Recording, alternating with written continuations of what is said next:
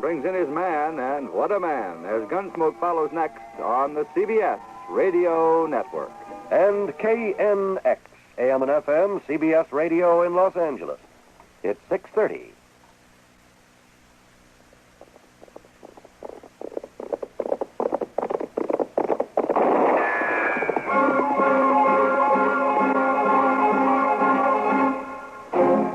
Around Dodge City and in the territory on West, there's just one way to handle the killers and the spoilers, and that's with a U.S. Marshal and the smell of Gunsmoke.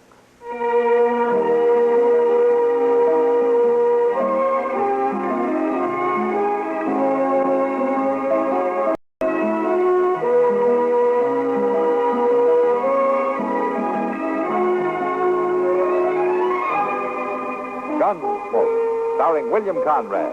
The story of the violence that moved west with young America.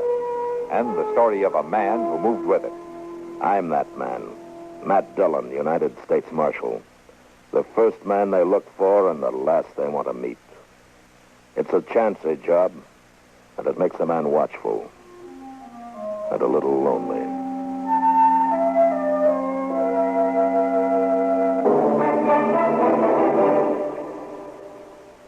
Bert Parks is a man of many talents, not the least of which is his ability to ride herd on three highly offbeat CBS radio personalities. When Hermione Gingold, Kenny Delmar, and Parker Fenley focus on a subject, there's no telling what direction the funny business will take. Each Monday through Friday, this merry threesome approaches incredibly trivial matters and inflates them to hilarious proportions. If you're not fundamentally opposed to laughing, sample radio's freshest new daytime comedy panel, Funny Side Up, tomorrow on CBS Radio.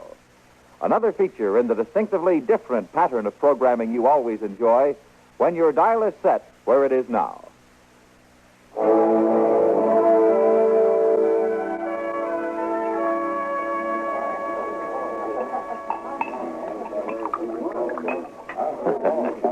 You know, if you're not careful, Doc, you're going to finish that beer.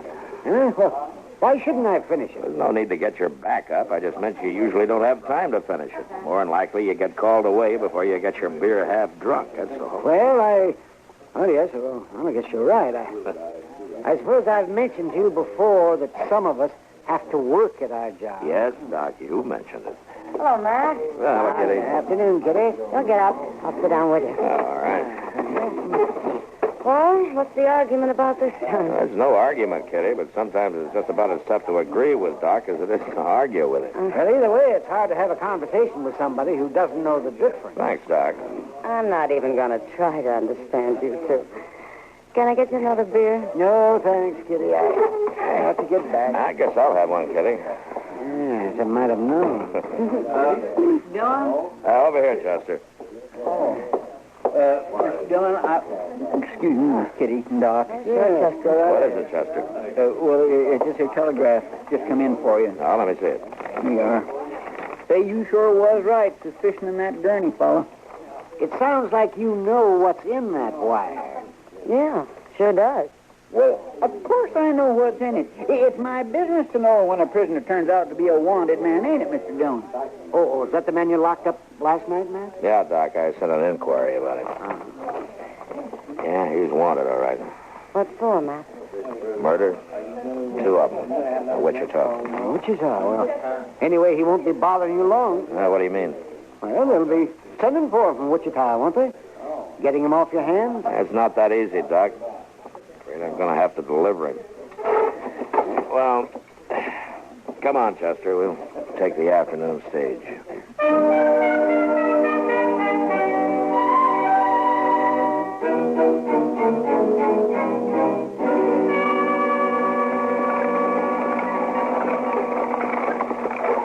Looks to me as though that team could just about get there by itself, Jim, without you to drive it. I expect them horses could do it all right, Marshal. They made the run often enough. Well, the ruts in the road ought to be enough to guide them, even if nothing else does. Yep. It don't get no smoother, does it? No, I'll say not. Long time since you rode with me, Marshal. Well, I'd just as soon not be making the trip this time, either. That Gurney fella giving you trouble? No more than usual. Chester gives me more trouble than he does. Yep. How's that? Well, he doesn't cotton to being shackled to a prisoner when there's a pretty schoolmarm riding across the coach from him. The kid says I blame him. Well, I told him he'd have to go slow anyway with a preacher riding right along there, too. I guess you're right about that. Yeah. Get up, boy. Come on. Well, I'll tell you true, Marshal. I'm kind of glad to have you riding shotgun this trip. Huh? Are you worried about the gold? Well, there's a lot of money under this seat. I ain't riding easy until I get rid of it. Yeah. We're stopping here at Hat Creek Station, aren't we? That's right, Marshal. Gonna change horses. Good. I'll be glad to stretch my legs. I guess I'll cut Chester loose for a while. You better warn the school, Marshal. Yeah. Whoa there, boy. Whoa.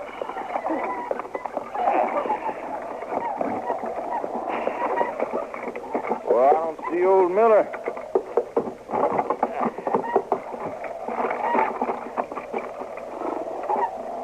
Help him get out, will you, Marshal? I'm going to have to unhitch the team myself. Sure, Jim. You going to be stopped here for a spell, Mr. Dillon? Yeah, Chester, come on out. Well, come on out. Well, I can't exactly make it alone. Well, why don't you bring Gurney with you, then? Well, sir, I'll be... Oh, excuse me. After you, ma'am. Thank you. Oh, here you are, ma'am. Let me give you a hand down. There we go. Kindly, Marshal. All right, now, Granny, come on. Let's get you over. Excuse me, Parson. You go right ahead, sir. Thank you. Come on, Granny. Come on. I want to sit in the southern stage all day. You pull them shackles once more, I'll wrap them around your gullet. I'd be worrying about my own gullet if I was you. All right, that's enough. You'll find coffee inside, folks. Thanks. Surrender. I'd like some coffee myself, Mr. Dillon. You'll get it, Chester. You'll get it. Here, hold out your arm. I'll take the manacles off. Declare I won't be sorry to be free of the likes of him, and that's the truth. If I ever get this near you and I am free, you won't live to complain no more. Mr. Dillon, you ain't gonna let Gurney wander around loose in the stage station, are you? No, Chester. We'll shackle him to the wheel while we're stopped. All right, Gurney, come on. Yeah, you do that, Marshal. You just locked me up good. Why, the two of you together ain't man enough to hold me. Well, don't you worry about it. There. Pardon me, Marshal. Yes, ma'am? I couldn't help noticing what you're doing to this man. What do you mean? Chaining him to the wheel. Well, he's a prisoner, ma'am. And he just ain't no good at all, Mr. Randall. Why, he's the worst kind of a thief and murderer. Never mind, No good. Chester. I know you have to guard him, Marshal, but he's a human being. Well, he's wanted for 2 murders. Does that mean you have to treat him like a wild beast? Well, I have to make sure that he doesn't get away, ma'am. Well, you could bring him inside out of the sun, couldn't you? And I have to think of the safety of the other passengers. And besides, it's not going to hurt him. Marshal Dillon, I believe in the dignity of man. Well, so do I, ma'am. The trouble is, Gurney here doesn't.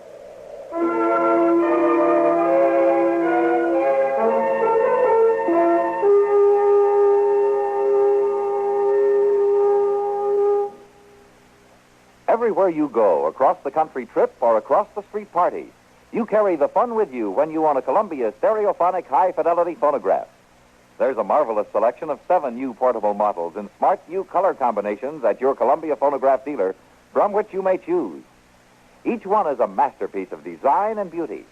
More quality, more features, and more styling have been built into these sturdy portables than ever before. How much fun you'll have enjoying all the wonderful new sound of stereo records. Regular records take on new beauty, too, when played on handsome Columbia portables. You'll be amazed at the big console sound that is reproduced by Columbia portable stereophonic high-fidelity phonographs. You'll thrill to the excitement of Stereo One by Columbia, #1 in the wonderful world of sound. And Columbia portables are economical, too. Prices start as low as $24.95. See them and hear them at your Columbia phonograph dealer.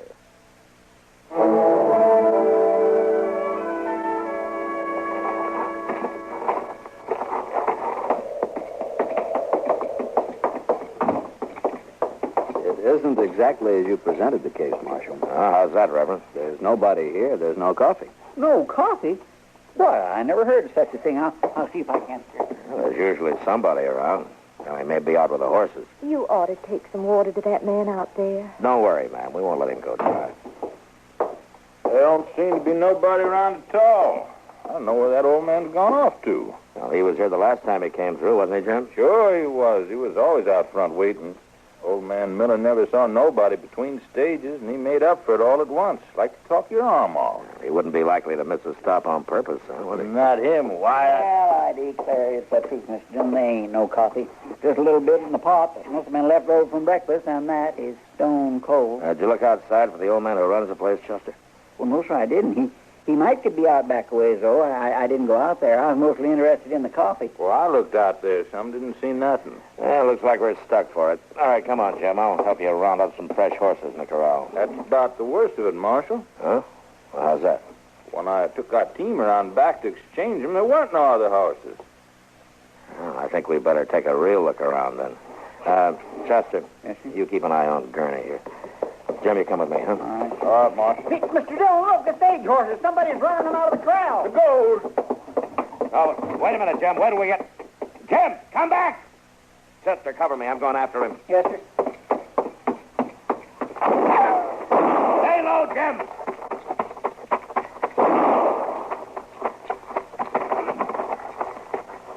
You heard bad? No, they're running yonder toward them rocks. Yeah. One of them run off the horses, and the other two was after the gold on the stage. Yeah, they almost got it, too. I got to get it down off the box. Now, you stay right there. I'll get it. They'll cut you down. Now, you stay down. I'm going to run for it.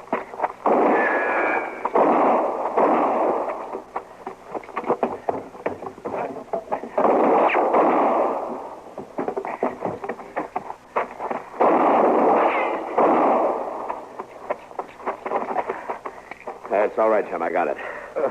Chester! Yes, sir, Mr. Dillon.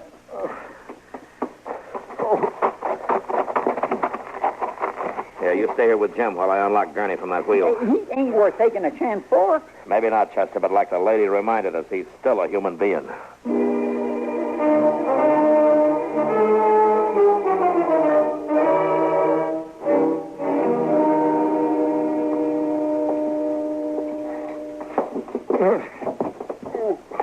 There you go, Jim. You'll be all right here. Thanks, Marshal.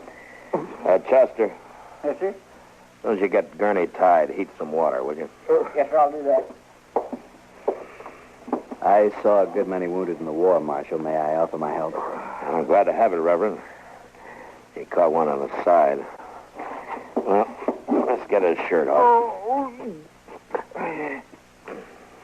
Yes, I see. And the bullet will have to be extracted. Yeah. You any good at this, Reverend? I've never actually operated, Marshal. Still, if you need me to do it. No, I'll do it. I guess I'm a little more familiar with bullets than you are. Just tell me how I can assist. And it might just help to have somebody in your line of work standing by. Very well. Chester, you getting some hot water? Yes, sir, I am. I'm trying to, but there sure ain't much water there in the bucket. Well, you bring me what you got, then. Yes, sir. I'll sure get thirsty if we have to stay here for long. Well, those gunmen out there, we'll have time to worry about that later.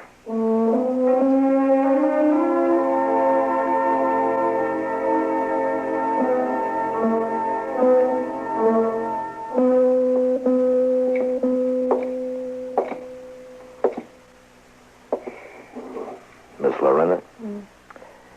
I think maybe you better get some sleep. I'll watch Jim for a while. I don't mind, Marshal. I'm not tired. No, you go on now. It's getting light, and you need your rest. There was only something I could do for him. There's nothing to do. But wait. I suppose you're right. Please call me if you need me, Marshal. Yes, I will. You try to get some rest, huh? I think I'd best get us some breakfast first. If you're thinking about breakfast, Miss Lynn, you got no good coming. There ain't no food in them cupboards at all. I know that, Mr. Proudfoot, but I have some food I brought with me. You brought some with you? I always pack a lunch. I'll get it. Uh-huh.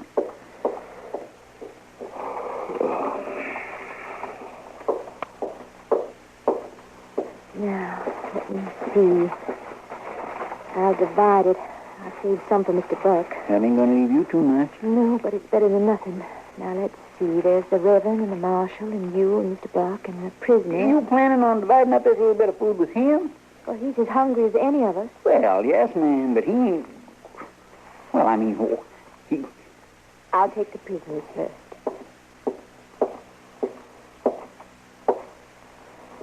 I brought you some food. Well, now, ma'am, it's mighty nice of you. It's mighty nice. But, I ain't able to eat it with my hands tied behind me. Marshal? Yes, ma'am? I think this man's hands should be untied so that he can eat. I'm not sure, Miss Lorena. Please, Marshal. All right. Chester, untie his hands, will you? Well, I sure do hate to do this, Mr. Dillon. I was afraid like you are. I'd hate to do it, too. Don't you worry none about me being afraid of the likes of you. There. Won't hurt my feelings none if you choke on that food. The little lady don't feel that way, do you now? You're entitled to some nourishment. Sure is nice to have you on my side, ma'am. I'm only on the side of what's right. Well, I don't blame you for choosing me over these two. Why, she ain't doing no such a thing. You just keep your mouth shut. Never mind, Chester. Well, you ain't choosing him, are you, Miss Lorena? I'm choosing the ideas I try to teach in my school, Mr. Proudfoot. No man can be considered guilty until he's had a fair trial. How about that, lawman? Did you ever think of that? Yes, I have, Gurney. I'm just saying I think all law is important, Marshal. Yes, ma'am. And so do I.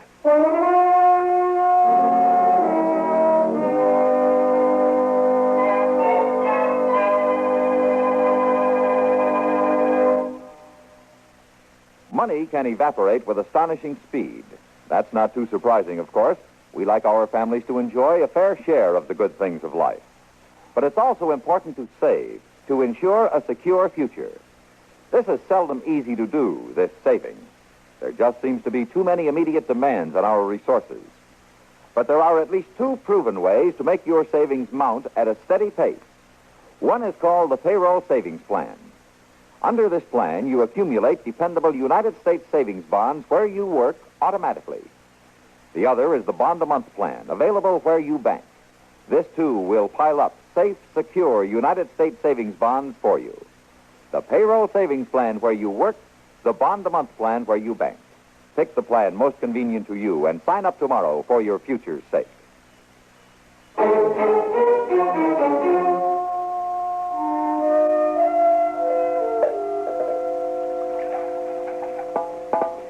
That's the last drop of the water, Marshal. Yeah. I parceled it out slowly to the driver during the day, but he's burning up with fever. I don't know how long he'll last now that it's gone. Well, I'll go out and get some more. No, Mr. Dillon, them fellas will pick you off going through well sure as anything. We gotta have water, Chester. Hand me the bucket.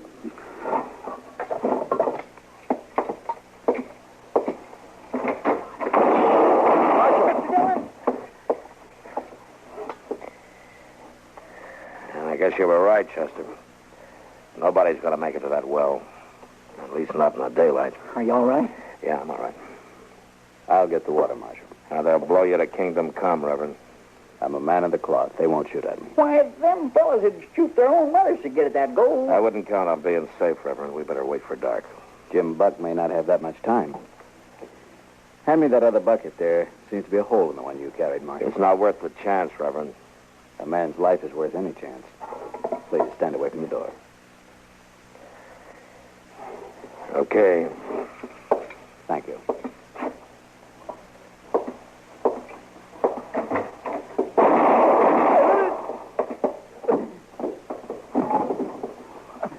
Dillon, they shot him before he got out the door. Yeah, come on, let's get inside.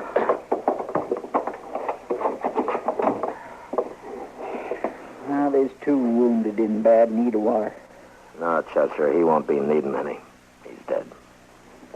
Ain't no sense to killing a man like him. Ain't no sense at all. They're not interested in the kind of men they killed, Chester. Well, what do they mean to do, Mr. Dillon? Whatever more of rock, it's got something tied around it. Yeah. Well, Here's your answer about what they mean to do in this note. What's it say? We got food and water and time to wait for the gold. What are you going to do, Mr. Dillon? I don't know, Chester. But I don't like my choices.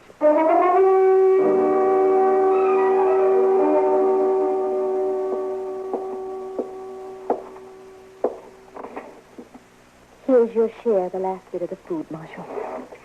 Oh, thank you, ma'am. Sorry there's nothing to wash it down with. How's Jim doing? Not well. I'm very fearful for him if we don't get help soon. Yes, ma'am. You and Chester, you've been at the windows for hours. Do you see any way out for us? No, not right now. In the daylight. But tonight? Well, we had one more man to draw their fire. Maybe I could do it. No, things aren't that bad yet. Don't you worry, ma'am. We'll get out of this some way. Go ahead, Marshal. Let her help you. That's about what I'd figure from you. That's enough, Gurney. I'll take around the rest of the food.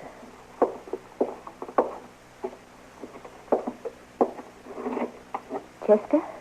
Thank you.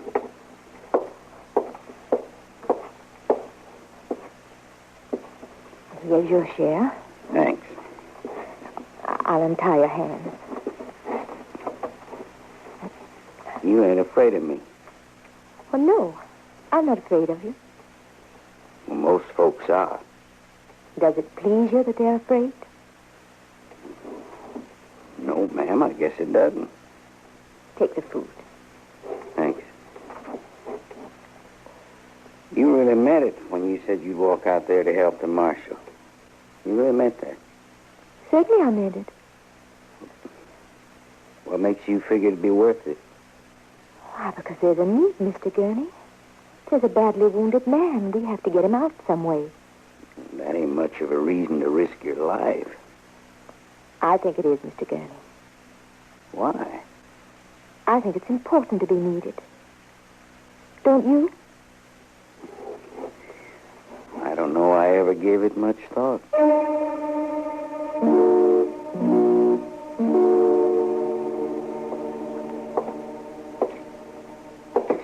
Chester, Oh, Mr. Dillon. you seen anything moving? That's right. I wouldn't claim that my eyes was too good by now, though. Yeah. It's been a long night. Mr. Dillon, you think them fellas out there are getting any sleep? I'm not worried about whether they're getting any sleep or not, Chester. Seems like the night's the only chance we got to make moves. Yeah. Mr. Dillon, we've got to get water. I know I can get out to the well and back. Let's understand each other, Marshal, ma'am. this man is dying. I know that, ma'am. But getting somebody else killed isn't going to help any. Is the gold this important? Couldn't we give them the gold to save a man's life? This man risked his life for it once. It's up to us to see that he didn't do it for nothing. I'm not going to wait. I'm going out there. Now, you listen to me, ma'am. Nobody's going to get anywhere running out there alone. For any of us to have a chance, we're going to have to know exactly where those men are. We'll have just one shot at them if we're lucky. Mr. Dillon, this Gurney making a break for it. I'll go after him. No, they'd get you too. Up in the trees, Chester. Get him.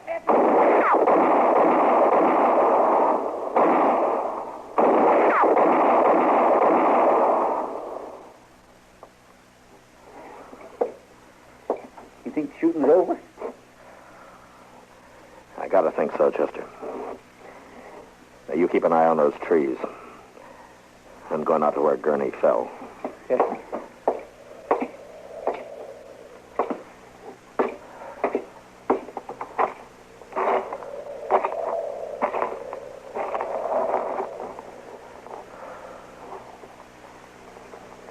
I think it's over, Chester. Come on out. All right, Mr. Dillon. I'm coming with you.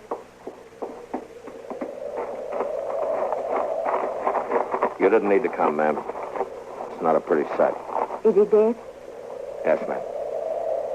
I guess the others are dead, too. What an awful way to end a life. Well, he didn't have much chance of ending it any better. He sure was a fool making a break for it like that. Why, it was certain death. Yeah. I'm not too sure that's what he was doing. What? Maybe he wasn't making a break for it. Of course he was. My goodness, why else would he run out that way? To save our lives. Maybe he knew he could by drawing their fire. He was going back to be tried for murder, you know. I know. But you said yourself that a man can't be judged guilty until a court of law finds him so. It's possible that he would have gone free, Marshal. Yes, ma'am, that's possible. So I'd like to think that this was an unselfish act. That he wanted to do one thing with dignity, even if it meant his death. It wouldn't hurt to think that, would it, Marshal? No, ma'am. It wouldn't hurt a bit. Because dignity is something that should never be taken from any man.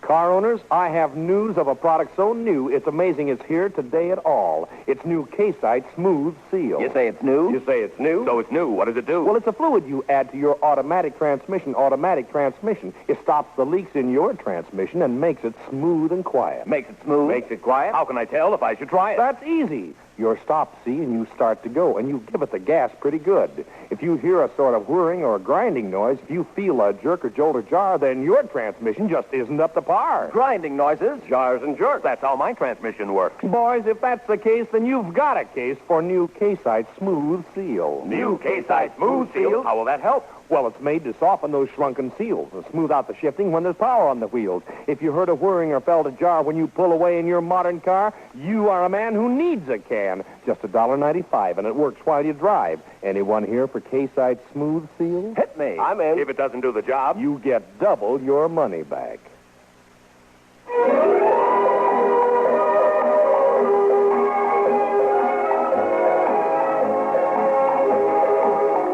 Gunsmoke. Produced and directed in Hollywood by Norman McDonald, stars William Conrad as Matt Dillon, U.S. Marshal. The story was specially written for Gunsmoke by Marion Clark, with editorial supervision by John Meston.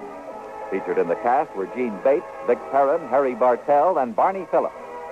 Harley Bear is Chester, Howard McNear is Doc, and Georgia Ellis is Kitty.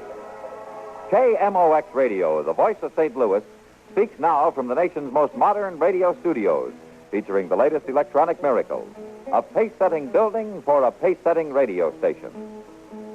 This is George Walsh inviting you to join us again next week when CBS Radio presents another story on Gunsmoke.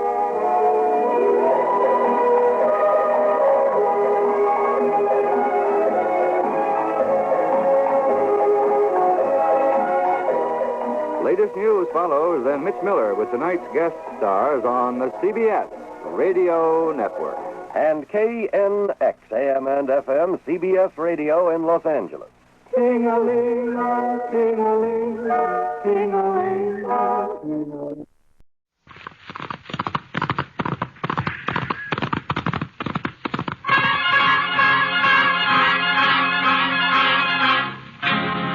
Around Dodge City and in the territory on west, there's just one way to handle the killers and the spoilers. And that's with a U.S. Marshal and the smell of gun smoke.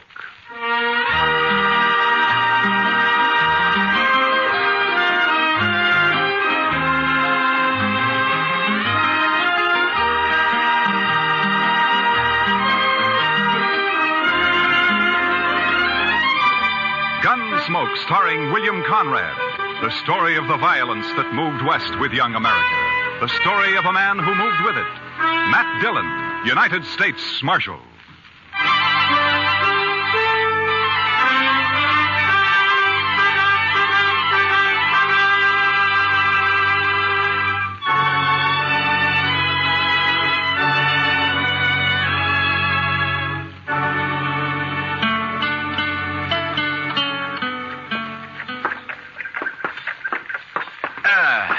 You know, Chester, a morning like this makes a man glad to be alive. Oh, it's a fine one, all right, Mr. Dillon. Yeah. A little nippy, maybe, but just fine. Indian summer hanging on and winter holding off.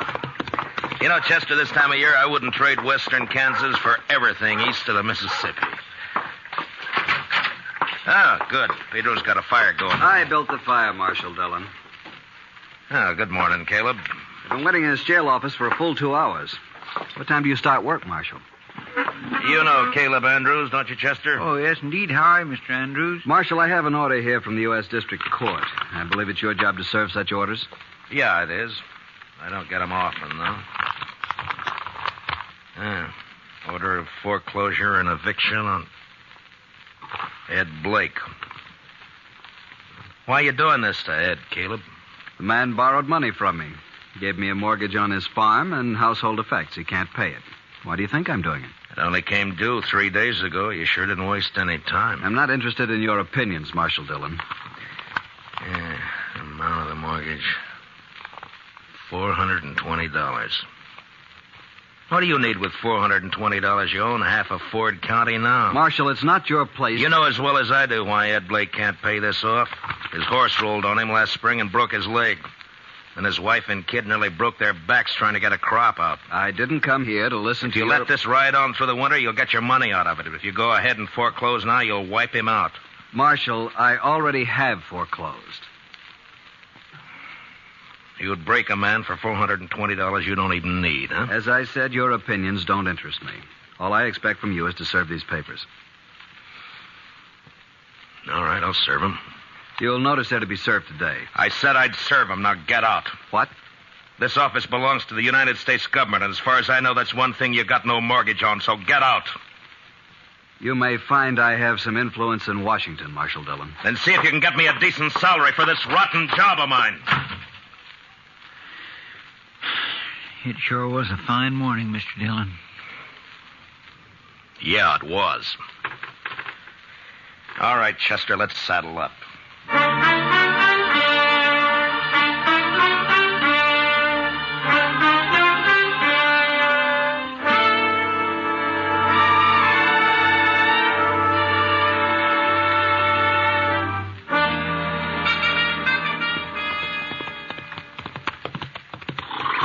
This is one job I surely wish we didn't have to do, Mr. Dillon.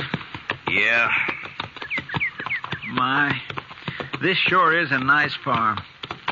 Ed and Martha have put in a lot of work here the last 4 years. We don't have any choice, Chester. Yes, sir, I know. It's a downright shame, though. Hey, Marshal! Oh, boy. Wow. Hi, Jimmy. Looky here what I got, Marshal. Well, looks to me like a mighty dead coyote. Sure, that's what it is. He's been killing my chickens, so last night I hid out behind the barn. Yeah? I got him with one shot, Mr. Dillon, and there wasn't even a full moon. Well, that's fine, Jimmy. Matt Dillon, how are you? Oh, good morning, Martha. And Chester, too. Miss Blake? Well, I'm glad to see you. Get down, come on in. Oh, thank you. Jimmy, now that you showed that thing to Mr. Dillon, take it away somewhere. All right, Mom. He sure is a big one, ain't he, Mr. Dillon? Yeah, about the biggest I ever saw, Jimmy. He's real proud of those chickens of his. He's done fine with them. Well, here I am, though, keeping you standing out here in the yard. Come on, let's go inside. Well, we really can't stay, Martha. Oh, nonsense. You don't get out here once in a coon's age. Yeah, I know, but you And see... you're just in time. Your favorite dish, Matt. I was about to take it out of the oven when you rode up. Cornbread. Buttermilk cornbread, huh? That's right. Ed's not here, but you will say, won't you? Well, Martha, I'd like to, but, well, we just can't, that's all. The thing is that, you say Ed's away? Yes, he's in town. Matt, you're not yourself. What is it? Well, I suppose I ought to talk to Ed about this, but maybe it'll be better if he hears it from you. Here's what? Martha, I got a court order here. It has to do with that mortgage of Caleb Andrews. It's a order of foreclosure and eviction and sale. No. Oh, no. Here it is. We were so sure he'd extend it. He knows what happened, why we couldn't pay it. We were sure he'd extend it. Well, he won't. I talked to him. Matt, how long before we have to get out? 5 days. So soon. You were right, Matt. It is better that Ed hears it from me. Coming on top of everything else, Well, I can't let it break him. I just can't let it break him. Martha, if there's anything I can do, you let me know, huh? Matt, I don't blame you for this. I understand. Well, come on in now and have some cornbread with us. I couldn't. I'm sorry. Thank you anyway, Martha, but I just couldn't.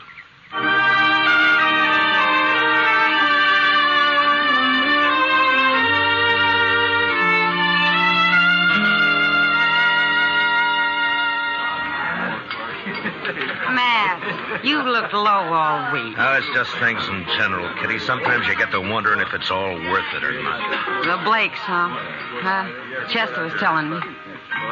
Chester talks too much. It's not your fault, Matt. Somebody had to serve the order. Somebody has to be hangman, too. Life's never all good, Matt. There's always a little bad in it. Well, in my job, it's more than a little. Try making your living sometime as a dance hall girl. Yeah, I guess. But when you gotta go out and boot somebody like the Blakes off their land and out of their home, then you start wondering what's right and what's wrong, that's all. Well, if you find out, Matt, let me know. I've always... Oh, there you are, Marshal. I stopped by the jail. Well, all right, Caleb. What's on your mind? That Blake family, Marshal, they were supposed to vacate today. Well, they haven't done it. I rode by there a little while ago. According to the court order, they got until sundown. But they haven't made the slightest preparation to... Marshal, I believe I'd prefer to discuss our business elsewhere than in the presence of this... Easy, Caleb. Matt, I'll go. Caleb, you're going to apologize to Miss Kitty right now. No. Apologize? If you think I'm going to apologize to this cheap little baggage who's in this... Matt, you shouldn't have done that. Finnegan, take him outside and throw some water on him. Yes, sir, Marshal. Why not, Kitty? He had it coming to him. He'll do everything he can to hurt you now. He'll take it out on the Blakes, too.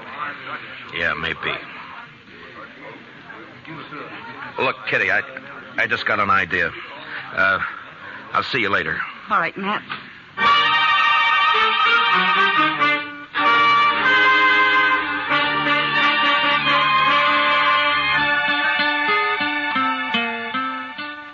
But, Matt, the mere fact a man runs a bank doesn't always mean he's got a free hand in everything he does.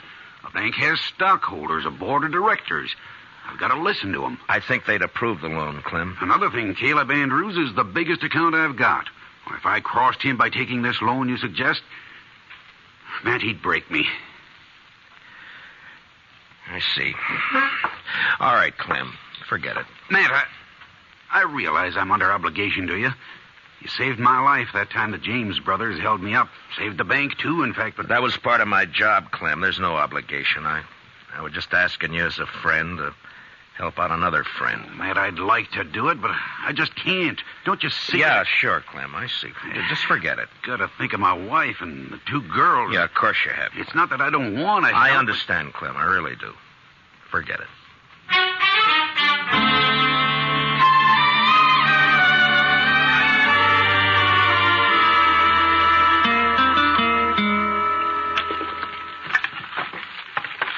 There. That ought to hold it a while. That fire feels kind of good, Mr. Dillon. It's getting chillish out tonight. Yeah, I guess we better have Pedro lay in some more wood. Yes, sir. When winter sets in, it always makes you feel good to know you got a warm place to hole up. Be mighty rough not to have a... not to... Yeah, I was thinking of the same thing, Chester. You suppose they vacated this afternoon? I don't know. We'll ride out there in the morning and find out. Sure is a shame. It's just too bad that... Come in. Can we bother you, Matt? Ed! Oh, come in, Martha. Well, hiya, Jimmy. Come on up to the stove, folks. Come on. Matt, the fact is that we kind of like to impose on you for tonight. We haven't got any place to go, no money. Wondered if we could sleep in the jail tonight.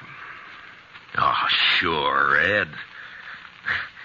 Chester, would you get a fire going back there? All right, Mr. Dillon. And dig up some blankets out of the storeroom, huh? Yes, sir. Hey, want to come help me, Jimmy? Jimmy? No, you go along with Chester now, boy. Go on. All right. He doesn't understand all this, Matt.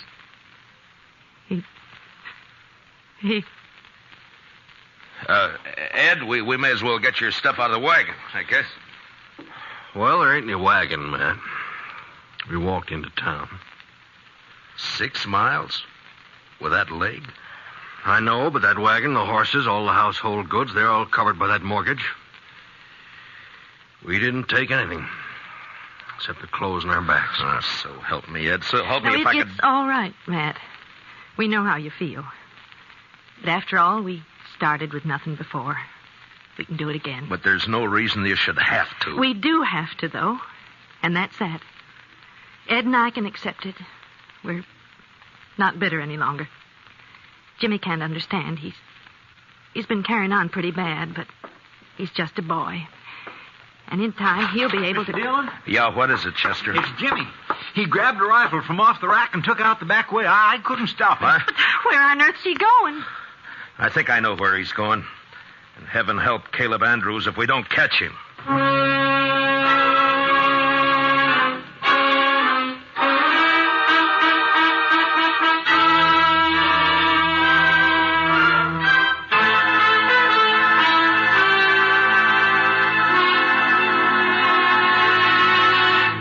We will return for the second act of Gunsmoke in just a moment. But first, that widely traveled man of music, Mr. Vaughn Monroe, will land in Pottstown, Pennsylvania this Saturday night. The Moon Maids, the Moon Men, and the Monroe Ensemble will be on hand to enliven the session. Remember, tomorrow night and every Saturday evening, it's Vaughn Monroe and his musical caravan on most of these same CBS radio stations. Now, the second act of Gunsmoke.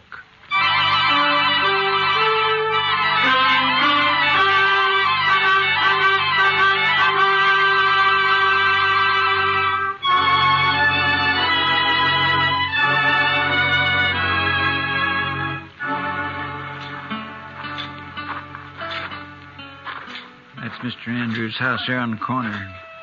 Looks dark, Mr. Dillon. Yeah, he may not be home. I sure hope he isn't. No sign of the boy around. Reckon he broke in the house, Mr. Dillon? Maybe. Anyhow, it's 10 to 1. This is where he headed for. His mother said he was real upset about it, and it's just like a kid. Chester? There's somebody back of that tree up there on the left. Yeah. Think it's him? I don't know. Just keep on walking. Yeah, it's him, all right. I can see the moonlight on the rifle barrel. Will we try to rush him, Mr. Dillon? Well, not unless you're thinking of suicide. I'm going to talk to him, Chester. Jimmy? It's me, Matt Dillon. Go away, Mr. Dillon. Better go away now. Don't bother me. I can't do that, Jimmy. You're a friend of mine, and I figure you're waiting here to do something that you'd be sorry for, and I can't let you do that. Nothing you can do about it, Mr. Dillon. I got a gun here, and I'm going to kill him. You go away now and leave me alone. Jimmy, I know how you feel. I don't like Caleb either, but killing him's no answer. You folks feel bad enough already. Think how it would hurt him if you did. Stop, Mr. Dillon. Now stay where you are. Don't come any closer. I have to, Jimmy. It's my job. So if you're going through with this, I guess you'll have to kill me first. No, Mr. Dillon. Now stay back. I'm sorry, Jimmy. I don't have a choice. But you do. No. I couldn't shoot you, Mr. Dillon. You know that. Sure. I knew you couldn't. I kept waking up nights and hear Mom crying. Dad would sit up all night without the lamp lit, no fire, not saying anything, just sitting. Easy now, Jimmy. Why is he doing it to us, Mr. Dillon? Jimmy, Listen to me. Will you do something for a friend? Yeah. If you say so. All right. Then take that rifle back to the jail and put it in the rack. And go to bed. Now, you promise? Yeah. I promise, Mr. Dillon. I'm sorry, and I'll do like you say. You're all right, Jimmy. Good night, son.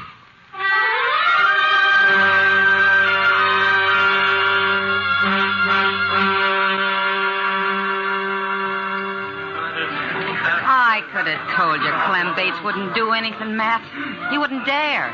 He'd be scared Caleb would take his money out of the bank. Yeah, that's about what he said. I don't know, Kitty. I've done everything I could possibly think Oh, the of. worst of it is everybody in town's just as scared of Caleb as Clem is. I doubt if they'll even have the nerve to bid against him at the sale. Yeah, I know. He'll probably get the place at not much more than the amount of the mortgage. $420.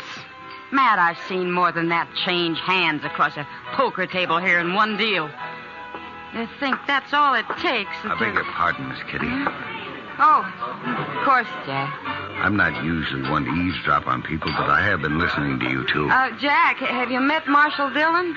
No, I haven't had the pleasure. The reason I butted in, Miss Kitty, I heard you talking about these people losing their home.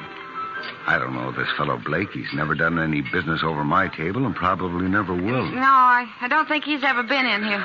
And I don't know if this will make sense. But the thing is, I left home when I was 10 years old, and I've been drifting ever since. When I see somebody like this Blake that sticks it out and works and fights and gets a raw deal. Well, what I'm getting at, here's $50 if that'll help him any. Oh, Jack. Well, this is awful decent of you, Jack. Matt, I said a while ago that nearly everyone in town was afraid of Caleb. Yeah? Well, there's some who aren't. Like Jack here and me and the rest of the dealers and the gamblers and the girls and the bartenders. That's right, Miss Kitty. Because we're drifters. We got nothing to lose. Matt, I'll raise $420 right here in the Texas Trail. By heaven, Kitty, I think you could. Well, I can't do as well as Jack, but... here's 20 from me. Boys! Everybody! Now listen to me for a minute.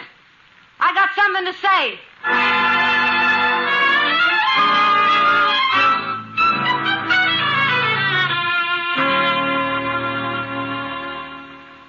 He's sure taking his time getting here, Chester. Well, I told him what you said, Mr. Dillon. Well, that ought to bring him on the run, if anything will. Anytime Caleb figures he's about to lose $1 or $2, it's hitting him where it hurts. The Blakes turned in for the night? Yeah, I guess so. It's been quiet back there for the last few. Marshal, what's this all about? Well, shut the door, Caleb. We're trying to keep it warm in here. Would you mind telling me why I've been called over here at this time of night? Yeah, sure. Here's $420. The Blakes want to pay off the mortgage. They do they? The court costs up to now probably run about $10. I'll pay that myself. That's mighty generous of you. Well, good night, Marshal. Is it a deal, then? I am not the least bit interested in having that mortgage paid off, Marshal Dillon. The Blake farm is worth about $2,000 now, and in 5 years it'll be worth 3 times that much. Land's going up in Ford County. That's why I'm grabbing every piece I can get. So I don't want the money. I want the farm. And when it's put up for sale, I'll get it at my own price. The foreclosure still goes. I see. Good night, gentlemen. Well, I guess that's that, Mr. Dillon. I don't know why I even thought he'd take the money. The Blakes won't get a cent out of the sale. He'll scare everybody off and bid it in a few dollars over the amount of the mortgage, and nobody in town will even try to... Try to what, Mr. Dillon? Chester, I'm going over and wake up Clem Bates. I got an idea, and if it works, we'll hold that sale at noon tomorrow. That's pretty short notice to find an auctioneer. I don't need an auctioneer, Chester. This one I'm going to run myself.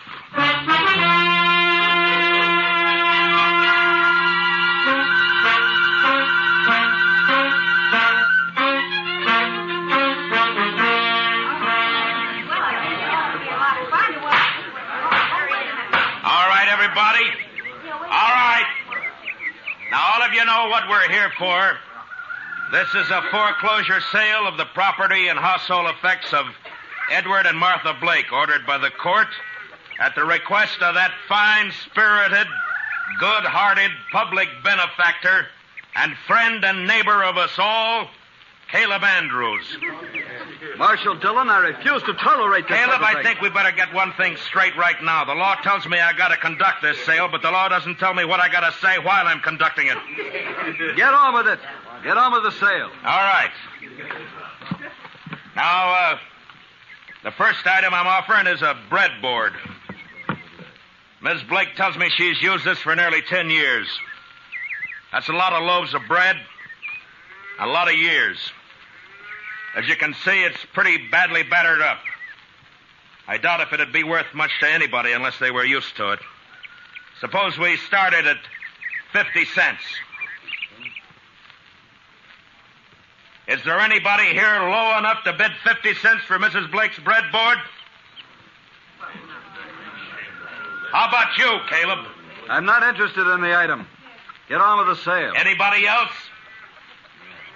No? All right, then. The second item. It's a crib. Now, you'll notice it's handmade. Rough construction. Never been painted. And it's been well used. Ed built it himself 12 years ago, just before Jimmy was born. There are teeth marks all over the slats here, but that doesn't really hurt anything. There are Marshal Dillon, may I suggest you lump the household effects together and offer them as one bulk item? I'm sorry, Caleb. I'd rather offer them one at a time. Yes. Unless, of course, you'd care to waive all claim to the household effects and withdraw them from the order of foreclosure. I waive the claim. The household goods are withdrawn. Now get on to the house and land. So ordered. Now, the item offered is 160 acres of tillable land, a 4-room house, and a barn. I won't read through the description. You all know the property. It's a good farm. The amount of the mortgage is $420, held by Caleb Andrews. All right, the bidding's open. What am I offered?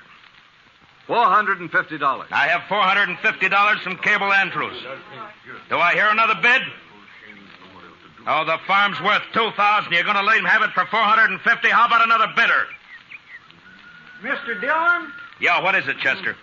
Well, I've been thinking some lately of getting me a little place like this and settling down. I'll bid $1,000. I have $1,000. Do I hear another bid? It's a trick. He doesn't want this place. $1,000. Going once? $1,200. Caleb Andrews bids $1,200. What do you say, Chester? Well, sir, I think I kind of like this farm. $1,500. This is ridiculous. The bid is $1,500. Going once. Going twice. $1,600. $1,600 from Mr. Andrews. Chester? $8,420. He never had that much money in his whole life. Do I hear another bid? Oh, what do you say, Caleb? Do you think I'm a fool? Going once, going twice, sold. The Chester Proudfoot for $8,420. The buyer will come forward and complete the sale. Don't you worry none about me, Mr. Andrews. I got it right here. There's $8,000 in $500 bills, and here is the $420. Where did you ever get that much in cash? Well, I save my pay, Mr. Andrews. Then, of course, I drink just mostly beer. It adds up after a while.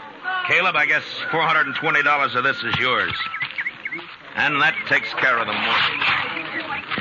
Well, Ed, looks like you made a pretty fair profit on the place. Yeah, a lot better than I expected. Here's Matt. your money. Thank you, Matt. But I tell you, I'd still rather have the farm than the money. Well, now, I've been sort of thinking it over, Mr. Blake. Maybe I kind of lost my head. But when you come right down to it, I don't know what I'd ever do with a farm, so if you'd like to buy it, I'll take a $420 loss, and sell it back to you for $8,000 cash. Done. Here's your money. This is unheard of. They can't do it, Marshal. Well, as far as I know, there's no law against a man selling his own property. Now, the way I see it, Mr. Andrews, is right this minute you're a trespasser on my property. Come on, let's go. Let go. Gracie. Who do you think you're landing? Chester, you better get that $8,000 back to the bank. Clem Bates is probably worrying himself into a breakdown for fear somebody will find out that he let us have it. All right, Mr. Dillon, I'll see you in town later. Yeah. Oh, Matt, I don't know how we can ever thank you for what you've done. Not me, Martha. Thank the bunch that work at the Texas Trail. You know, they're bums and drifters, most of them. But when Kitty told them the story, they really came through. We'll pay it back, Matt, every cent of it. And, well, that girl, Kitty, I guess I've said some hard things about her in the past, but... Matt, will you ask her to come out to dinner some afternoon? What? I'd like to thank her myself. Sure, Martha. I'll ask her. And I think she'll appreciate that more than you'll ever know.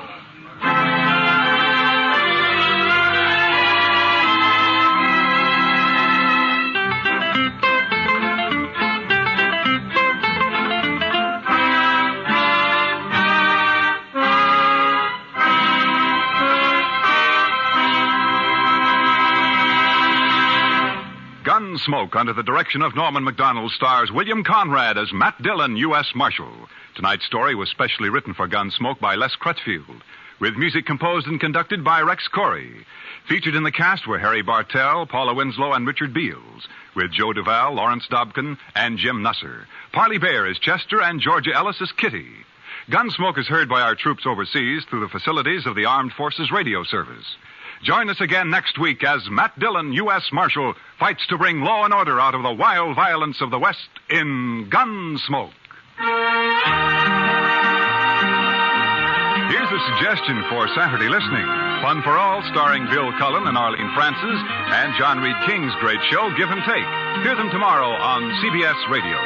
Clancy Cassell speaking. And remember, you'll find Western adventure and music with Gene Autry Saturday evenings on the CBS Radio Network.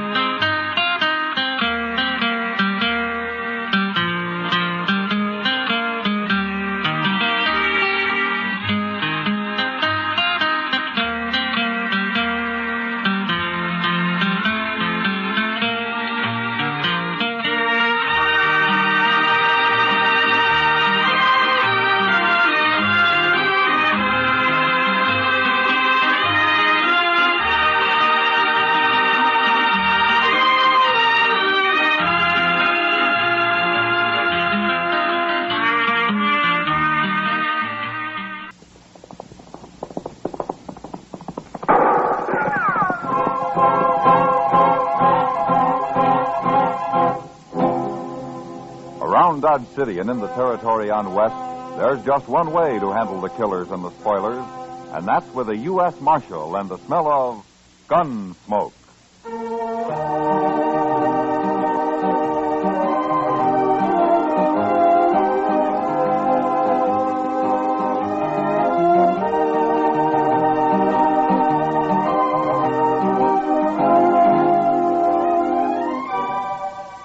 Gunsmoke, starring William Conrad, the transcribed story of the violence that moved west with young America. The story of a man who moved with it, Matt Dillon, United States Marshal.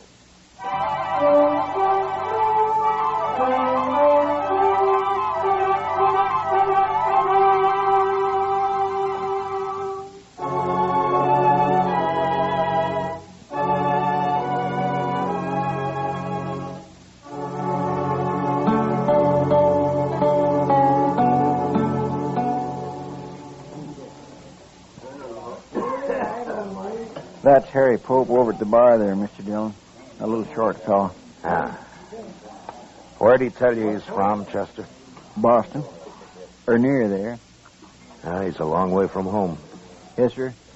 Well, it seems his wife died, and he wanted to move somewhere else. So he come out here about 4 months ago and built himself a little sod hut out on the prairie. Planted some corn, and now he's trying to raise a few hogs. That's all. And he's scared to death, huh? Yes, sir. That's what he told me. Well, if he's going to live out here, he's got to learn. Mr. Dillon, why don't you talk to him? Maybe you could explain it to him. I'll call him over, huh? From what he's told you, I don't think anybody could explain it. It's all in his head. Harry? Hey, Harry, come here. Hello, Chester. Oh, Harry. This is Marshal Dillon, Harry Pope. How do you do, Mr. Pope? Why don't you sit down? Nobody ever called me Mr. Marshal. All right. Chester tells me you've been worried lately. It's the Indians, Marshal. They come scratching around at night, and they hoop and holler some, too. Yeah, I know. Tell me, do they do this every night? No, sir. But maybe once a week they do. Well, what makes you think they're Indians, Pope? I can hear them, that's why. I've got a good stout door, or they'd have been in on me long time ago. You know what coyotes sound like? They ain't coyotes. I can hear them talk. Oh? Well, what do they say? They just yell. I can't understand it. But I asked Chester here if maybe the army wouldn't come out and run them off. Marshal, if they ever catch me outside my hut, I'll be done for. Pope, let me tell you something. If what you've been hearing was Indians, you'd have been done for a long time ago. Indians don't just scratch around at night like that, and they don't come whooping and hollering like that either. Now, you've heard talk about Indians, and, well, you're scared of them, and, well, maybe your imagination's done the rest. No, sir. Them are Indians. They're right there. I can hear them talking, I tell you. Well, then why don't you shoot them? Well, I don't have a gun. What? Figured that'd just make it worse, Marshal, if I started shooting at them. Well, do you know how to shoot? Oh, yes, I learned in the Army. Well, then you better get a gun. A man needs one out here, Pope. And besides, if you go out of your hut after them the next time they come, you'll see what I mean. But if I kill any of them, don't you think they'll go after their whole tribe? No, Pope, I don't think they will. Well, all right, Marshal, I'll try it. I'll get me a gun today.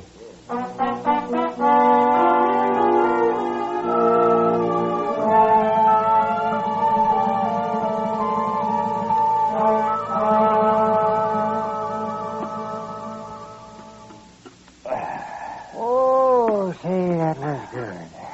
Yeah, I was hungry.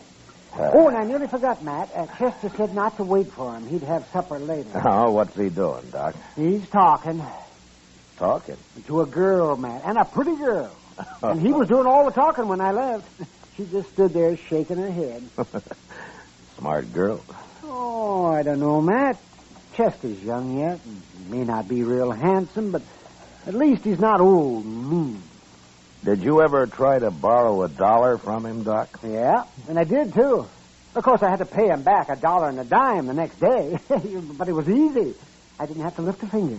He came right up to my office after. I know. He's got about 8 of my time. Well, he's smart, that's all. Marshal Dillon. Oh, hello, Honeyman.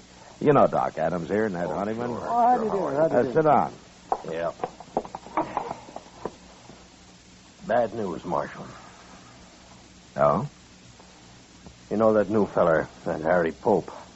Yeah, I met him a couple of days ago. I'm going to meet him again, Marshal. What do you mean? He killed Joe Carter last night. What? Carter's worked for me a long time. One of the best friends I ever had.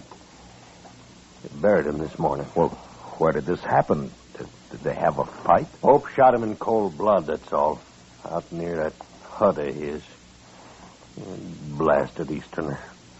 I'm looking forward to seeing him hung. Were you there, Honeyman? No. Then how do you know Pope shot him? Well, Earl Brandt was there. He brought Joe's body back to the ranch. Brandt works for you, too, doesn't he? Yeah, not so long as Joe. Oh, tell me what happened. I did. Pope murdered Joe Carter. They was riding by that dirty little sodbuster's hut last night. He come out and he shot Joe and he killed him. Well, maybe it was a mistake, honey. Oh, you don't kill men by mistake, Marshal. Well, now you going to arrest him? I'll ride out first thing in the morning. He might run. No, he won't run. He wouldn't know how. Yeah, I guess that's right. Okay, Marshal.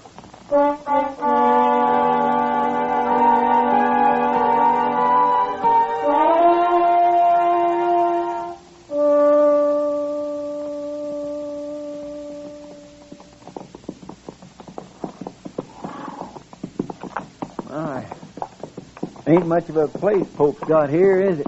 Well, he's only had a few months, Chester. Yeah. Besides, he's new to this country. There he is, over by the hog pen. Oh, yeah.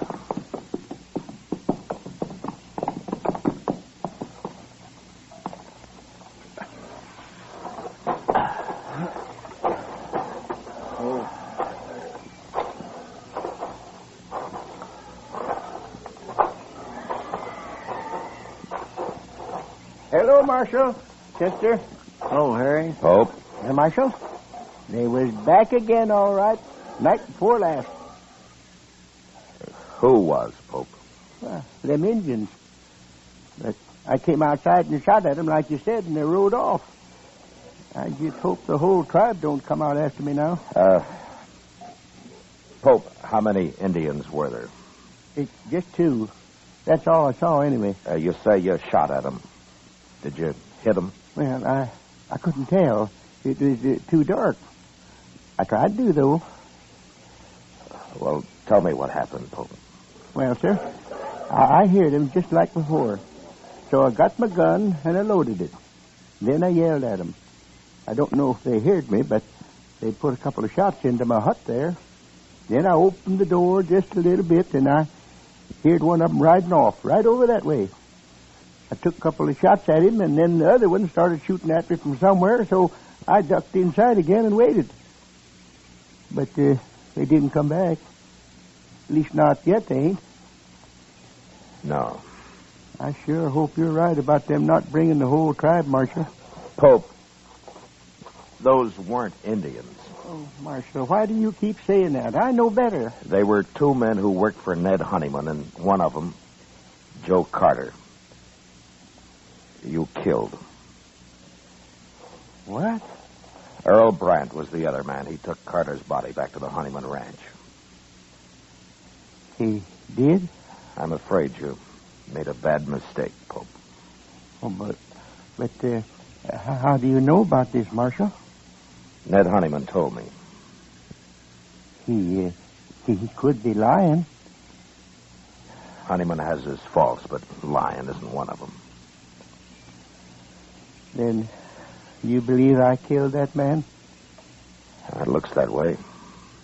Well, I don't know what to say, Marshal. Pope, has there been any trouble between you and these men? Oh, no, sir. No, I hardly know them. They've ridden by a few times, that's all, but I wouldn't have shot at them if I'd known who they was. Except it couldn't have been them. They were shooting at my hut first. Well, it just don't make any sense at all. I think he's telling the truth, Mr. Dillon. You going to arrest me, Marshal? Well, the Indians that you've been hearing around your place don't exist, Pope. Indians just don't act that way. And, well, I believe you think you've been hearing them. Maybe it's getting worse with you. And so the other night you heard those men riding by, and, well, you just started shooting. You think I'm crazy, don't you? I don't think you intentionally murdered Carter, if that's any help. Then you're not going to arrest me? No, I'm not. Maybe we ought to go talk to that fella, Brand, huh? No, it's better if they come to us, Chester. And they will. He and Honeyman both. Okay. Now, don't get scared and try to run, Pope. You wouldn't get very far. I won't, Marshal.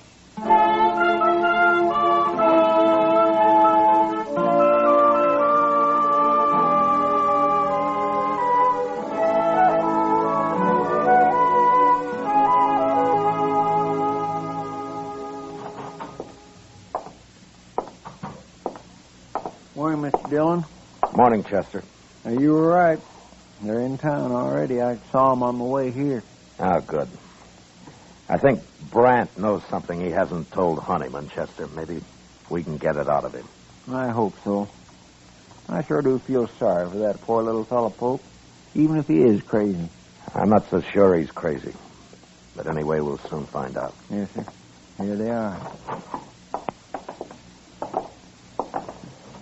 Good morning, Marshal. Good morning, Chester. Good morning, Mr. Honeyman. This here's Earl Brand I brought with me. Hi. How do, Earl. Mr. Brand?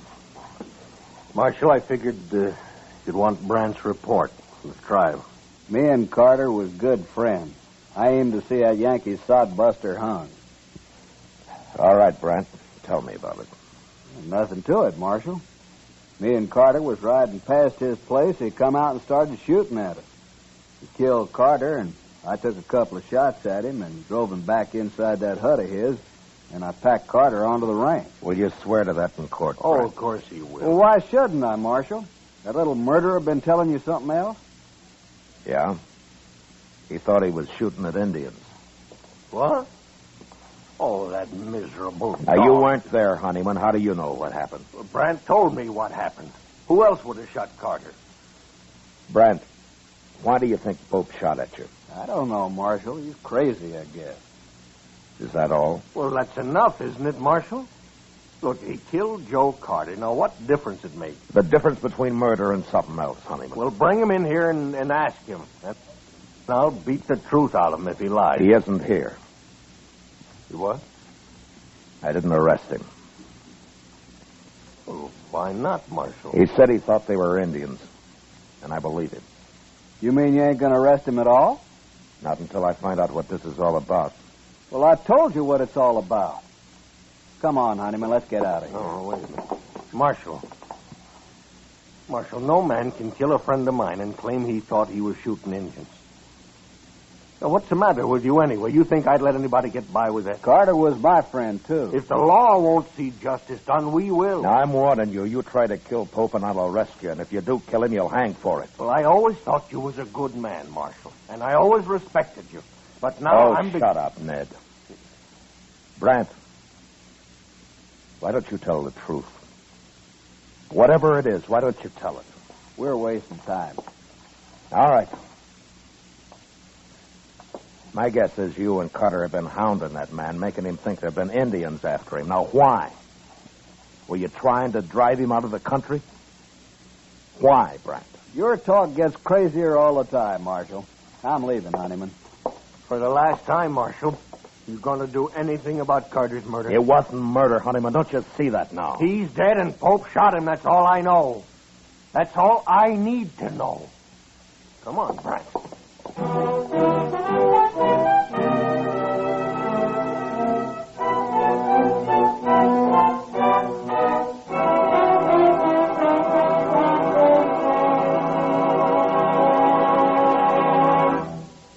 We will return for the second act of Gunsmoke in just a moment. But first, tomorrow night, man your armchair action stations and join Dick Powell as Richard Diamond, private detective. There's danger in Dick Diamond's fist, dynamite to blast him through sudden lethal moments in his investigations. When he starts closing in, his enemies fight deadly and dirty. But nothing stops Richard Diamond, private detective. Hear him again tomorrow night on most of these same CBS radio stations. Now the second act of Gunsmoke.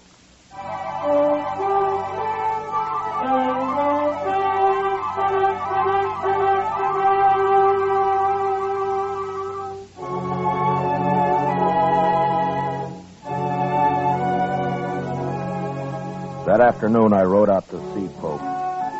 It was a bad situation, and I did a lot of thinking about it.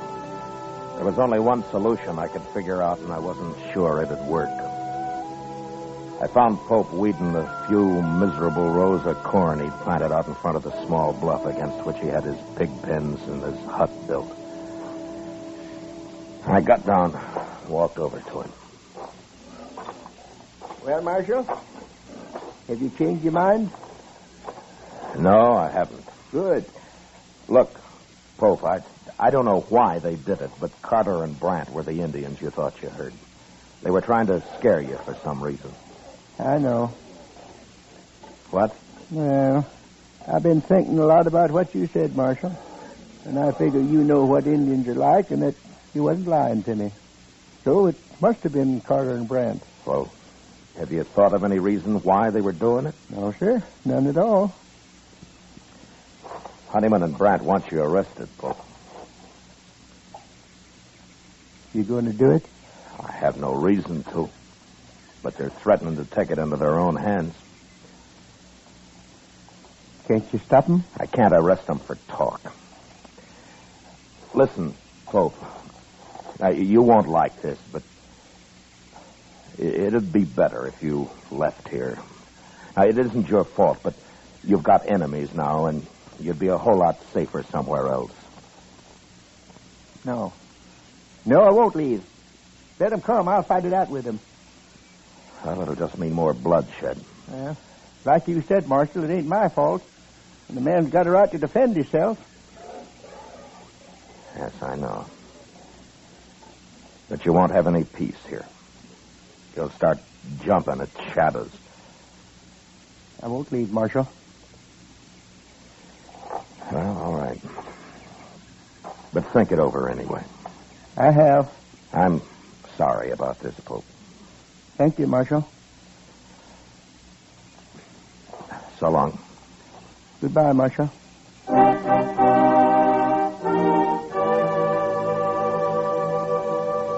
Pope went back to weeding his corn, and I rode off past his little hut and around the narrow bluff he'd built it against. I'd gone maybe half a mile beyond when I heard 2 rifle shots behind me. I turned and raced back to the bottom edge of the bluff where I dismounted and walked up to where I could see around it. And just then I heard a horse coming along the trail, and I stepped back and waited. Whoever it was would pass within a few feet of me.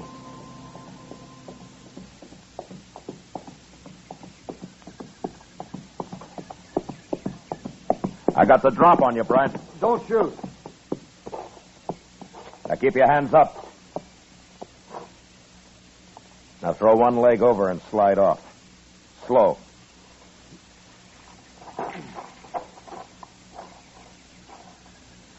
How long you been here, Marshal? Turn around.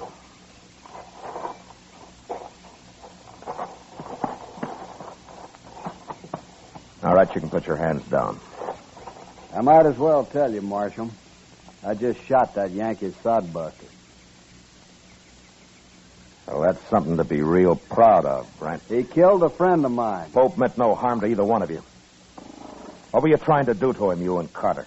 We were just having a little fun, that's all. Fun? There's no use lying now, Marshal. There never was. Well, we'd have a drink or two and ride over now and then, give him a few war whoops. We'd just sit in his hut and shake. One night I sneaked up the door. I could even hear him crying inside. He was sure scared that time. Now, that must have been a lot of fun. Not as much as next day when we'd ride back and hear all about how the Indians were after him. I even wanted the army to come out and run him off. I know. It'd been all right if he hadn't gone and bought himself a gun. I advised him to. You did? I'm sorry if I spoiled your fun, Brent. Carter's dead because of you. Does Honeyman know about this? I told him I was going to get Pope, is all. And he agreed? He just said he sure hoped somebody'd get him. All right, Brandt, let's go bury him. I ain't going to bury him. Let him rot. You'll bury him. Or I'll bury both of you. Now, you take your choice. You mean that, Marshal? Get moving. Sure.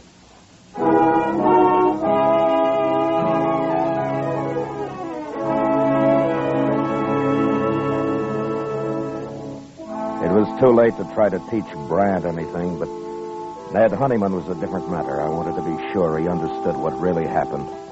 Otherwise, he'd spread the word against me and against the law.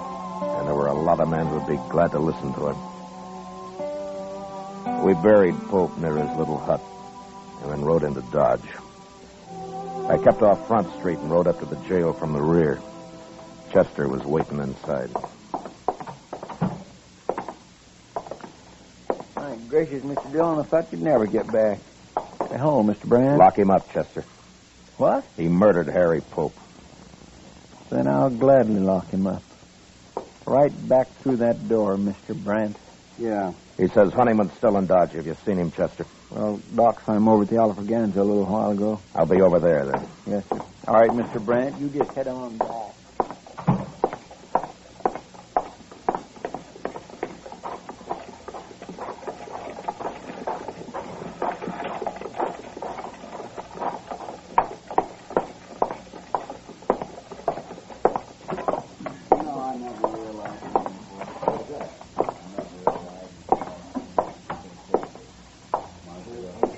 Hello, Honeyman. What do you want, Marshal? I want to talk to you. I don't want to hear it. No, I don't think you do. What? I've been talking to Brandt. He's told me the whole story. Where is he, anyway? He told me that he and Carter have been having fun, as they called it, with Pope, making him think they were Indians. Well, you told him that this morning. He admits it now. I don't believe it. And even if they had, is that reason enough to kill a man? Pope was acting in self-defense. He wouldn't have shot Carter otherwise. It was a mistake. But Carter brought it on himself. I don't believe it. Honeyman, do you want the law in this country or not? Well, maybe that depends on who's represented. It doesn't matter. The law's the same. Well, now, the law says you can't kill a man and go free. Now, don't it? It says you can't murder a man. Well, who decides which it is, Marshal? You or me? I'd like you to decide this time, Honeyman. You mean that? Yeah. All right, Marshal. You go and arrest Pope and get him hung. That's how I decided. Pope's dead. What? You wanted him killed, and he's been killed. What do you mean? You said this morning you'd take justice into your own hands, didn't you? Well, yes. Well, it worked. Pope's dead. How do you know? He was out weeding that little patch of corn he planted. I think he planned to feed his pigs with it, mostly. And he took 2 rifle bullets in the back. Who did it? Are you satisfied, Honeyman? Is that how you wanted it? Who did it, Marshal? All Pope had was a sod hut and a few pigs. He didn't know what this country was all about. He might have learned, but your friends got him so scared, Brandt told me, that he'd sit in his hut and cry. Look, And then one night he loaded his gun and he went outside to fight. That took a lot of courage, Honeyman, for a man like Pope. But he did it. And today I told him he'd better leave his place, that you and Brandt had threatened him and would give him trouble. What did he say? He said he wouldn't go. He said he'd stay and fight. And so he He did. stayed. He didn't get a chance to fight. What's a man like Pope know about protecting himself? Brandt shot him in the back. Twice. All Pope had in his hands was a hoe. Marshal. Well, I don't know what to say. Brandt's in jail. I'm going to see him tried for murder. And he'll be hung. Yeah, but I guess I'm just as guilty as he is. You could have stopped it. But you encouraged it. You wanted justice done, Honeyman, and fast. Well, I didn't understand. You didn't take time to. The law was too slow for you. I'm not very proud of what's happened. The law's new out here, Honeyman, and Sometimes I think the only time people want it's when it seems to act the way they would act themselves if there weren't any law. But it won't work that way. According to the law, you're right or you're wrong. You're guilty or not guilty. People out here have had a hard time accepting that. But there won't be much law till they do. And men like Pope will go on dying, no matter how many Brants get hung for it. Marshal, would it help the law if I get up in court and take my share of the blame for this? Yeah. Yeah, Honeyman, it'd help. Well, I'll do it. Good. I'd be proud to buy you a drink, Honeyman. Oh, sure, Marshal. I thank you. Sam, set out 2 glasses.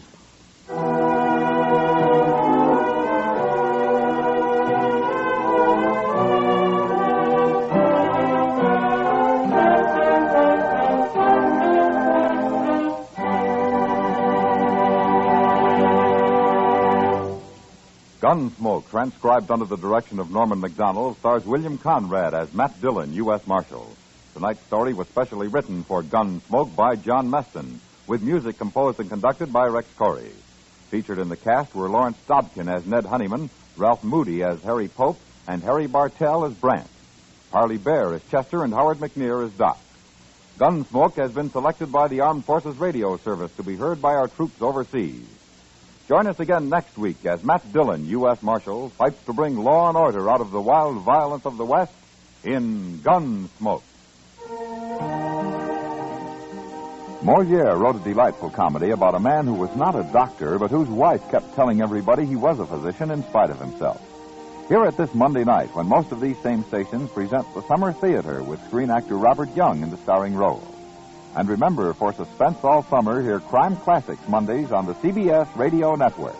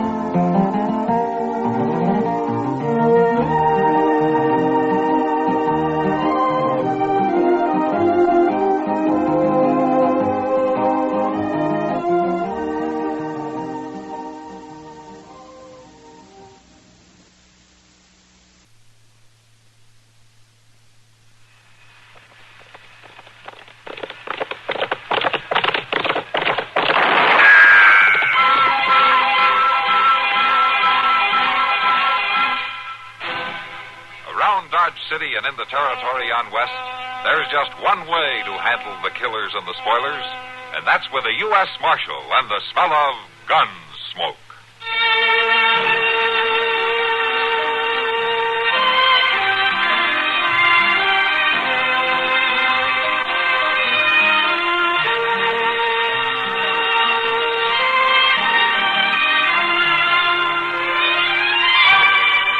Gunsmoke, starring William Conrad, the story of the violence that moved west with young America, and the story of a man who moved with it. I'm that man, Matt Dillon, United States Marshal. The first man they look for and the last they want to meet. It's a chancy job, and it makes a man watchful and a little lonely.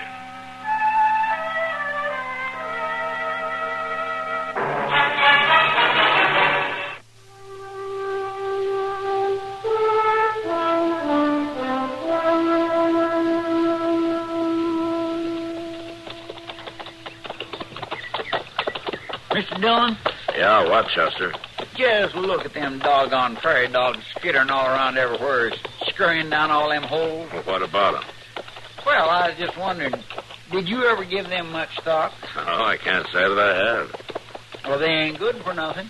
Not one cussed thing. You're right about that. But all they do is increase theirself and pock up the prairie at them holes. You figuring on doing something about it, Chester? Well, yes, Mr. Dillon, I thought I might just maybe write a letter to the government about it. Oh? Well, you go right ahead and do that. You think it'd do any good? Well, sure it would, Chester. The government would turn it over to the nearest marshal's office. Then I could turn it over to you right away. And you could spend your time rounding up prairie dogs. Well, come right down to it. I ain't such a hand to write letters after all. Look yonder, Mr. Dillon. A buggy pulled up to the side of the road there. Yeah. Now, let's see if anything's wrong, huh?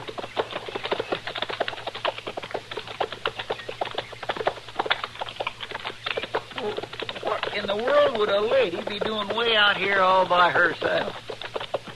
Now, let's see. You need any help, ma'am? It's that rear wheel. It just seemed to give way. We'll have a look. In Wichita, they said this was a sound buggy. You come all the way from Wichita? Alone? Without no man? Well, I hope to meet him in Dodge City.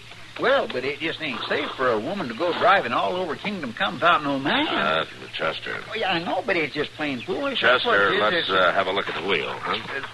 Yes, sir. Yeah, let's see here. Yeah, look at there. The pin that holds the wheel on the axle's gone. Uh-huh. Wonder that wheel ain't rolling way across the prairie till yet. Yeah.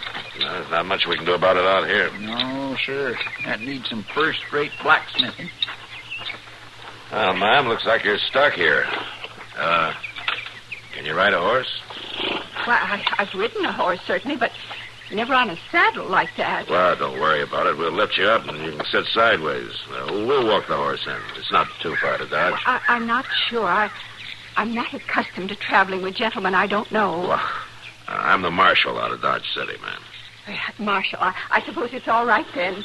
My name is Sarah Howell. Oh, Mrs. Howell. Is Chester Proudfoot? I do, ma'am. It's Miss Howell, Marshal. I'm not married. Yet. As a matter of fact, you might be able to help me about that. Oh, how's that? I'm coming to Dodge City to find my fiancé, Marshal. And maybe you can help me find him. Maybe you even know him. Well, what's his name, Miss Howell? His name is Guy Porter. He's a tall man and very handsome. Do you know him, Marshal? No, ma'am, I'm afraid I don't. Are you sure he came this way? He told me he was heading west. I have reason to believe he may be in Dodge City. Oh, a lot of people come and go in Dodge, ma'am. You'll help me find him. I know you will. Well, a man can lose himself out here if he wants to, you know. Oh, Guy isn't trying to hide from me, Marshal. He said he was coming back, and I know he meant it. No, I'm afraid something's happened to him. I'm afraid there's trouble. Well, if there's trouble, ma'am, I'd stand a better chance of locating him for you. Yeah, come on. Let's get going.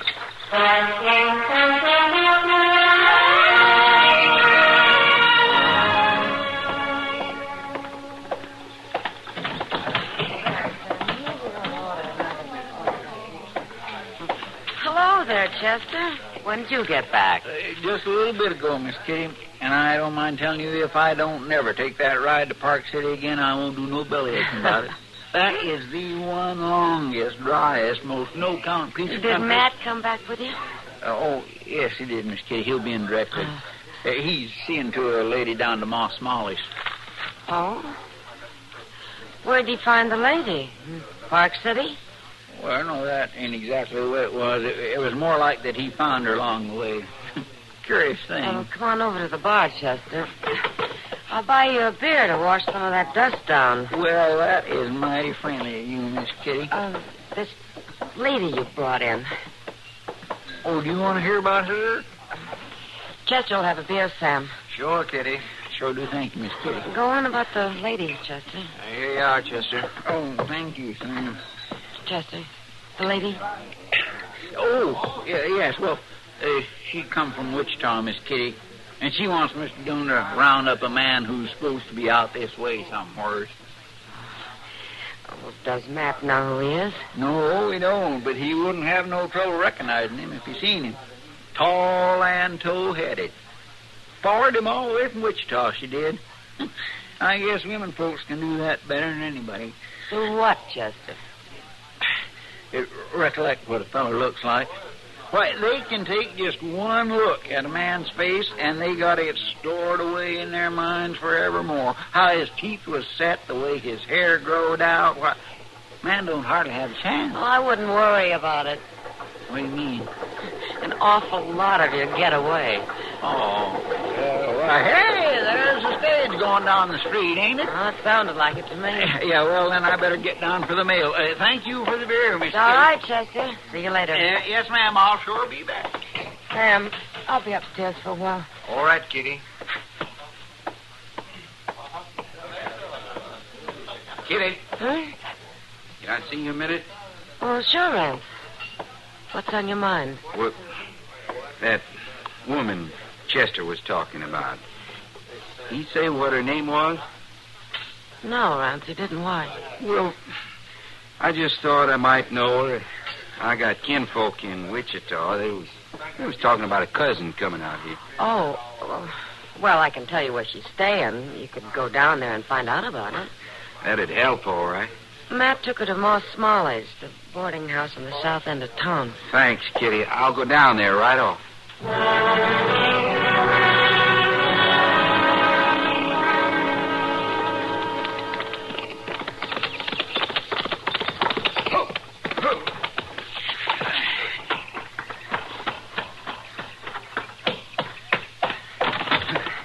What's the matter with you, Rance? You come pounding in here like the devil's on your tail. You better start worrying about that a little bit, Joe. What do you mean? You talked me into saying you could stay on here with me mighty nice. Claiming nobody saw you get away with that Wichita money. Well, that's right. Nobody did. Well, you should have looked back over the other shoulder. There's a woman asking all over town after you. What? She's giving your description to the marshal, right down to that pretty white hair. And he's looking for you, too. Now, you just got to get out of here, Joe. Now, just a minute, Rance. You sure you know what you're talking about? I know, all right. This woman's from Wichita. She's staying at a town boarding house, and she's asking about you. Now, I don't want no trouble with the law. Quit your bawling, Rance. There ain't gonna be no trouble. But if she spots... She ain't gonna spot me. You gonna move on? No. She is. Tonight. How do you know? I'm gonna fix it, that's how. You know where this boarding house is? Yeah, well, sure. All right. You show me after dark. Well, now, you ain't gonna do nothing... You want her to show me to the marshal? Well, no. Well, then leave it to me.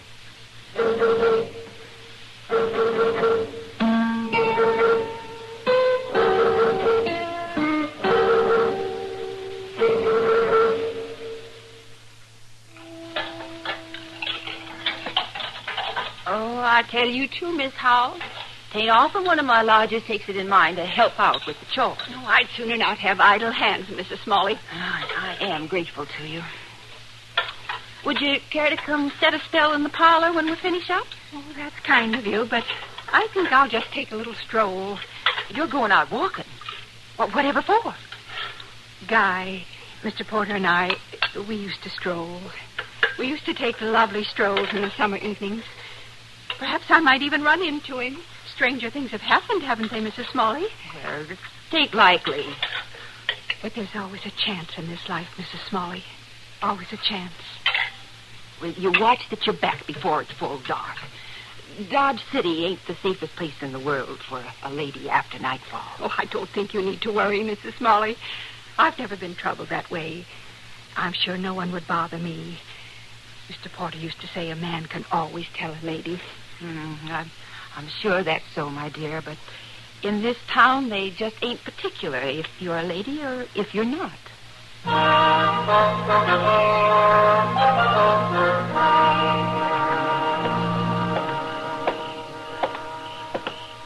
Rance, here, come over here.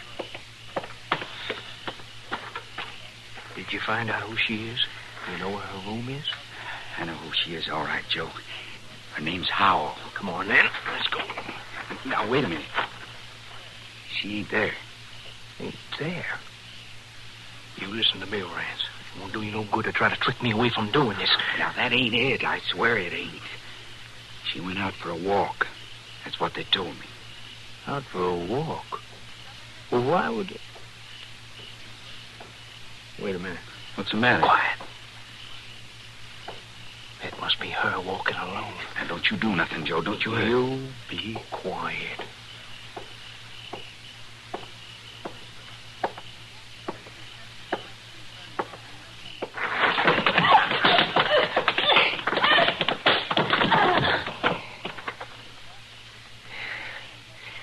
Now, you won't be talking about me or nobody else.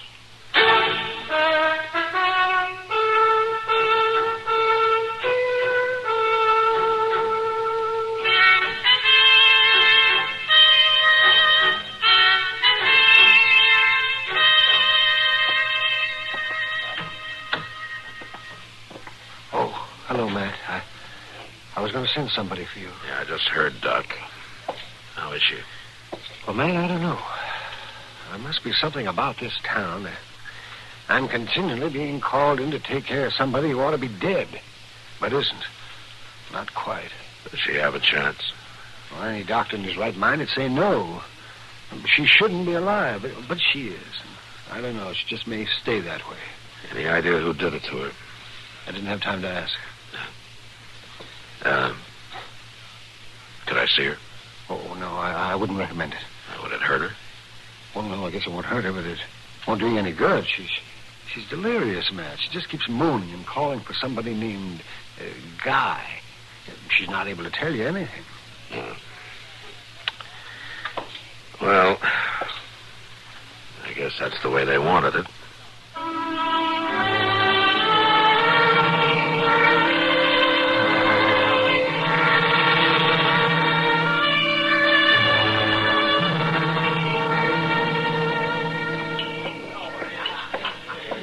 Here, Matt.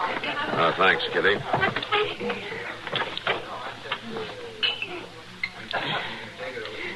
Well, it's hard to figure why anybody would do such an awful thing. What could that poor woman have done to anybody? I don't know, Kitty. It's pretty bad, even for Dodge. She hasn't been able to tell you anything yet, huh? I don't suppose she will be able to, even if she gets well. It was dark, and whoever it was jumped her from behind. Dodge seems a strange place for a lone, middle-aged woman like her to come to, doesn't it, Matt? Especially when she said she came to find the man she was engaged to. Do you think he could have done it? I'm not even sure there is such a man, Kitty. Well, Rance Matson couldn't have been the one. He's much too young. Rance Matson? Yeah, that young farmer lives out of town away. Oh, yeah, I know who he is. Well, what's he got to do with this? Oh, maybe nothing, but he was in here earlier asking about the woman who came from Wichita. Thought she might be one of his kinfolk. Oh, what do you want to know? Her name, where she was staying. Matt, do you think... I don't know, Kitty, but I'm sure going to find out.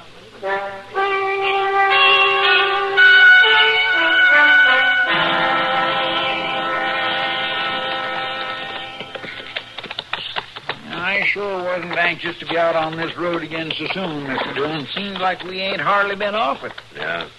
We could have stopped off at the Matson place yesterday just as easy on our way back from Park City. And it might have saved some trouble if we had, Chester. Yeah, come on, let's turn in here. There's Rance standing out in front there. Yeah. Matson, I want to talk to you. Why, he's running, Mr. Dillon. Dad, where you are? Don't shoot again. Don't shoot. Next time I'll be aiming for you.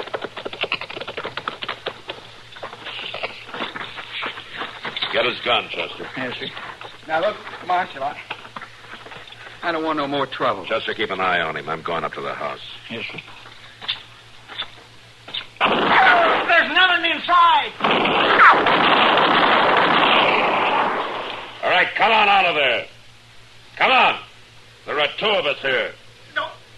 shoot anymore. I'm hit. Then come on out.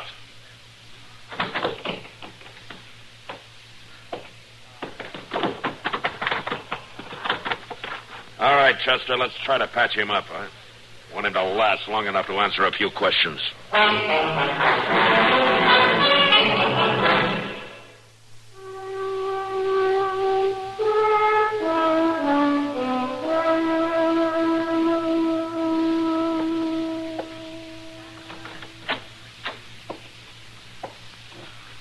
All right, Matt. Come in. But be as gentle about it as you can. She hardly has any strength left. Okay, Doc.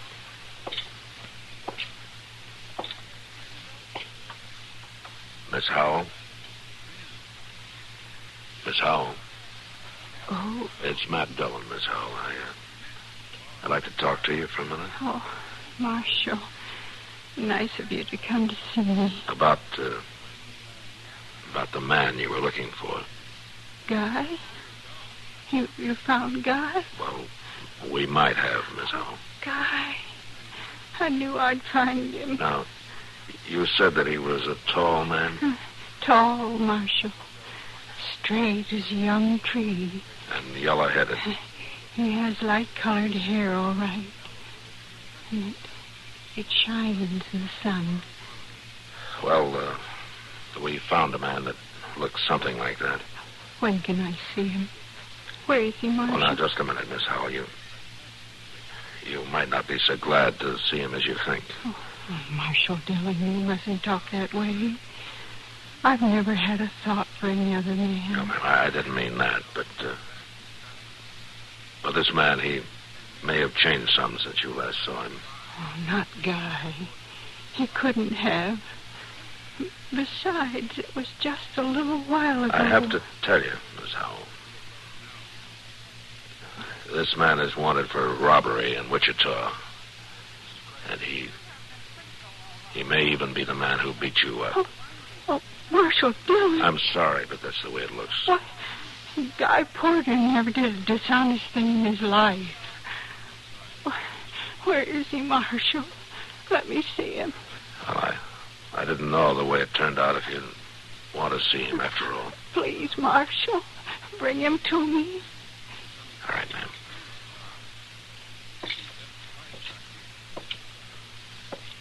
She wants to see him, Doc. All right, ma'am. Chester? Yes, sir. Bring him in.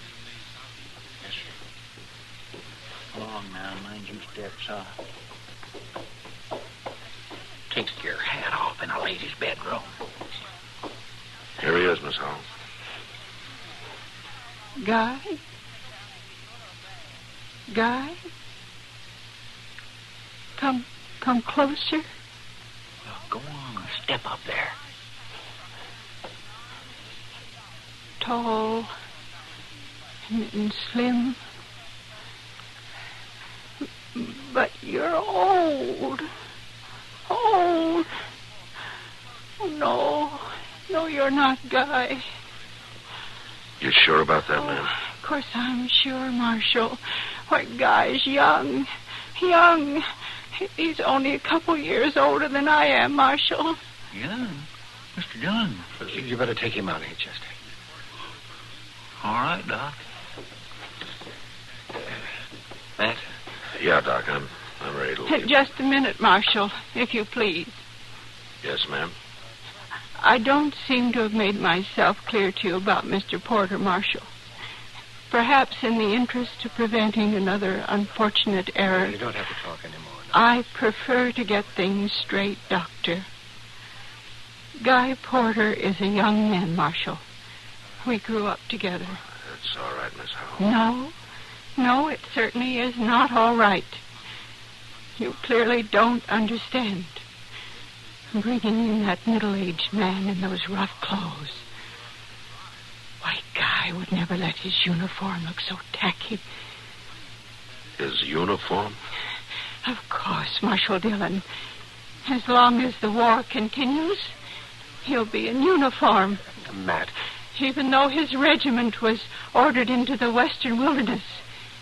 He'd never let himself look like that. But you better leave, Matt. I'll give her something. Yeah, Doc, you do that. They ordered him west. And I waited and waited. And finally I came to find him. It was all right for me to come, wasn't it, Marshal? It was all right, ma'am. You won't make a mistake and bring me the wrong man again, will you, Marshal? Just Guy. No, ma'am. I won't bring you the wrong man again.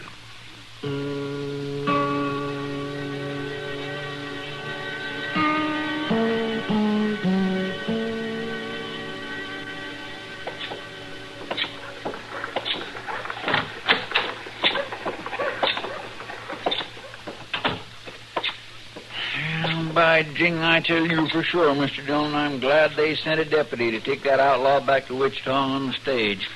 I sure wasn't hankering to ride that road again so soon. Yeah. He was an awful mean one, beating up a lady like that. Is Miss Howell going to be all right, Mr. Dillon? I guess she'll get over the beating, Chester. But Doc doesn't think her mind will ever be any better. How could she go on like that all these years, thinking that fellow was coming back to her? I don't know. Your memory can do funny things.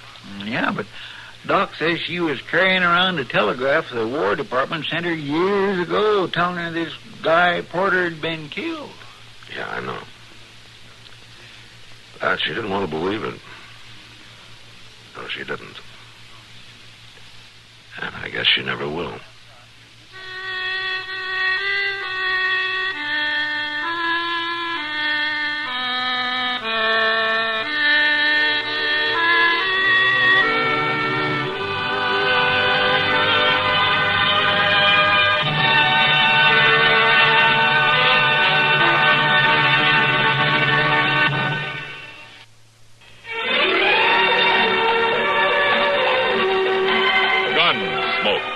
Produced and directed by Norman McDonald, stars William Conrad as Matt Dillon, U.S. Marshal. The story was specially written for Gunsmoke by Marion Clark, with editorial supervision by John Meston.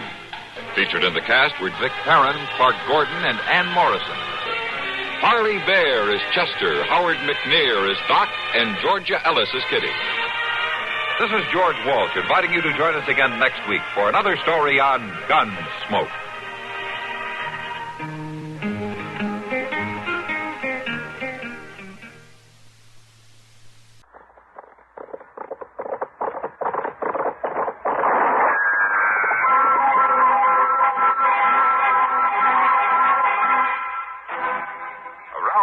City and in the territory on West, there's just one way to handle the killers and the spoilers, and that's with a U.S. Marshal and the smell of Gunsmoke.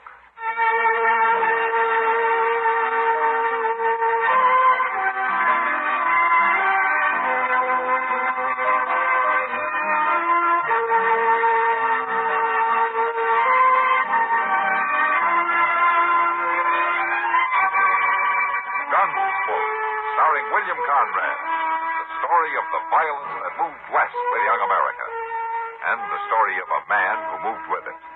I'm that man, Matt Dillon, United States Marshal.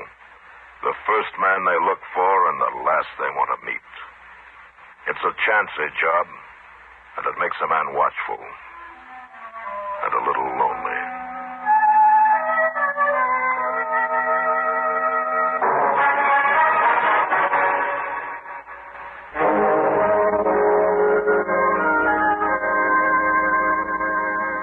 Blazing sun and dust everywhere.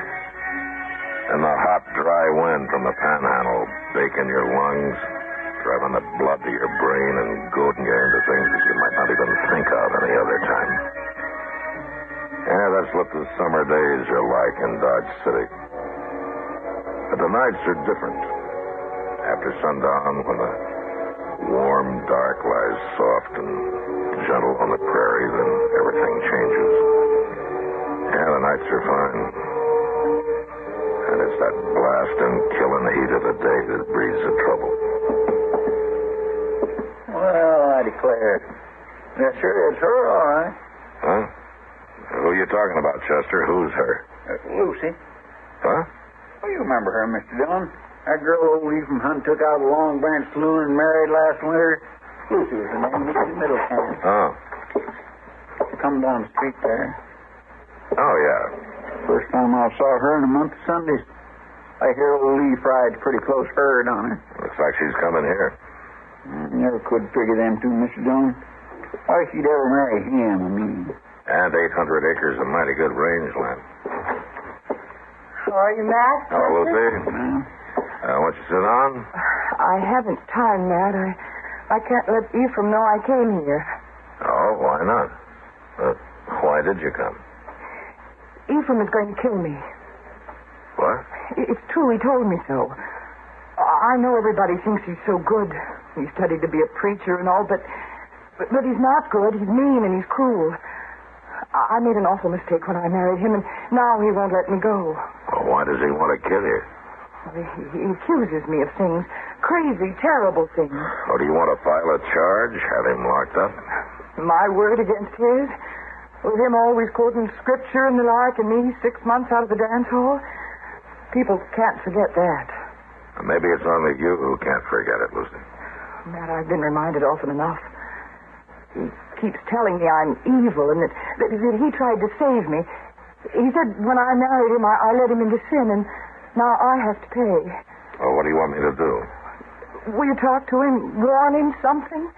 Oh, Matt, he's crazy. I don't know what he might do. Lucy, I can't take a hand in this without more to go on. Well, sooner or later, you'll have to take a hand in it, and if you wait too long, you'll have to bring him in for murder. My murder. Think about it, Matt.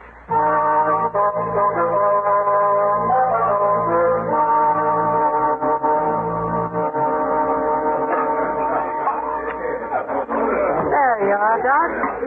Huh? Oh, thank you. Thank you, Kitty.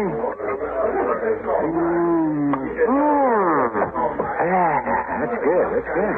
I don't know. What are you grinning at? Not grinning at anything. I suppose you think if you ply me with beer, you can get me fuddled enough to beat me. Well, don't drink if it bothers you. No, it doesn't bother me that much. Besides, I taught you everything you know about Chucky. Come on, Doc, it's your move. I know. Don't rush me now. Hey, that's my man. I wasn't going to move it. I was just reaching over it. Don't get so excited. There. You sure that's the move you want to make? Well, I moved him, didn't I? All right. Jump. Oh, you're so smart. You bet your life I'll jump. Now what are you going to do? Huh? This. Oh. There's gratitude for you. I teach you how to play, and now you beat me. Don't take it so hard, Doc. Have some more beer. Don't try to get back from my good Hey, trick. Doc. Oh, Matt. There's Matt. Matt, over here. Oh, Doc. Kitty. Hello, Matt. What are you looking so pleased about, Kitty? Yeah, she just whooped me in a game of checkers, and she's vain as a peacock. Sit down. I'll play you a game. Oh? See what I mean, Matt? Oh, maybe later. I'm looking for Ephraim Hunter right now. Oh, he was over there at the bar a few minutes ago. Huh? Yeah, there he is. I want to talk to him for a minute. I'll see you later. All you get's a sermon. Maybe that's what I need.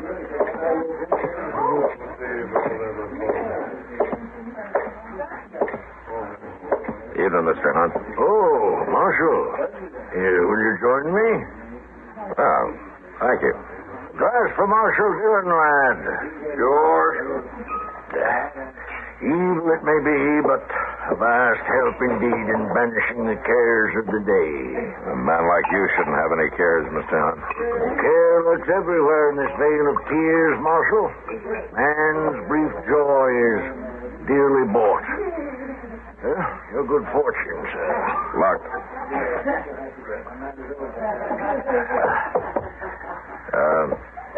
How's the missus? Health is excellent, as it usually is in youth. Her state of grace may be somewhat uncertain. So? There's nothing that can't be dealt with.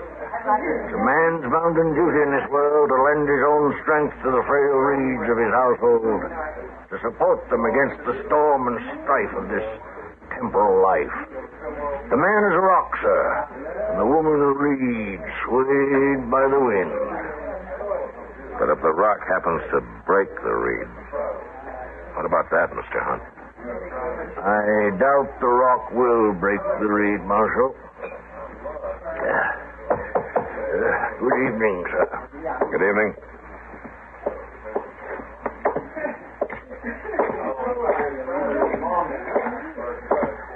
You were right, Kitty. I got a sermon. Thought you would.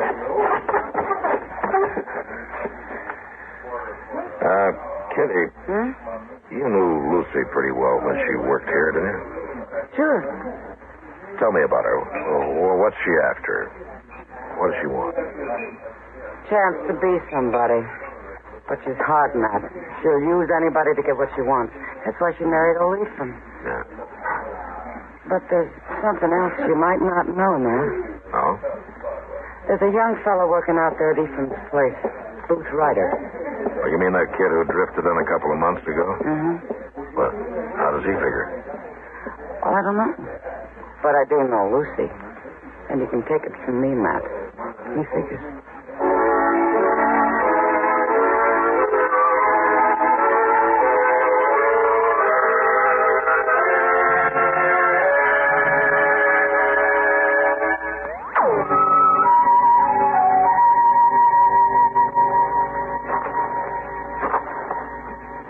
It's been fine talking to you, Marshal, but I reckon I better get back to work.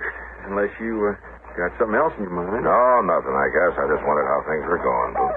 No, I like it fine here. Yeah, I understand Ephraim's a good man to work for. I got no complaints. How do you get along with Miss Hunt?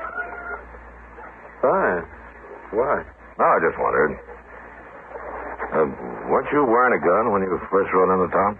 Well, Mr. Hunt don't hold with guns. He don't pack one himself. Never had any reason to, I guess. You got something on your mind, Marshal? You're a young man, Booth. This is a big world. Why don't you go take a look at it?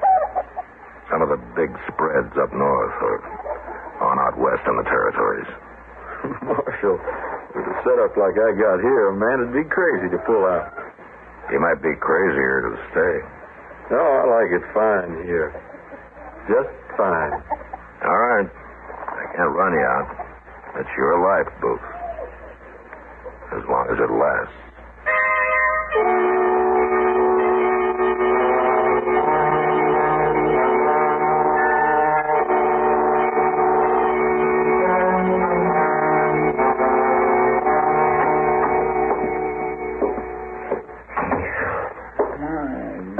It is hot. Yeah. What in the world are you sitting inside for? I mean, what little breeze there are, you'd be cooler sitting on the porch. Yeah, I suppose so.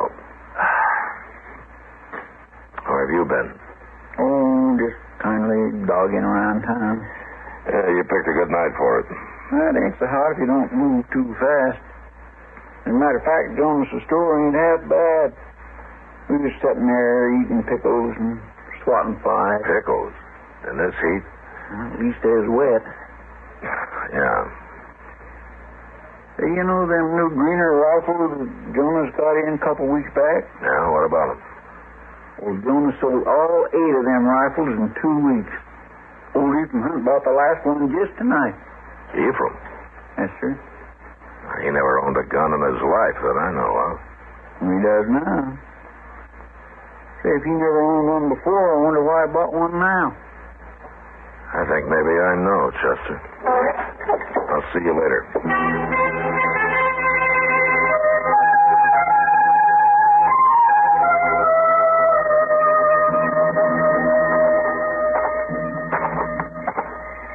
Booth! What? Up here on the porch.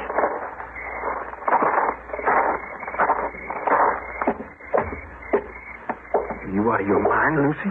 Ephraim's out in the barn. Yeah, but... Come here, Booth.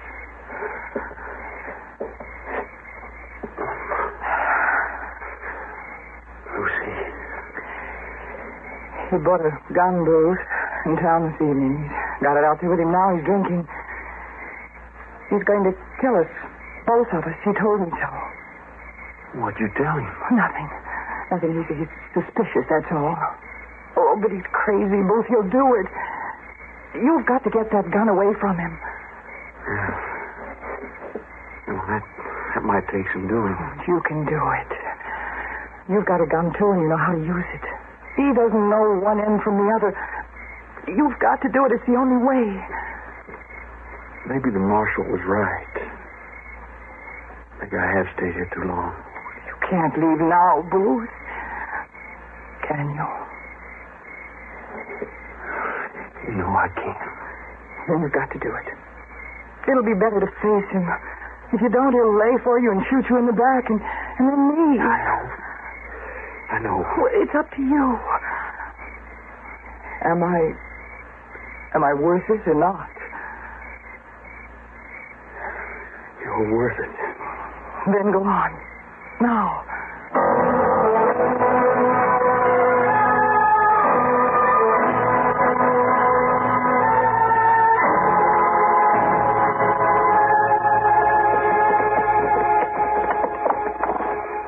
What are you going to do, Mr. Dillon? It's got me buffaloed, Chester, all the way out from town. I've been trying to figure it. I still don't know. But if it ain't stopped, you know where it's going to lead to. Well, I haven't got a thing to go on. Because a man buys a gun doesn't prove he's planning a murder. And sometimes women get the crazy idea they're in danger when they're not. And a rumor starts easy with a hired hand around the place. I know. 10 to 1, Ephraim will order me off his property and tell me to stay off. And he's got a perfect right to do it. If I was in it.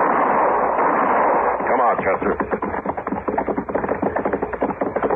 I guess we should have got here sooner, Mr. Dillon. Yeah. Yeah, over this way, Chester. They came from the barn, not the house.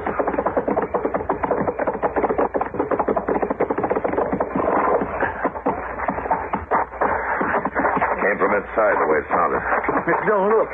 There's somebody over there on a horse heading down into the river bottom. Oh, let him go. We'd never catch him in that brush, not tonight, anyway. Just take it easy now.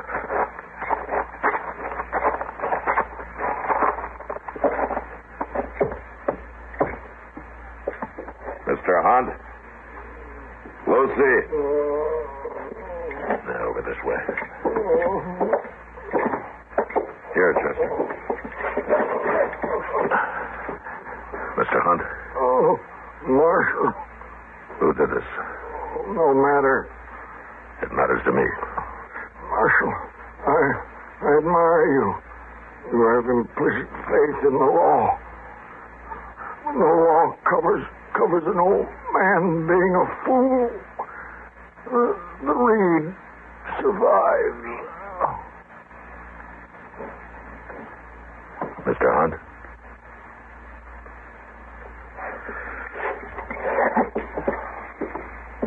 What did he say there at the last, Mr. Dillon? What survived? He meant Lucy, Chester. Oh. You stay here. Yes, sir. Where are you going? I have to carry the sad news to the grieving widow.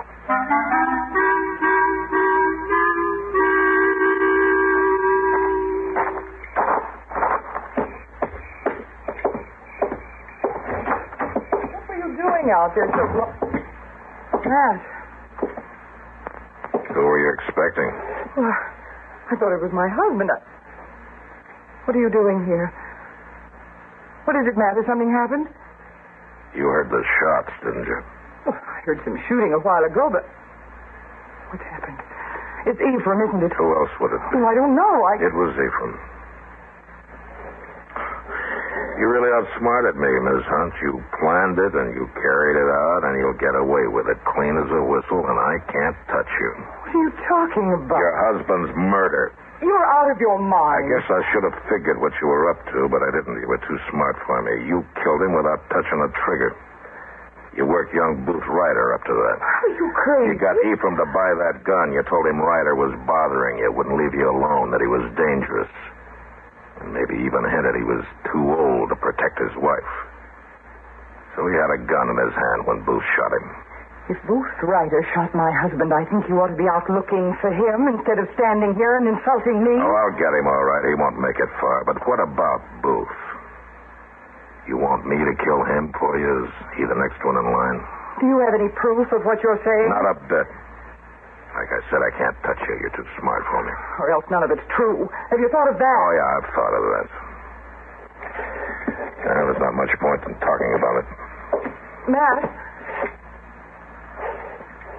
I guess I'll be leaving Dodge soon. I can't stop you. You could if you wanted to, Matt.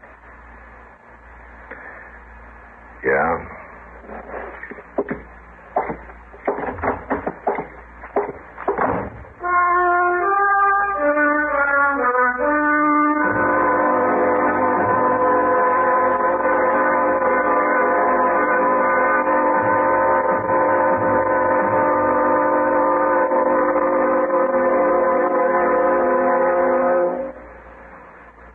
No matter how their quips fall or how often, here are three people who can't help landing funny side up. Hermione Gingold, darling of the British concert halls. Parker Fennelly, famous as Titus Moody and scores more comedy characters. And Kenny Delmar, the man who turned the Claghorn into a national comedy institution. By no coincidence whatsoever, this threesome turns up every weekday on CBS Radio in the new daytime comedy hit Funny Side Up. These uninhibited people make a topsy-turvy art of conversation and comic hash out of every subject they treat. You'll have no trouble at all keeping your funny side up when you live it up weekdays with Her Majesty Hermione and with Kenny and Parker. The time, daytime, any weekday. The place, modesty be hanged. We'll come right out and admit it. It's here on CBS Radio. Listen often for Hermione Gingold, Parker Fennelly, and Kenny Delmar in the bright new comedy hit Funny Side Up. A great companion to Arthur Godfrey Time with Robert Q. Lewis and to Art Linkletter's house party at this same address. 2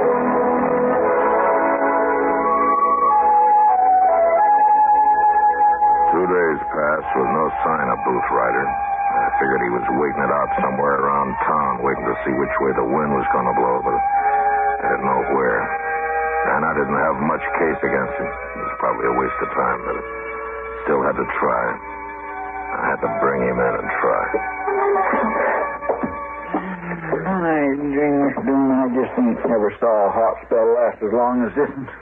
It's just enough to downright frazzle a person. Yeah, it's a rough one, all right. 8 o'clock. Almost dark. And that thermometer ain't dropped 1 notch yet. Keeps on like this much longer, I swear it'll drive folks back east. Now, here comes somebody. I wish it'd drive somewhere. What? Charlie Belk. Oh,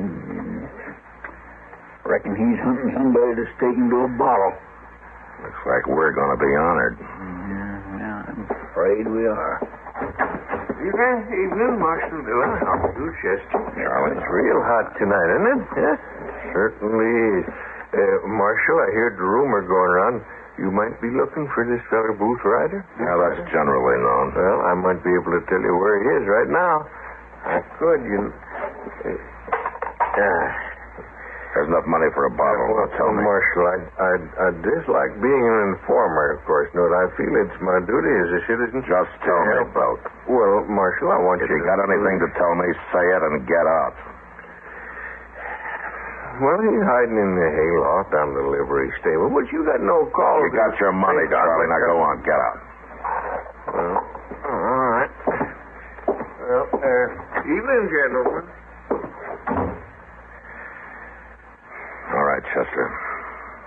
Let's go get Booth.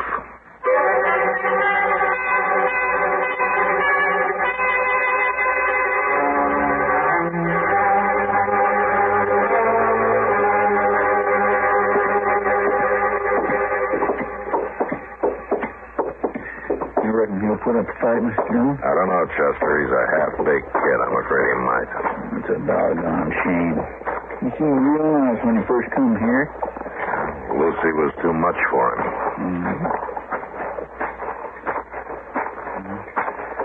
Here it is. Yeah. Watch yourself, Chester. Stay clear. Yes, right.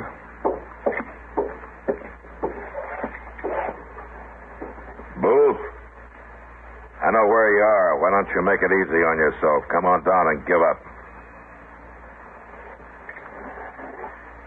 You got no protection up there. I can stand here and throw bullets up into that loft as long as I have to until one of them finds you. All right, your last chance, Booth. Hold it, Marshal. Stay back, Chester.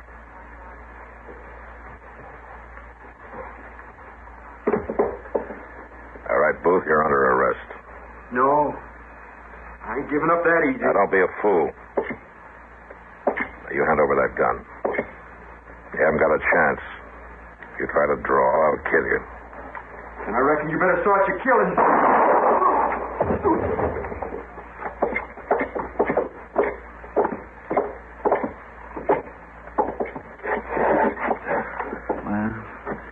At least you won't have to stand no trial. No, he's not dead, Chester.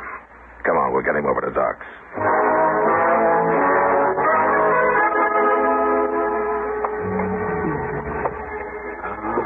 Young fella, now, just take it easy now, if you can. I just about got a hold of it. Now, this could have been a lot worse. I wish it had been. Yeah, sure. Now, all right now, boy. Just brace yourself, boy. There. That's it. I'll get a bandage on that now, and you'll live to hang yet. Provided you don't get lockjaw. Why do you have to shoot people in stables, Matt? It's the worst place in the world for lockjaw. I'll try to remember that, Doc. How do you feel, Booth? I'll make out. You've been hiding at the livery stable all the time? No, I circled back and I stayed in the barn up the hunt place. I figured you wouldn't be looking there. You figured right. That's about all I figured, right? She was using me, Marshal. That's what it was. She told me. I went back out there. She gave me 2 weeks' wages. Told me to drift. Well, now you know. She laughed at me and called me a green kid. I reckon maybe she laughed at him, too. She hadn't ought to laugh, Marshal. That's where she figured wrong. What do you mean? I choked her to death. Well, Booth, they probably have let you off clean.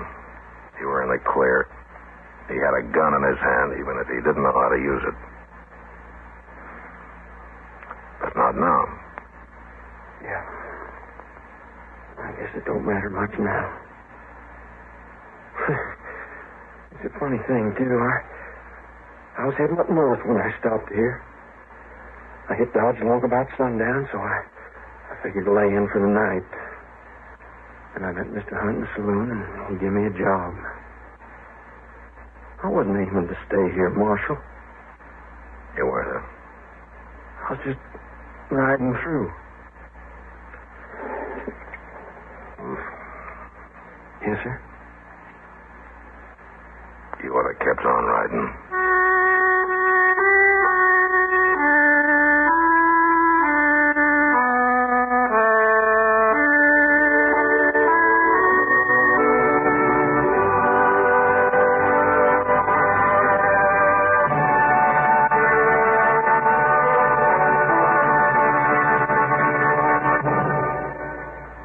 Improved king-size tune-up. The tune-up in a can. Fill it up, sir? Yeah, regular's good. Say, that engine of yours sounds like real tired iron. Thanks. Improved king-size tune-up. The tune-up in a can. You got a valve sticking, too. Oh, what do you get to a gallon? Not much. Improved king-size tune-up. The tune-up in a can. Want a tune job? Haven't got time. You don't need time.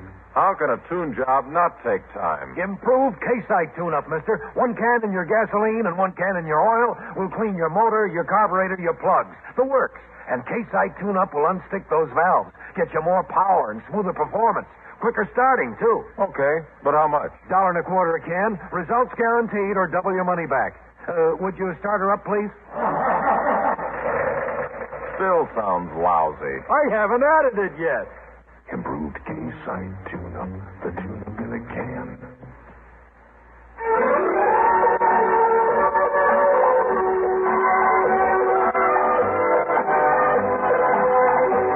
Gunsmoke.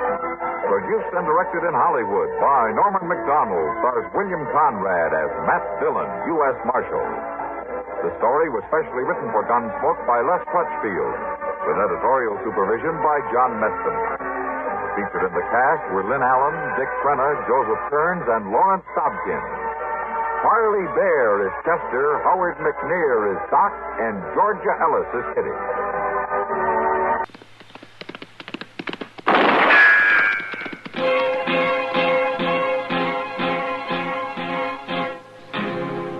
Gunsmoke, brought to you by L&M Filters.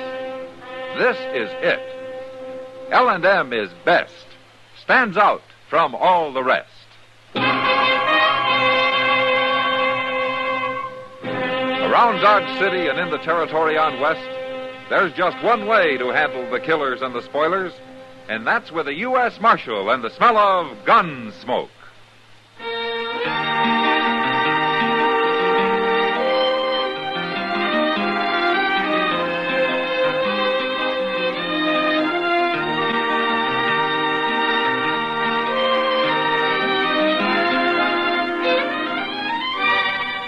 Gunsmoke, starring William Conrad. The transcribed story of the violence that moved west with young America. And the story of a man who moved with it. I'm that man. Matt Dillon, United States Marshal. The first man they look for and the last they want to meet. It's a chancy job, and it makes a man watchful. And a little lonely.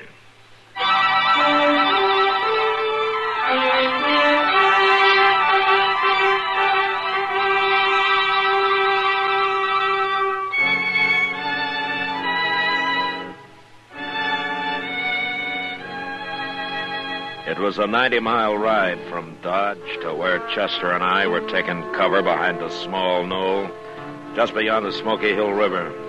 In front of us, hidden behind a horse he'd ridden to death covering those miles, was a stranger called James Nation. Nation had killed his man back in Dodge and then jumped on his horse and run north. It was a rough ride, and we'd caught up with him the hard way. My horse was dead from a rifle bullet, and Chester's was standing on three legs, crippled with a slug in the shoulder. One thing, Mr. Dillon. He's in as bad a spot as we are. Now watch him, Chester. He's moving. Now, wait a minute. Don't shoot. He's got his hands up. Yeah. Here he comes. He's giving up mighty easy. Oh, maybe. Let's go meet him. Better not try nothing. He'll die if he does.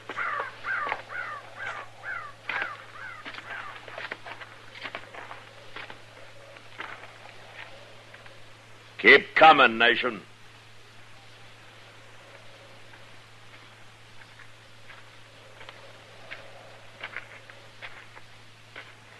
I put my hands down?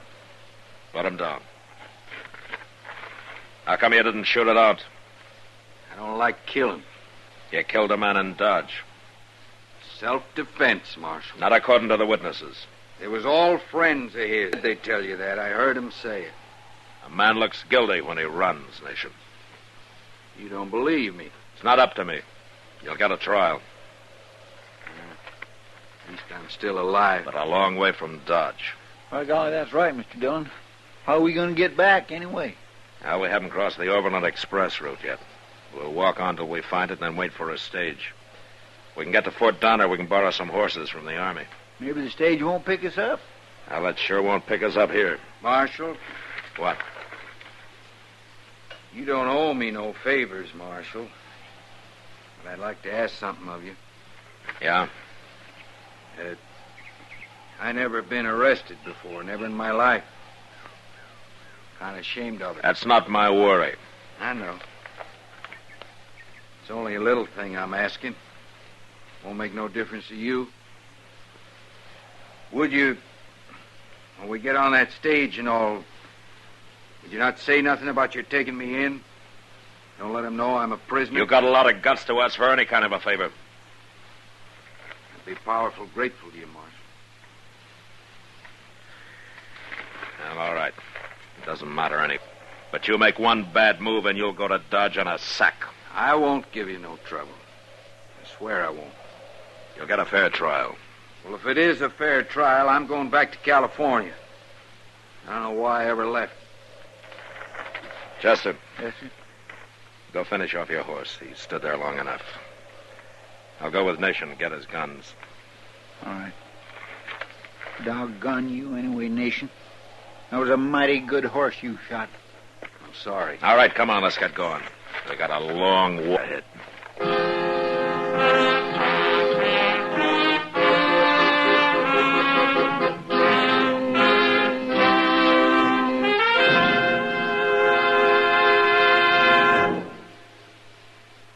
This is it, L&M filters. It stands out from all the rest. Miracle tip, much more flavor. L&M best. L&M is best. Stands out from all the rest. L&M's got everything. Everything? Everything. Best flavor? L&M stands out for flavor. The Miracle Tip draws easy. Lets you enjoy all the taste. Best filter? L&M stands out for effective filtration. No filter compares with L&M's pure white Miracle Tip for quality or effectiveness. Best tobaccos? Highest quality tobaccos. Low nicotine tobaccos. L&M tobaccos. Light and mild. Every way, L&M is best. Stands out from all the rest. How easy they draw. How mild they are. L&M is sweeping the country. It's America's best filter tip cigarette.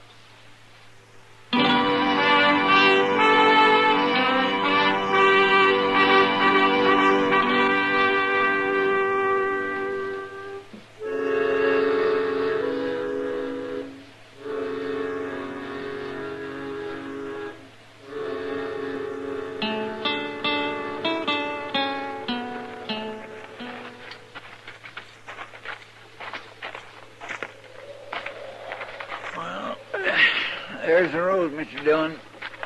Right there, see it? Yeah. Well, that stage is headed right for us. We have to keep walking? I never heard of a stage driver who'd leave the road 10 feet for anybody. I guess you're right, Marshal. You sure must be mighty proud of that, Coach. Look how he's gone and painted it bright red. What if he won't stop for us? Road agents don't carry their saddles. The driver will notice that. If he's awake. Driving 6 horses ought to keep him awake. Yeah, but not sober. Yonder they come.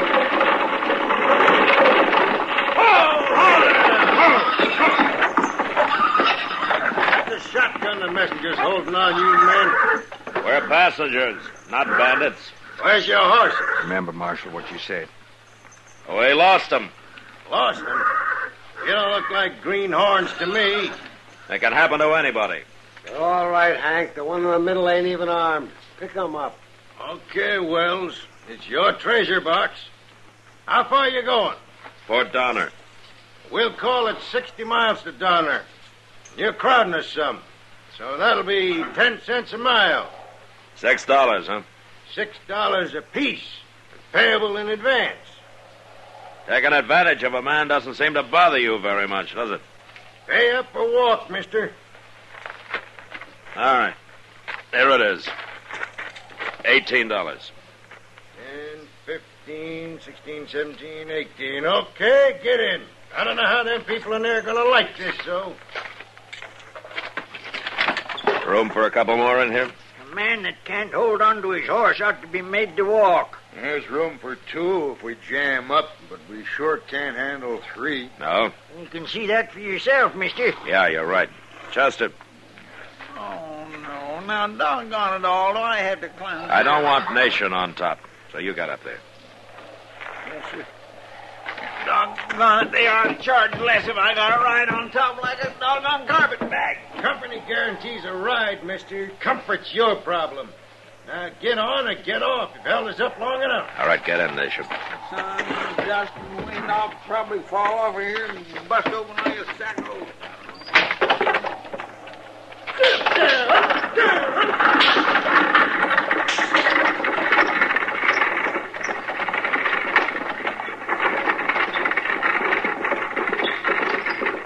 What'd you say your name is?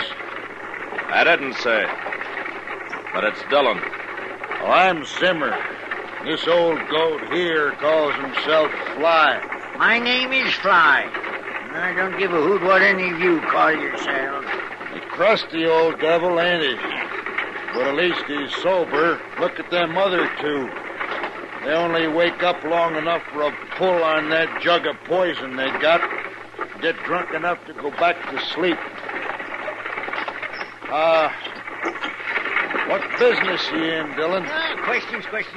Zimmer, you got the manners of a bullwhack. Nobody's talking to you, old man. Then I don't have to listen to your gobbling. I'll shove my boot in your face in a minute. Oh, shut up. You can't scare anybody who's lived as long as I have. 85, Dillon. Would you believe it? No, sir, I sure wouldn't. I knowed Meriwether Lewis, Dillon. Met him in St. Louis when he and that Clark fella come back from the West Ocean. West Ocean?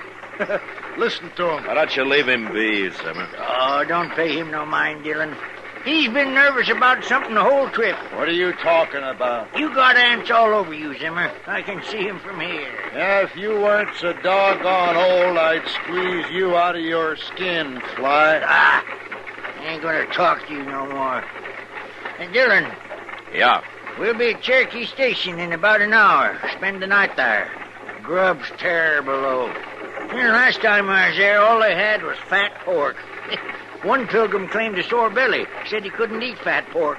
And you know what the old woman who does the cooking told him? Real polite like. She said, well, then you just help yourself to the mustard, my friend.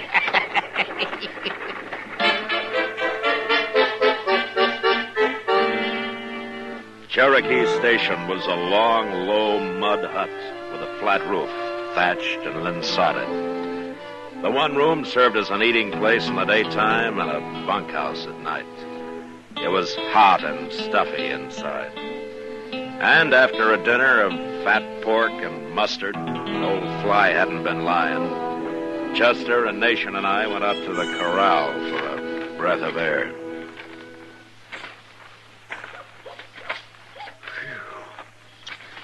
My, I hate to think of spending the night in that place.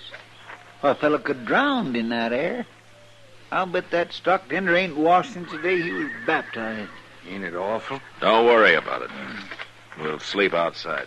Good. About half the night you're going to stand guard over Nation, Chester. Well, I ain't going to run away, Marshal. No. You ran once. All right. I'll tell you something. Then maybe you'll trust me a little. What? You want to know who Zimmer is? I mean, who he really is? Go on. Name's Art Carp. How do you know? I seen it under his picture. It was tacked on a pole out in California. I think the reward was $500, but I ain't certain about that. But you're sure it was his picture? Of course I'm sure. Everybody was talking about him for a time out there. He's real clever, that Carp. Now, how's he clever? Well, I heard that one time he rode in a stage as a passenger. Then some fellas on horses, they stopped the stage in a canyon somewheres. And this Carp pulled a gun on the people inside the stage and held them there. And when the boys outside got the treasure box unloaded, he got out, climbed on a horse they had for him. They all rode off. Now, that's pretty clever, ain't it? Yeah. Yeah, that's real clever.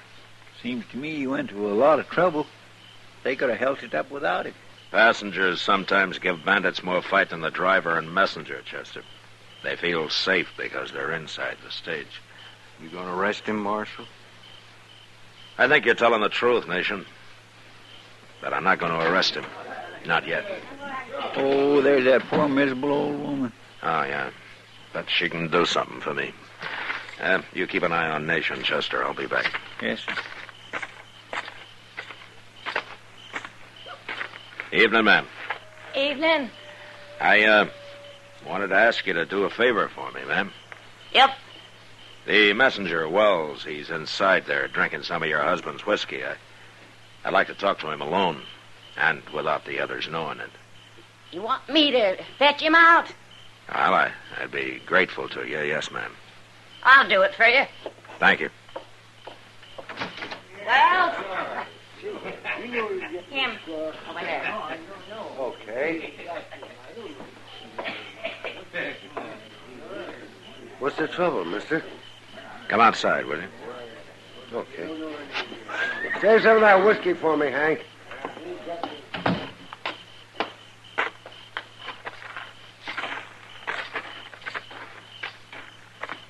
Yeah, this'll do. Tell me something, Wells. How long you been riding shotgun? 2 years. Not that it's any business of yours. What'd you do before that? Army. And that's the last question I answer. And I'm just trying to find out if you can handle yourself. Huh. You keep nosing around. You'll find out. Look, Wells, I think you're a good man, and I sure hope I'm right. Who in thunder are you, anyway? You know my name? It's Dillon. Matt Dillon. I'm a U.S. Marshal, Wells. A U.S. Marshal? Prove it. Well, I'm traveling light. I got nothing on me to prove it. You talk right out, don't you? All right, what do you want? How much you carrying in your treasure box? Say, you really do move in, don't you? You either trust me or you don't. $50,000, Marshal. Good. Now, what's the best place for a hold-up between here and Fort Downer? What? It'd be Willow Creek, I guess. What is this? You think we're going to be held up? I don't know. But tomorrow you make the driver go through Willow Creek like he was on fire. Chester will be on the roof to help you, and I'll sort of organize the passengers inside. How do you know all this, Marshal? Well, I'll tell you when we get to Fort Downer. And, by the way, don't say anything about this or me to anybody. Right? I guess you're the boss this trip, Marshal. Thanks, Wells. Good night. Good night, Marshal. I sure hope I ain't made a mistake about you. Oh, Wells. Yeah? Take it easy with that wagon yard whiskey you're drinking in there, huh? I've heard of that stuff freezing solid on a cold night. Oh.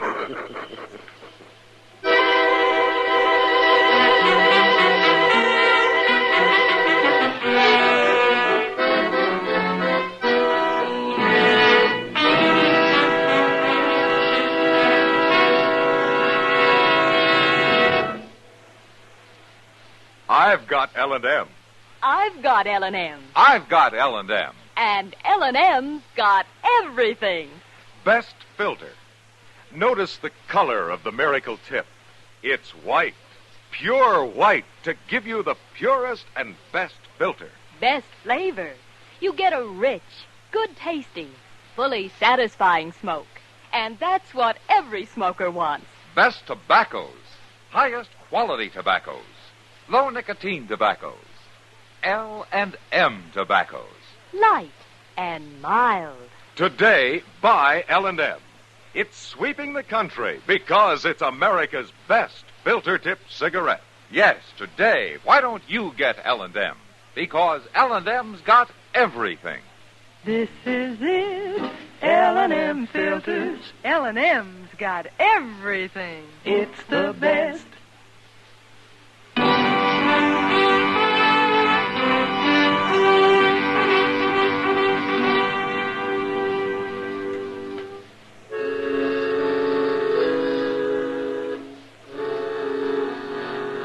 Next morning, Wells told me it was 10 miles to Willow Creek and another 12 miles to the next change of horses at a small swing station run by a lone stock tender. We went through Willow Creek flying. Had no trouble at all. But trouble was waiting for us at the swing station beyond. It was a small one-room adobe hut with the usual corral at the rear. But as we pulled up, I noticed there wasn't a horse in sight, and out of the two windows facing us was pouring thin streams of white smoke. Everybody jumped down and ran up to the half-open door, where 2 arrows were embedded in the frame. Comanches. It's Comanches. Look at them arrows. Stand back there. Let me take a look inside. Let's all take a look, Zimmer. Why, look at that. 3 men killed. Now, this man's still alive. That's the stock tender, Dillon. Wait a minute. I thought he was alone here, Wells.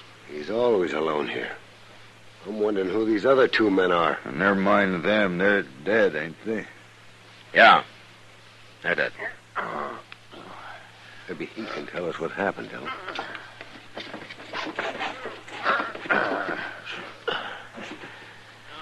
It's all right, fella. The stage is here. Those Indians, I never even heard them. Who were the other men? The white men. Oh, leave him be, Dillon. The man's dying. Ain't you got no decency? Shut up, Zimmer. Who were they, fella? What were they doing here? Road agents held me up. Gonna hide here and hold up the stage. They had a partner on the stage. What else? Did they say anything else? Put my head down, mister.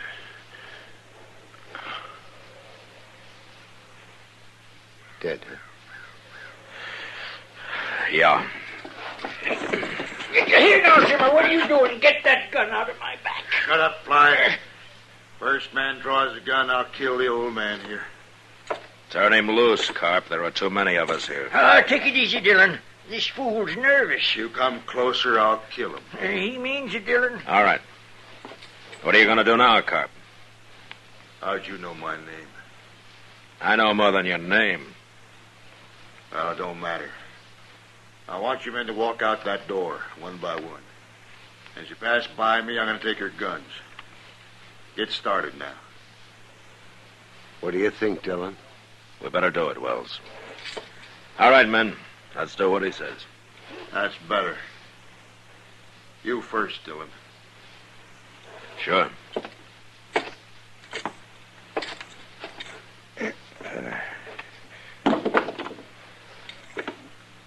Stand right out there where I can see you. You hold still, Fly. I ain't moving. I ain't armed. And get outside with Dillon, Nation. All right, you're next. Well, you believe me now, Marshal? You're the only man who can stop this, Come on Nation. now. What? Pretend to join him. Move on out. You trust me that much? Stop here. I have to. All right. Now, you men line up there. Fly, stand in front of me. Carp, Hold it right there, Nation. I want to tell you something. Say it fast. You know why I wasn't armed? No. Because of him, Dillon. I'm under arrest. What? Dillon's a marshal. Bringing me in for killing a man in Dodge. He is. He was. Look, you and I got a better chance together than you have alone. I'm throwing in with you. How about it? I'm warning you, Nation. You do that, and I'll run you down if it takes a year. You won't even know where to look, Marshal. You'll be standing around here till tomorrow while we're riding off on them stage horses. How about it, Carp? If that's your name, I heard the Marshal say it. That's my name. Okay, Nation, grab a gun there and get over here. Sure will.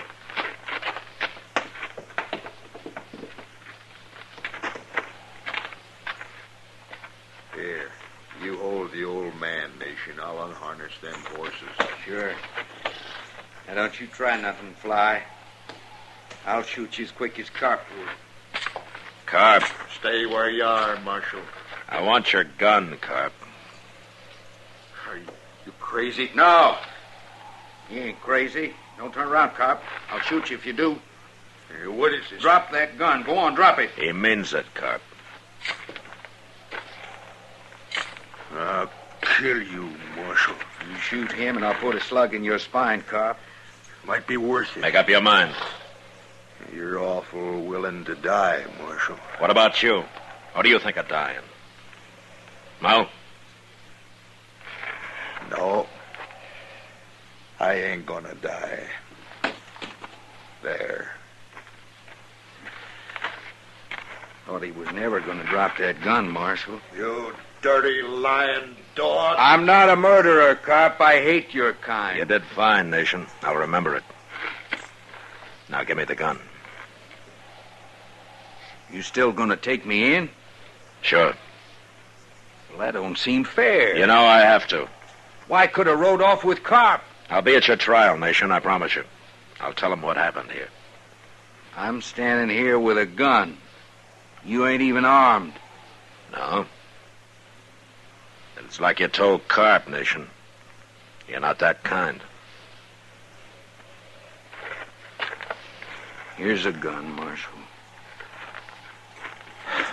Thanks.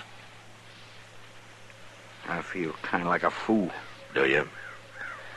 Well, then I've got an idea how you might get over that. What? Go over there and pick up another gun.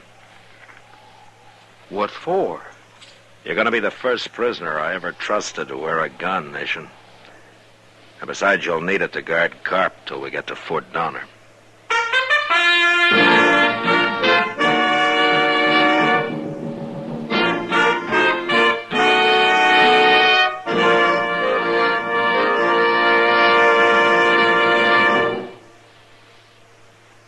And now our star, William Conrad. You know, Father's Day is June 19th.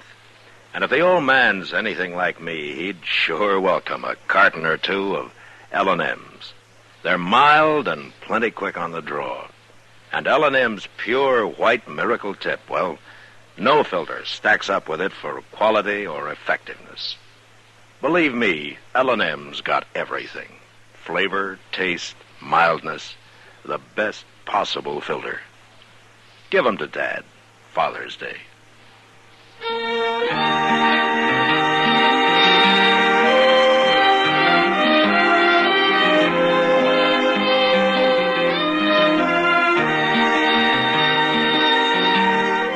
Gunsmoke, produced and directed by Norman Macdonald, stars William Conrad as Matt Dillon, U.S. Marshal. Our story was specially written for Gunsmoke by John Meston, with music composed and conducted by Rex Corey. Sound patterns by Tom Hanley and Bill James. Featured in the cast were Vic Perrin, Joseph Kearns, John Daner, Clayton Post, and James Nusser. Parley Bear is Chester.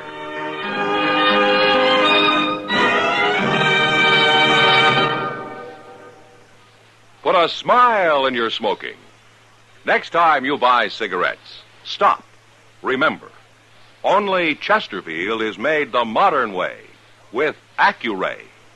This amazing quality detective electronically checks and controls the making of your Chesterfield, giving a uniformity and smoking quality never possible before. For the first time, you get a perfect smoke column from end to end. From the first puff to the last puff, Chesterfield smokes smoother. Chesterfield smokes cooler. Chesterfield is best for you.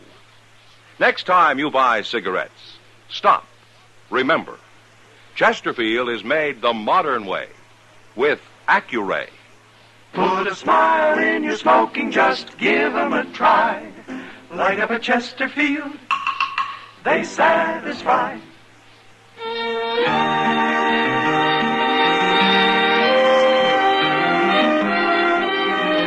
You'll also enjoy Chesterfield's great radio shows.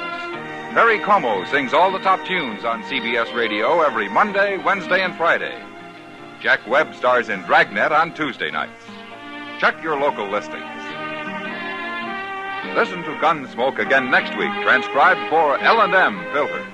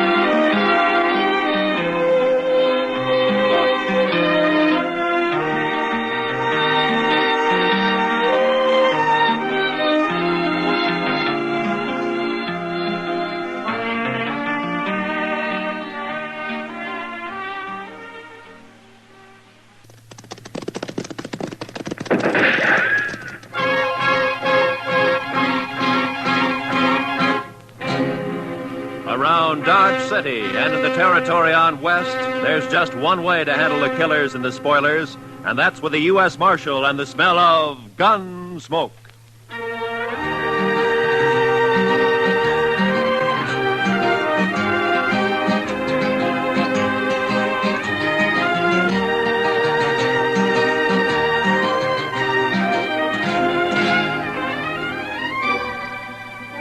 Gunsmoke, starring William Conrad, the transcribed story of the violence that moved west with young America, the story of a man who moved with it, Matt Dillon, United States Marshal.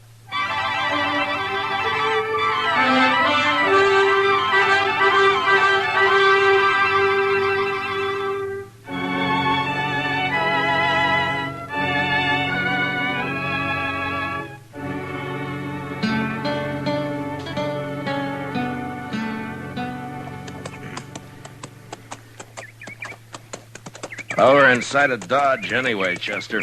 There's Ellen Henry's homestead. Wonder how she'd take to serving up a breakfast, Mr. Dillon. I'm plumb hungry. I'll settle for water and the horses. I don't imagine Ellen has any extra food. No, sir. It's gone pretty hard for her since Ethan died, hasn't it? That's the talk. Look at her place. 3 lean-tos and not a green thing growing. I don't know how she makes out. Well, maybe Luther helps more than the folks give him credit for. For a son, he's not much good to my way of thinking. I don't know when he turns a hand for his mother between stops at the Texas Trail and the Long Branch. Well, he's not much like his father was. Or Ellen either, for that matter. It's a mite early. Nobody's stirring. Oh. We better just water our horses and ride on, Chester. Yes, sir. Quiet-like, isn't it? Hey, where'd you come from, Mr. Dillon? From the house, I think. Luther? I don't know. You're trespassing. Get off my land. It's Marshal Dillon, Ellen. We just stopped to water our horses. I recognize you. The trespassing still goes, Marshal. You're awful quick to fire, Ellen. Ethan and me never took to folks arriving unannounced. I still don't take to it. Well, that's no cause to be firing on us that way, Miss Henry, especially since you recognized us. Quit whimpering. If I'd aimed to hit you, I'd have hit you. All right, Ellen. Get off my land and stay off. Just don't you get in any trouble with that rifle, Ellen. I expect you'll hear about it if I do, Marshal. Now get. I don't always aim high. Come on, Chester.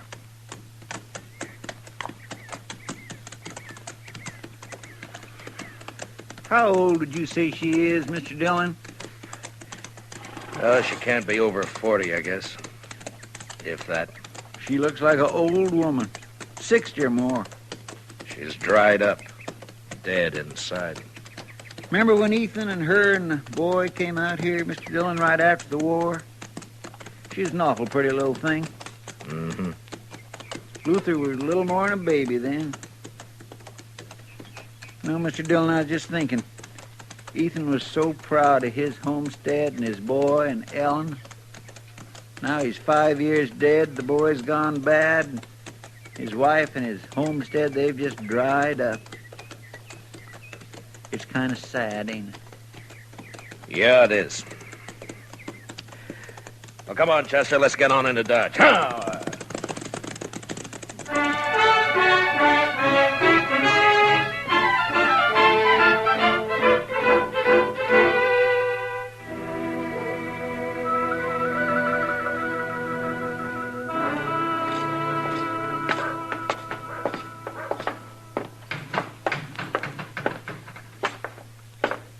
Morning, Marshal. Morning, Chester. Mitch. Oh, Mitch. Well, what'll it be? Set up a bottle of rye, will you? Yes, sir, Marshal Dillon.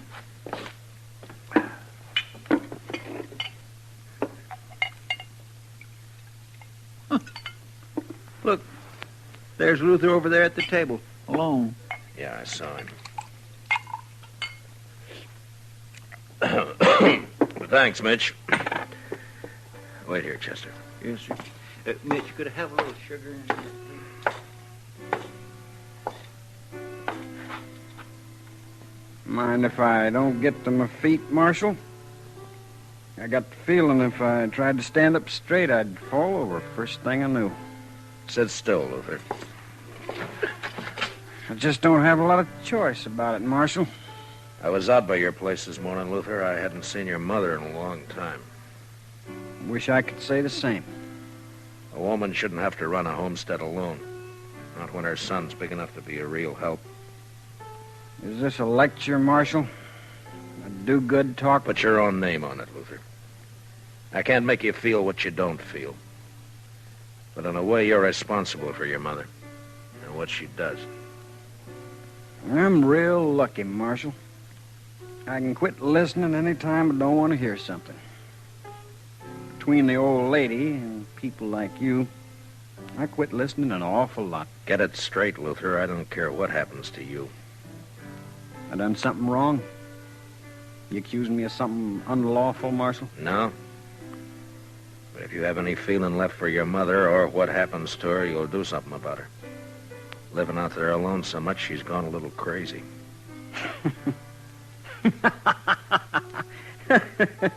She shot at you. Is that all's concerning you, Marshal? Half the time I do go home, she levels off at me. I got a ride in under fire. Or crawl in on my belly. She's crazy, like you said. I swear, she's crazy. Then you ought to bring her into town. Get a keeper for her. Maybe I would. If I cared what happened to her. I don't care. I don't care at all. Well, that's up to you, Luther. Now, that's just another one of them things I didn't hear you say, Marshal.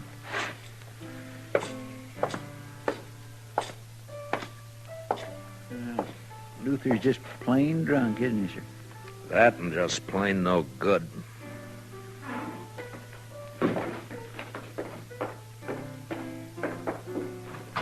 Well, whatever you said drove him right out of here, Mr. Dillon. Mm-hmm. Well, we haven't been in the office since early yesterday, Chester. All right, sir. Only what? Well, sir, Mitch has got a catalog in the back room, and he's not busy, and he says it's just full of things you can order straight from St. Louis. I thought well... You got extra money, have you, Chester? Oh, no, sir. Well, that is not really extra money, Mr. Dillon. It's just that... Well, Mitch swears you can get underwear from this catalog that don't rub your skin raw, and I'd like to take a look at it. All right, Chester, I'll wait. Yes, sir. Thank you. Oh, Marshal. Oh, hello, Cass. Now, what's on your mind? Talk I heard, Marshal. It's private, like maybe we'd go to your office. We can do our talking here.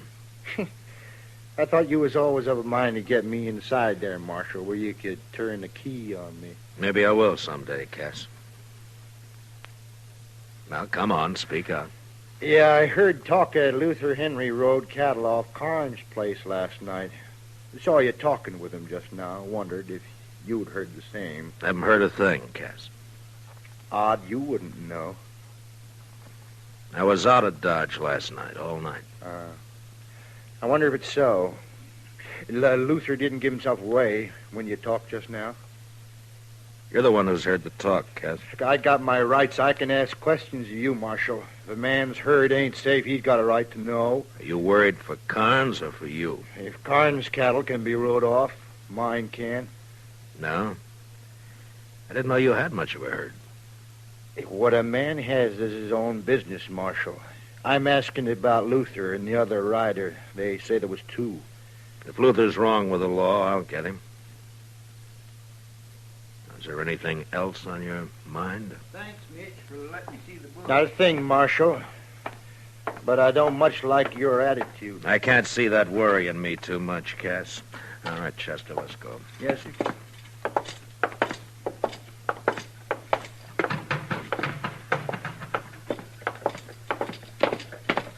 Mr. Dillon, I was watching him from the back there. He's a sniveling sort, that Cass. Mm-hmm. Come to think of it, though, I don't know a single bad thing he's done. Know any good he's done? No, sir. Can't say that I do, Mr. Dillon. How about you? Did you find out about your fancy underwear? Yes, sir. All right, now we can tend to business, huh? Come on.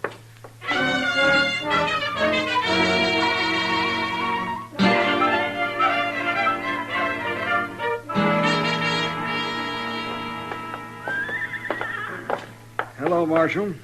I was waiting for you. Oh, good morning, Mr. Carnes. Howdy, Chester. Well, how do, Mr. Carnes? You got the key, Chester? Yes, sir.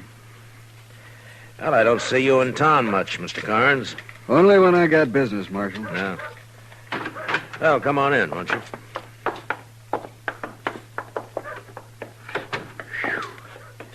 My, it's close in here. We've been away a day and a night, Mr. Carnes. Sure gets close that way. I'll just open up the back. Won't you have a chair, Mr. Carnes? I don't have a long piece to say, Marshal. It don't take long to say some of my cattle were stolen last night. Yeah, I heard. So soon? Yeah, Cass Stetter told me about it a few minutes ago. Well, I don't know how Cass come by the information, but it's true. This is the second time it's happened in the last few weeks. You don't keep much cattle, do you? Hardly any. I suppose 100 head's the most I ever had at one time. Mm-hmm. But last night I lost 5 or 6, about the same time before. Cass was of the mind that Luther Henry did it. I don't know, Marshal. One of my hands said Luther was out at my place the other day just looking around. I got no real reason to suspect him. Only thing I know is that whoever it was rides a horse that's shot all the way around.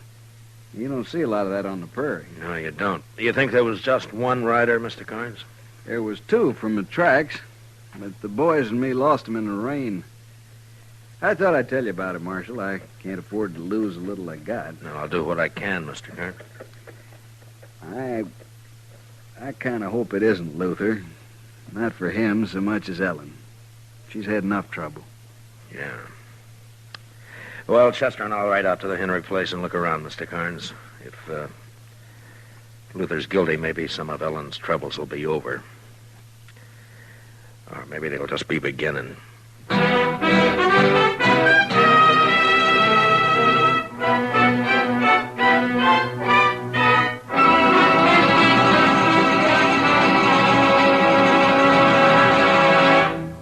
We will return for the second act of Gunsmoke in just a moment. But first, in the 17th annual poll of Noted Daily, CBS Radio won 12 first places. The top poll award, Champion of Champions, went to The Jack Benny Show. Best comedian was Eve Arden on Our Miss Brooks. Best comedian, Jack Benny. Best Master of Ceremonies, Bing Crosby. Bing also won the nod as Best Popular Male Vocalist. Doris Day was rated Best Feminine Pop Vocalist. And so it went, in all 12 first places. Now for the second act of Gunsmoke.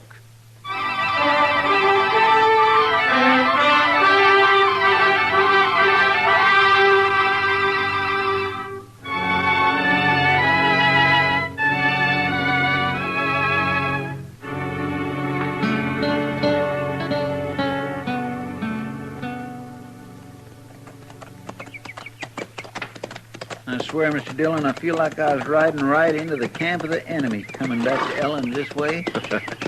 You think we should be flying a white flag as we ride up, Chester? No, I'd feel a little safer to tell the honest truth. She's got no reason to fire on us. But I'll agree, that's pretty small comfort. Oh.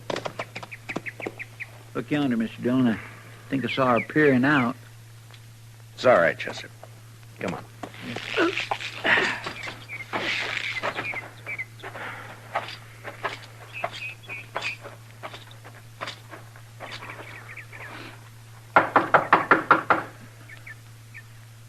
I don't see Luther's horse around. Maybe he isn't here. Well? Afternoon, Ellen. I want to talk a bit about Luther. I got work to do in the shed. I'm going there. You want to talk?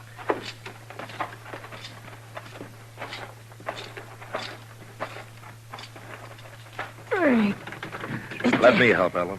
I'll get it.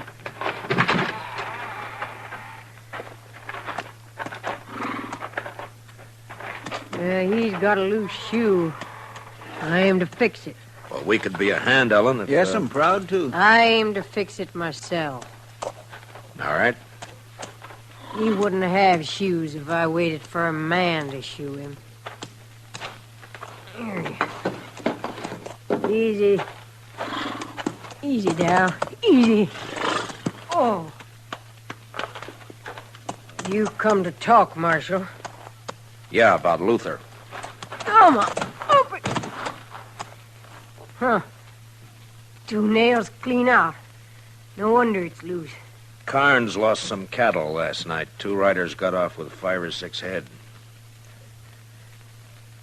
One of Carnes' hands thinks Luther was one of them. Is he around, Ellen? I told you before. He comes and goes, Luther does. Well, have you seen him since we were here this morning? Don't recall that I have, Marshal. I got other things to occupy my thought, like trying to get together enough money to go back to my people. What to do with those nails? Here they are, man. Oh. I'd admire to help you, Miss Henry. I'll do it. That's a fine horse, Ellen, a real fine horse. Shot all the way around. Come on, boy. That was Ethan's way. This your horse or Luther's? Mine. What? That was Luther, Mr. Dillon, and he took your horse. Yeah. Will I make a run after him, sir? Not when he's wild, Chester. I don't want you shot or him either. I just want to talk to him. Hell, he just comes and goes, huh, Ellen? Believe what you want, Marshal. I didn't know he was around. Like I said, I never know. Quit caring. Don't worry, Marshal. Luther will get his. He's had it coming to him for a long time. Well, I guess we ride back double, Chester. Yes, sir, we sure do.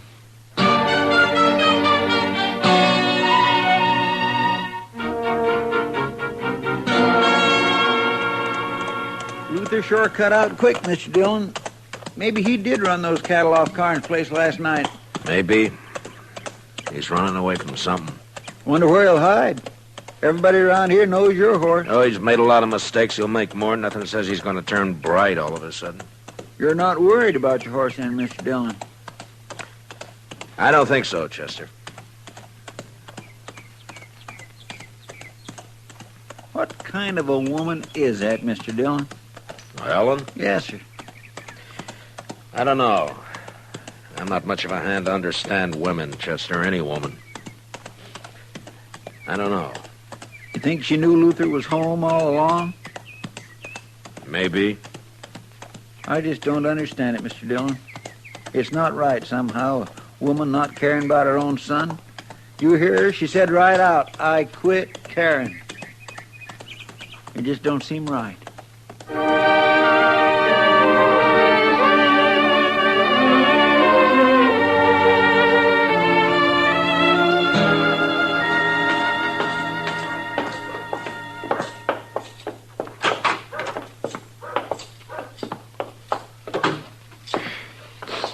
Still might close in here. I believe I'll leave them back windows up a spell, Mr. Dillon. I think I'll go up to Emil's blacksmith shop, Chester, and see if he has a horse to spare. All right, sir. There's some paperwork to catch up on if you get the time. Yes, sir. Of course, you'll want to write that place in Chicago about your underwear, the first thing. Yes, sir, Mr. Dillon. I'll be back, Chester. Well, I may not need that horse after all. How's that, Mr. Dillon? Ellen Henry's riding up the street, leading my horse. Well, bless my soul, it sure is. There's something thrown across her saddle. Mr. Dillon, it looks like... Wait here, Chester.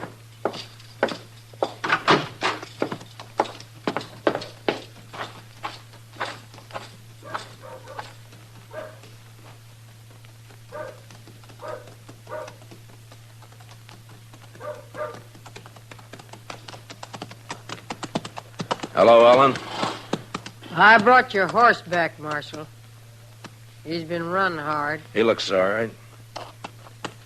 You found Luther, did you? He's dead. You found him dead? He had it coming a long time. Here, I'll lift him down.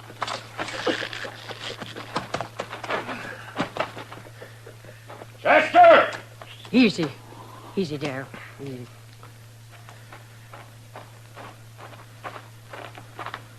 Yes, sir, Mr. Dillon?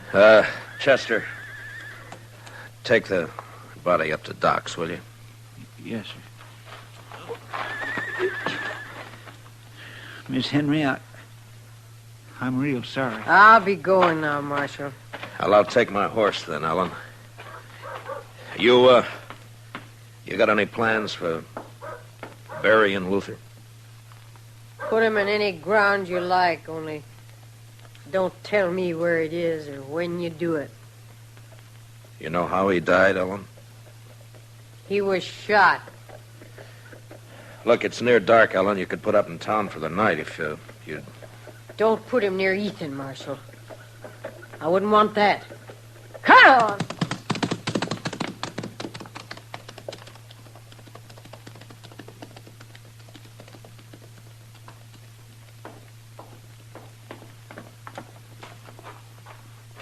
Doc's working on Luther now, Mr. Dillon.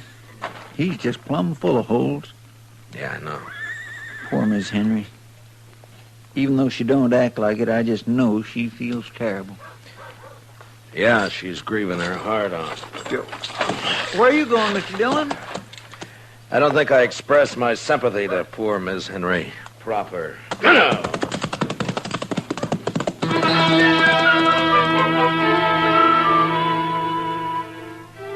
I followed Ellen Henry west toward her homestead. The sun was down now, but I could see her ahead riding hard. There were clouds to the south and the smell of rain on the easy wind that blew in little circles around me. Ellen bore west, and I lost her past a clump of cottonwoods near Carnes' place, so I rode harder. When I came even with the trees, there was just enough sun ray left to see her head south toward the dark clouds. She wasn't going home. It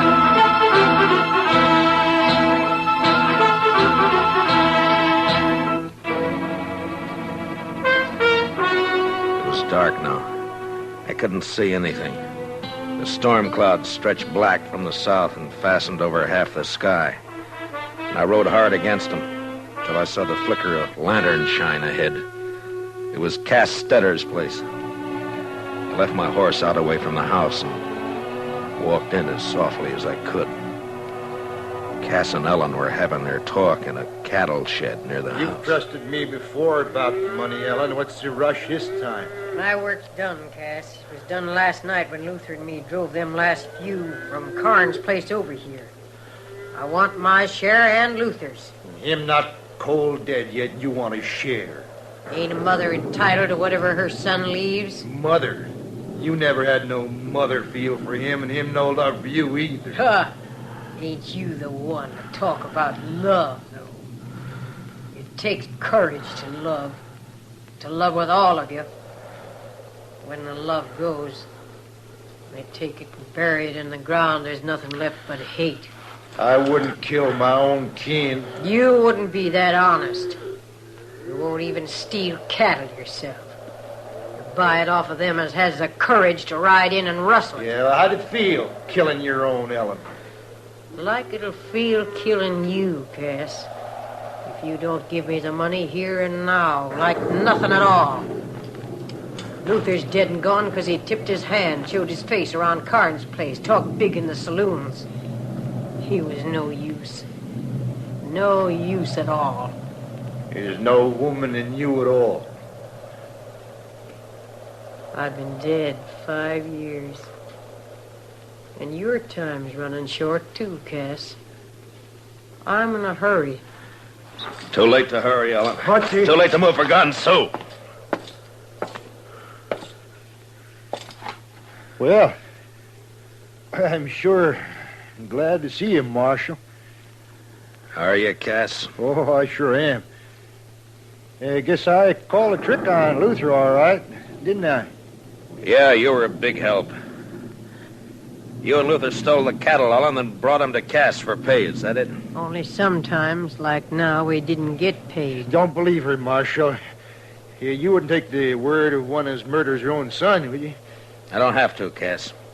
Carnes brand won't be hard to find on any cattle you got here. Cass was just slow to move 'em on, Marshal. If he'd have gone on toward Abilene with him last night like we planned... You're lying, Helen Henry. You're lying. Now get your horses. Both of you. Why are you taking me, Marshal? Well, there's some kind of a law, Cass, about buying and transporting stolen cattle. Yeah, Marshal knows his law, Cass. You know what she did to Luther, don't you, Marshal? Yeah, I know. Now, come on. You'd like it better, wouldn't you, Marshal? If one of us made a move, so you could use your gun. I said come on, Ellen. I think I'd like it better if you used your gun, Marshal. I ain't going to get back east now anyway. You'd be taking a coward's way out, Ellen, if you made me kill you.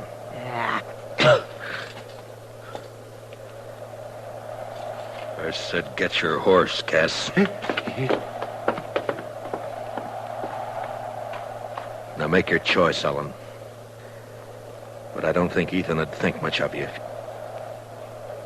All right, Marshal. I'll go. But mind what I said. Don't put Luther near Ethan. They wasn't the same kind.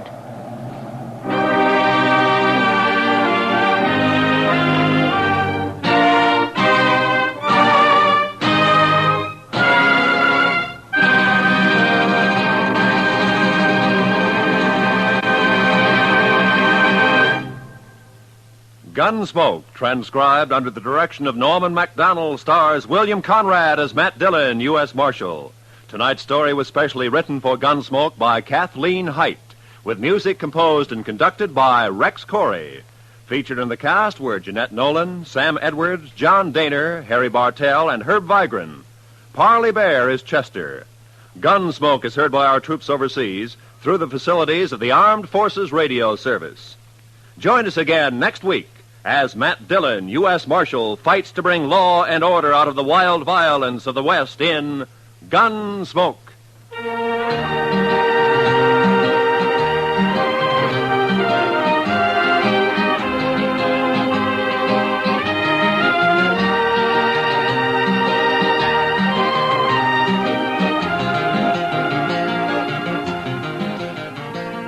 This coming Monday evening, hear Richard Widmark as one of the desperate Spencer brothers riding against time and death in a suspense drama well calculated to keep your interest high.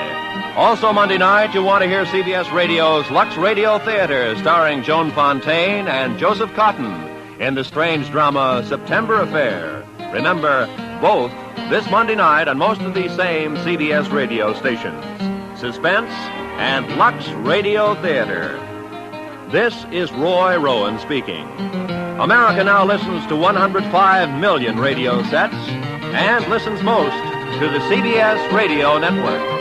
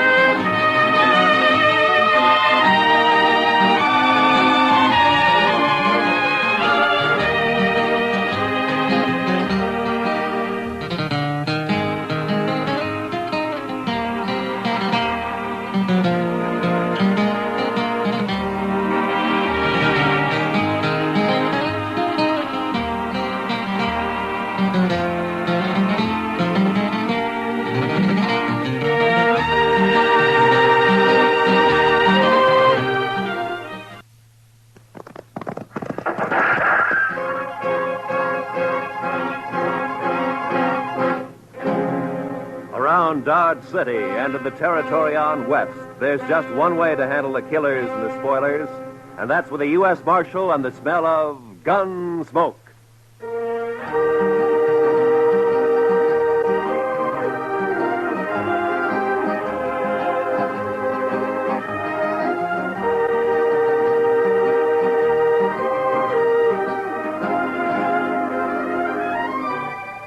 Gunsmoke, starring William Conrad.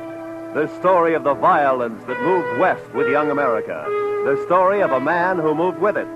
Matt Dillon, United States Marshal.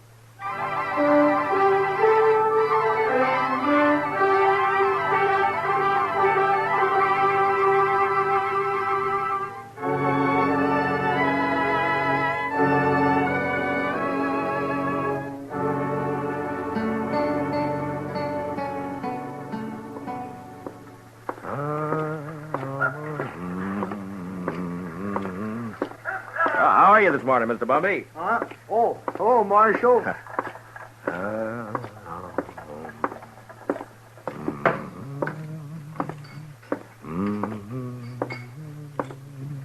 Morning, Mr. Dillon. Morning, Sam. Is Kitty around? Oh, don't know she's up yet, but if she is, she ought to be down soon. I'll wait. Nippy this morning. Feels good. It's a nice time of year, huh? I don't know. I kind of like spring myself. Sam, you better wash that glass over. Oh, yeah. Thanks. Can I get you something? Beer, maybe? Got any coffee? Sure. Just made a pot. Oh, that'll be fine.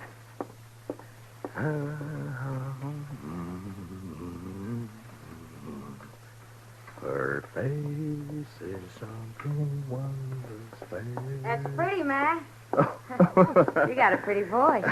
Oh, it's good enough for calling hogs, I guess. Yeah. You just got up? A while ago. Why? Oh, it just strikes me I haven't seen you close to early like this. Uh-huh. No, you look fine. I mean that you... You better quit by your head. Yeah, I guess it's... Where's Sam? Oh, he's bringing in coffee. Oh, Sam, cup for me, please. Sure, Miss Kitty. What's the occasion, Matt? Kitty? There's a party tomorrow night, a dance. It's a benefit for the new school down at the hall, you know? And, every fellow's to bring a girl. You know? It happens at dances. Go on. Well, what I'm trying to... Will you go? With me? I'd kind of like to, Matt, but no thanks. Oh. Well, I gotta work here. You know that. Besides... Well, you ought to be able to get off. Well, even if I could, ladies might not take kindly to it, Matt. I'm not rightly polite society. What do you care about what... Well, thanks anyway, Matt. That smells wonderful. Sammy, I think I'll marry you. Me? Shucks. Me? Oh, shucks. Listen, Kitty, about the dance, I've already bought the You're tickets. sweet, Matt, and I thank you kindly for thinking of me, but you better ask someone else. Well, it isn't... Sam, will you go and polish up your glasses, please? Oh, sure, Mr. Dillon. Sure. Now, look, Kitty, I'm asking you to go with me. It's important to me that you go. Are you making love to me, Matt? At this hour in the morning? No, I mean it. I want you to go to the dance. You want to be embarrassed. You want everyone to stare at us. You know what they'll say? My, the marshal really should have better sense than to bring that woman here. It ain't decent. It ain't proper. Oh, Kitty. Well, it's true. I'm a hostess at the Texas Trail, a saloon. You know what they think about me. Well, will you go, Kitty? No. I'll call by for you at 7, huh? I'll drink a bottle of whiskey and clout some old biddy on the head. Then you'll be sorry. Oh, Kitty. I haven't got anything to wear, Matt. I can't wear my working clothes. You look just fine like you are, Kitty. Just fine, just like you are. Marshal. Yeah. I shouldn't, but I guess I'll go to the dance with you. I'll be ready at 7.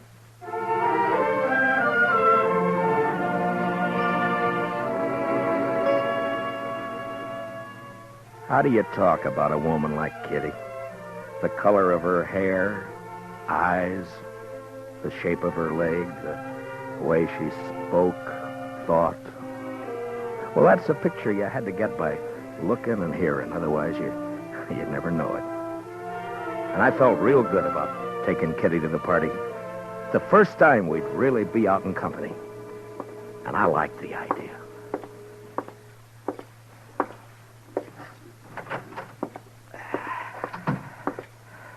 Oh, morning, Mr. Dillon. Good morning, Chester. Nice day. What is that?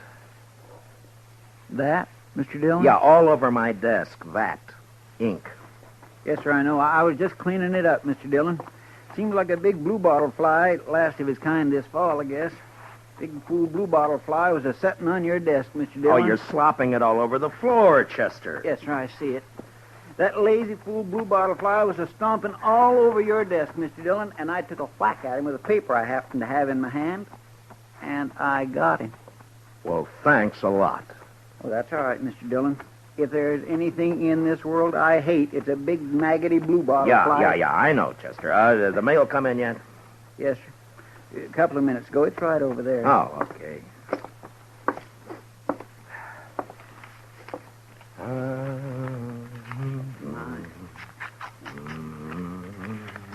There. I think that should do it, Mr. Dillon. All right, Chester.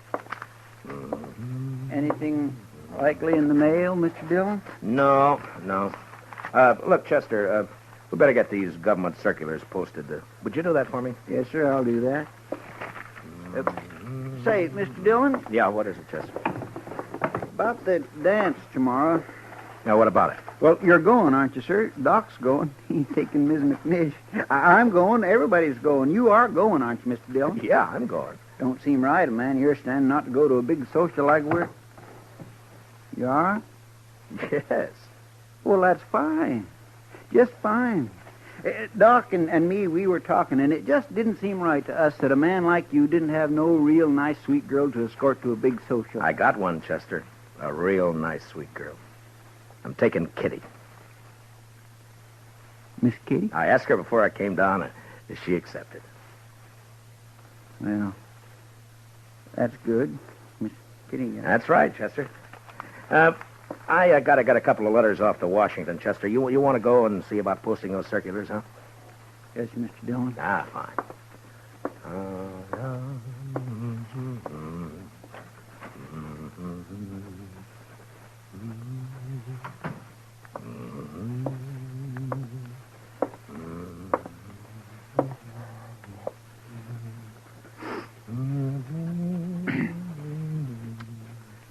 Mr. Dillon?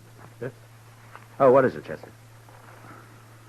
Well, Mr. Dillon, it ain't none of my business, and I did not have no right to say it.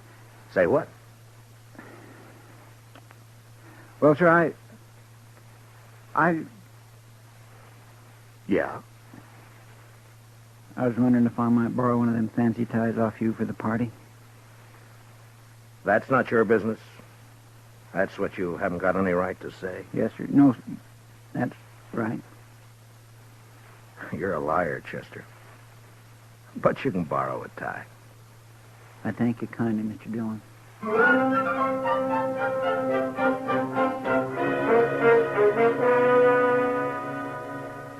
You work for a long time with a man, and you share a lot of life and a lot of death. And after a while, you know him even better than yourself. Well, that's the way it is with Chester and with me. Now, he had something on his mind, and I figured after a while he'd get it off. Well, the morning went, and it was almost noon when Chester came back. Gonna go have some dinner, Mr. Dillon? Yeah, I think I will. How about you? Hungry as a raggle-bone possum. Did you get the posters up? Yes, sir. Well, okay, let's go. Mr. Dillon? Yeah? I guess there's something you ought to know, sir. There's talk. Yeah. All right, Chester, come on, get it out. It's all over town about you taking Miss Kitty to the dance tomorrow night. What do you mean, all over town? I only asked her this morning. Yes, sir, I know. Best I can figure, Sam over at the Texas Trail must have heard you and let it slip. There's been a mighty fierce mess of gum clobbering up and down. All over. All right. Thanks for telling me, Chester. It ain't none of my business. Yeah, I know. You said that before. Yes, sir. I surely did. Well, let's go get something to eat.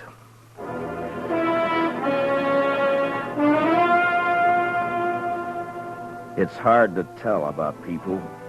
Maybe it's hard to tell about yourself because you come under that same heading, people. And when they're mean and small, there's not an animal to touch them. Chester and I walked down the street, and it didn't take long to hear and see what was going on. Some of the drifters leaning against the wall on the corner came right out with it. Morning, Marshal. I understand there's a gal in town's got herself a new beau.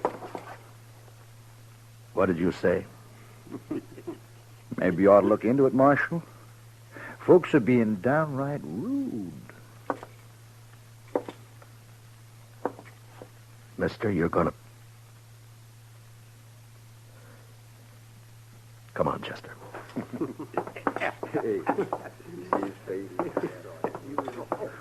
Ought to haul them in. Every one. Yeah? What are you going to charge them with? Pestilence, Mr. Dillon. Just plain pestilence.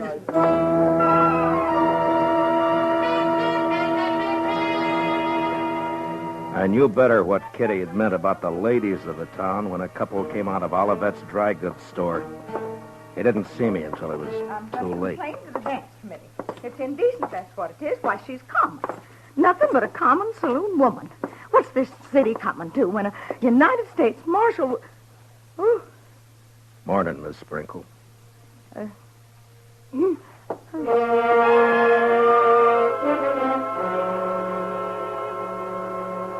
When a man's born, they say he's blessed or cursed with a lot of things already in him. Take pride, for instance. Sometimes pride can be a curse. Well, maybe I had more in my share. And maybe it would have been a sight kinder if I'd not taken Kitty to the dance. But I did.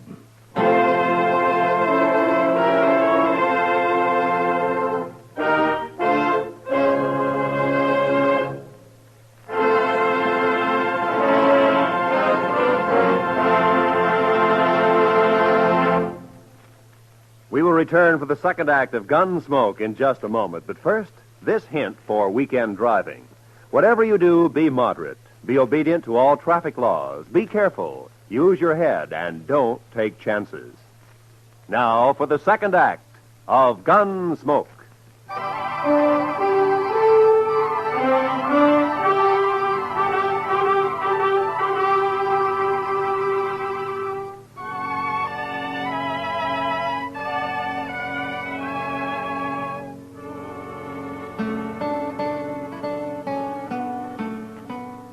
I picked up Kitty at the Texas Trail at 7 the next evening. She was waiting by the side door, and when I saw her, she kind of moved back in the shadows, almost as though she was ashamed for me to see her. Hi. Hello, Matt. Are you all set? Well, I guess so. Matt, are you sure Hey, Kitty, you look fine. You look just fine.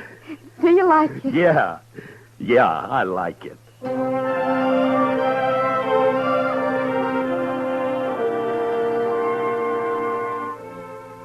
We walked along the street down to the hall, and I kept looking at her like I say, you know, you had to know this, Kitty, to understand what I mean, and even then you get a surprise.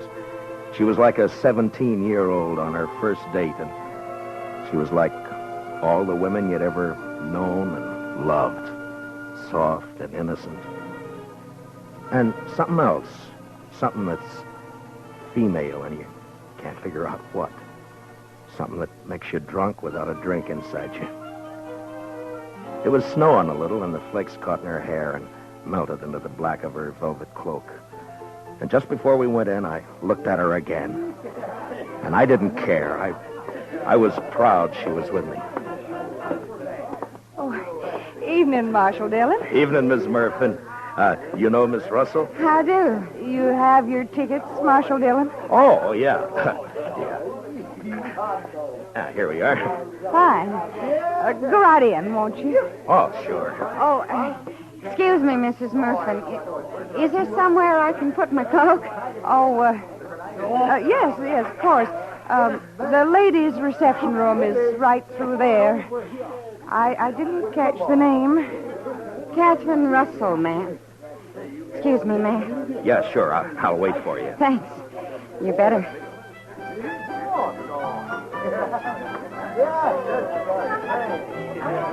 I could see them through the big open doors in the hall. They were all there.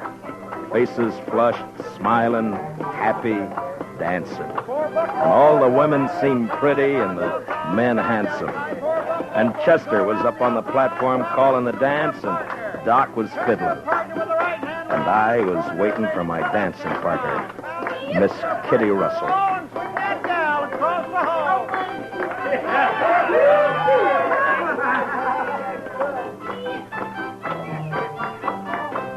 Now run away home and clean your own and leave my buffalo gal alone.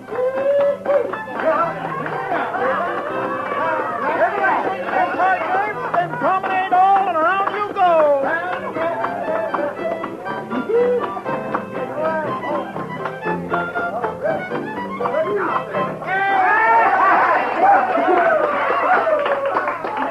Hi. What took you so long? I'm sorry, Matt. I had a skirmish with one of the genteel females in there. Oh, I'm sorry. What says she? You know, I get the idea I'm not welcome around here. Let's go in and get some punch, huh? Sure. How are you, John? Oh, that's a nice dress, Kitty. I haven't worn it since a few years back in New Orleans. Hey, Marshal. Oh, Miss Kitty. It's Doc. Well, hiya. Oh, fine, Doc. Hello, Doc. I say, we got a bottle of whiskey outside. You care to join us? Oh, this punch. Not right now, thank you, Doc. Oh, well, sure. Say, Miss Kitty, I saw you come in. Best-looking woman in here. Oh, there's lots of scratching going on. Thank you, Doc. If you see Mrs. McNish, don't tell her where I am, will you? Man gets kind of dry fiddling. Oh, well, so long. So long, Doc. Punch, Marshal Dillon? Kitty? I guess so. Mr. Sprinkle, have you met Miss Catherine Russell? No, I'm afraid I haven't. You got a short memory, Mr. Sprinkle. Huh? I could have swore it was you in the Texas Trail a couple of weeks back. Drunker than a hoot owl. Don't you remember I had to slap your face? I think... Edward? Edward? Yes, dear. You let somebody else take care of the punch. I want you to come with me. Well, I promised. I'm on the committee. Evening, Miss Sprinkle. I have no wish to speak to you, Marshal Dillon, or this woman you've brought with you. I will not have my husband serving such people. Aren't you being a trifle bad-mannered, Miss Sprinkle? How dare you say that? Well, aren't you? I suggest that you leave, Marshal. Emmy. You're not wanted here. Not with that woman you've seen fit to bring. Come on, Matt. I want to go. No. This is a public dance, Miss Sprinkle. Right now, you're trying to make it private. If you can't behave like a lady, I'll thank you to leave this lady's presence. What? Now, see here, Marshal. You can't talk like that to my wife. Hey, Kitty. What do you say, Kitty? Matt, please. I want to go. We're not going anywhere. We're staying. How about some music? All right now, folks. It'll be a waltz this time.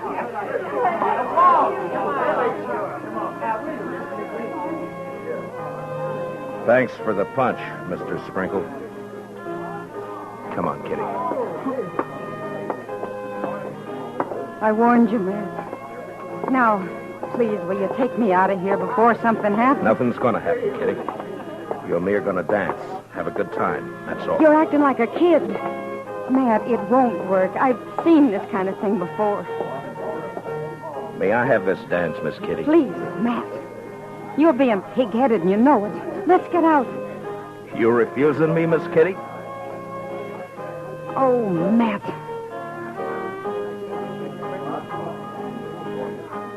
We danced. But it wasn't what I hoped it'd be. Kitty closed her eyes. I guess she was trying to blot it out, but I could see the other couples looking, whispering, and one by one dropping away over into a small group that got larger. And there were only about 6 of us left when the waltz ended. And that's when the stranger and a couple of his pals walked out onto the floor. They were drifters, probably been in town for a week. And they were having their fun before they moved on.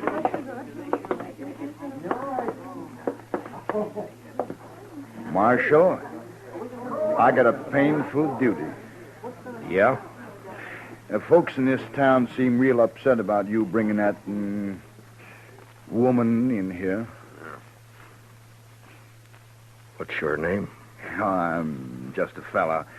I kind of made myself and my friends here a committee of 3, seeing as how everything's done by committees here, and we figured it would be best if you take your friend home. Mister, I'm the marshal in Matt, Dodge City, and I'm leaving. You're staying here, Kitty. She's smarter than you, Marshal. Everything all right? Everything's Dillon? fine, Chester. This ain't a matter of law, you know, Marshal. It's decency and what's right. Yeah, and Marshal, this ain't right. Mister, I'm taking this badge off. Chester, you stay here with Kitty. Matt, don't you do it. Now come Matt. on outside. You.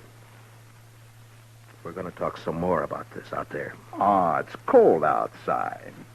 Now, you be a good fella and get out of where you ain't wanted. You know I won't hit you in here, don't you? Were you thinking of doing that, Marshal? Now, that ain't lawful. I ain't done nothing. Kitty. Kitty, wait. Now there's a gal with sense. All right, mister. No, I'm telling you.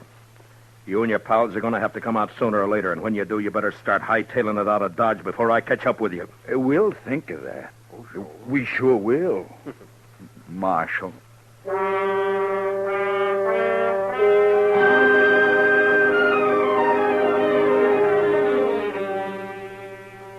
Just 3 no-good drifters, hating the law, finding pleasure in trouble.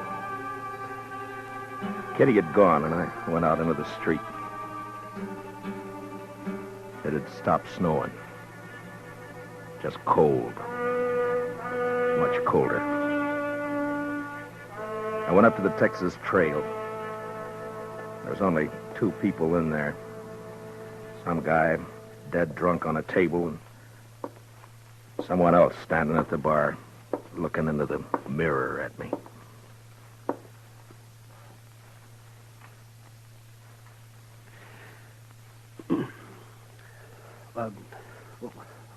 What do you have, Mr. Dillon? Nothing, sir. Yeah.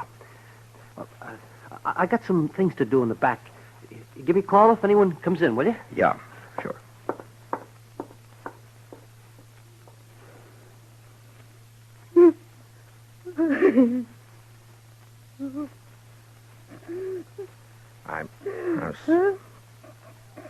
I'm sorry, Kitty. Shut up. I'm sorry. Matt. Matt. Oh, Kitty. Oh, it's all right. Sure, it's all right. I'm so mad.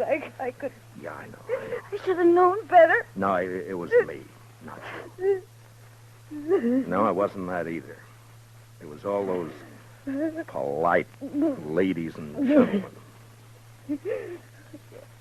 Give me a kerchief, will you? Yeah. Here. Been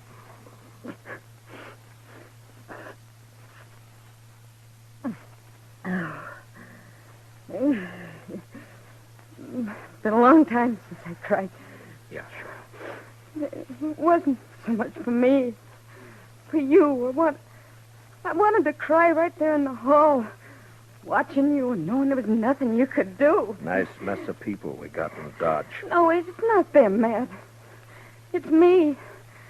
I've run into this before.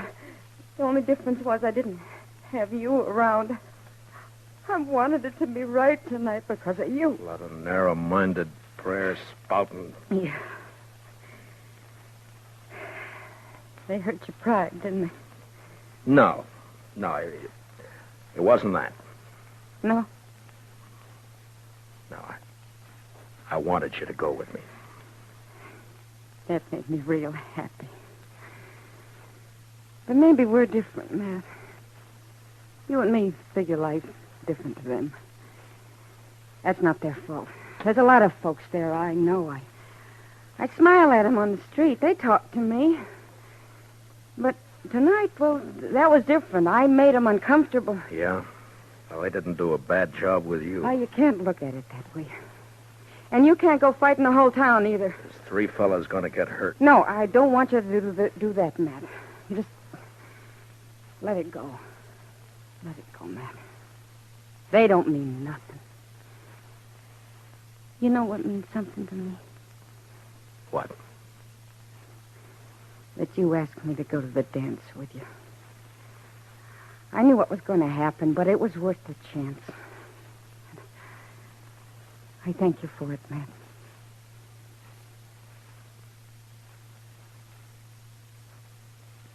You're a funny one. Am I? But you sure showed them up, those women. The way you look. Well, I'm glad. You know, you look pretty fine yourself. Sam? Yeah? You got any champagne, Sam? What?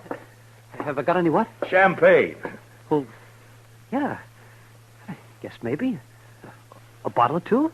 Yeah, maybe. Sure. Well, break it out. All right.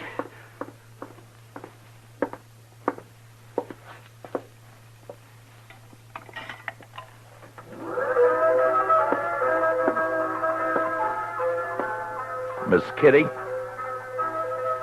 I think the next dance is mine. Oh, Matt.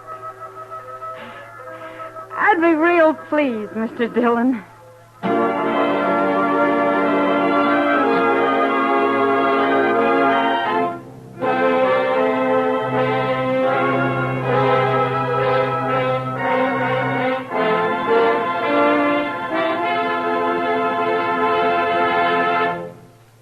Gunsmoke, under the direction of Norman MacDonald, stars William Conrad as Matt Dillon, U.S. Marshal. Tonight's story was specially written for Gunsmoke by Anthony Ellis, with music composed and conducted by Rex Corey.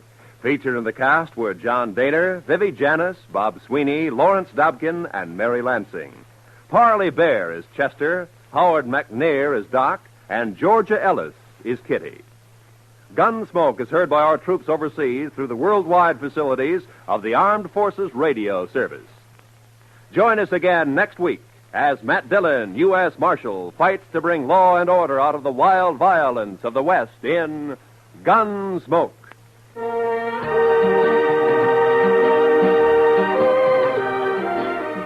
Don't miss Robert Trout and his timely roundup of world news tomorrow on most of these same CBS radio stations. Roy Rowan speaking. And remember, Amos and Andy are here every Sunday on the CBS Radio Network.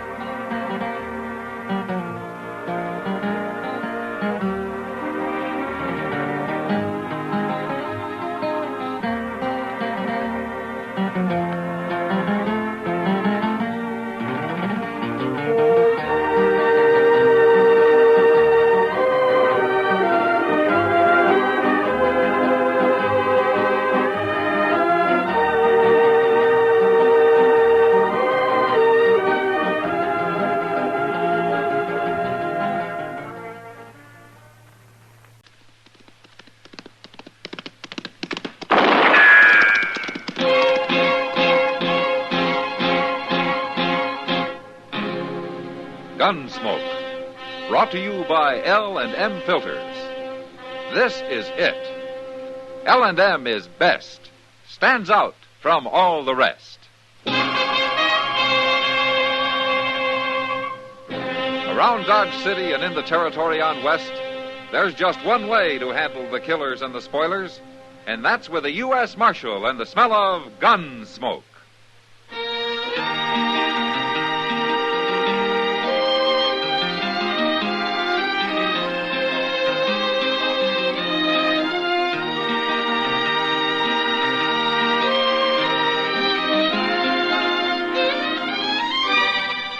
Gunsmoke, starring William Conrad. The transcribed story of the violence that moved west with young America. And the story of a man who moved with it. I'm that man. Matt Dillon, United States Marshal. The first man they look for and the last they want to meet. It's a chancy job, and it makes a man watchful. And a little lonely.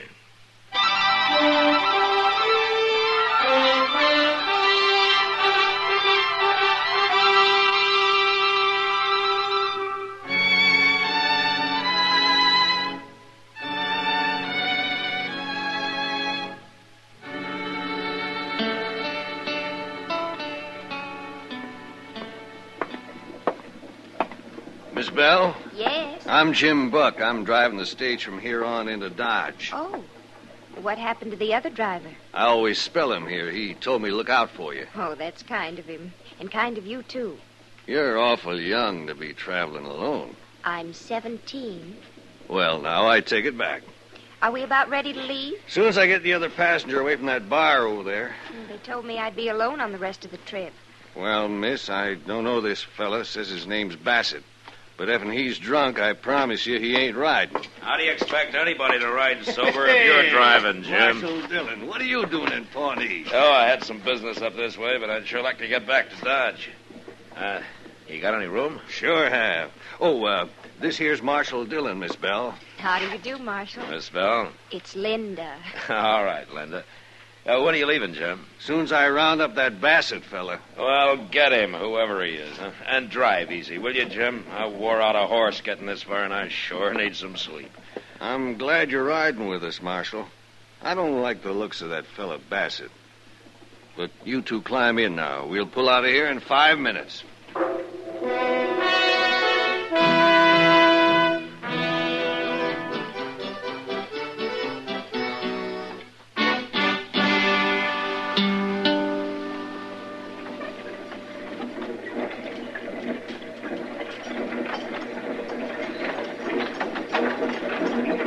Nice day.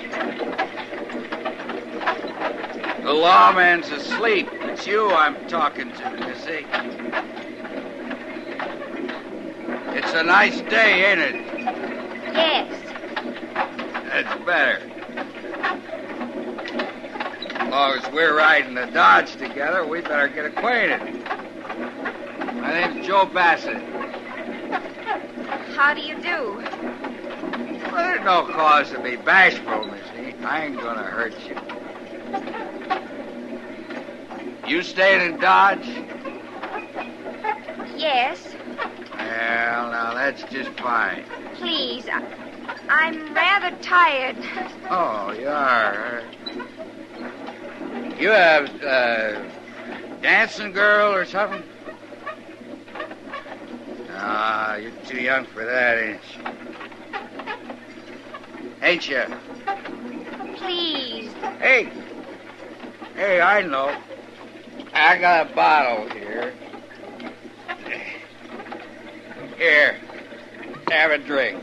No, Say, mister. What do you want? You're making it awful hard for me to sleep. Oh, I am, huh? And I'm pretty tired. Well, that's too bad. Now, it's going to be a long ride, so why don't you just sit there and look out the window, huh? Because I'd rather look at this pretty little girl here. Now, come on, honey, have a drink. No, I can't. Hey, Jim! Jim, pull up, will you? What for? You heard me. Pull up. Okay, Marshal. What do you think you're doing? What's your trouble, Marshal? There's no trouble. Your friend Bassett here wants to ride up on the box with you. What? He wants somebody to talk to, Jim. Are you crazy? He's waiting for you, Bassett.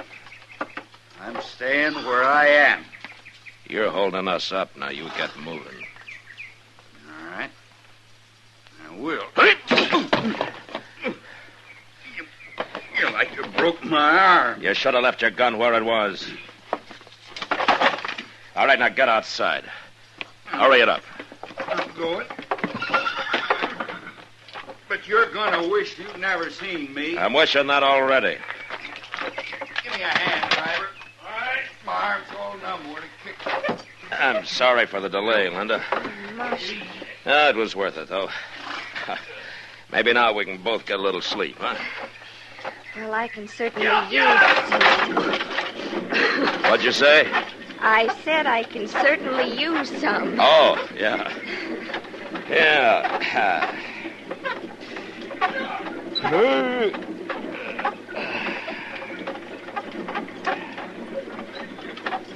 You know, I feel as though I hadn't slept since I left St. Louis.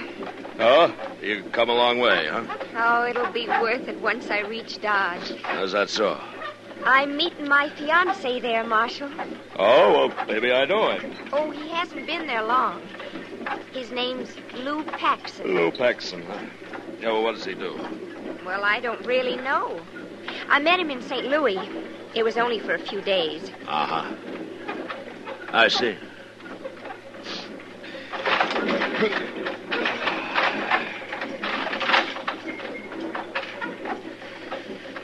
Marshal, What? if you promise to keep it a secret, I'll tell you something. Okay, I promise. I ran away from home. My parents think I'm too young to get married. Oh? Well, how old are you, Linda? 17. Do you think that's too young? Well, I don't know, Linda. I guess that depends on what you're like and what this fella Paxton's like. Oh, he's a wonderful man. He's so strong and so handsome. Uh-huh. You'll see when you meet him. Yeah, I'm sure it will.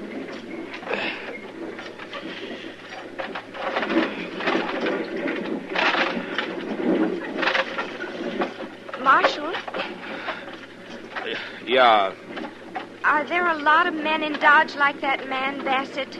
Oh, why do you ask, Linda? Well, he frightens me. He's not going to forget what you did to him just now. Oh, well, you let me worry about Bassett, huh?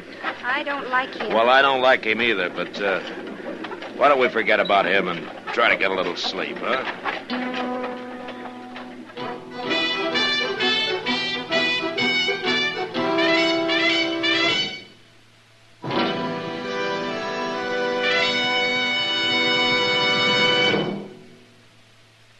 This is it, L&M Filters. It stands out from all the rest.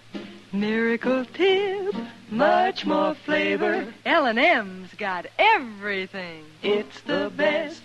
Yes, L&M's got everything. Superior filtration, superior taste. Superior filtration because of L&M's superior filter. White. All white.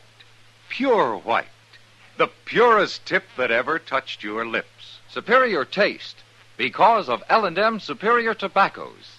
Tasty, full of flavor, and light, and mild. No doubt about it. L&M is America's best filter tip cigarette.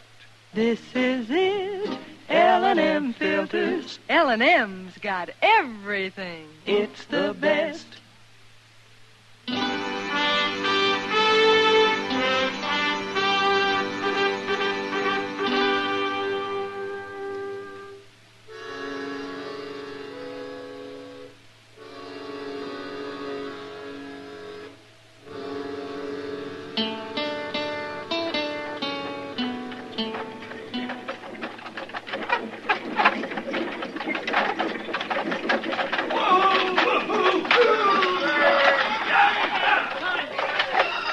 Well, here we are, Linda. I don't see Lou. Oh, we'll find him, all right. You want me to give you a hand? Yes, thank you. Okay. There we go. Welcome home, Mr. Dillon. Oh, hello, Chester. Oh, Linda, this is Chester Proudfoot. How do you do, Chester? How do you do, Miss? It's Linda Bell, Chester, but she likes it simple. Oh, you look good. There he is, Marshal. There he is. Huh? Lou? Lou! Hey, how come she knows him? Why do you? Yes, sir, Lou. Oh, Linda. Oh, Lou, I made it, and I never thought I would. Oh, I knew you would. No, it might have been bad, too, except for Marshal Dillon here. Well, you're Marshal Dillon. Yeah, that's right. Lou, it was that man right over there. He was What? trying to make me drink with him and everything. Which man? He's coming this way. Him. Marshal? Where? His name's Bassett, Lou. He was annoying me. Don't you worry about him, Linda. Ah, so this is who the little girl was coming to see. She's my fiancée. I'll be darned. I mean, she didn't say she was coming here to get married. Well, it's true. Sure. What do you want, Bassett? You got my gun in your belt. You aim to steal it? You aim to sell it? What do you mean by that? You look like a gunman to me. Where you from? Wichita. Now, what are you going to do about that? Here, catch it. You didn't have to throw it at me. And I wanted to see how you handled it. You move pretty fast when you're sober. What are you prodding me for, Marshal? You aim to stay here long? No. Not long. Good. And while you are here, I'm going to be watching you. That won't bother me.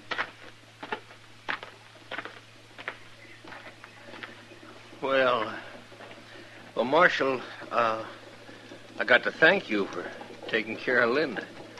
Yeah, sure. Now, I don't know who that Bassett fella is, but he shouldn't have been bothering her. No, that's right. Well, come on, Linda, we'll get your stuff. They got a room for you over to the Dodge house. All right, Lou. Marshal, I hope I'll see you again. You too, Chester. Yes, thanks, Linda. We'll see you. So long, Linda. Bye. Come on, Linda. My, that Paxton acts kind of funny, don't he? He's trying to hide something, Chester. He is. He and Bassett didn't handle that very well. What do you mean? They know each other. You think so? And it was pretty clear. But they don't want anybody to know it. Well, why? What do you know about Lou Paxton, Chester? Nothing. I just seen him around. Uh-huh. Any idea what his game is? No, sir. I don't. None at all. Well, maybe we'll find out now. I expect he's just been waiting for Bassett to get here.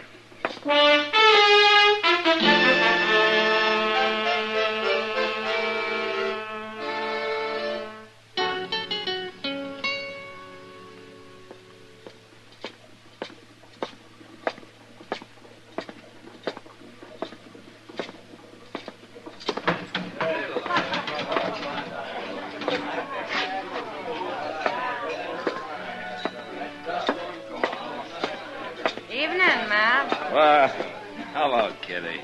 I heard you got back this morning. Yeah? Sit down. Oh, thank you. You know, you've been gone most 2 weeks. You know something? It seems a lot longer than that to me. I also heard what happened on the stage. Oh? You did? Yeah. Linda told me. Linda? Now, how come you know her? She's sitting right over there. What? Well, it kind of surprised me, too. The Paxton brought her in this afternoon and made Sam give her a job. Sam didn't like the idea much. She's only 17, Matt. Yeah, I know, Kitty. What's this Paxton up to, anyway? Well, I don't know, and I don't care. But you got to get that girl out of here. This is a terrible place for her. That's not my affair, Kitty.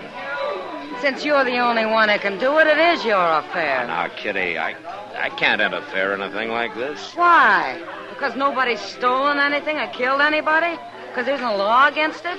Is that why? No, that isn't why, but... But nothing. You know what can happen to that little girl? Look at her, Matt. She's scared half to death right now. You wait till midnight. Wait till it starts to get really rough in here. You know what some of these horn-handed, drunken wild men are likely to do?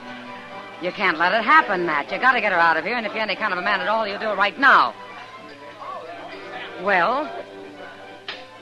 Well, Kitty, All right, ask her to come over here, huh? Sometimes I get a feeling that maybe you're not all bad, Matt Dillon. Yeah, I'll bring it back.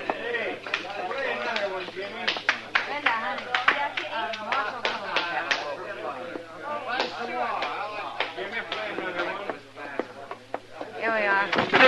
Ah, hello, Linda. Kitty said you wanted to see me, Marshal. Yeah, that's right. Sit down, won't you? All right. You don't have to be scared of the marshal, Linda. Oh, I'm not really. But, well, tonight I feel scared of everybody. Then why do you stay here, Linda? Lou says I've got to. Why? He says it's to keep me out of the way. Oh? Out of the way of what? I don't know. But if I'm here, he knows where I am, and he can always come to find me. But I don't like it here, Marshal. I'm not used to men like these. Linda, I want you to go back to your room, and I want you to stay there. Oh, I can't, Marshal. Lou'd get angry. You don't have to tell him about it. But he'll find out. He'll find out all right, Linda. As soon as I explain things to Sam here, he'll find out from me.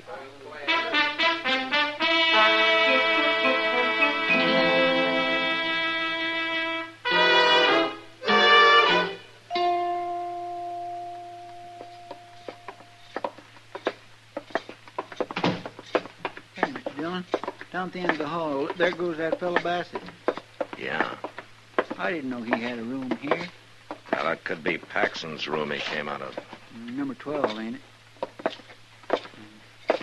By golly, you're right, it is.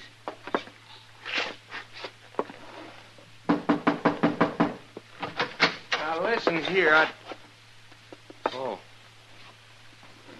Thought it was someone else. Bassett's gone, Paxson. What do you want, Marshal? I want to talk to you. What about? Why did you pretend you didn't know Bassett at the stage this morning? I don't know him. Well, he just walked out of your room. I mean, I didn't know him. I didn't know him this morning. You're lying. Now, Bassett's a gunman, Paxson. What's your business with him? I got no business with him, Marshal. We were talking, is all. Uh-huh. About how much are you going to pay him? I got nothing to do with him, I tell you. All right. Now, I don't know who you're after, but this time I'm going to stop the trouble before it starts. Chester, when's the next stage leave? Not till day after tomorrow, Mr. Dillon. But there's a Santa Fe out in the morning. I'll be there to see that you're on it, Paxson. I can't leave, Marshal, you've got no right to make me... You're leaving, and you're leaving alone. What? A man who'll put an innocent 17-year-old girl to work in the Long Branch isn't going to keep her if I can stop it. I got her out of there, Paxson, and I told Sam she's not to come back. Well, I got good reason for her being there. Oh, and what are they? Well, it's none of your business. Marshal, you're interfering in something you got no right. As far as Linda's concerned, maybe I am, but I'm doing it anyway. That you and Bassett are different. And I'm going to run him out of town tomorrow, too. You're making a mistake, Dillon. If I am, you can stop it. What's that mean? Start talking. No. Okay. Come on, Chester.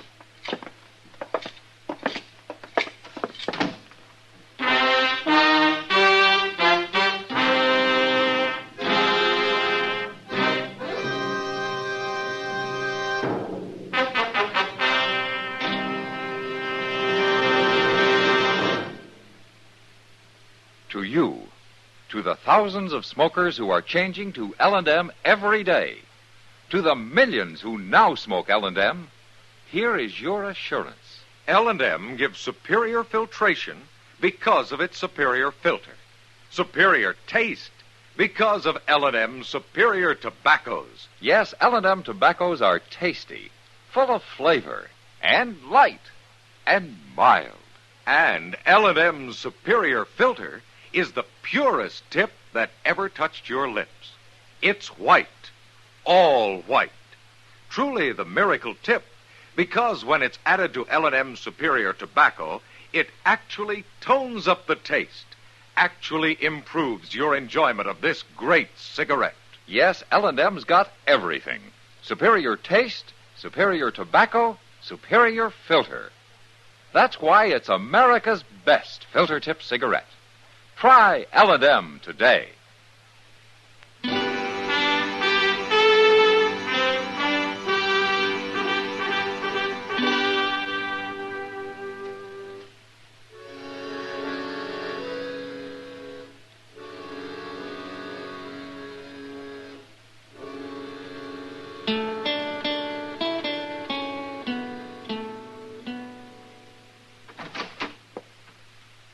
Still up, man? Ah, come in, Doc. Come on in.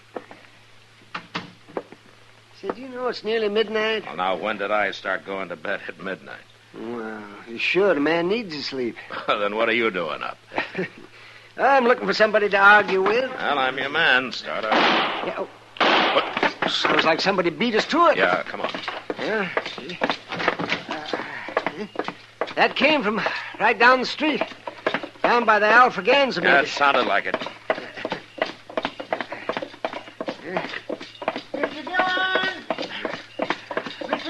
Over here, Chester.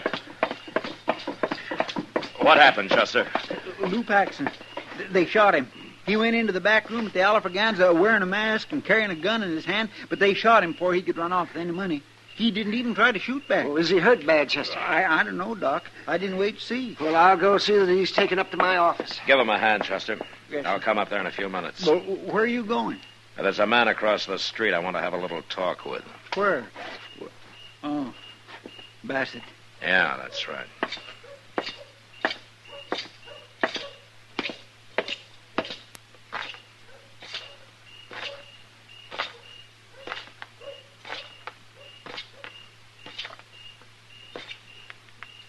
Evening, Marshal. What are you doing here, Bassett? Watching. Watching for what? Not for anything. Just watching. You working with Lou Paxson? Why? He just got shot. Dead? Why don't you go find out? Ain't nothing to me, Marshal. You know, Bassett, I was going to run you out of town tomorrow, but now I think I'll keep you around till I find out what this is all about. I ain't done a thing. And you're not going to, because I'm going to lock you up right now. I never been in jail in my life, Marshal. A lot of men haven't, even men like you. But you're going now. No. No, I ain't. You leave your gun alone. Then get out of here and leave me alone. There's been one shooting already. That's enough. Now, I'll take your gun, Bassett. Not likely.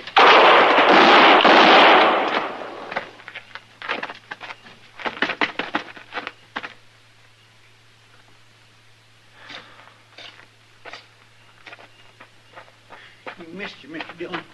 Thank goodness he missed you. He was in too much of a hurry, Chester. Is he dead? He died standing. I knew there'd be trouble. I just had to wait and see what happened. Go get Linda and bring her up to Doc's, will you? Yes, sir.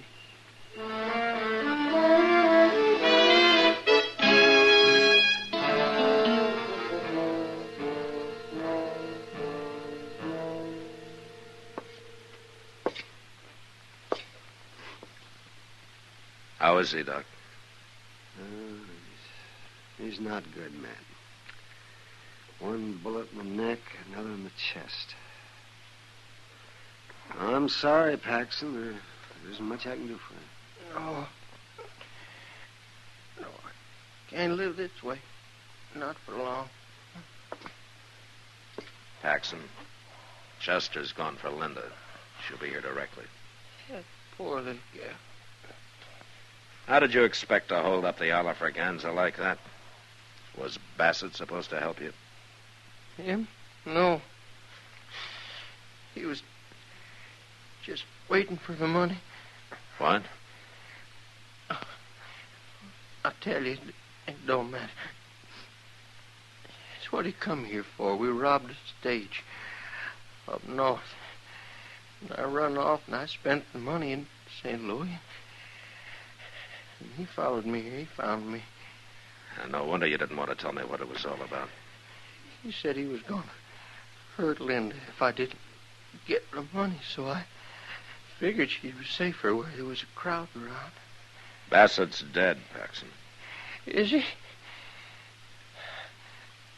So am I. Just a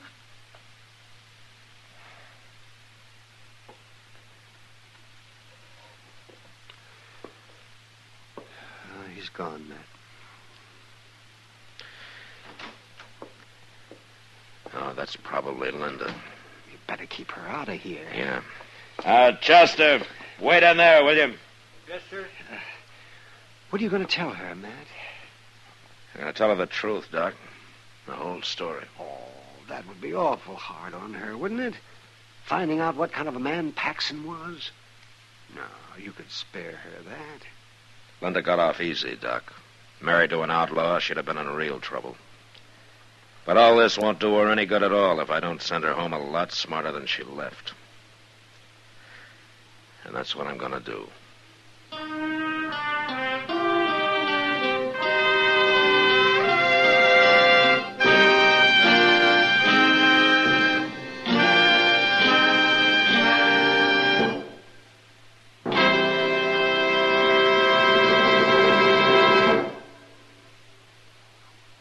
And now our star, William Conrad. Thank you, George.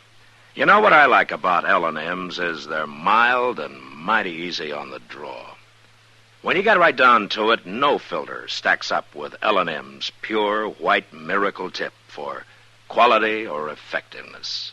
Darn good smoke. See for yourself. L&M stands out from all the rest.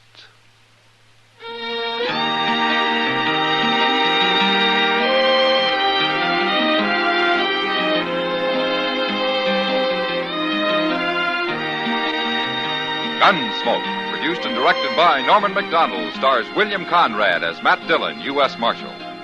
Our story was specially written for Gunsmoke by John Meston, with music composed and conducted by Rex Corey. Sound patterns by Tom Hanley and Bill James. Featured in the cast were Eleanor Tannen, Vic Perrin, Lawrence Dobkin, and Paul Dubois.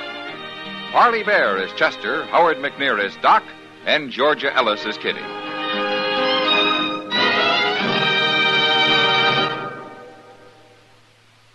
Put a smile in your smoking.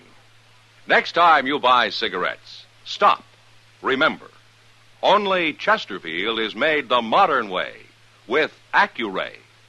This amazing quality detective electronically checks and controls the making of your Chesterfield, giving a uniformity and smoking quality never possible before. For the first time, you get a perfect smoke column from end to end. From the first puff to the last puff, Chesterfield smokes smoother. Chesterfield smokes cooler. Chesterfield is best for you. Next time you buy cigarettes, stop. Remember, Chesterfield is made the modern way with Accuray. Put a smile in your smoking, just give 'em a try. Light up a Chesterfield, they satisfy. Remember, listen again next week for another transcribed story of the Western frontier. It's America growing west in the 1870s. It's Gunsmoke, brought to you by L&M Filters.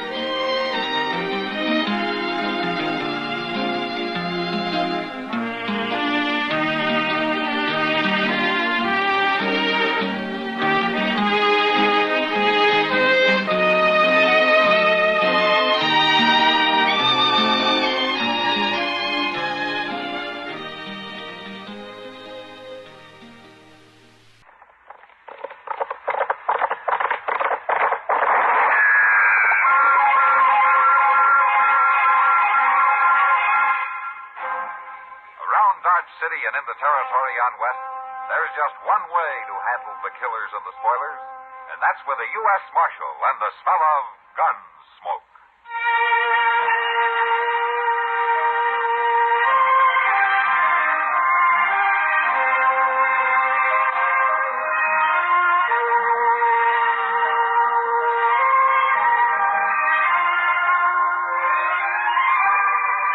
Gunsmoke, starring William Conrad, the story of the violence that moved west with young America, and the story of a man who moved with it. I'm that man, Matt Dillon, United States Marshal. The first man they look for and the last they want to meet. It's a chancy job, and it makes a man watchful and a little lonely.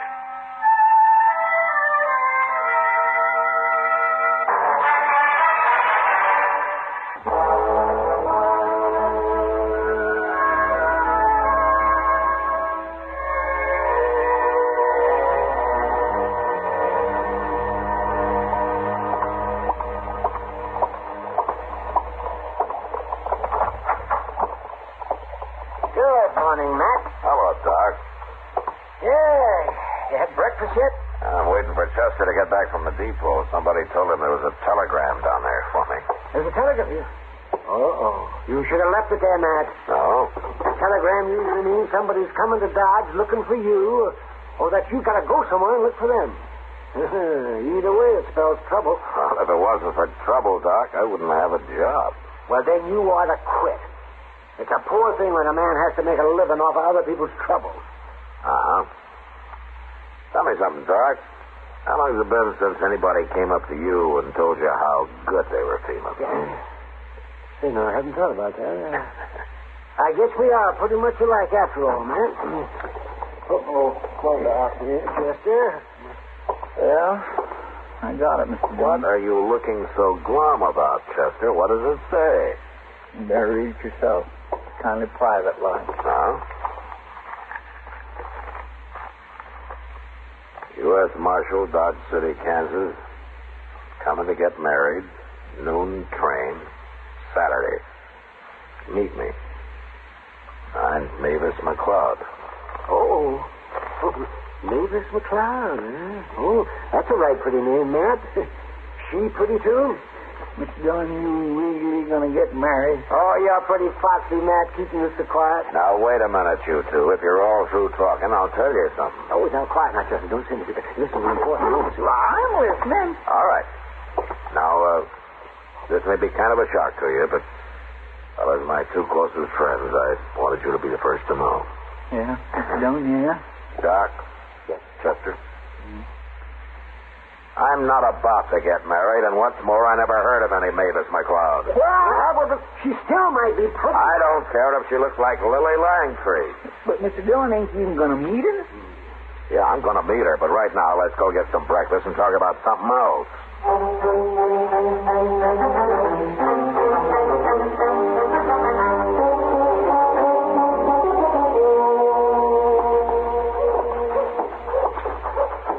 Look there, Mr. Dillon. Straight up noon, and there comes old Crane right on time. Yeah? It's troubling you, ain't it? No, Chester. I think train should run on time. Sure, that's what I mean. Hey, look. Look at there. Miss Kitty going into depot there, see? Chester. Mr. Dillon, I swear I never said a word to her about this. She's probably expecting some mail or packages or something. Anyway, she never seen it. Say, how are we going to tell Mavis McLeod from anybody else? I don't know. Look, there's a girl. Would that be her, do you think? Would that be her? Chester, I told you I never even heard of her. How would I know what she looks like? Well, that little girl's right pretty, Mr. Dillon.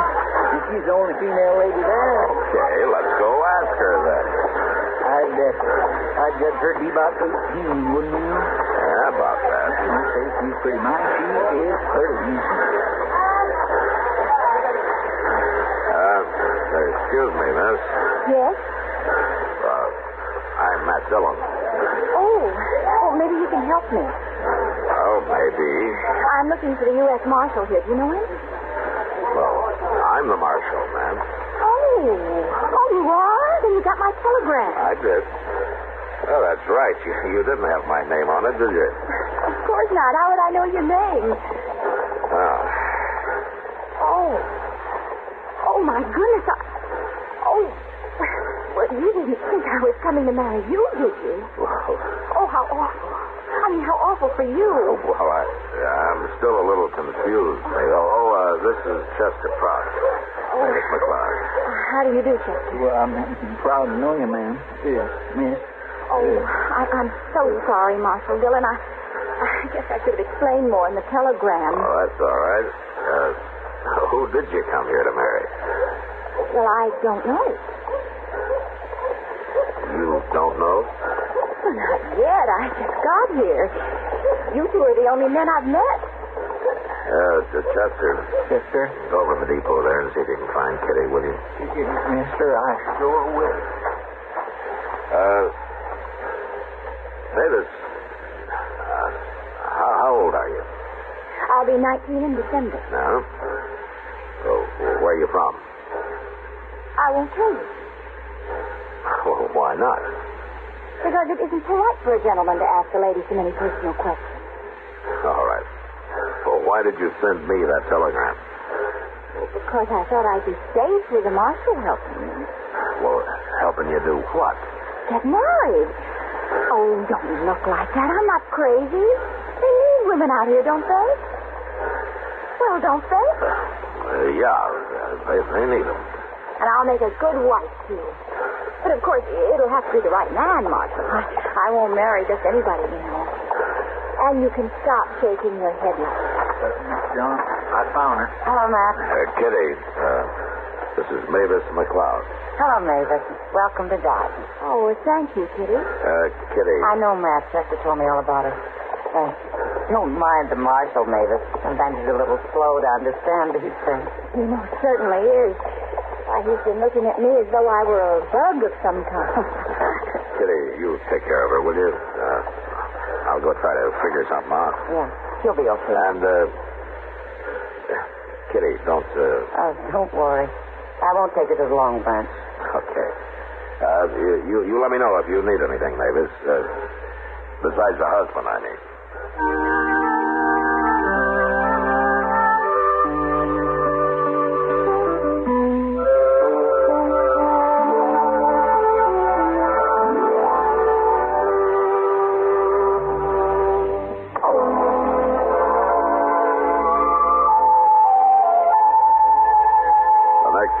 I thought and worried about Mavis a lot, but I should have known I was wasting my time. She met a young fellow called Barney Wales, and 3 days later they got married. Kitty called it love at first sight, but anyway, I knew Barney, and he was a sober, hard-working cowboy who'd started a little spread of his own not far from Dodge. It was a good match, and it looked like they were going to make out fine. At least I thought so. Until one day when I was sitting in my office trying to keep cool. I'm looking for Marshal Dillon. That's him sitting right there. Come on in, mister. My name's Lou Staley, Marshal. What can I do for you, Mr. Staley? I've come a long way. Huh? All the way from St. Louis. I'm looking for Mavis McLeod. Oh. Well, what do you want with her? That's my business. Well, that may be. Where is she? What makes you think I'd know? She sent you a telegram from St. Louis. I knew she was headed out here somewhere, so I checked. Mavis isn't the kind to arrive in a place unknown. I see. You going to tell me where she is? Not till I know why you want to see her. And I'll find her myself. She's around here somewhere. She's married, Staley. What? She's married. Now, why don't you go on back to St. Louis and forget about it, huh? Who'd she marry? What difference does it make? You're not going to bother her. We'll see about that. In the meantime, I hold you responsible. Okay, so you hold me responsible. Why don't we settle that right now? I'll find her first, Marshal. And after I've killed her husband, I'll come looking for you. Well, now there's about the bloodthirstiest man I ever did see. I declare he's going to kill everybody.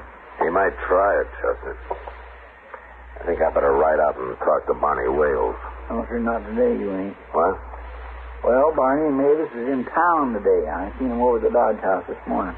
They're staying the night there. I'll go find them there before Lou Staley does.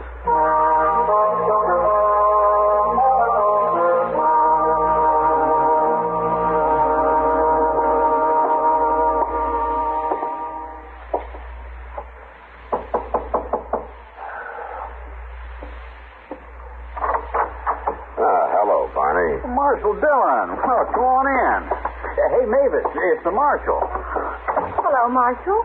How are you, Mavis? Oh, I'm fine. I mean, we're fine. Aren't we, Barney? We sure are. You got to ride out and have dinner with us some Sunday, Marshal. Mavis here's the best doggone cook you ever saw. It'd be strange if a girl from St. Louis couldn't cook. Why'd you say that, Marshal? Mavis ain't from St. Louis. At least why she never told me she was. It doesn't matter where I'm from, does it, Barney? Of course not. But how'd the Marshal know? There's only one way. Lou told him. Lou? Yes, Lou Staley. Well, who's he, Marshal? I don't know, Barney, but he says he's going to kill you. What? For marrying Mavis. I see. He loves you, too, is that it? No, not exactly. Well, what then? I made up the name McLeod, Barney. My real name's Staley. There's only one thing I want to know, Mavis. Yes? You love him? I hate him. Okay. Let him come, Marshal. I'll fight him. No. You go out to your ranch. I'll take care of Staley. I never run from a fight in my life, and I don't aim to start now. Oh, please, Barney. It's no use arguing. If this Staley's looking for me, he can find me. I'll go about my business like always, but I'll sure keep one eye open.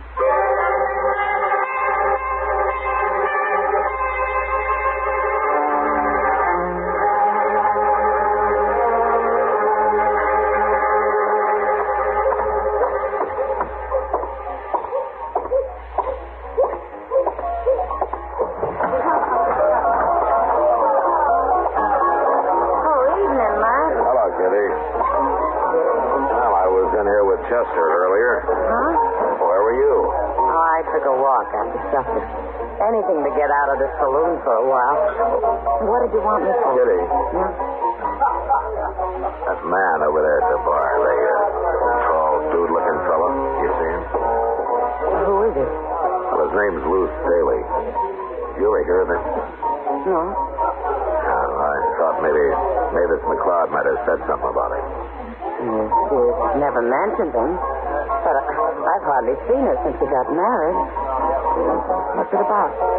Well, Staley's kind of disappointed over Mavis getting married. Said he's going to kill Barney, and then me, and I don't know who all. Oh, for heaven's sake. He followed her out here from St. Louis. So that's it. Jealous lover. No. Mavis' real name is Staley. What? Yeah.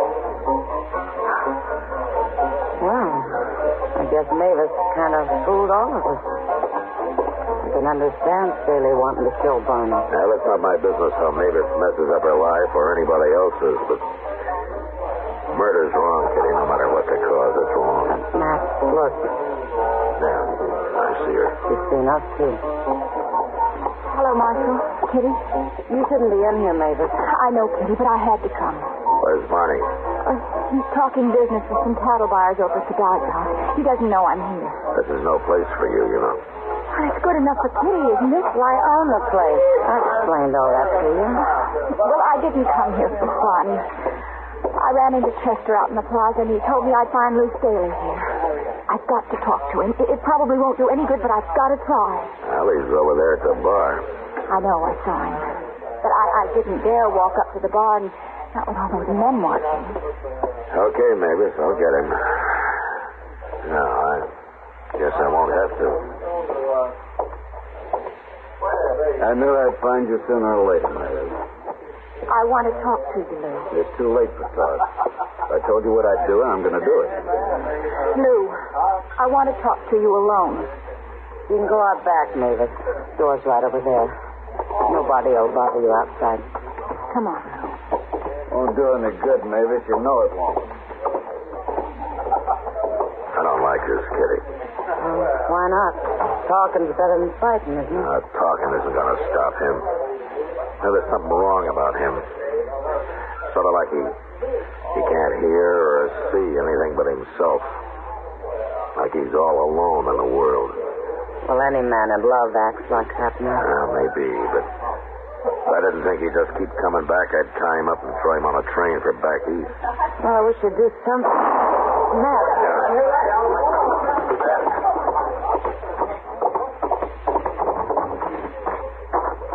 Matt, look, it's Mavis.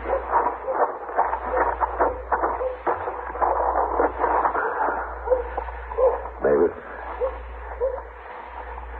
Did he kill her?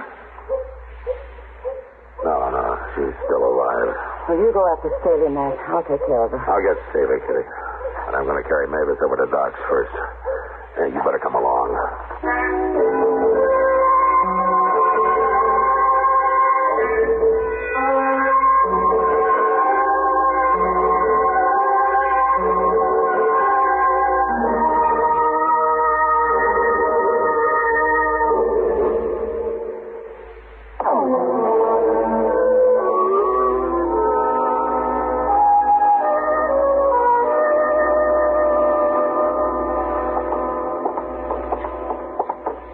I declare, Mr. Dillon, that's the worst thing I ever heard of, shooting a lady. Doc says she's got a fair chance, Chester. You're going to tell Barney about it and then go after Lou Staley, huh? I'm going to do more than that. You are? What? You'll see. I hope Barney's still here at the Dodge House. Yeah, I hope so, too. Maybe that's him standing over there. I know that one fella. He's a cattle buyer. Oh, there's Barney with his back to us there. Any steer that walks up here from Texas is tougher than a mule, and you know it, Abby. I got better beef than that, but you're going to have to pay for it. Barney. Say that, Hello, Marshal. Hello, gentlemen. What are you doing here, Marshal? Something wrong? Yeah, Barney, there's something wrong. Well, what is it? Tell me. Where's Mavis? Now, wait a minute, Barney. Look, do you trust me? We sure do, Marshal. Of course, why shouldn't I? Well, there's no reason, but I just want you to think about it when you wake up. All right, shut up. Don't interfere in something you don't know anything about. Chester. Yes, sir? Go get a rope and tie him up. But fix it so he can walk. When he comes to, take him to jail. But I don't know. Do it. Okay, sir.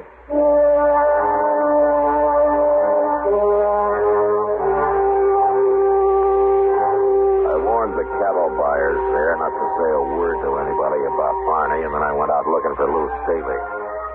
I tried every saloon and gambling house in Dodge, and I finally gave up. Went over to the jail and got Chester. It was past midnight when we entered the Dodge house once more. Had a talk with the clerk, and went up to Barney and Mavis' room. You reckon Staley's run off, Mr. Jones? No, he won't run until he does what he came here to do.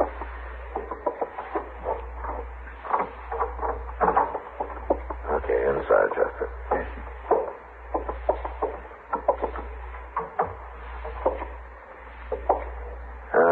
You stand over there, Chester, so you'll be behind the door when it opens.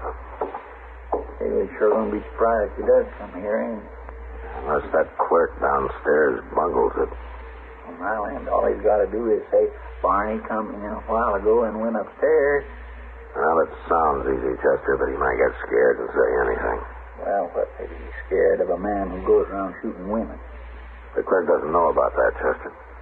Besides, Staley may be crazy, but he's armed and he's dangerous. Yes, I guess you're right. Hey, Barney got real wild when he come to and found himself all tied up. I had a terrible time with him with... Quiet, Chester.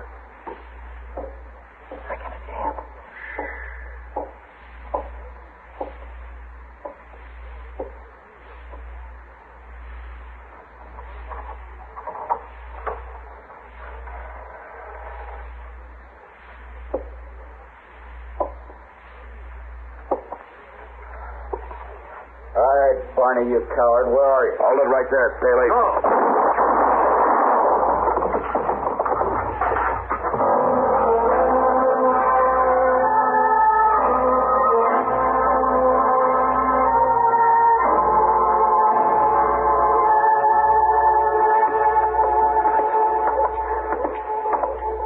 That's Doc's office in top of the stairs, Barney. He says Mavis is going to be okay, huh? She's doing fine. Now, here we are. Wait a minute, Marshal.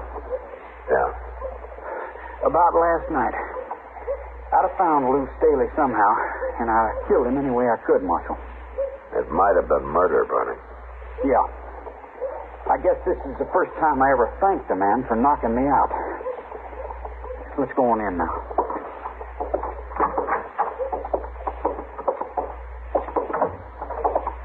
Hello, Matt.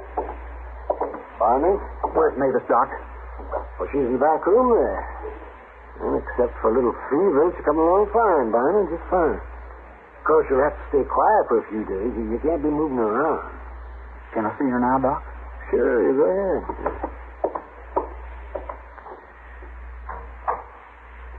Matt, Mavis told me about the shooting. You know what happened? What, Doc? She tried to take Staley's gun away from him, that's what. They were fighting over it, and it went off. He didn't try to kill her at all. You know, it's funny about Staley. What? Most men would have tried to kill a wife that ran off and married somebody else. A wife? Yeah. Is that something? Oh, you don't. And Mavis seems like such a nice girl. Well, you never know, Doc. Marshal Dillon? Yeah. Mavis would like to see you. Okay.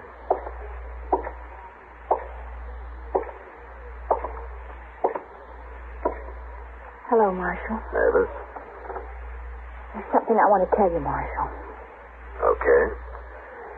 Barney already knows. I told him yesterday after you left. Go on. Well, it's about Lou. I know what you think. But I've known him all my life, Marshal. And Lou was crazy. There was something wrong with him. I guess I was ashamed of it, or I'd have told everybody sooner. Especially Barney. You're not responsible for his being crazy. No, wait. Lou always did say he'd kill any man I married. That's why I ran away. Mavis, you were asking an awful lot of a husband, crazy or not. Marshal, Lou Staley wasn't my husband. He was my brother. What? You know, Mavis, you've been nothing but trouble to me ever since I got that telegram. And I don't ever want to see you again. Unless it's across your dining room table some Sunday.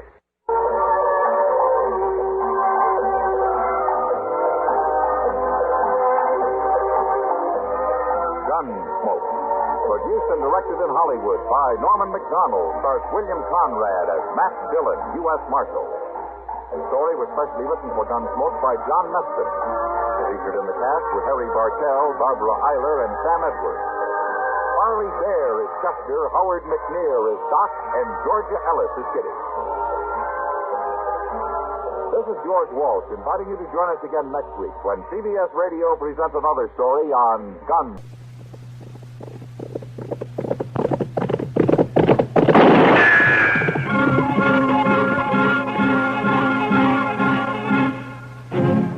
Around Dodge City and in the territory on West, there's just one way to handle the killers and the spoilers, and that's with a U.S. Marshal and the smell of Gunsmoke.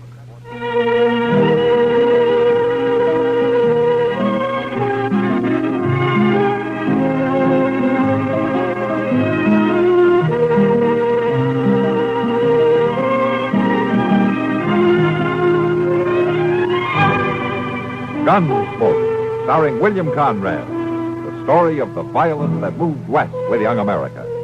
And the story of a man who moved with it. I'm that man. Matt Dillon, United States Marshal. The first man they look for and the last they want to meet. It's a chancy job, and it makes a man watchful. And a little lonely.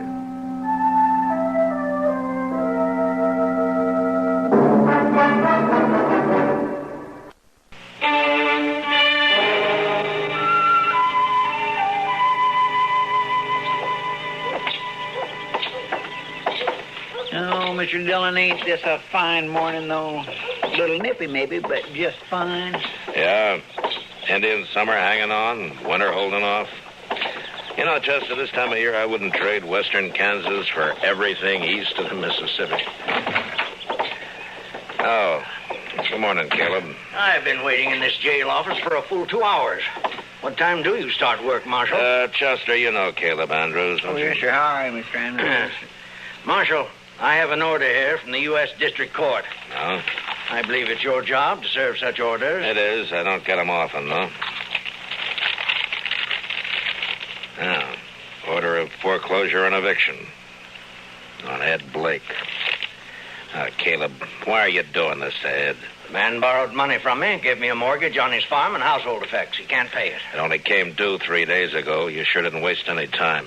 Well, I'm not interested in your opinions, Marshal Dillon. Amount of the mortgage, $420.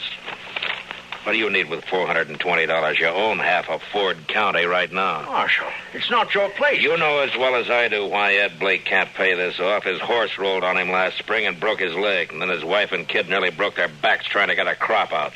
Oh, I didn't come here to listen now, to if you'd let this ride on through the winter, you'd get your money out of it.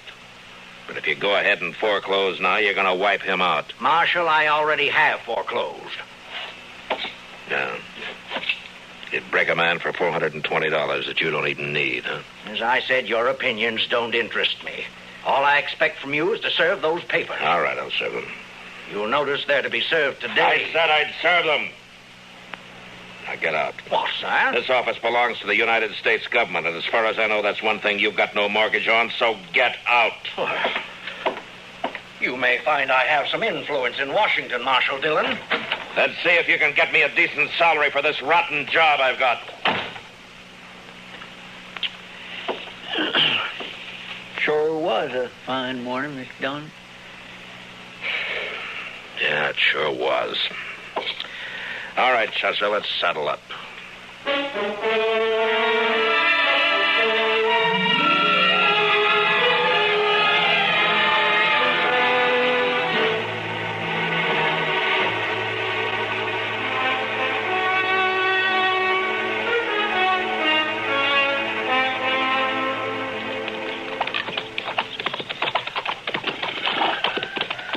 There's one job I sure wish we didn't have to do, Mr. Dillon. Yeah.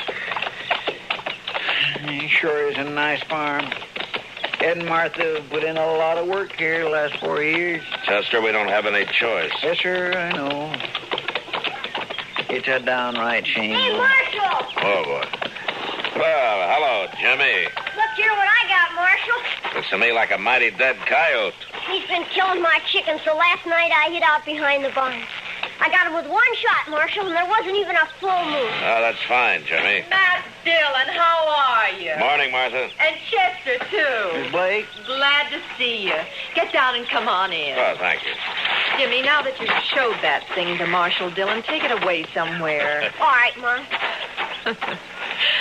He's real proud of those chickens of his, and he's done fine with them. Oh, here I am, though, keeping you standing out here in the yard. Come on, let's go inside. Well, we really can't stay, Martha. Oh, nonsense. You don't get out here once in a coon's egg. Yeah, I know, but... And you're just in time. Your favorite dish, Matt. I was just about to take it out of the oven when you rode up. Cornbread? Buttermilk cornbread? Right. Ed's not here, but you will stay, won't you? Oh, Ed's away, huh? Yes, he's in town. Matt, you're not yourself. What is it? Well, Martha, I suppose I ought to talk to Ed about this, but maybe it'd be better if he hears it from you. Here's what? I've got a court order here. It has to do with that mortgage of Caleb Andrews. It's an order of foreclosure and eviction and sale. No. Oh, no. Yeah, here it is. We were so sure he'd extend it. So sure. Oh, Matt, how long before we have to get out? 5 days. So soon? You were right, Matt. It is better that Ed hears it from me, coming on top of everything else.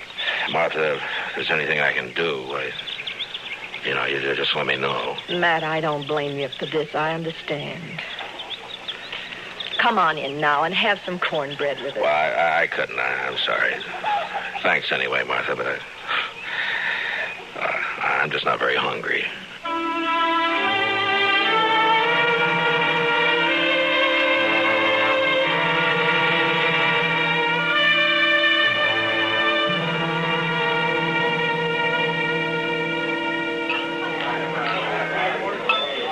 Matt, you've looked low all week. Well, it's just things in general, Kitty. You know, sometimes you get to wondering if it's all worth it. It's the Blakes that's bothering you, isn't it, Matt? Chester was telling me. Yeah, Chester talks too much. Well, it's not your fault, Matt. Somebody had to serve the orders. And somebody has to be a hangman, too. Well, life's never all good, Matt. There's always a little bad in it. And on my job, it's more than a little, Doc. Try making your living sometime as a dance hall girl. Yeah, I guess so. But you know, when you have to go out and boot somebody like the Blakes off their land and out of their home, then you just start wondering what is right and what is wrong. Well, if you find out, Matt, that means. Oh, here you are, Marshal. I stopped by the jail. All right, Caleb. What's on your mind? That Blake family, Marshal. They were supposed to vacate today, and they haven't done it. I rode by there a little while ago. Well, according to the court order, they got until sundown. Now, look, Marshal, I believe I'd prefer to discuss our business elsewhere than in the presence of this woman. Just a minute, Caleb. Matt, I'll go. No. Caleb. You're going to apologize to Miss Russell right now. Matt, no. Apologize? Well, I'm not going to apologize to any cheap little strumpet.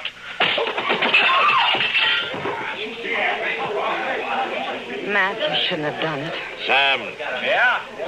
Take him outside and throw some water on him, will you? Sure, Matt. Come on. Charlie, come here. He'll do everything he can to harm you now, Matt. He'll take it out on the Blakes, too. Maybe. Look, I just got an idea. I'll see you later.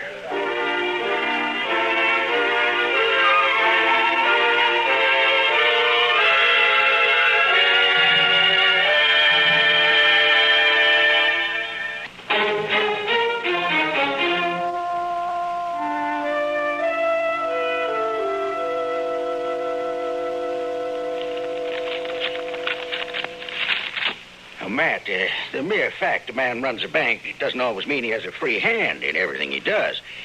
A bank has stockholders, board of directors. I have to listen to them. Well, I think they'd approve the loan, Mr. Bodkin. Another thing, Caleb Andrews is the biggest account I've got. He's out to get that Blake farm. If I crossed him by making this loan you suggest, oh, Matt, he'd break me. I see. All right, Mr. Bodkin, forget it. Matt, I realize I'm under obligation to you. You saved my life that time the James brothers held me up. Saved the bank, too, in fact. That was part of my job. That's no obligation. I was just asking you as a friend to help out another friend. Matt, I'd like to do it, but I just can't, don't you see? Yeah, sure. Forget it. I've got to think of my wife and the two girls. Of course you have. It's not that I don't want to help. I understand, Mr. Bodkin. Forget it.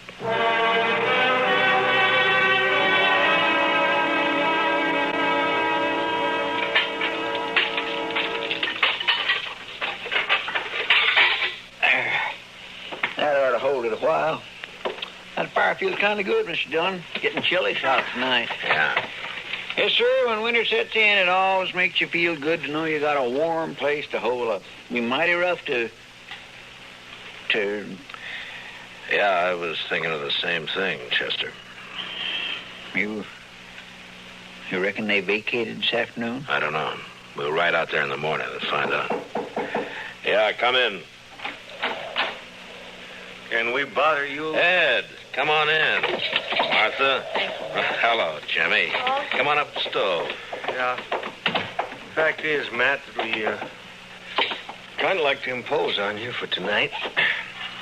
So we don't have any place to go, no money, and, well, wondered we could sleep in the jail. Well, sure, Ed. Sure. Chester, will you get a fire going back there? Yes, Mr. And dig some blankets out of the storeroom, huh? Yes, sir. Want to come help me, Jimmy? Yeah, you going along with Chester, son. Ed, we may as well get your stuff out of the wagon. Well, There ain't any wagon, Matt. We walked into town. What? You walked? Well... With that leg? The wagon, the stock, all the household goods, they're all covered in that mortgage, you see. So we didn't take anything. We just clothes on our backs. Oh, Ed. So help me, It's all right, Matt. We know how you feel. After all, we started with nothing before, and we can do it again. There's no reason you should have to. We do have to, though, and that's that. Mr. Dillon? Yeah, what is it, Chester? It's Jimmy. He grabbed a rifle from the rack and took out the back way. I couldn't stop him. Where on earth is he going? I know where he's going, and heaven help him if we don't catch him.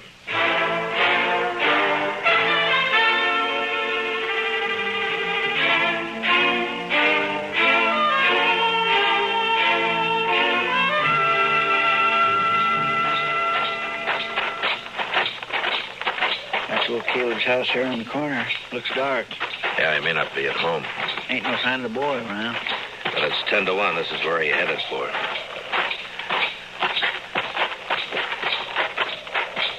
Chester. There's somebody back of that tree there to the left. Oh, yeah. Reckon it's him. I don't know. Just keep on walking. Jimmy, it's me, Matt Dillon. Go away, Marshal. You better go away now. Well, I can't do that, Jimmy. Because you're a friend of mine. And I figure you're waiting here to do something you'll be sorry for. And I can't let you do that. Nothing you can do about it, Marshal. I got a gun here and I'm going to kill him. Now, you go away and leave me alone. Jimmy, I know how you feel. I don't like Caleb either. But killing him's no answer. Stop, Marshal. Now, stay where you are. Don't come any closer. I have to, Jimmy. It's my job. So if you're going to go through with this, I guess you're going to have to kill me first. Stay back. Sorry, Jimmy. I don't have a choice. But you do. Marshal? Now, give me the rifle.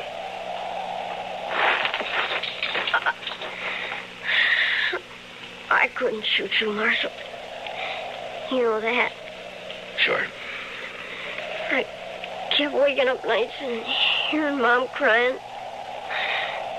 Dad had sit up all night without the lamp lit and no fire and not saying anything. Just sitting. Take it easy now. Why is he doing it to us, Mr. Dillon? Jimmy, will you do something for a friend? If you say so. All right, take that rifle back to the jail. Put it in the rack. And you go to bed. You promise? I promise, Mr. Dillon. I'm sorry. I'll do like you say. All right, Jimmy. Good night, son.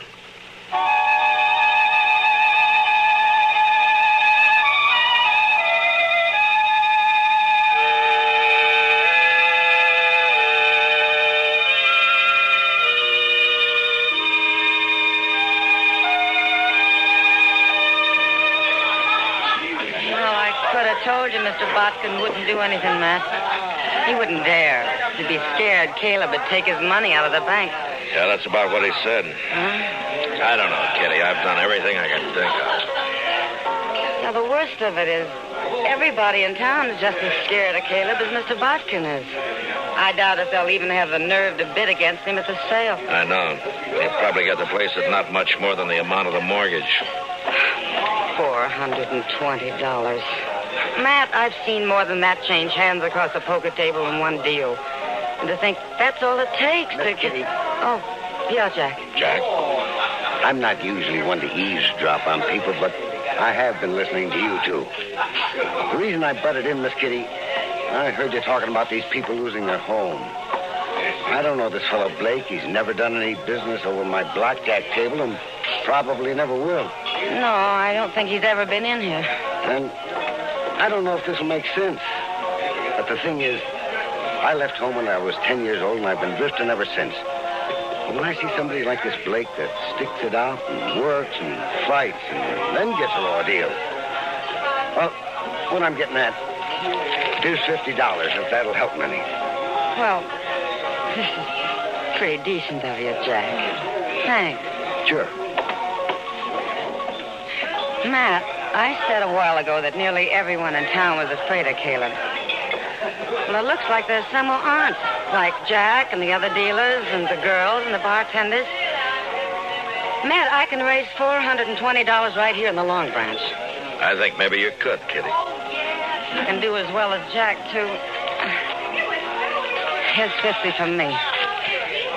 Boys, everybody, listen to me for a minute. Now, quiet down. Shut up. Quiet down. I got something to say.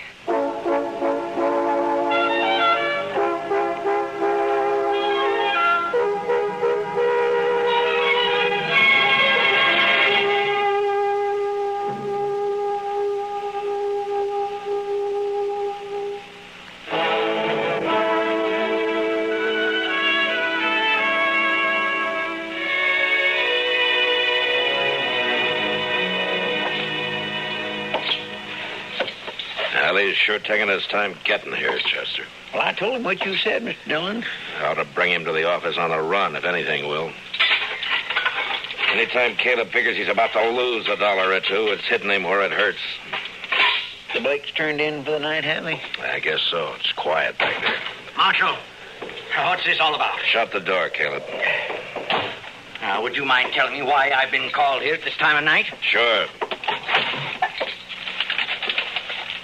Here's $420. Blakes want to pay off that mortgage. Oh, they do they? The court costs up to now will probably run about $10. I'll pay that myself. Well, that's mighty generous of you. Good night, Marshal. It's a deal, then? I'm not the least bit interested in having that mortgage paid off, Marshal Dillon.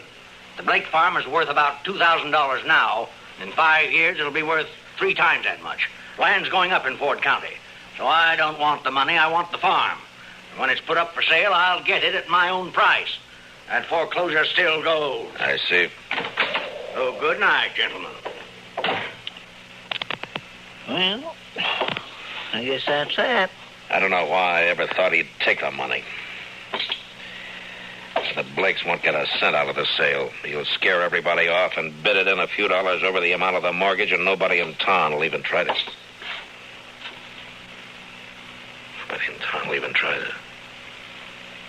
Try to what, Mr. Dillon?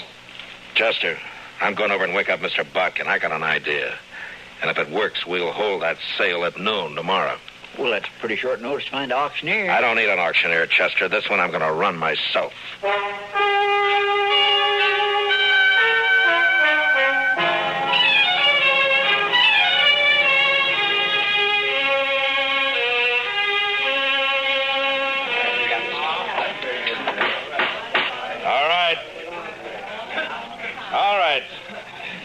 All of you know what we're here for. This is a foreclosure sale of the property and the household effects of Edward and Martha Blake, ordered by the court at the request of that fine-spirited, good-hearted public benefactor, Caleb Andrews. All right. Get on with it. Get on with the sale. All right. Now, the first item I'm offering is a breadboard. Marshal Dillon, may I suggest you lump the household effects together and offer them as one bulk item? I'm sorry, Caleb. I'd rather offer them one at a time. Unless, of course, you'd care to waive all claim to the household effects and withdraw them from the order of foreclosure. I waive the claim. The household goods are withdrawn. Now, get on to the house and land. So ordered. Now, the item offered is 160 acres of tillable land, a 4-room house, and a barn. Now, I won't read through this description. You all know the property. It's a good farm. The amount of the mortgage is $420, held by Caleb Andrews. All right, the bidding's open. What am I offered? $450. I have $450 from Caleb Andrews. Do I hear another bid? Now, the farm's worth $2,000. You gonna let him have it for $450? How about another bidder? Mr. Dillon? Yes? What is it, Chester? I've been thinking some lately of getting me a little place like this and settling down. I'll bid $1,000. I have $1,000 from Chester Proudfoot. Do I hear another bid? Why, it's a trick. He doesn't want this place. $1,000 going what? $1,200. Caleb Andrews bids $1,200. What do you say, Chester? Well, I I think I kindly like this farm. $1,500. The bid is $1,500. Going once, going twice. $1,600. $1,600 from Mr. Andrews. Mr. Proudfoot? $8,420. He never had that much money in his whole life. Do I hear another bid? What do you say, Caleb? Do you think I'm a fool? Going once, going twice, sold to Chester Proudfoot for $8,420. The buyer will come forward and complete the sale. Well, now, don't you worry then, Mr. Andrews. I got it right here.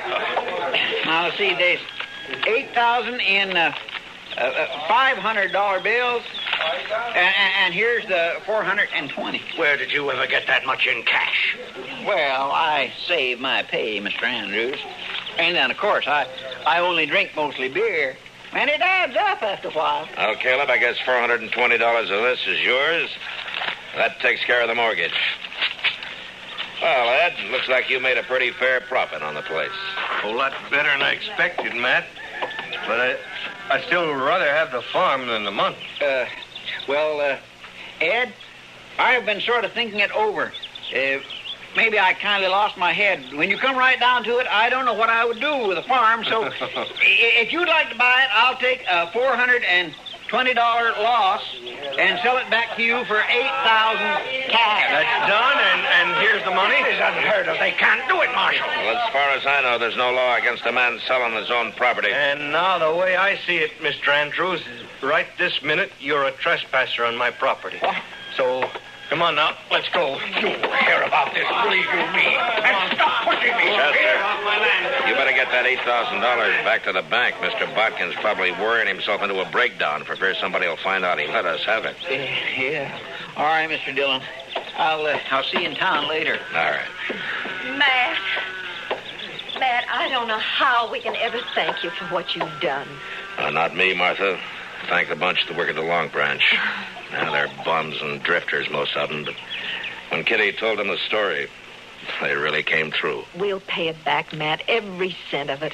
And that girl, Kitty, I guess I've said some hard things about her in the past, but Matt, will you ask her to come out to dinner some afternoon? I'd like to thank her myself.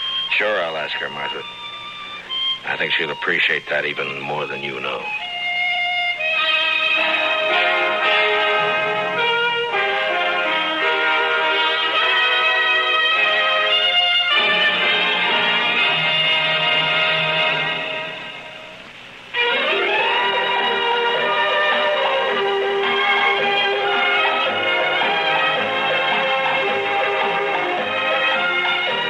Gunsmoke. Produced and directed in Hollywood by Norman Macdonald, stars William Conrad as Matt Dillon, U.S. Marshal.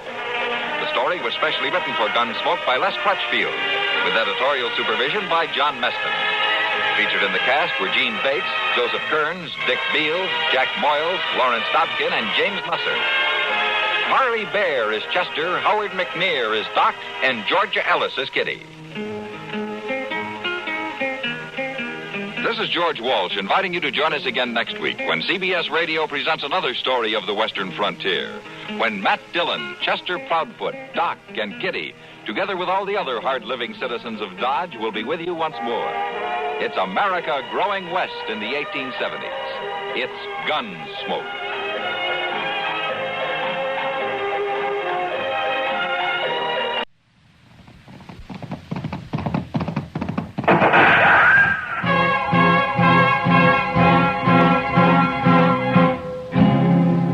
Around Dodge City and in the territory on west, there's just one way to handle the killers and the spoilers. That's with a U.S. Marshal and the smell of Gunsmoke.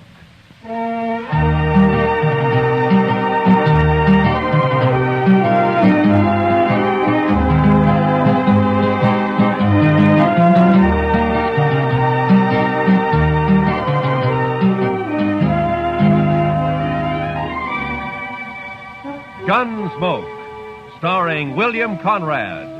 The story of the violence that moved west with young America. The story of a man who moved with it. Matt Dillon, United States Marshal.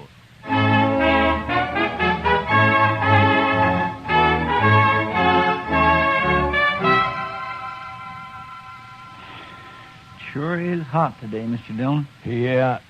Used to get hotter in Sweetwater, though. Texas? Yes, sir. But I wasn't there very long. No. What'd you do there, Chester? Oh, I was a salesman, Mr. Dillon. Salesman? Well, what'd you sell? Lightning rods. Lightning? Oh. Well, now, they're good things to have, Mr. Dillon. Why, I had a line of lightning now, rods. don't explain it to me, Chester. Too hot. Well, I'll go get us some beer. Maybe that'll help. I don't think I want any beer, Chester. Well, then, why don't you just go take a siesta, Mr. Dillon? I'll stay here in the office. Why don't you just leave me alone, huh? All right, Mr. Dillon.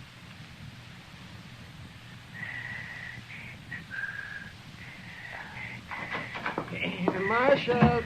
Yeah, what do you want, Doc? A couple of cowboys been feeding their liquor over at the Texas Trail. That's what saloons are for, isn't it? And they were giving Kitty a bad time. Oh? She got rid of them now. But they're down at the end of Front Street now, making remarks and pestering the town ladies. It just might lead to trouble. Well, I'm not going to walk down there in this heat just to lecture a couple of hard-nosed cowboys. I'll go, Mr. Dillon. Oh, good, Chester. You go, huh? Just tell them to take it easy and leave the ladies alone. Yes, sir, I will, Mr. Dillon.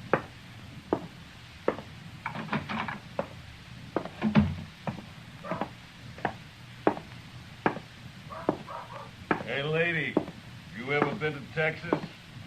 Real men down there. Not like these short grass Kansas. All right, boys. Now, that's enough.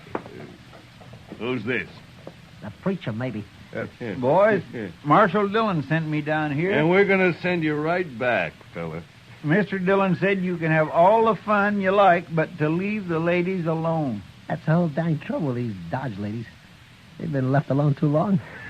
Yeah, what they need is a couple of big-handed Texas men. Yep. Look, now, why don't you go over there to the Alfaganza? I'll buy you both a beer. You will, huh? Well, that's mighty thoughty of you, mister. We just don't want any trouble, that's all. Sure we don't. And I got an idea how we won't have any. Wait till I get on my horse here. Stay with our friend a minute, Trevor. Hey, mister, I'll make a bet. What kind of bet? What do you mean? Any kind. You name it. Come on. Well, but I don't... I got him! He spilled his gun, Trevor. Pick it up and grab your horse. Get this rope off of me. Maybe it'll wear off, mister. You're going for a ride. Drag him, Tobo, drag him. Let's go!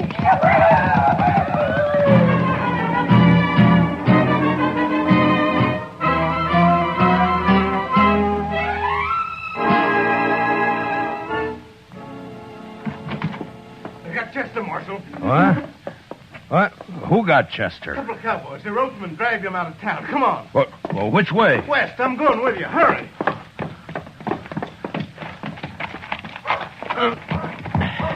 Come on.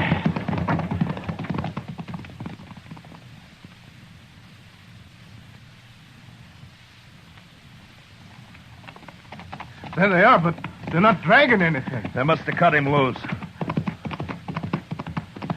There he is, by that sagebrush.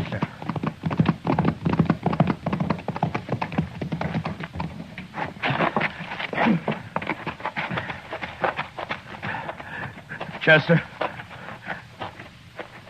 Chester. Get that rope off his feet, Shiloh.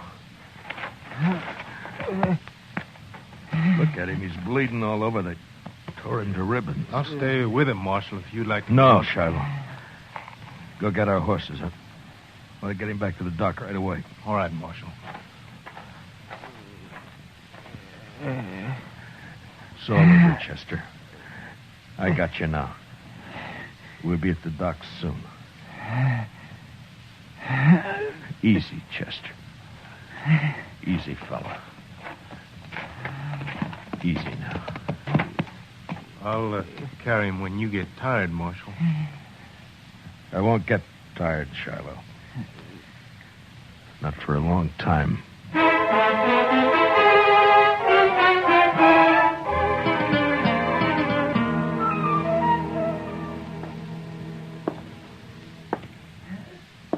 Well, Doc?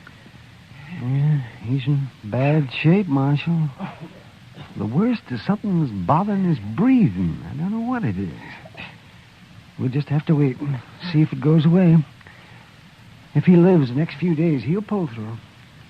Oh, Doc. I know. But I'll stay right here with him. Why did I have to send him? Why didn't I go? Oh, now don't blame yourself, I Marshal. told him to go, didn't I? Yes, but... Doc, can I talk to him? No, Marshal, no. Not for a while. All right, then. Will you tell him this for me? I'm going after those men. I'm going to bring them back. Alive. Or at least half alive.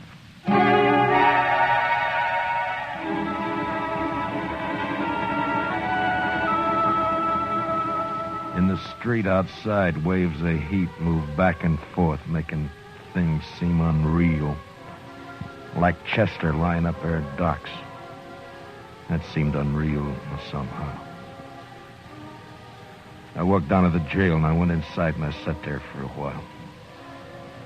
And then all at once, I got up and unbuckled my guns, and I hung them on a peg behind the desk. And I went over to the Texas Trail.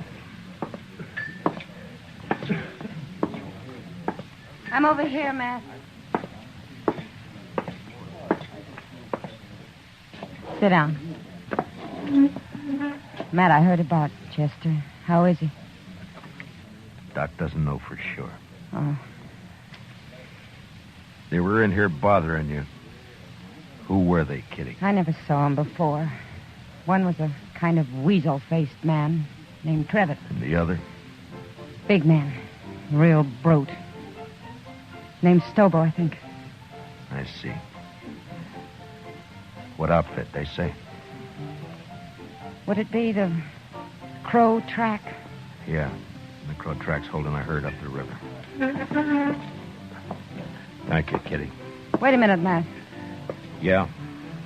It's no business of mine to ask, but where are your guns? It would have been easier for Chester if they'd have shot him and killed him. But I don't see... So I'm not going to shoot them. Chester dies, I'll see him hanged. Otherwise... Otherwise what, Matt? I don't know. But I'm going to bring him back and we'll wait and see. You're taking an awful chance. Maybe. Oh, Matt. Please be careful. Sure. Kitty? Yeah, Matt. Look in on Chester once in a while, will you? Maybe Oh, of course I will. Don't worry about him. Thank you, Kitty. So long. Hey, Marshal. What is it, Shiloh? I'll walk outside with you. Marshal, I want to ride after those cowboys with you. No, Shiloh, I'm going alone. But we could use you here at the jail. Here? I'm going to take 2 prisoners. I don't know when or how, but I need a jailer when they come in. So I'll bring them in with you, and then I'll... No. That's something I have to do alone. Marshal, you're a stubborn man. But, okay, I'll do it. Keys are in my desk. Here's my horse. I'm going now. Wait a minute, Marshal. You're not armed. I know it, Shiloh. Goodbye.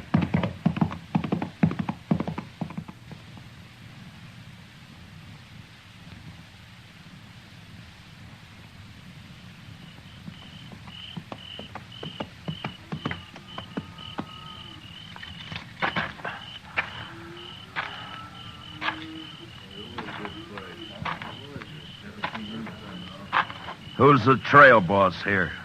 Where is he? Here I am, and I don't need any riders. Maybe not, but you got 2 riders I need. How's that? Just what do you want, mister? That's the Crow Track outfit, isn't it? That's right. I'm looking for a couple of your men called Stobo and Trevitt.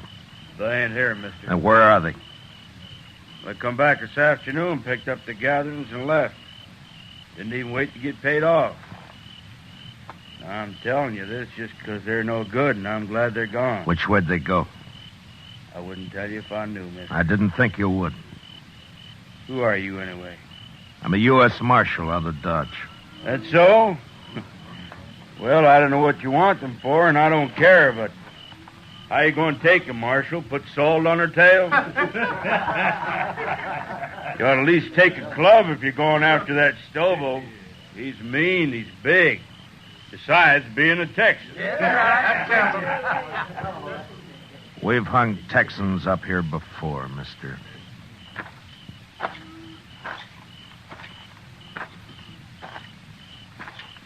Marshal. Yeah? I heard Stobo and Trevitt say they were heading west, following the Arkansas. Where are you from, son?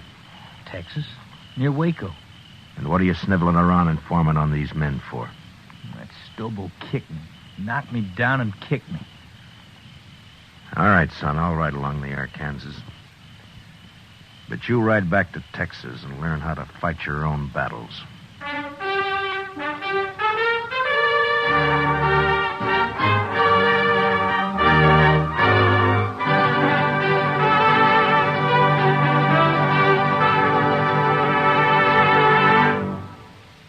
We will return for the second act of Gunsmoke in just a moment. But first, the conventions start next Monday when the Republican Party takes over Chicago. CBS Radio's greatest reporting names and a corps of technical experts manning mobile units and studios covering the convention floor and corridors are all set to bring you history as never before. Whatever happens, wherever it happens, you'll miss nothing when you tune in the conventions on CBS Radio starting next Monday. Now, the second act of Gunsmoke.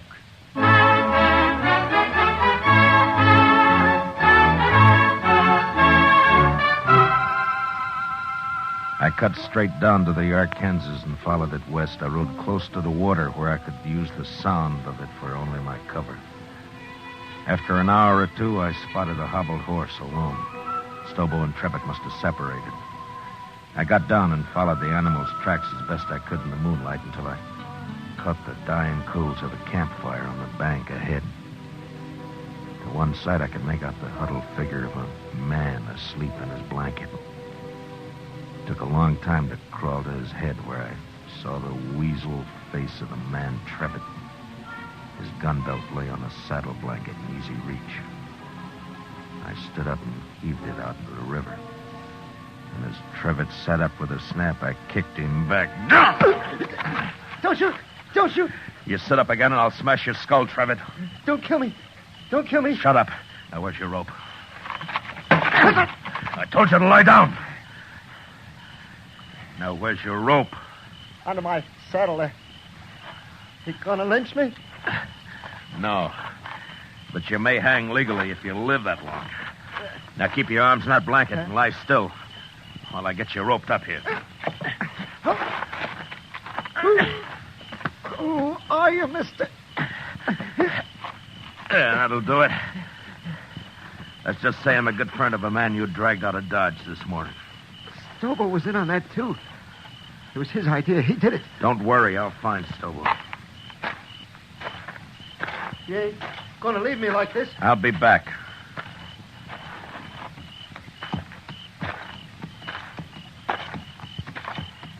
You ain't even carrying a gun. Too bad for you, I'm not. Now, Trevor, I'm going to throw you across my horse and tie you on. He'll take you into Dodge right to the jail. When you get there, tell Shiloh who you are if you can still talk. And he'll give you a nice, clean cell. You're the marshal. I'll be back when I find Stobo. You can't do it, Marshal. I'll die in that sun. Ride like that across a horse. No, listen. Stobo's about a mile upriver. We had a row and I left him. See, I told you, Marshal. Let me go now. Trevitt, how would you like to go to Dodge behind my horse with a rope around your heels? No, don't, Marshal. Don't kill me. I'll pack you on now.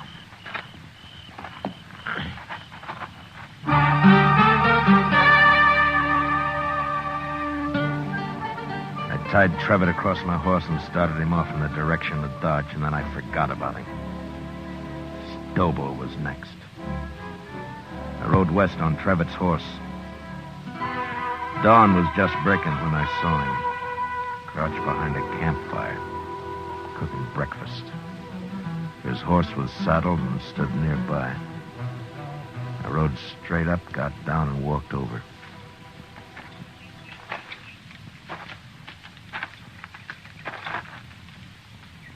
You lost, stranger? No.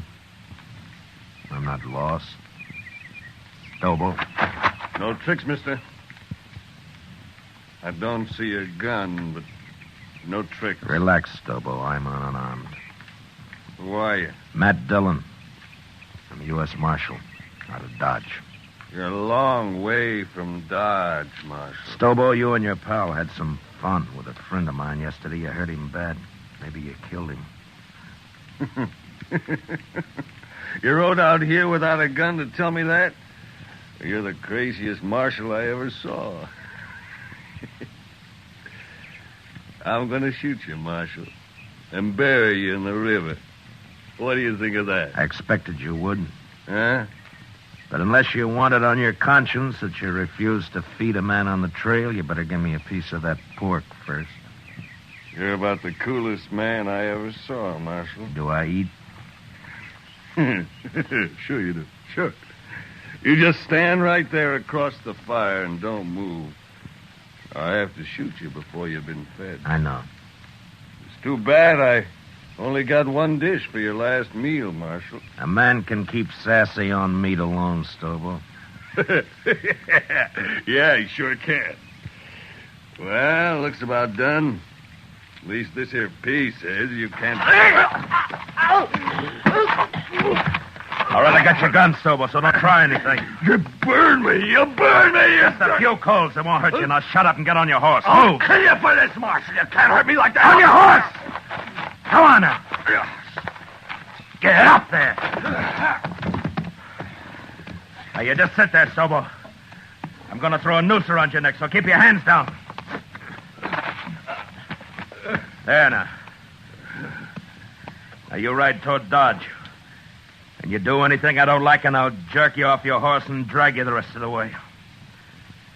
Now ride.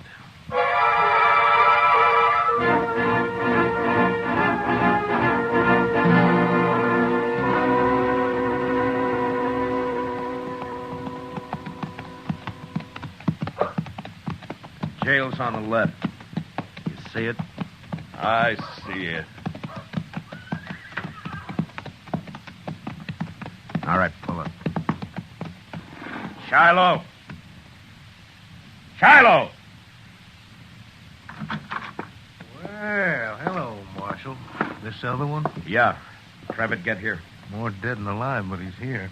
It was rough, Marshal. Real rough. Yeah. Shiloh, how about Chester? Tell me. Doc ain't sure yet, but he's alive. Lock Stobo up. I'm going over to Doc's. All right, you get down. And walk straight, or I'll shoot you through both knees.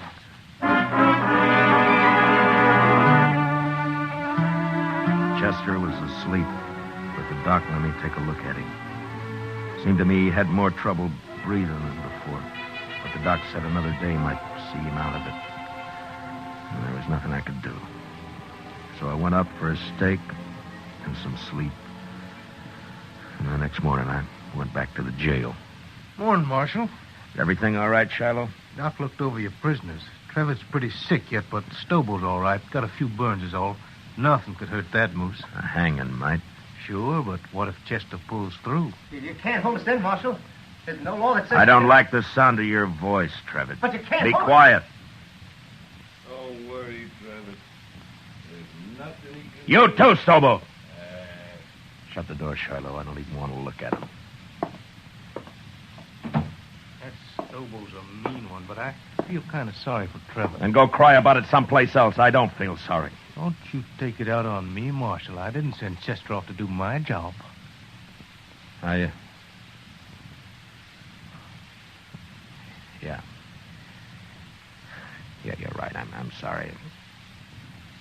Go get some breakfast, huh, Shiloh? I'll wait here now. I'll be back later.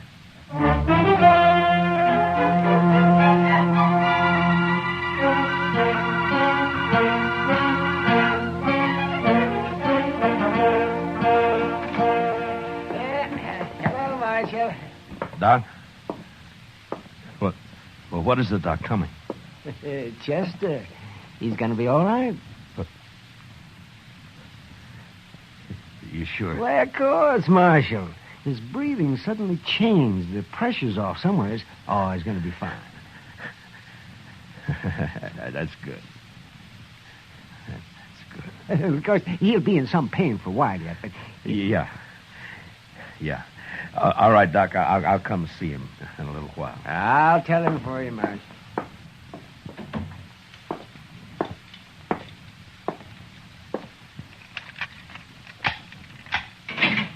All right, come on, Trevor.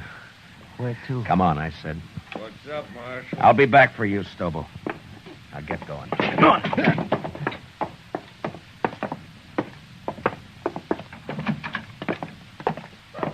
It was Stobo, did he? Not me. You can't do anything to me. Shut up. Trevitt, your horse is down at the National. Go get on it. You turning me loose? Get your horse and ride, and don't ever come back to Dodge, not while I'm alive. Now go on before I change my mind. Yeah, sure, I'll go.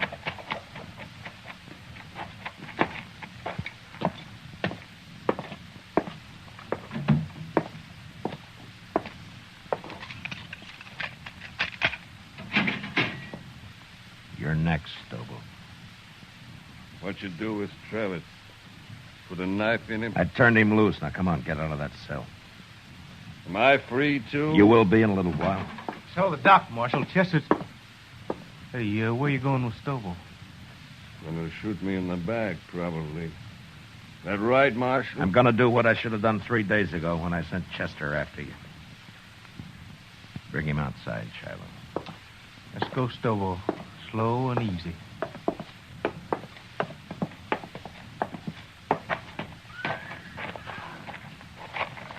Bring him over here, Shiloh. You're gonna drag me, is that it? You try that. That's what you do, isn't it, Stobo? Don't try. Never mind. Shiloh, hold my guns. Here. What the... Oh, I get it. You're gonna fight me. Marshal, you're crazier than I thought. Why, I'll tear your throat out.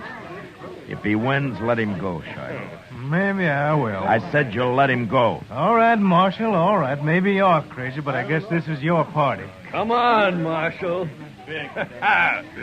I'll make it short for you. Real short. Stand back, everybody. Get back, do you hear? You're big, Stobo, but you're stupid. You're ugly stupid. Why, you... I'll kill you! I'll kill you! No!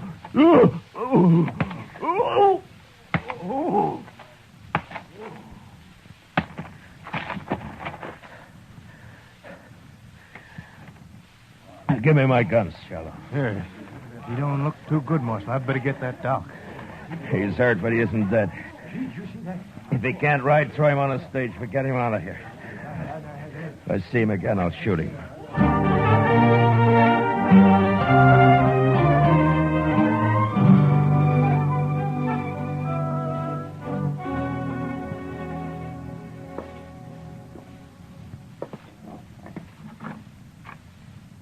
Chester? Can I come in? Yes, sir, Mr. Dillon. My, what happened to you? I've been lecturing a couple of hard-nosed cowboys. One in particular. Oh, I see. I'm sorry, Mr. Dillon. Those two sort of got the drop on me. Yeah, it sure did. Mr. Dillon? Yeah? I've been thinking, and... Yeah? What is it, Chester? Well, Mr. Dillon, I'm not much help to you here. Maybe I better just... That's enough, Chester. Well, but I've been thinking... Well, just stop thinking. Yes, sir. Now, look, Chester, I'm going to tell you something. I need you here. You see, you're the only man in Dodge I can really trust. The only one. Yes, sir. Well, you can trust me, Mr. Dillon. Yeah, I know. And I'm thanking you, Chester. But you're sure no help to me lying there, you know. No help at all. Well, I don't aim to stay here long. The doc says I'll be up and around again. Look, Chester, I tell you what. I'll go get patched up, and then we'll make Kitty come over and fix us some steaks, and we'll have some beer, too, huh? Well, what do you say? My, that'd be fine, Mr. Dillon. My, I'd sure like that.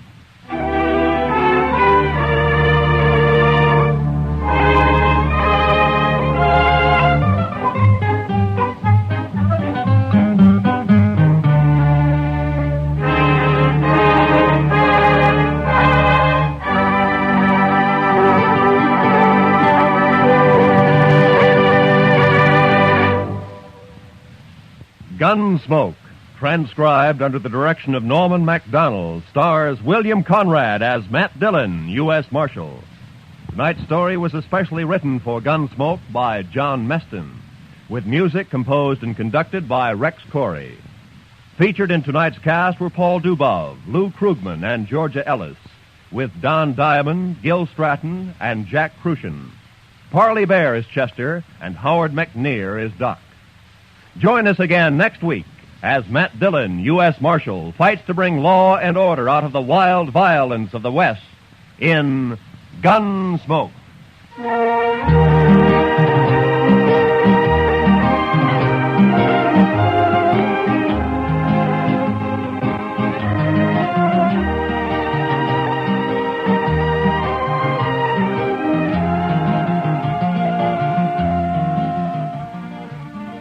Meet Millie. This delightfully funny little secretary is heard from every Sunday evening here on CBS Radio.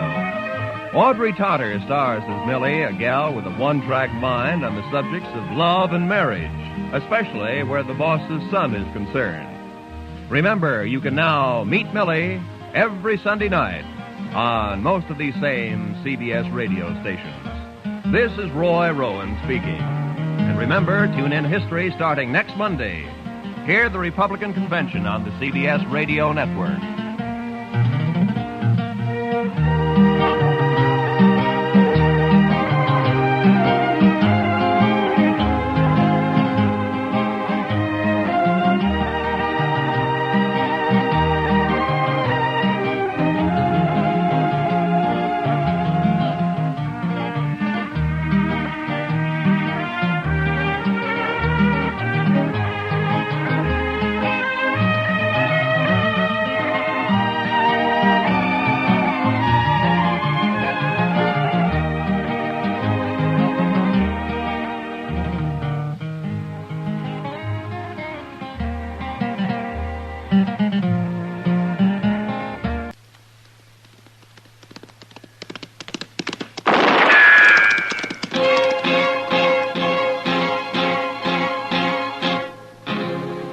Gunsmoke, brought to you by L&M Filters. This is it. L&M is best, stands out from all the rest. Around Dodge City and in the territory on West, there's just one way to handle the killers and the spoilers, and that's with a U.S. Marshal and the smell of Gunsmoke.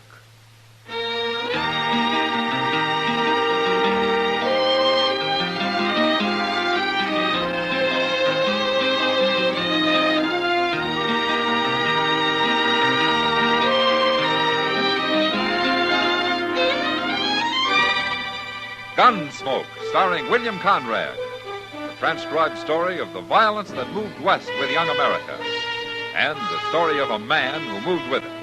I'm that man, Matt Dillon, United States Marshal. The first man they look for and the last they want to meet. It's a chancy job, And it makes a man watchful and a little lonely.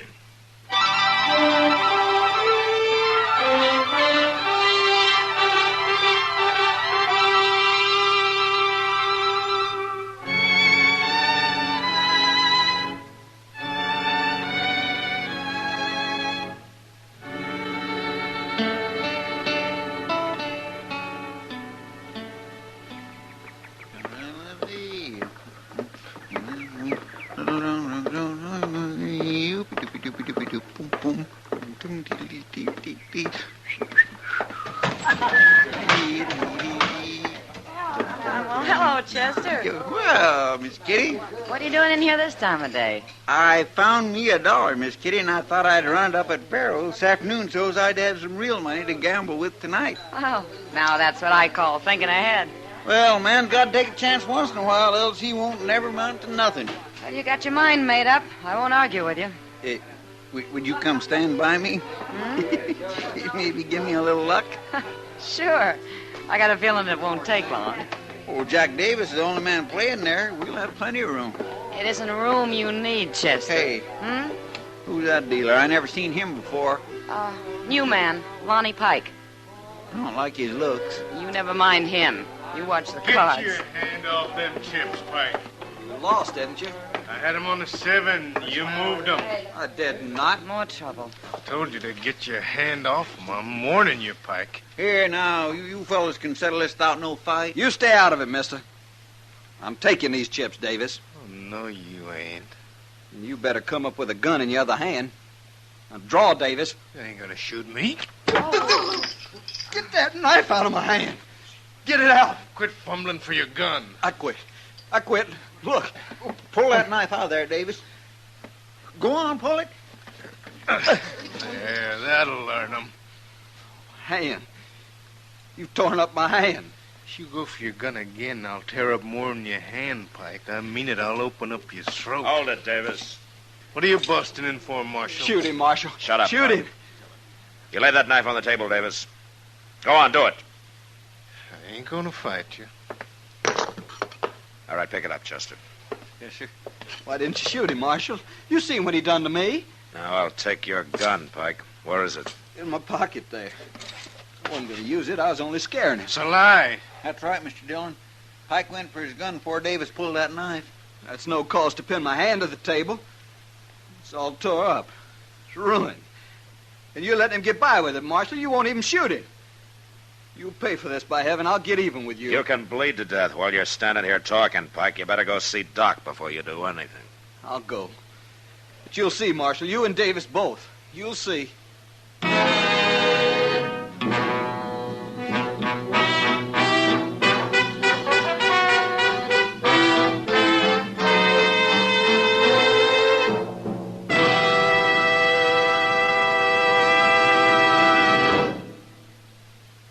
This is it, L&M filters. It stands out from all the rest. Miracle tip, much more flavor. L&M's got everything. It's the best. L&M is best. Stands out from all the rest. L&M's got everything. Everything? Everything. Best flavor? L&M stands out for flavor. The Miracle Tip draws easy. Lets you enjoy all the taste. Best filter? L&M stands out for effective filtration. No filter compares with L&M's pure white Miracle Tip for quality or effectiveness. Best tobaccos? Highest quality tobaccos. Low nicotine tobaccos. L&M tobaccos. Light and mild. Every way, L&M is best.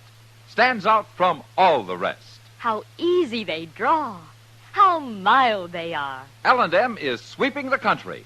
It's America's best filter tip cigarette.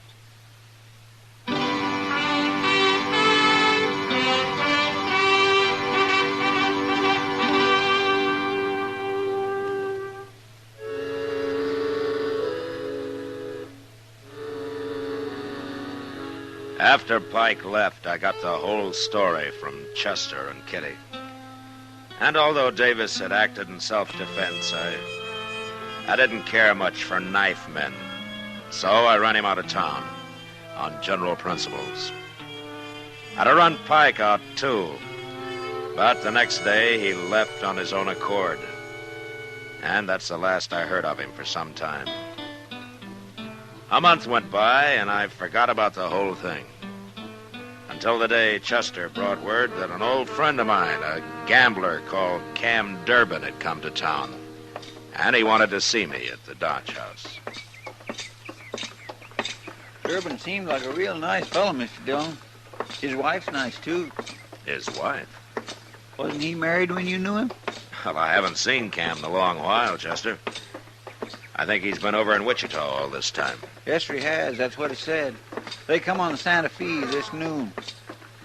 There they are, sitting in the lobby. Oh, yeah. She's a pretty girl, isn't she? Yes, sir, she sure is. Awful pretty. Oh, here he is, Dillon. Here's Matt Dillon. Hello, Cam. It's good to see you. Marshal Dillon, huh? Yeah, it's not much of a job, but at least I eat regular. Here, I want you to meet my wife, Tilda. I'm glad to know you, man. It's Tilda, Marshal. How do you do? Well, you surprised to see me married, Matt? Well, a man can get married, I guess. Sure he can. If you left that gun off, maybe some woman would have you. Yeah, you used to be pretty handy with a gun yourself, Cam. I had to be. Yeah. But that's over, Matt. I've gambled honest ever since my wedding day. It's a promise I made to Tilda. It was his only fault, Marshal. Outside of being the most jealous man I ever met. Oh, now, Tilda. It's true, and you know it. Tell me, Cam, what are you doing in Dodge? Oh, I'm going to run a faro table at the Long Branch, Matt. I made a deal by mail with the owner there. Oh, Sam Noonan? Yeah. I give him a percentage, but it's my game, and I run it. I don't aim to get rich no more, Matt. Just make an honest living. Mr. Dillon. Yeah, what, Chester? Look who's here. Oh. He's seen you. Yeah. Marshal, I want to talk to you. Why don't you come by the office later, Pike? I'm busy right now. You're busy, huh? Well, I ain't. Nobody'll hire me. I've been all over. Look at that hand. Can't deal with that hand. They say I'm too slow. I'm starving to death, Marshal. Oh, why don't you look for some other kind of work? I want no other work. Gambling's all I know. You're a troublemaker, Pike. I don't know why I want you in Dodge anyway. Troublemaker, huh? Well, I'll make you more trouble you ever thought of if you don't help me. Get out of here, Pike. Wait a minute. I don't know what this is all about, but I'll give him a job. No, Cam. Well, I can understand why a gambler don't want to give up his trade. You a dealer, mister? I own a faro game at the Long Branch. You can deal in my off hours. You mean it? I won't stand for cheating. First time, out you go. Well, I wouldn't cheat nobody, I promise. Come in tonight. I'll talk to you then. Sure. Thank you, mister. Be there tonight. It's a good thing for Marshal Dillon there's one decent man in this town. That was a mistake, Cam. You don't want him sneaking around waiting to shoot you in the back, do you? I'd have handled that. Sure, but it's easier this way. I don't care if he is a slow dealer. He can at least keep the game running. Pike's no good, Cam. He'll cause you trouble, sure. Why should he try to hurt me? Because you're a friend of mine? You're too suspicious of people. Maybe. Well, what could he do to me anyway? I'm clean. I only got one weakness, man. Oh? Tilda here. Cam. She's sure right about my being jealous. Well, don't get too close to Lonnie Pike. It isn't only me he doesn't like, Cam. It's everybody.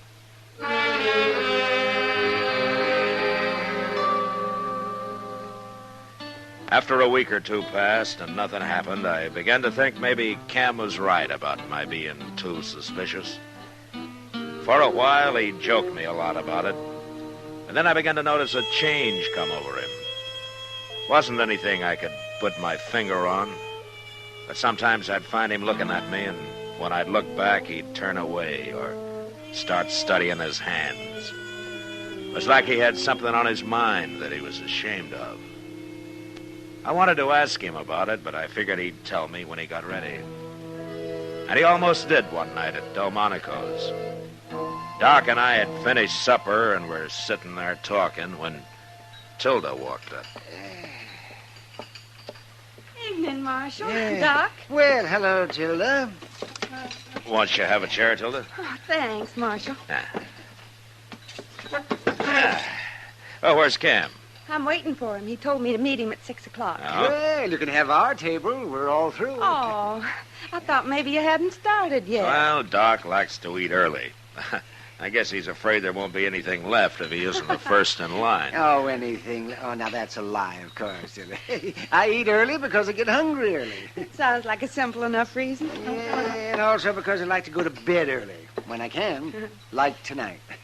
So if you'll excuse me. I'll stay with Tilda till Cam shows up, Doc. Fine. Goodbye, Tilda. Bye, Doc. Hello, Pike. Hello. That's funny. Oh, what? Lonnie Pike just stood there, took a look at us, and then left. Oh, Pike doesn't exactly approve of me. I don't like him, Marshal. I wish Cam had never hired him. Well, he hasn't caused any trouble so far. I wouldn't trust him any further than I would a Yankee. Well, I guess you couldn't put it much stronger than that, could you? Oh, I'm sorry. Why, I just naturally thought you were from the South, Marshal. Oh, well, you can't offend me, Tilda. I've lived almost everywhere. So has Cam, I swear. I get the idea sometimes he couldn't have spent more than a night in any one spot. He's been so many places. Cam was quite a wanderer before he met you. Oh, he worries me sometimes, Marshal. Oh? Why's that? Oh, I can't tell you now. What? Oh, hello, Cam. What are you doing here, Tilda? What? I said, what are you doing here? I'm waiting for you. That's so. Of course it's so. What are you talking about? You're supposed to be waiting for me at the Alacrane. Oh, my goodness. I guess I wasn't listening. I just naturally thought you said Delmonico's. Uh-huh. Oh, Cam, now that you've found her, why don't you sit down? I'll be at the Alacrane, Tilda, when you're finished. Cam? Don't worry, Marshal. I'll explain it to him.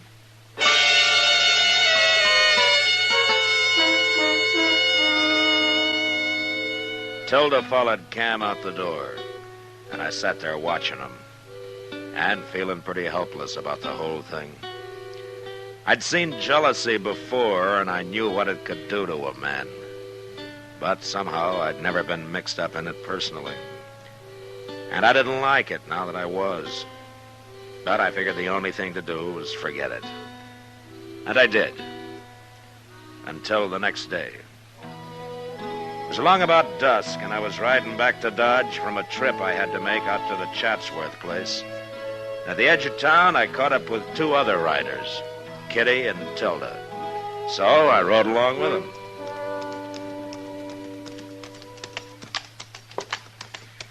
I'll bet we've been 20 miles this afternoon, Matt. Well, it's good for you to get out once in a while, Kitty. Good for me, too. If I had my way, I'd never go near a town. Well, why don't you make Cam buy you a ranch? All that money he's winning every night. Oh, what would Cam do on a ranch? All he knows is cards and guns. Guns? I didn't think Cam ever wore a gun. Well, he doesn't anymore, Kitty. I made him stop. But he's awful good with one just the same. Yeah, he is. I've seen him. Oh, say, I forgot. I told Ma Riley I'd stop by and say hello today. That's her house there. Why don't you go on ahead with Matt, Tilda? Well, I think I will, Kitty. I'm kind of tired. I'll see you later. Sure, Kitty. Goodbye. Bye. Bye, Kitty. She's a wonderful girl, Marshal. Yeah. Well, that's not the most enthusiastic response I ever heard. I'm sorry, Tilda. I just thinking about yesterday at Delmonico's. Oh. Cam was upset about something, Marshal. It had nothing to do with you and me. Is that so? No. That isn't so. You know it. shames you when he acts like that, doesn't it? Yes, but he doesn't always act like that. No, of course not. Oh, look. There he is, waiting for you. And Pike. Yeah. Oh, Pike's leaving. Good. Hello, Cam. How are you, Cam?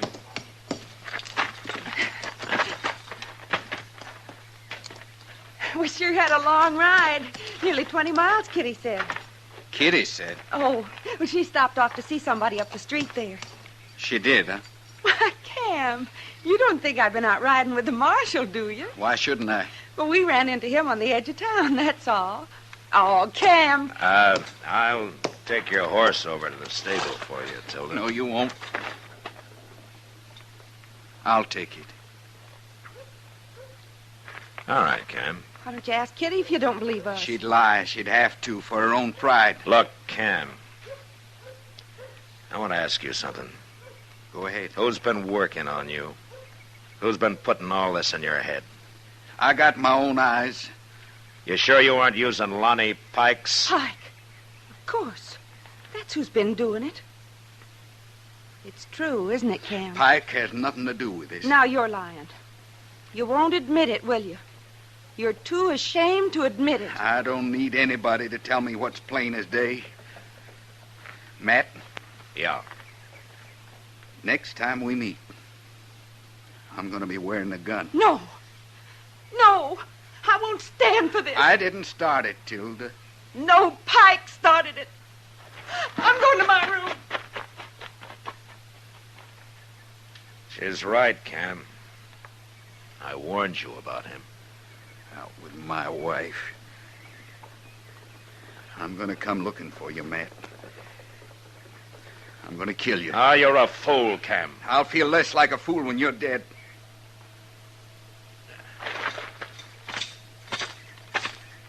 Where'll you be, Matt? I'm easy to find.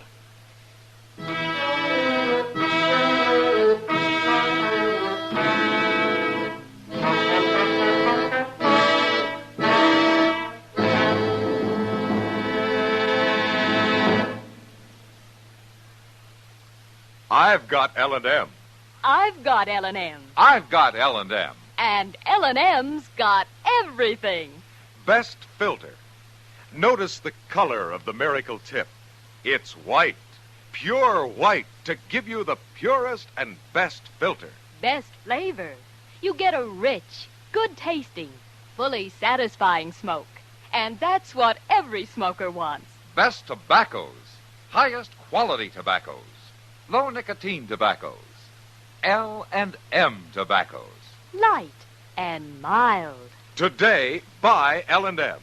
It's sweeping the country because it's America's best filter tip cigarette. Yes, today, why don't you get L&M? Because L&M's got everything. This is it. L&M filters. L&M's got everything. It's the best.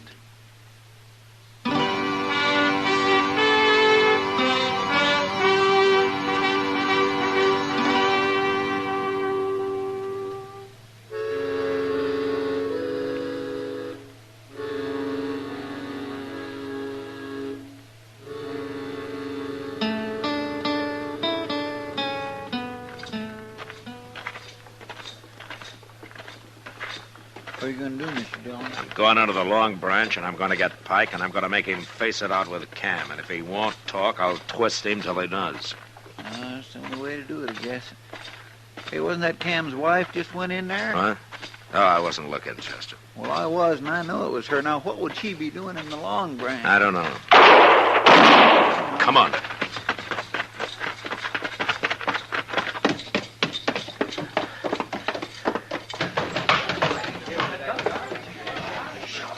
Look, she's gone and shot Lonnie Pike.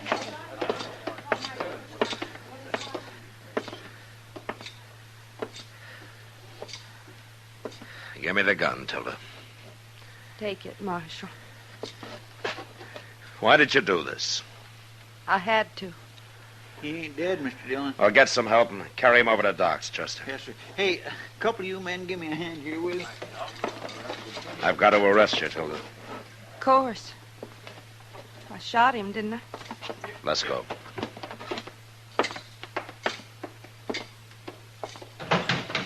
It's Cam. He's wearing a gun. Don't you say a word to him. Let me do the talking.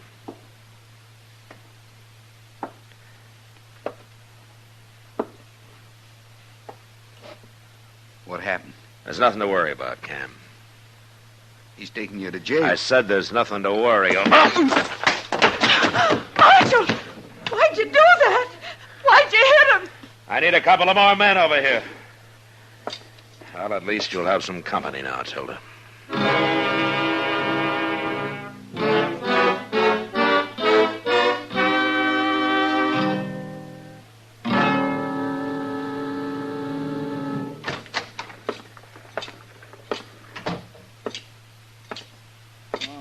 How's Pike doing, Mr. Dillon?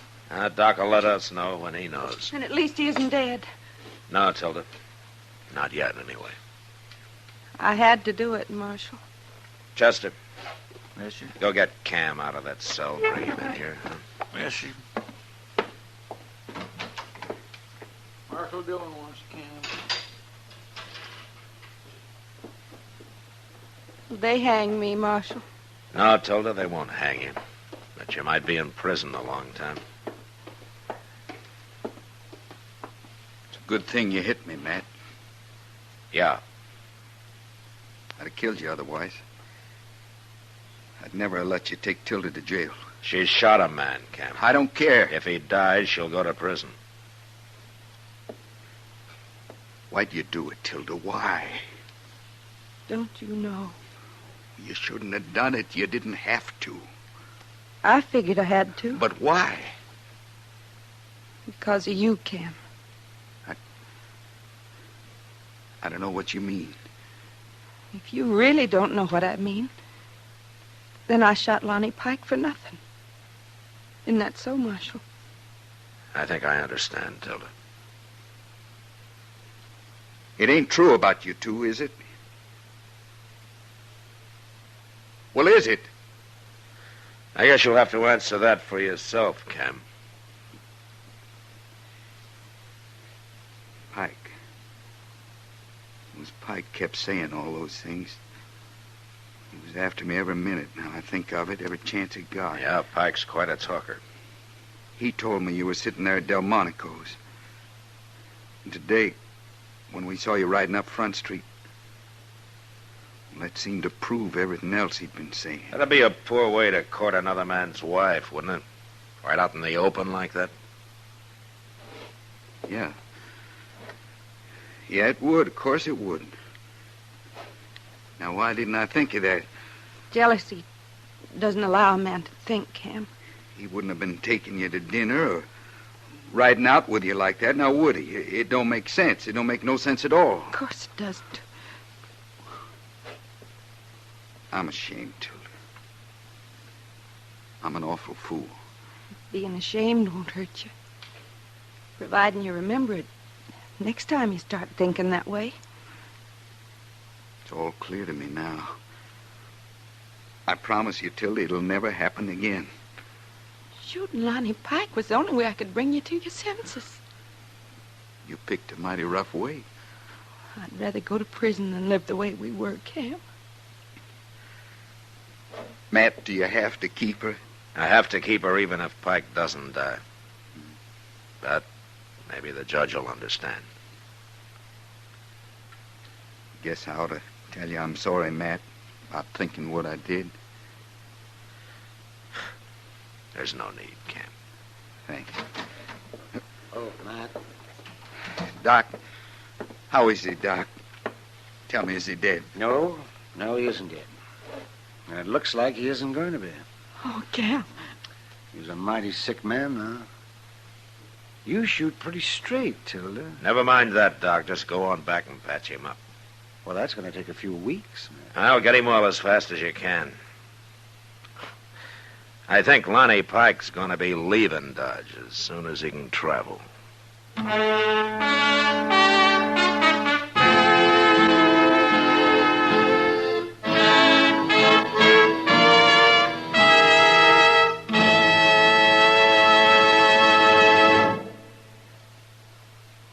And now our star, William Conrad. Thank you, George. Mild and plenty quick on the draw. That's L&M for you. And the pure white miracle tip on the business end of every L&M filters out everything but the taste of the world's finest tobaccos. All you have to do is pick up a carton of L&M's and you'll see what I mean. L&M stands out from all the rest.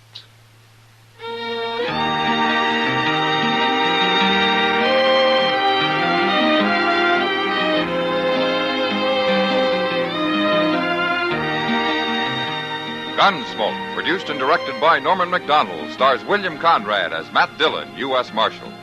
Our story was specially written for Gunsmoke by John Meston, with music composed and conducted by Rex Corey. Sound patterns by Tom Hanley and Bill James. Featured in the cast were Vic Perrin, Virginia Gregg, Harry Bartell, and Don Diamond. Parley Bear is Chester, Howard McNear is Doc, and Georgia Ellis is Kitty.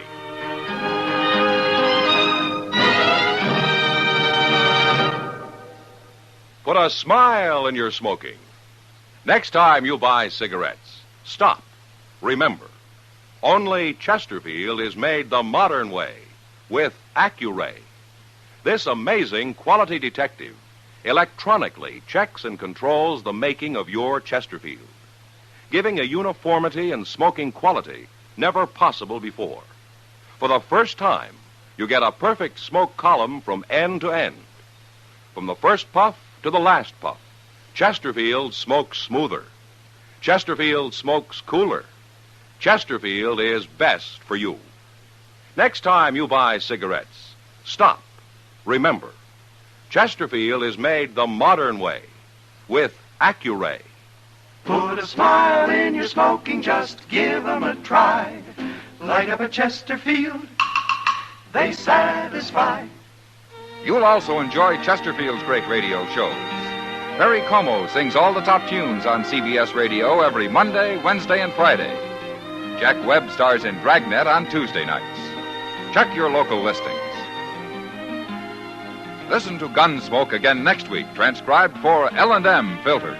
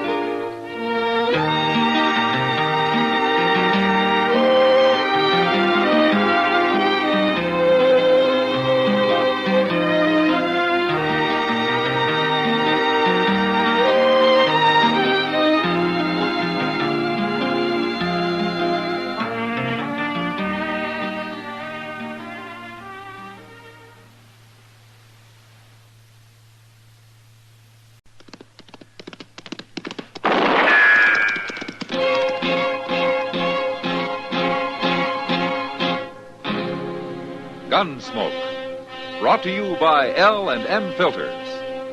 This is it. L&M is best, stands out from all the rest. Around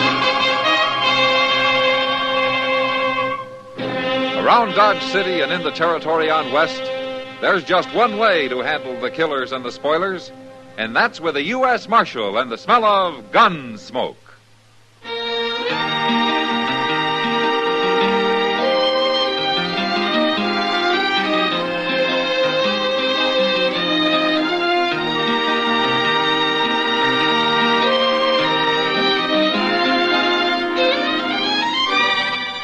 Gunsmoke, starring William Conrad, the transcribed story of the violence that moved west with young America, and the story of a man who moved with it. I'm that man, Matt Dillon, United States Marshal. The first man they look for and the last they want to meet. It's a chancy job, and it makes a man watchful and a little lonely.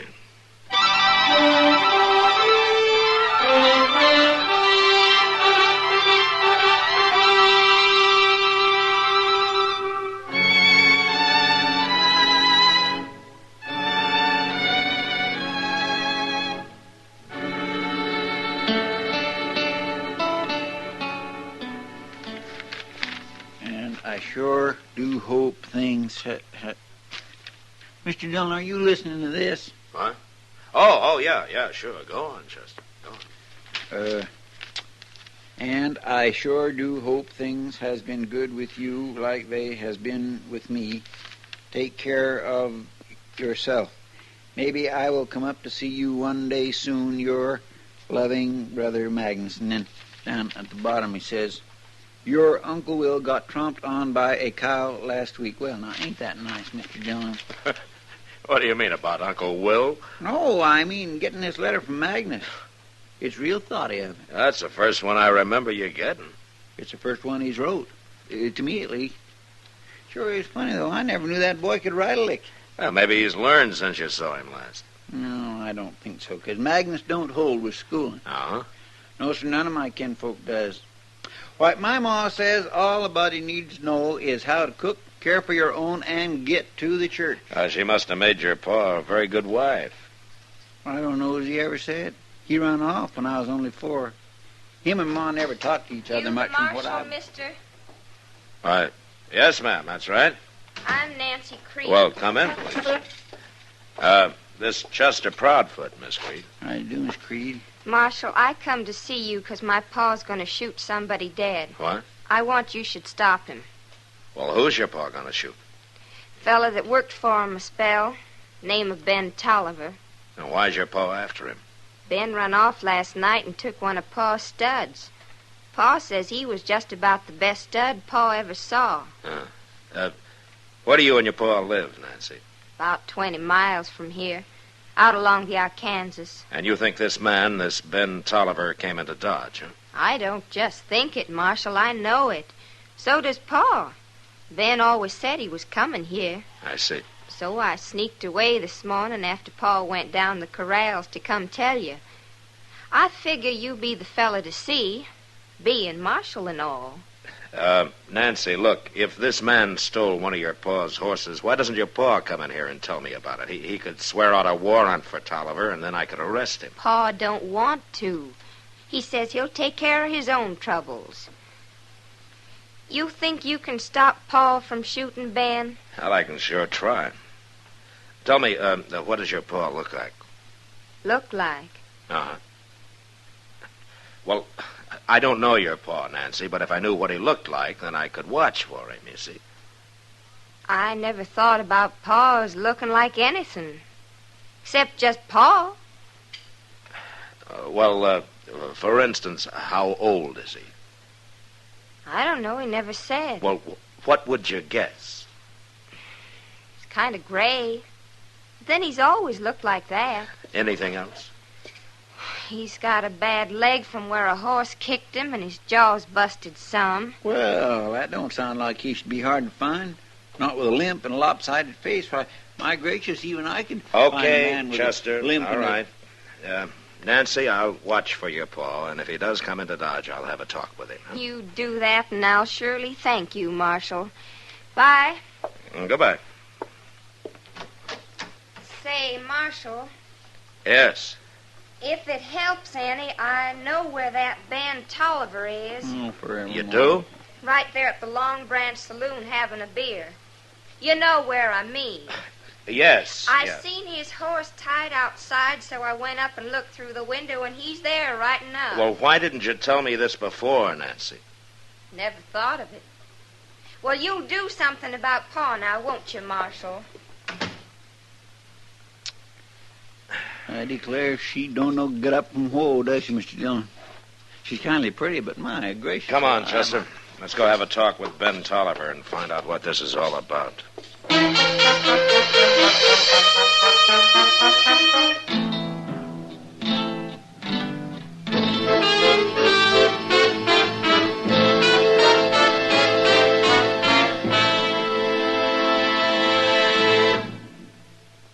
This is it, L&M filters. It stands out from all the rest.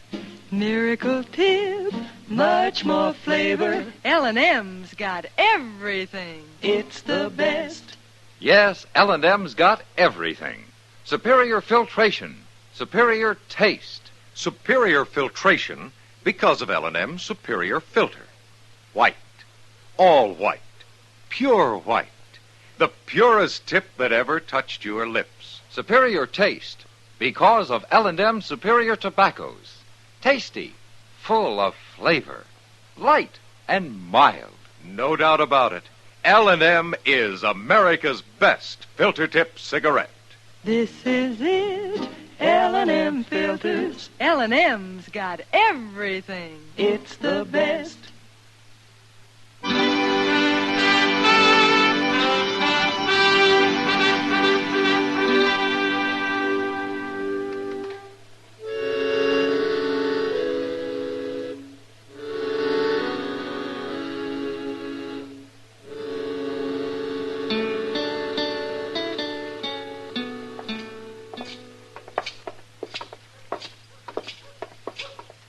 That Nancy sure didn't have no hankering to come with us. And I think she was afraid we might run into her paw. She sure lit out for home fast enough. She just ain't very bright, is she, Mr. Dillon? She seems to know right from wrong, Chester. That's more than some people. Yes, sir. You want me to come in with you? Yeah, but stay by the door while I talk to Tolliver, huh? How you gonna know which one's him? Well, there won't be more than 3 or 4 people in there this time of day.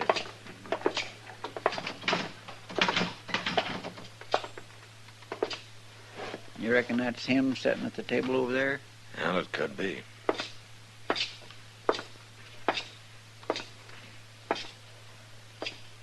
Has your name been Tolliver? That's right. My name's Dillon. I'm a marshal here in Dodge. Do you mind if I sit down? Please yourself. Yeah, thank you.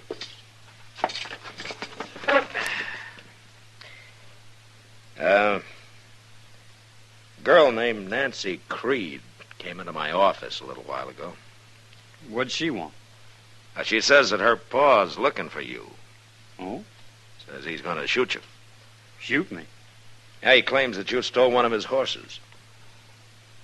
Is that right? He owed me 4 months' wages and he wouldn't pay me. So I took a stud horse that broke. Was it your horse? I figured I had something coming. You can't take a horse that belongs to somebody else, no matter what you figure. Look, mister, I caught that stud horse when he was running wild out on the range. I brought him into old Creed's place and broke him myself. I put 3 months' work into that stud and on my own time of an evening. Creed says it was his horse and you stole him. No such thing. Besides, he said he'd pay me $30 a month, then he threw me out without a penny. Now, the girl didn't tell me anything about pay being due you? Nancy wouldn't know about it anyway. Her pa don't tell her nothing. She just keeps the place redded up and cooks for him and the like. Well, come on, Ben. Come on where? I'm going to take you to jail. Jail? What are you putting me in jail for? And if what Nancy says is true, Creed's coming in to look for you. Putting you in jail's the best way I know of to stop a fight. But I ain't done nothing wrong, Marshal. Not the way I see it. You'll only be in jail till I get this straightened out. Later this afternoon, I'm going to ride out and have a talk with Creed before he decides to come into town.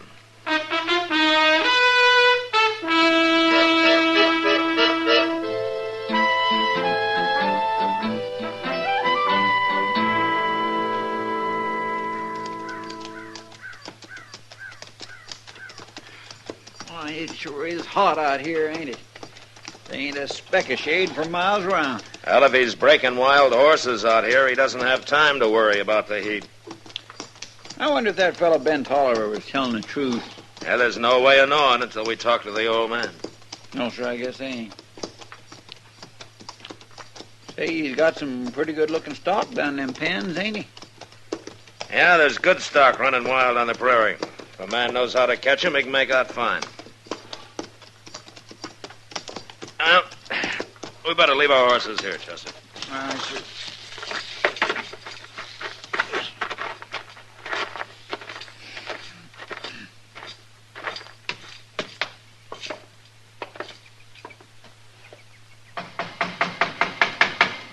Don't be banging on the door. I seen you coming. You Jake Creed? That's right. Well, I want to talk to you, Creed. Who are you, mister? Marshal Dillon from Dodge. It's cooler out there than in the house. I'll come out.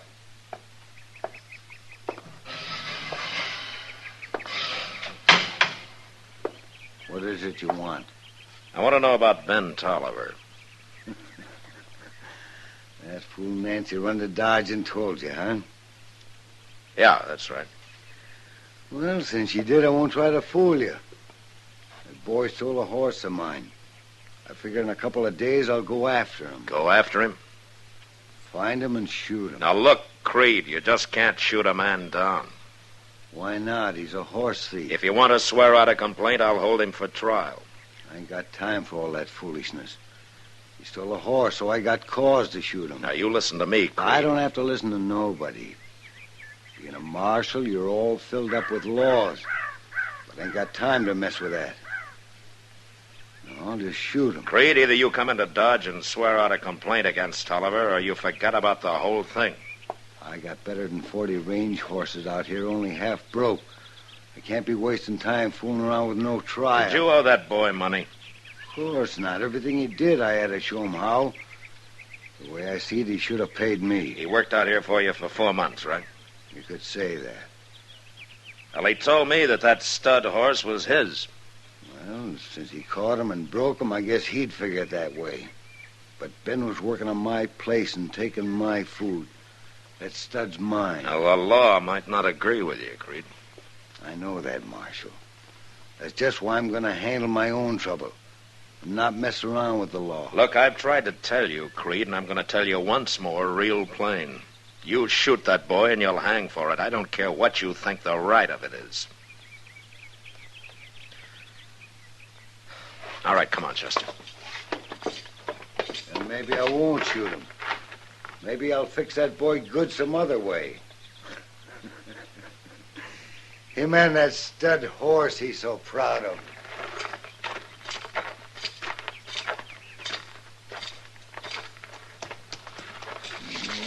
Miserable old buffalo's as mean as an acre of snakes, ain't he? Yeah. What are you going to do, Mr. Dillon? Well, I can't keep Ben Tolliver in jail forever if Creed won't swear out a complaint. No, sir. I'll just have to turn him loose in the morning and hope they don't run into each other. Maybe you could run Tolliver out of town. It wouldn't do any good. We'll just have to wait and see what happens. Now, let's move along. We got a lot of ground to cover. Come on.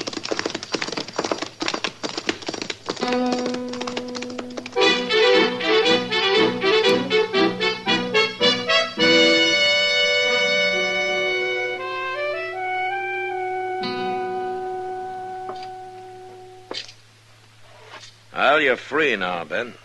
Thanks, Marshal. Being in jail overnight makes a fella kind of ouchy. Yeah, well, I'm sorry about that. I did it to save trouble. I know, Marshal. I don't blame you none. What you going to do now, Ben? Well, Chester, I thought maybe I could find myself a job of work somewhere. Yeah, what kind of work? All I know is horses. There ought to be some spread near here that could use a hand. Well, if there's anybody looking for a hired hand, Sam down at the Long Branch would know about it. He's the bartender there. I'll tell you what, I'll walk down with you if you like, Ben. Oh, thanks, Marshal. Mr. Dillon? Yeah, what is it, Chester? You could just have a beer while you're down there talking. Yeah. Okay, Chester, you can come along, too. Come on. Oh, thank you. Say, Mr. Dillon, that was a good idea. I'm glad you thought of it. Well, thank you, Chester. Where are you from, Ben? California. Oh, California? What are you doing in Kansas? This is the cow country, Marshal. California just don't have the spreads. Yeah, but all that gold out there. The gold rush was 20 years ago, Chester. Well, I know that, but there might just be a little left laying around. I sure didn't find any, Chester. Well, maybe you didn't know where to look. All I want is to have my own piece of land, raise good stock, maybe get me a wife. I might even go on up to Wyoming sometime. I hear that's good cattle country, too.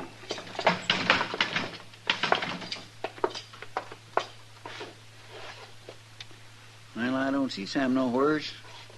No. But here comes Miss Kitty. Oh, Matt. Chester. Hello, Kitty. Kitty, this is Ben Tolliver. Pleased to meet you, Kitty. We came down to talk to Sam. And have some beer. Well, I can get you the beer, Chester, but Sam's down at the depot with a wagon. No? Shipment of rye whiskey's coming in on the Santa Fe this morning. Oh, I see. You're up kind of early, aren't you? Sam asked me to take care of things till I got back. I can sleep this afternoon. Come over to the bar. I'll get you some beer. Okay. My, you make a pretty fancy bartender, Miss Kitty. Well, a girl's got to have an ace up her sleeve, Chester. Yeah. What? Never mind, Chester. Well, What are you doing in the saloon this early? Well, we come down to ask Sam if he'd heard about anybody needing a hand. Yeah, you see, Ben here is looking for a job. Oh, what sort of job, Ben? On a ranch somewhere, Miss Kitty. You work around stock much? All my life, just about. Yeah, you see, he was working for Jake Creed up until yesterday. Jake Creed? Yeah. You know him? I know about him. Only a few months back, some cowboy was giving me a half a dozen reasons why I ought to kill him. He must have been the fellow Jake threw out just before I come along. You probably stayed with him about 3-4 months. Is that right? Yes, ma'am. Then he started some argument. You had a fight, and he threw you out? That's about the right of it. And no pay into the bargain. Honestly, Matt, I don't know how Creed gets away with it. Well, I guess there's always somebody new drifting by who doesn't know his reputation. What did you argue about, Ben? Oh, a little bit of everything, Miss Kitty. But mostly on how to rope. How to rope? Yeah. He says when you're working stock, the only way is to tie hard and fast and not dally. Well, I sure couldn't argue that. No, Kitty, you see, hard and fast means that you tie the end of your rope to the saddle horn, you see. And when you dally, you just hold the end of the rope in your hand and twist it around the horn a couple of times. That's right. That way, if the rope gets tangled up in your mount's legs or yours, you let go and you're free. There ain't no way to get dragged if you dally. You mean old Creed don't believe in dallying? Well, no, ma'am. Oh. Well, most of the fellows don't think it amounts to much, but they do some in California. Well, they sure don't in Texas. Creed says that nobody who knows anything about working stock could ever rope anyway except hard and fast. I'm glad I make a living in here. It sounds complicated, I guess, Miss Kitty, but it ain't to a horseman. Well, no matter what the argument was about, he should have paid you, Ben. Oh, Ben, you got any money at all? No, sir. Here, I'll give you $5 and you can pay me back when you make it, huh? Thanks, Marshal. Well, as long as you're paying, don't forget the beer, Marshal. Oh, yeah, sure. Here you are. Thank you. Yeah, Sam won't have to worry about his bar, not with you behind it, Kitty. Well, this bar pays a good part of my salary. Marshal, I think maybe I'd better go down and have a look at my horse. Make sure he's been watered this morning. Oh, Moss would take good care of him, Ben. Well, I think maybe I'll just walk down there anyway. Can I go with you? I'd like to see your horse. Sure.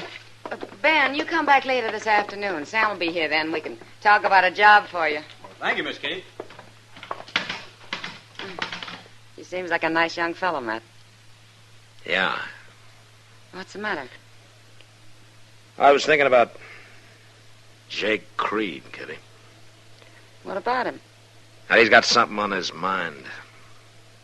He'll try to get to Ben Tolliver's some way.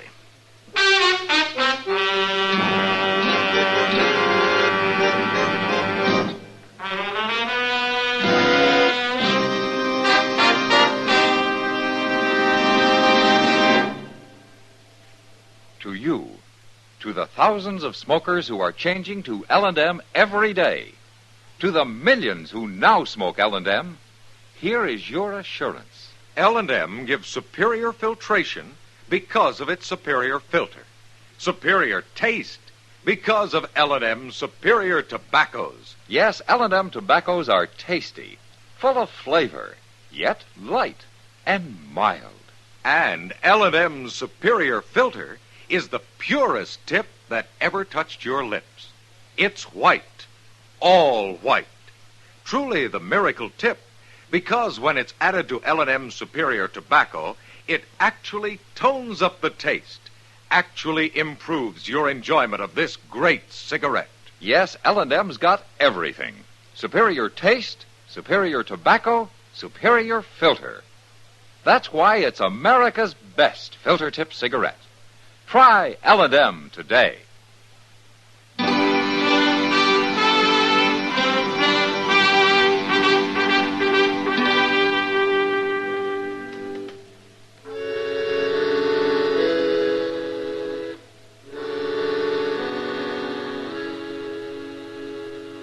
In the next 3 or 4 days, there was no sign of Jake Creed around town. And I began to breathe easier. Ben came in one morning and said that he'd found a job out at the Walker place and that he was going to start the next day. And I was glad for him. But then trouble came. Mr. Dillon? Yeah, what is it, Chester? Mr. Dillon, he's gone. Well, who's gone? Ben Tolliver. He took a horse from Moss Grimace and he's headed out for the Creed place. He says he's going to kill him. Oh, what for? What's it all about? Well, this morning I walked down to the stable with Ben to kind of say goodbye like, and that's when we saw it.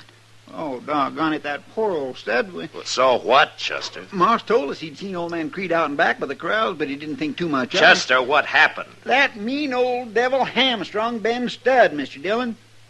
Hamstrung him? He cut both hind legs.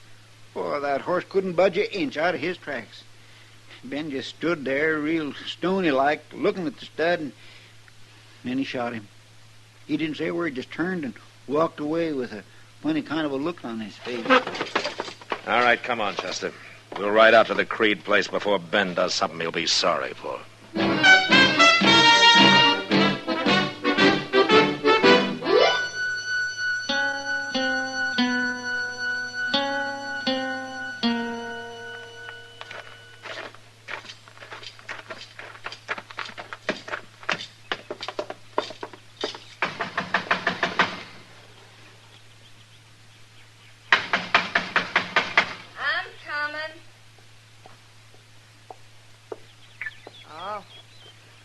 Hello, Marshal. Is your pa here, Nancy? No, he's down the catch pens. It ain't time to eat, so he's working. Uh-huh. Nancy, have you seen Ben Tolliver? Sure did. He rode up here a few minutes ago, wanted to see Pa. I told him Pa was down the corrals. He just went down there. Come on, Chester. Well, if you're going down to talk to Pa, I'll go with you. He goes down to the corrals for sunup and don't come back till time for dinner. What you want Pa for, Marshal? To keep him from getting killed. Who'd kill Pa? You don't... That came from the corrals. Come on, let's go.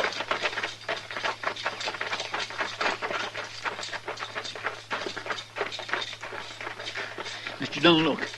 Out there in the middle of that catch pen. All right, Tolliver. Hold it right there. I ain't moving.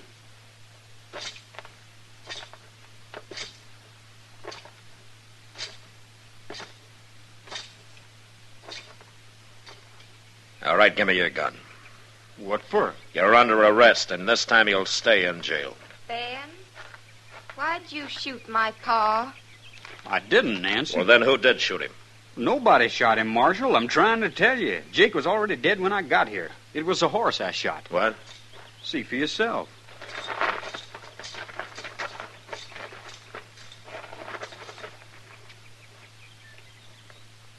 Looks to me like Jake's horse got tangled up in the rope while they was working a Mustang. The horse got throwed, and Jake was trapped under him, and the Mustang drug them both. It killed Jake. His horse had 2 legs broke, so I shot him. That's what you heard. Well, looks like you're telling the truth, Ben. I am, Marshal. Poor old Pa. I always told Jake he shouldn't work wild horses alone. He ought to have somebody snub for him. Pa always did have a mind of his own. He sure did. That old devil. You should be glad he did, Ben. It saved you from hanging.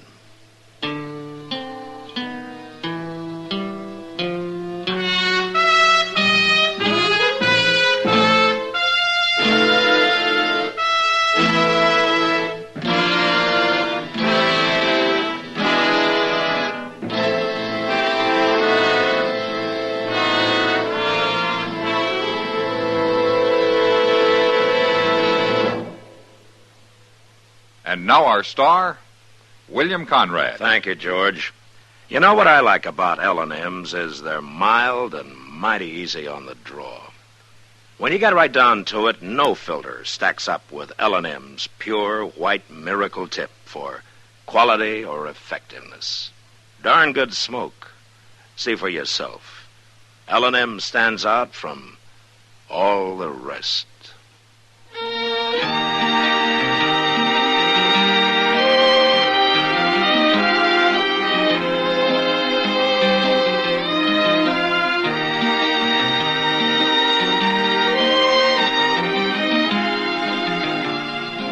Gunsmoke, produced and directed by Norman McDonald, stars William Conrad as Matt Dillon, U.S. Marshal. The special music for Gunsmoke was composed and conducted by Rex Corey. Sound patterns by Tom Hanley and Bill James. Featured in the cast were Sam Edwards, Eleanor Tannen, and James Nusser. Parley Bear is Chester, and Georgia Ellis is Kitty.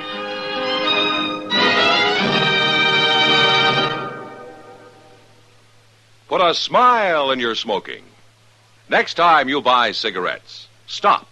Remember, only Chesterfield is made the modern way with Accuray. This amazing quality detective electronically checks and controls the making of your Chesterfield, giving a uniformity and smoking quality never possible before. For the first time, you get a perfect smoke column from end to end. From the first puff to the last puff, Chesterfield smokes smoother. Chesterfield smokes cooler. Chesterfield is best for you. Next time you buy cigarettes, stop. Remember, Chesterfield is made the modern way with Accuray. Put a smile in your smoking, just give 'em a try. Light up a Chesterfield, they satisfy.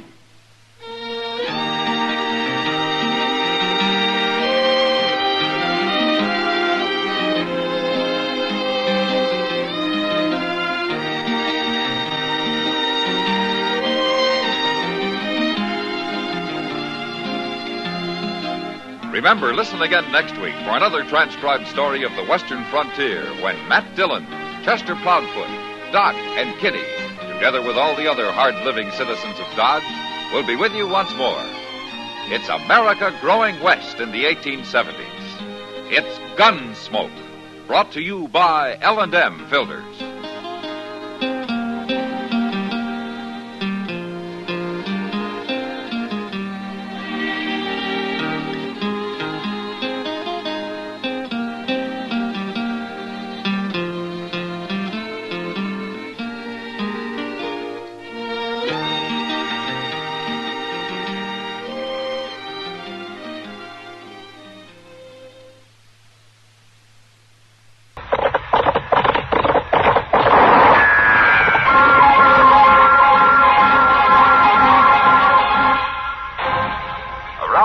City and in the territory on West, there's just one way to handle the killers and the spoilers, and that's with a U.S. Marshal and the smell of Gunsmoke.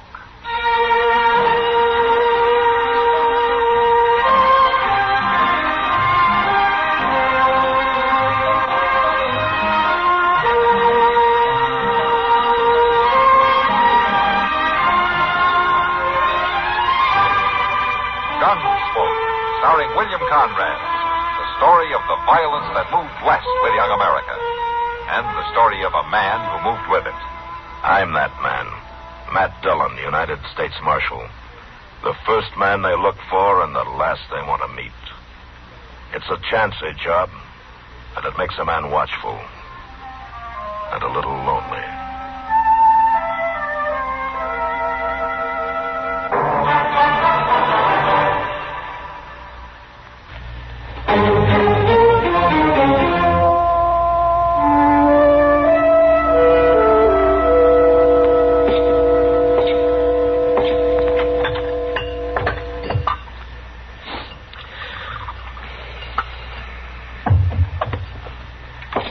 Doc, how could you get sweet-talked into a spot like this? I just can't understand it. No, I think you've got it all wrong, Mr. Dillon. It's kindly honor. And I'm just proud to know, Doc. Oh, now, don't listen to him, Chester. Just hold up that looking glass while I try this thing on.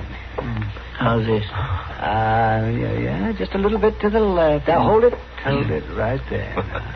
You're not going to wear that.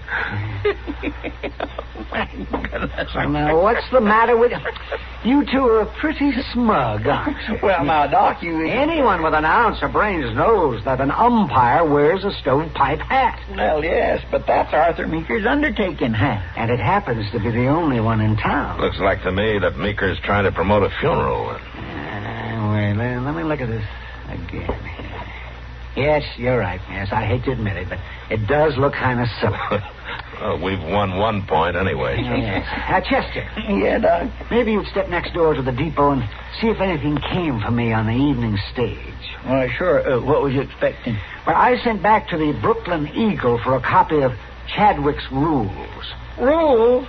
Why, you got the boys' book of games. The rules are all in there. Chester? Yes, sir? Don't argue with the umpire. Oh, sure. But anybody knows the rules. How he expects to be an umpire if he don't know the rules? Oh, that Chester.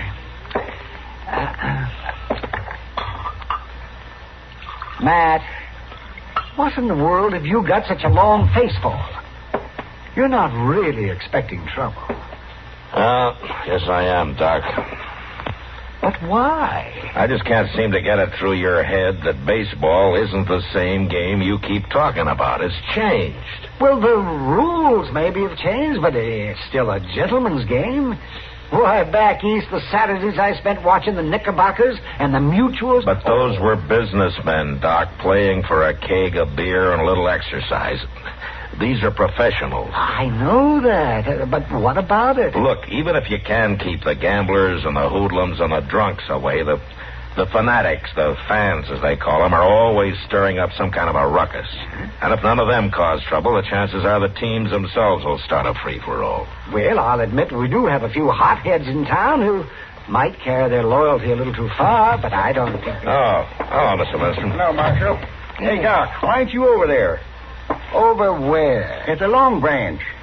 Now, Lindstrom, why should I be at the Long Branch? The whole Eastern team is there, and we got to have our meeting with them. Well, that meeting's supposed to be at the Dodge House at 9:30, isn't it? And if you wait that long, you're going to have to stack them like cardwood and haul them there in the buckboard. Well, he was there all right. Hello, Mr. Lindstrom. Hello, Chester. And Chester, did you get it?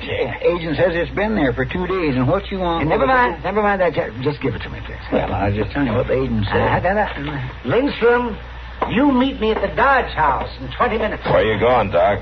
Where do you think I'm going? Oh, it's starting already. And I'm coming with you. Well, that meeting ain't supposed to be... Come on, Chester. We're going to the Long Branch. Yes, sir, but I thought that... Just come along. We're going to give Doc his first look at the Eastern All-Star Professional Baseball Club.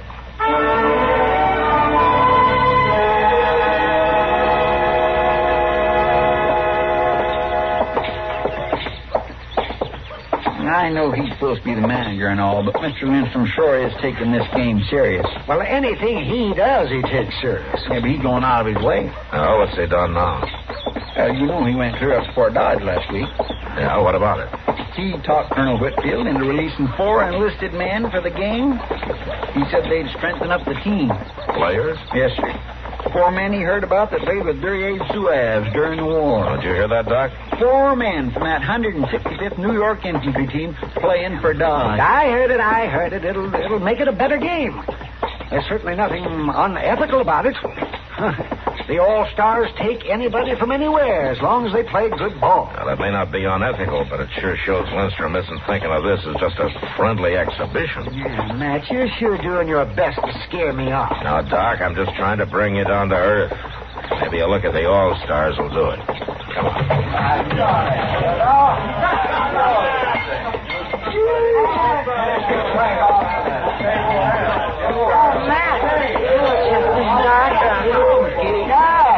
Matt, if you hadn't walked in that door when you did, I was just going to send for you. You mean the Eastern All-Stars?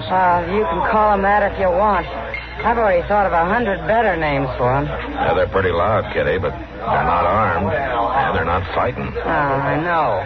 Like their manager says, they're just playful. Well, if it gets any worse, I'll stop them. But I brought Doc over to take a close look at the gentleman athletes he's going to be umpiring tomorrow.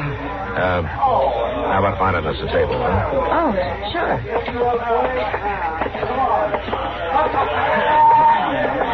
How's this table, Matt? That's fine.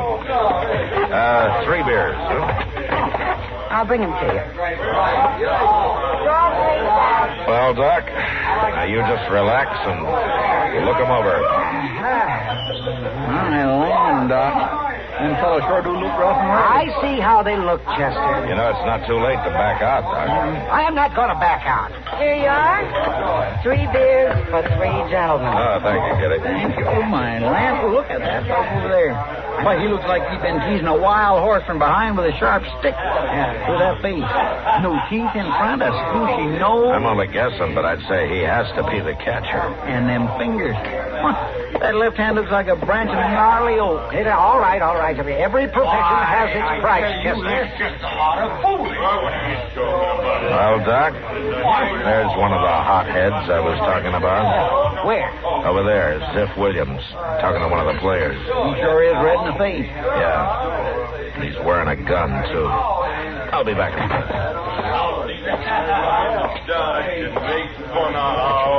Now, look here, I wasn't making fun of your boys. I wonder if you dance as good as you talk. Well, you take off your gun and we'll see who does the dancing. Why, All right, that's enough, Ziff. You the manager of these players? That's right. Manager and pitcher. What's your name? Asa Granville. All right, tell me, Granville, what did you do to get this man so riled up? Nothing. He wanted to bet on the game, and when I offered him fair odds, he got mad. Is that right, Williams? There wasn't no bet. There was a brag about how good the All-Stars are. Marshal, he wanted to bet on Dodge to win. And I laughed because I'd be stealing his money. Yeah? And then what? Well, to give him a fair shake, I offered to bet even money that we'd score at least 100. Williams, I think this man was saving you from making a fool of yourself. Nobody in town except you and Lindstrom really thinks Dodge has a chance to beat the All-Stars. That's all you know about it, Marshal. I got faith in our boys, even if the rest of you ain't. Well, I can't stop you from having an opinion, Williams. But I'm going to tell you one thing. If you plan to be at that game tomorrow, you better check your gun at my office till it's over. Now, you better get on home. Well,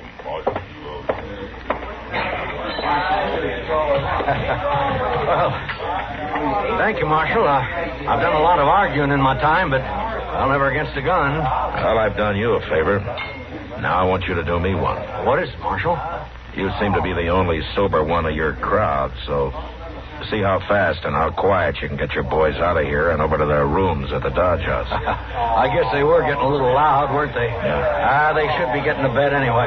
And when you get them put away, just remember that you still got a meeting in the lobby at the hotel. I'll be there as soon as I can. Okay. All right, boys, come on.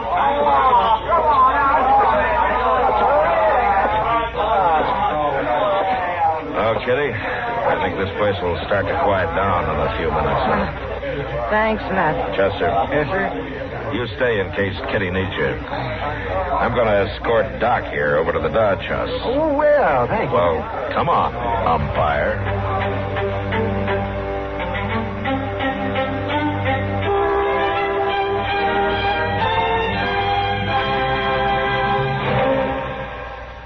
Your Columbia phonograph dealer has it. The new Sound of Pleasure, Stereo 1 by Columbia. #1 in the wonderful world of sound. Just wait until you hear the beautiful sound of true three-dimension stereophonic high fidelity. It's a thrilling experience that makes all your records, stereo or regular, sound better.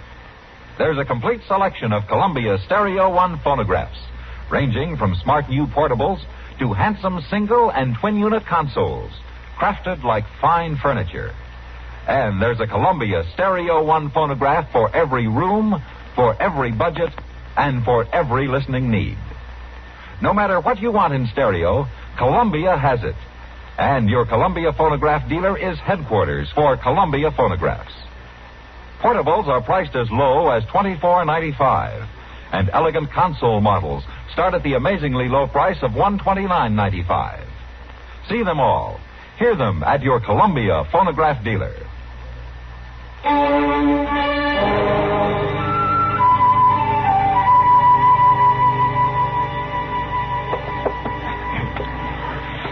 Now, as I understand it, Granville, you play New York baseball. Well, we can play the Massachusetts game, but it just don't have the same pep.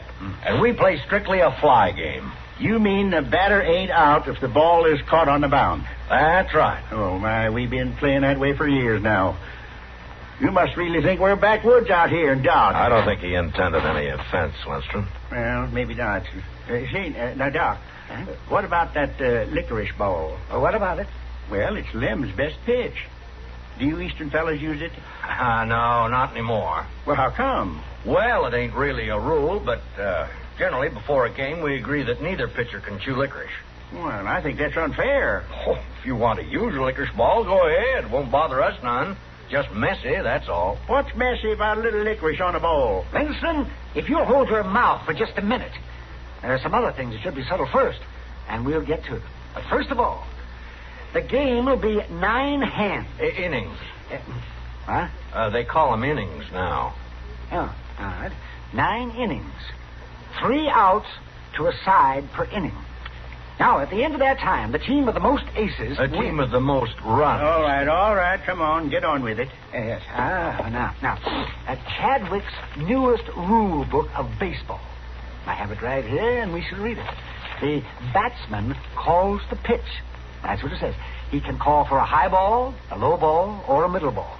If the umpire decides the pitch was in the area called for, he shall rule it as a strike, even though the batsman does not swing. 3 strikes are out. Are there any questions? Well, not on that, but what about that walk thing? Oh, the walk. Well, I'd like to explain that, Doc, if you don't mind. Go ahead, yes. Well, you see, we found the game was dragging, so the association passed a rule that if the umpire calls 9 unfair balls against a pitcher, the batsman can walk to first base, and the next batter comes up. Oh, my, that sounds awful tough on the pitcher. Oh, they're even talking about cutting it down to 8 balls next year. Excuse me just a minute, Jim. Well, Chester, don't just stand there in the door wiggling your fingers. If you want to see Matt, come on in. Well, I'm sorry, Doc. I'll come out there, Chester. You go right ahead. Yeah, well, thank you, Matt. Yes, sir. Now, let me see. We will continue reading here. The pitcher shall release the ball no closer than 45 feet from home plate. His feet shall be together at the time of the pitch. The elbow shall be stiff, and the pitching hand shall not rise above the belt. Are there any questions? Yeah, Doc, I got a few questions, and they're all for Mr. Granville. Well, go ahead. Do you or your players ever bet on the games you play? Why, of course we do. Do your players ever bet against themselves? What are you getting at, Marshal? Just answer my question. Well, we do not. I'm not talking about betting whether you win or lose. I know you've never lost a game. I'm talking about sucker bets. Why, you heard me turn down a sucker bet at that saloon. And the bet I offered was square. Yeah, I know. You offered to bet you'd score more than 100 runs, and you said it good and loud in front of everybody. And made you look real honest. So after you left, your ringers could move in and clean the town. I swear, Marshal, I don't know what you're talking about. Chester, I want you to tell everybody here what you just told me. Well, there's 2 gamblers over at the Long Ranch right now, strangers in town, and they're taking all comers. The gamblers is giving good odds that the All-Stars won't score more than 50 runs. And just about everybody in Dodge is betting they will. Well, I sure don't know who the gamblers are, but they ain't very smart. Unless maybe they know something that I don't. Like what? If you and your boys are as good as you're supposed to be, you're the only ones who can make sure that you didn't score more than 50 runs. And it could just be that those gamblers are betting with your money. Well, I'm not going to answer that, Marshal.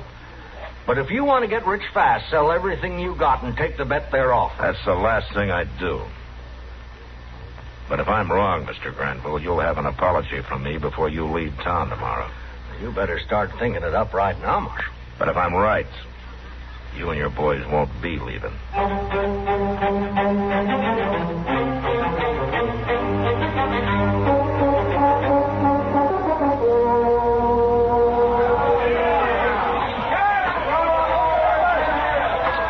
Well, Chester? By Jim Dillon, I'm glad you're here. How's the game going? See there? Pretty bad. Them All-Stars just ain't no good at all. In the 3 innings they've batted, Lem struck out 7 of them. They ain't got a single run. How many runs for Dodge? 4, but we sure didn't deserve them, and we're going to get more. There ain't nobody out, and that Granville ain't pitching the ball nowheres near Willie Linson. I had to wait for an answer from St. Louis, or I'd have been here sooner. Did you find out anything about them gamblers? Yeah, plenty. Have you got them spotted? Yes, I have. Right on the edge of the crowd over there to first base, see? Yeah, I see them. Let's watch this a minute. All 9, take your pace. See there? He walked Willie on purpose. Yeah. Who's this coming up? It's one of them players I was telling you about that Linson got from Fort Dodge. I don't know his name. Tell me something, Chester. What? Don't these all-stars look to you like maybe they're scared? Well, they sure look kind of nervous. Now, that's the first real hit we've had. That's a good one, all right. At least 2 bases. That should score Willie easy. Willie's stopping at third. Yeah, he can't make it home if he doesn't keep moving. Well, why would he stop? I don't know. But looks like the third baseman's talking to him. Well, now, if that don't beat all, look. Now he's coming on again. Look at that boy run!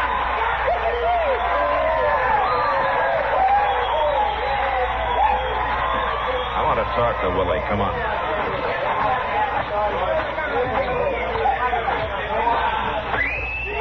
That was a good play, Willie.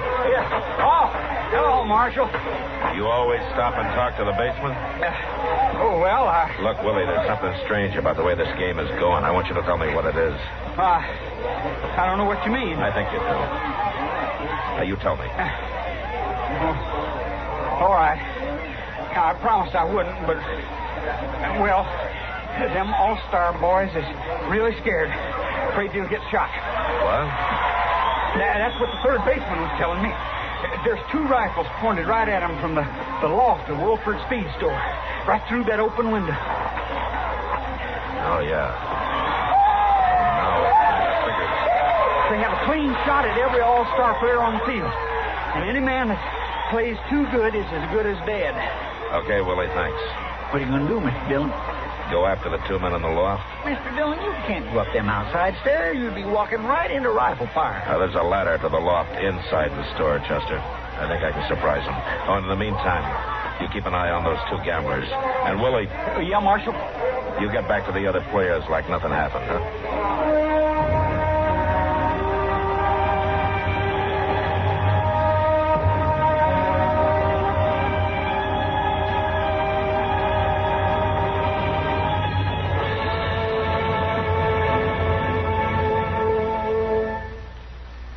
Today, a great premium is placed on speed.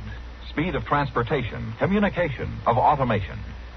In keeping with today's accelerated pace, it's understandable that millions of Americans prefer to hear the events of the day via radio, the swiftest, most concise news medium of all. CBS News maintains its top reputation in the field of news reporting and commentary.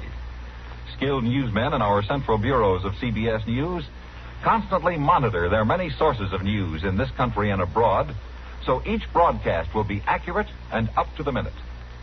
In addition to the many news broadcasts heard each day on CBS Radio, weeknights, veteran CBS newsman Lowell Thomas continues to bring you the colorful brand of news commentary that's long kept him one of America's most familiar, most popular voices on the air.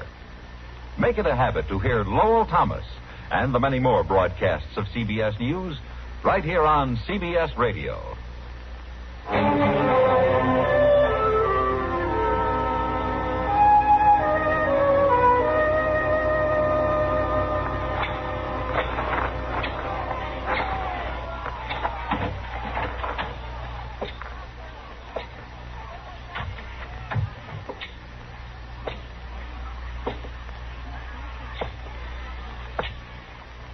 When them fellas say they're going to pay us $50 right after the game, sure wouldn't dare pull the same thing in St. Louis. Of course not.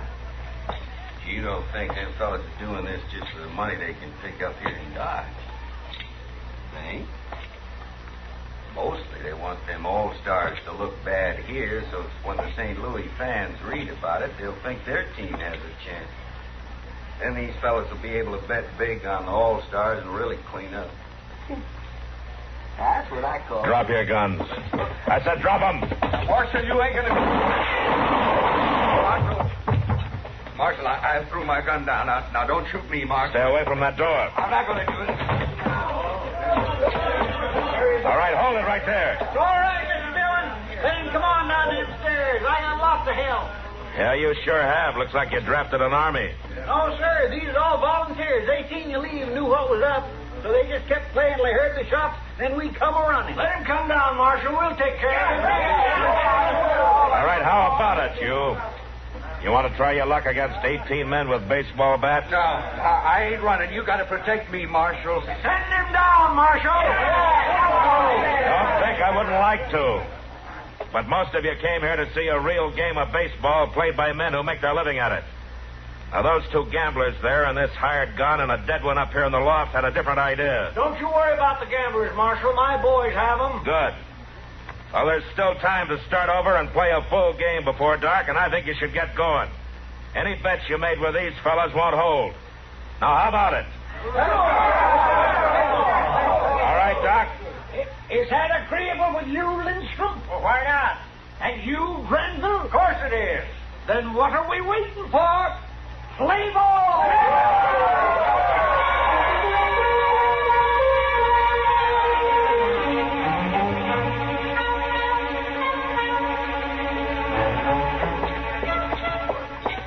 I sure am anxious to find out how poor old Doc's feeling this morning. Yeah, so am I. He looked pretty worn out by the time he was sober. 116 to 12. I was all wore out just watching them all-stars keep running around the bases. Maybe he's not up yet. Now, please don't tease him, Mr. Dillon. I'm not going to tease him, Chester. Hey, Doc. Doc?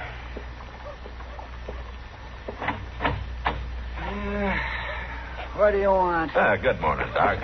We just want to make sure you's all right, Doc. I want you to get back to your jail attendant and leave me alone. Now, don't stand there with your back to us, Doc. We're not going to laugh at you. Does it hurt much? Here, let's get that shade up and get some light in here. There we go. All right, now take this towel away.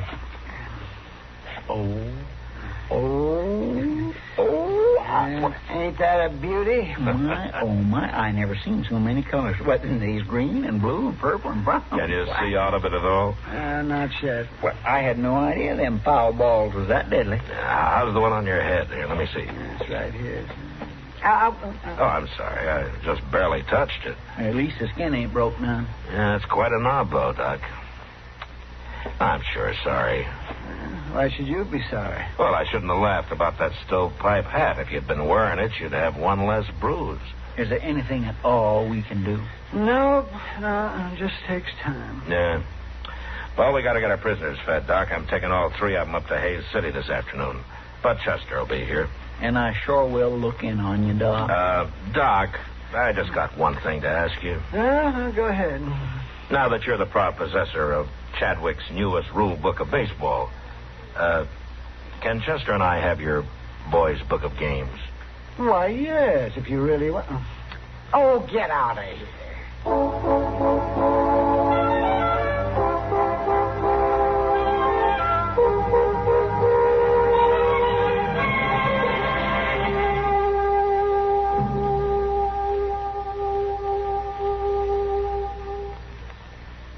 Improved K-Site tune-up. The tune-up in a can. Fill it up, sir? Yeah, regular's good. Say, that engine of yours sounds like real tired iron. Thanks. Improved K-Site tune-up. The tune-up in a can. You got a valve sticking, too. Oh, what do you get to a gallon? Not much. Improved K-Site tune-up. The tune-up in a can. Want a tune job? Haven't got time. You don't need time. How can a tune job not take time? Improved K-Site tune-up, mister. 1 can in your gasoline and 1 can in your oil will clean your motor, your carburetor, your plugs. The works. And K-Site tune-up will unstick those valves. Get you more power and smoother performance. Quicker starting, too. Okay, but how much? $1.25 a can. Results guaranteed or double your money back. Would you start her up, please? Still sounds lousy. I haven't added it yet. Improved K-Site tune-up. The tune-up in a can.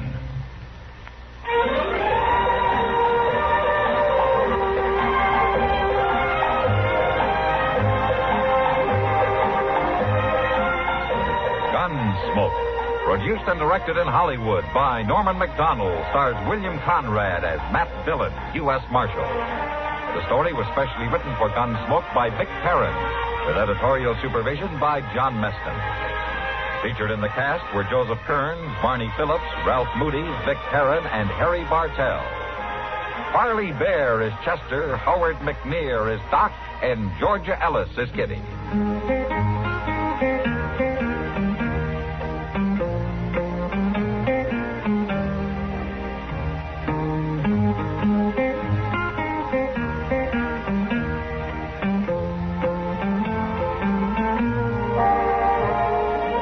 George Walsh inviting you to join us again next week when CBS Radio presents another story on Gun.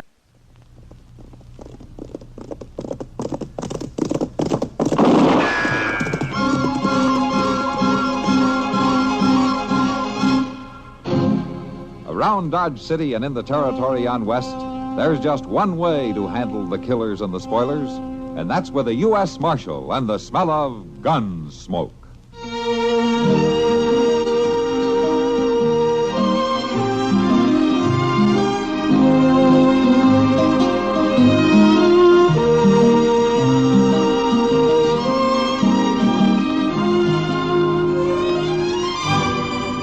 Gunsmoke, starring William Conrad, the story of the violence that moved west with young America, and the story of a man who moved with it. I'm that man, Matt Dillon, United States Marshal. The first man they look for and the last they want to meet. It's a chancy job, and it makes a man watchful and a little lonely.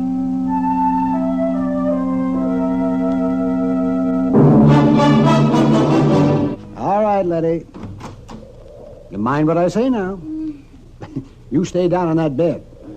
I'll look in on you in a day or so.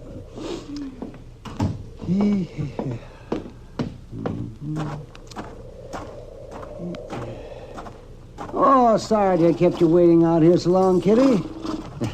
But Letty had a lot on her mind. That's all right, Doc. Kind of nice sitting here with the evening breeze blowing. Yes, the air moves around more out here than it does in town, and that's a fact. Come on. Is Letty going to be all right? No, Kitty, she isn't. Oh, I'm sorry. It's her own fault. That sounds kind of heartless, Doc. No, I mean it. She calls me out here to tend to her when she feels bad enough, and then she never pays any attention to what I say. What do you mean? Well, sure as I'm driving this buggy, she's up on her feet right now. Oh, yes, doing some hard chore around the place. Wearing herself right down into another spell. Oh, I'm telling you, I just do not know how women do it. Well, they'll tell you the work won't get done by itself. Oh, yes, they tell me that, all right, but there's not a bit of sense to it. Waiting a day or two to scrub a floor wouldn't matter, not at all. It would to a woman. Oh, now you see. Oh, you're all alike. Oh, come on, Doc. Let's not argue our way back to Dodge. I don't get a chance to ride out on your calls with you very often. I don't want to spoil it by having to defend womankind, or mankind either, for that matter. All right, Kitty. I'm kind of sorry we can't stay out a little longer. Yeah, I am, too. It's not exactly refreshing in the Long Branch these hot nights. Yeah, I didn't think so. Well, if it weren't for that fool Hud Perkins, we wouldn't have to hurry back. Something the matter with Hud? No, I doubt it. I doubt if there's anything wrong with him that a little less whiskey wouldn't cure. But I promised him I'd look him over when I got back to town. He sure does a lot of talking about how good your doctoring is. You better take good care of him, Doc. He'll drum you up a lot of business. Nah, he just needs somebody to tell him every so often that he hasn't got a fatal disease. Yet. And that makes him real good and friendly. Till the next time. Well, he's your friend, that's for certain. Doc, look, there's somebody standing in the road up ahead. Doc, it's an Indian.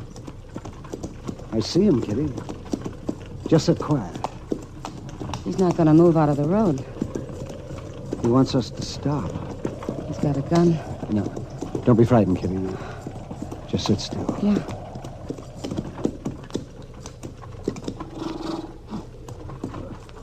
Why do you stop me? What do you want? You, doctor? Yes, I'm the doctor. You come. You want me to come with you? Other way.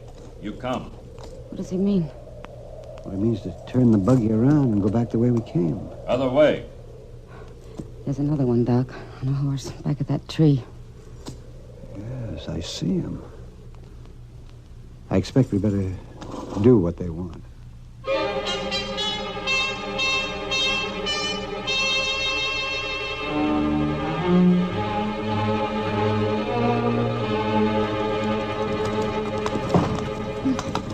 Sorry it's so rough, Kitty. It's mighty uneven ground. I'll make it fine, Doc. I wish I knew where we were going. How far? Where do you take us? Not exactly gabby, that's one thing.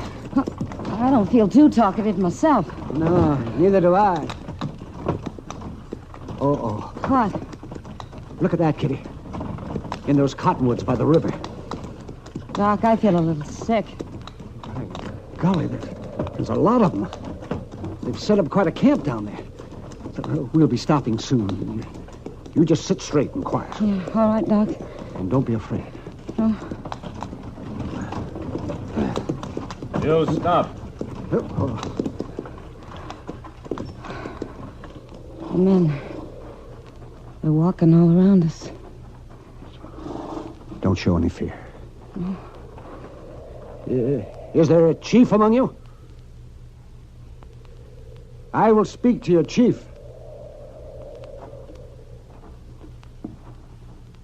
I am Little Wolf. I am chief. You will tell me why I've been brought here? You are a doctor. Yes? Yes, I'm a doctor. Walk down. Out of buggy. Little Wolf has not told me why his braves have brought me here. My son. He is sickened.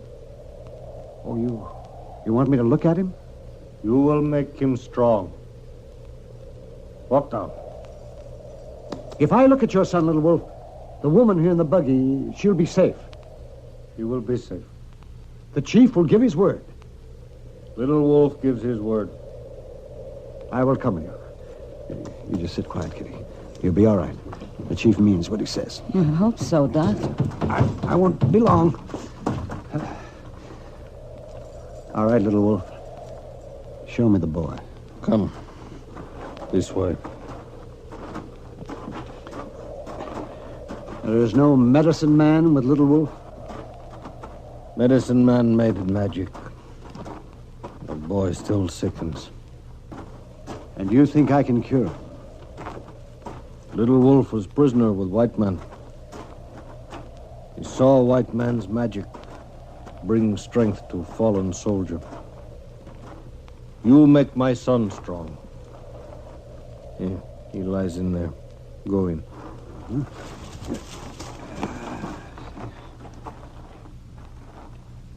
Yes. I see. All right, Little Wolf. I'll have a look at him. Let me get down so I can see him.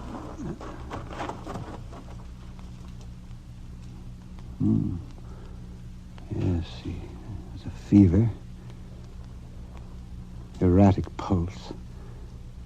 How long since your son has spoken? Yesterday, sunrise. I see. He will be well. Your son's a sick boy. A very sick boy. You make him strong. I will try. You will stay here, in lodge, with my son. If I stay, Little Wolf, there must be a bargain. You bargain for the life of my son? I would bargain for the woman. She is to go free. If woman goes free, she will bring soldiers. No, I'll speak to her. I will tell her of your son. She will not bring the soldiers. Better she stay here. I have told you, Little Wolf. She will not bring the soldiers. Doctor, give me his word. The doctor gives his word. The woman can go.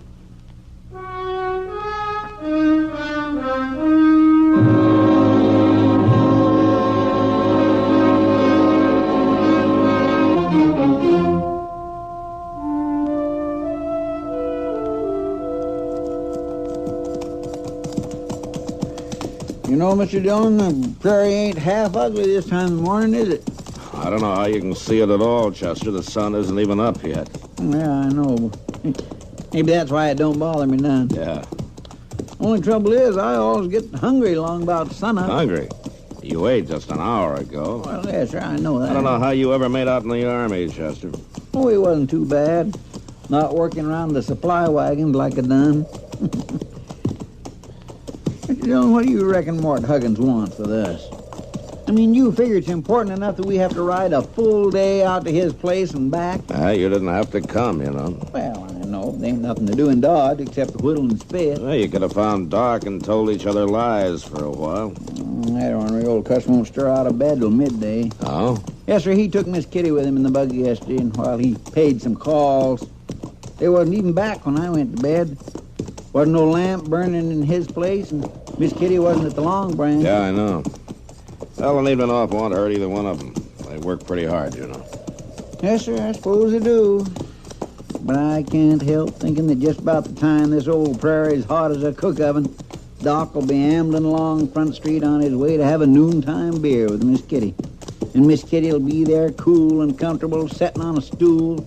Sam will be pouring cold beer into great big pitchers, and everybody will be for sitting heaven's around sake, there. Chester, if you're going to grumble all the way out to Mort Huggins' place, you better turn around and start home right now. Oh, no, sir, I like it.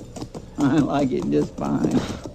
All right, then, let's ride. We amble along like this, we won't be home before dark.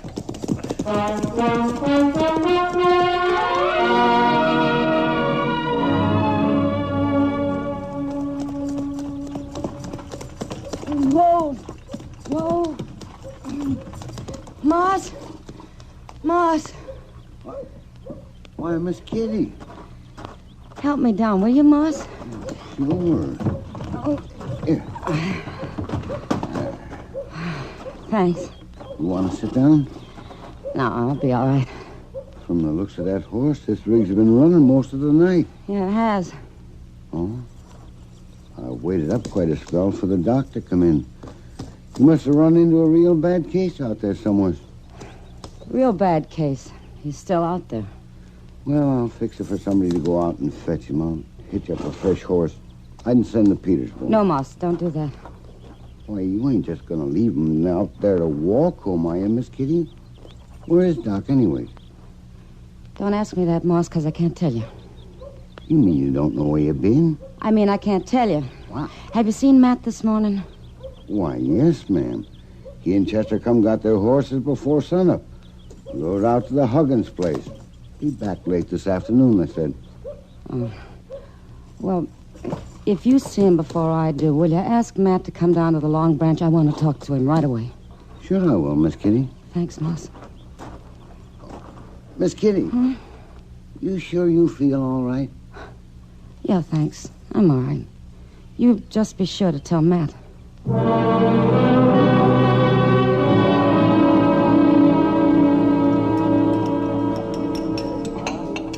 You sure you don't want me to fetch you some dinner, Kitty? It's way past noontime. No, thanks, Sam. I don't feel like eating just yet. This coffee's fine. Body should keep her strength up.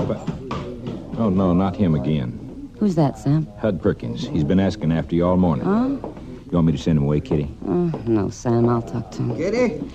Yeah, Hud. Well, I've been in here looking for you on and off all morning. What's on your mind? I want to know where Doc is. That's what's on my mind. He was supposed to doctor me last night. Well, he had to stay with somebody sicker than you are, Hud. Letty Green? Why, there ain't nothing wrong with her to amount to anything. Lim told me she's up and around already. Not Letty Green. He give me his word he'd be here. He ain't got no right to go back on his word like Hud, that. for heaven's sake. Besides, there's something mighty strange going on. Moss Grimmick says you brung Doc's buggy in yourself. Now, why would Doc want to go and let you take his buggy? I didn't steal it, Hud. It don't make no sense. How's Doc going to get back to Dodge? Don't you worry about it. He'll get back. You bet he will, because I'm going after him. Must have headed west from Lem Green's Now, Hud, place. you just leave things alone. Don't worry about Doc. Well, it appears to me that somebody better worry about him, leaving him stranded off somewheres that way. I'm going to fetch him. Now, wait a minute, Hud.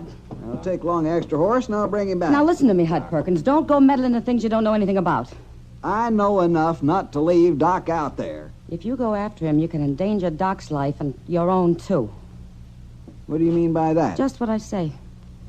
Doc in some kind of trouble?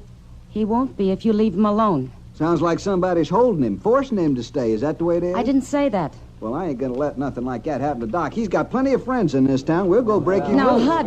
Hey, listen here, everybody. It seems to me old Doc's in some kind of trouble. We ain't gonna stand for that now, are we? Stop it. We'll just go get on our horses and go get him. Come on now, we'll meet in front of the depot in an hour. No. Let's go. Wait, Hud. Listen, come back here. You'll get him killed.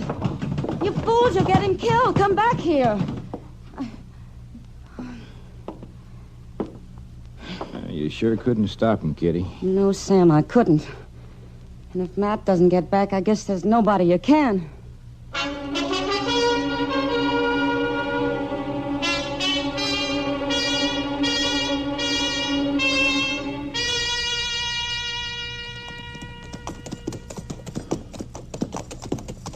I declare, Mr. Dillon, a day like today could drive a man to take a midweek bath. Yeah, Chester, it did get pretty dirty out there, didn't it? Pretty dirty. Ooh-wee. Say, you can tell folks you spent the best part of the day looking for 3 old sows. Well, if they ask me, I'll tell them, yeah. That's a fine thing for a U.S. Marshal to be doing. You really think Mort Huggins thought them old sows was stole? Sure he thought so, Chester. Mort Huggins is a good man. He wouldn't get us out there on On a wild sow chase? Did you hear that, Mr. Dillon? A wild sow I heard chase. it, Chester. Yeah, well, that was kind of a joke. You see, Yeah. I could have said well, a I wild... can think of a better one. What? A picture of you rooting those mired-down sows out of that slough. I guess that was a sight, all right. You take my horse on around to the livery stable, will you, Chester? I want to get right back to the office. Yes, sir, I will.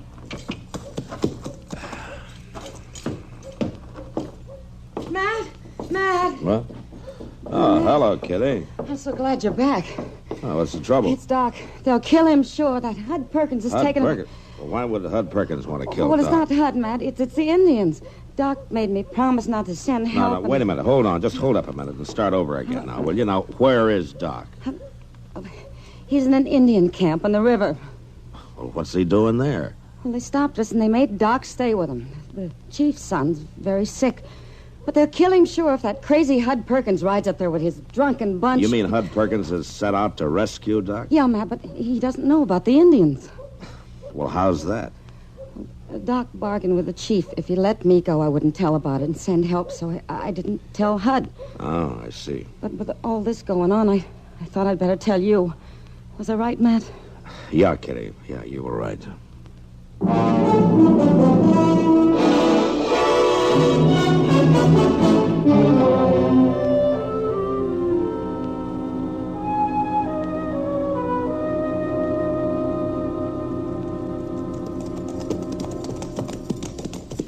Mr. Dillon, you don't think Hud Perkins be fool enough to ride all night, do you? Well, I don't know, Chester. He's not the kind to stop and figure things out. He sure ain't. The simpleton, he don't even know where he's headed for. And I hope we find him in time to tell him. Well, looks like we're having a little luck. Somebody's fired down that wash there. Reckon it's Hud's? Well, I hope it's Hud's. Come on.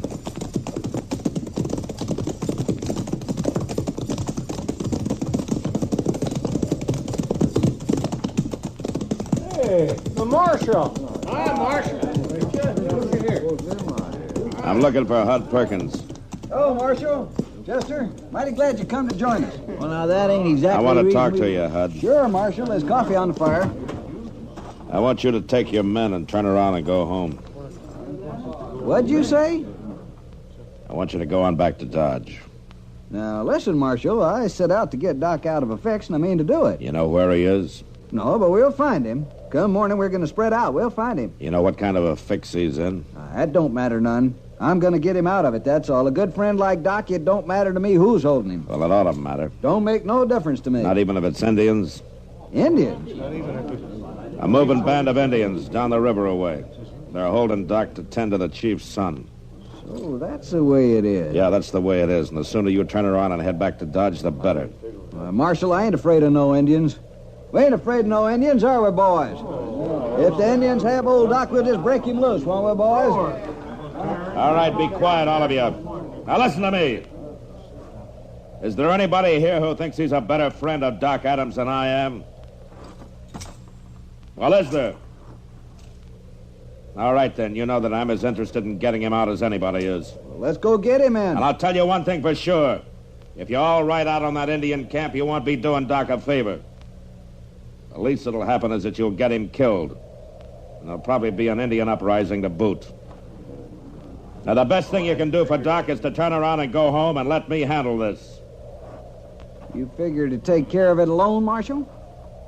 If it can be done at all, that's the only way to do it. Well, now, listen to him, boys. The Marshal thinks he can do the job better than all us together. Look, I know about these things. It's my job to know about them. Now, you go on, Hud. You go on back to Dodge, and you take these men with you. You always got to be the whole show, don't you, Marshal? Well, that may work in Dodge City, but it don't work out here. You tell me to go back to Dodge, you got a fight on your hands. All right, Hud. You suit yourself. You ain't giving me no more orders.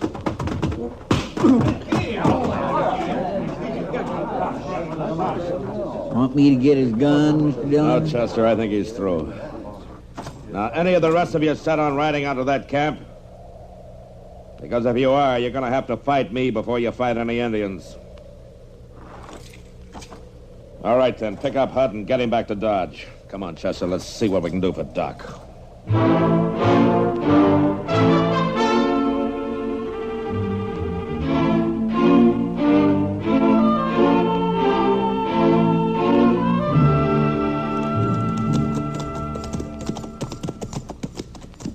You sure must have saw us coming by now, Mr. Dillon. Yeah. But at least they haven't started shooting. Let's leave the horses here, Chester, and walk into camp. We won't look so much like the cavalry that way.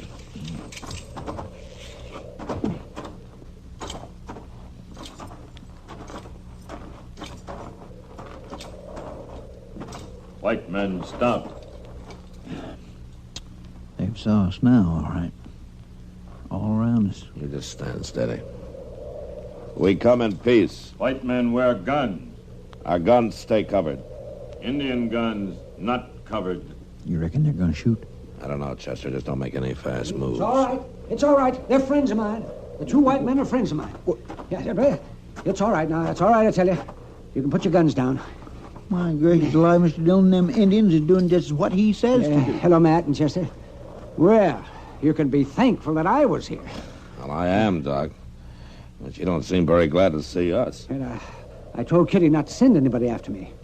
That's a long story, Doc. I'm not interested in any long stories, Matt.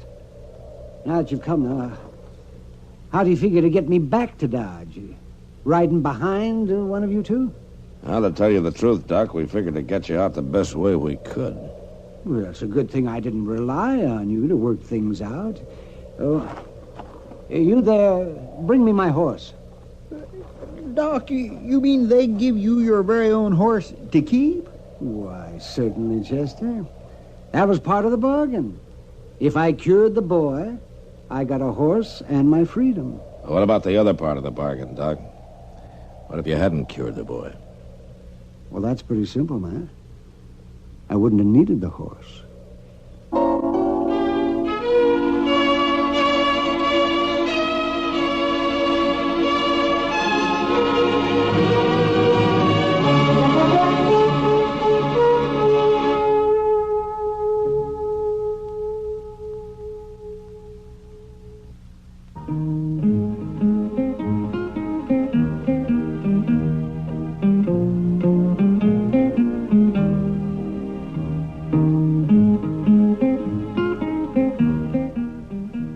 Gunsmoke has come to you through the worldwide facilities of the United States Armed Forces Radio and Television Service.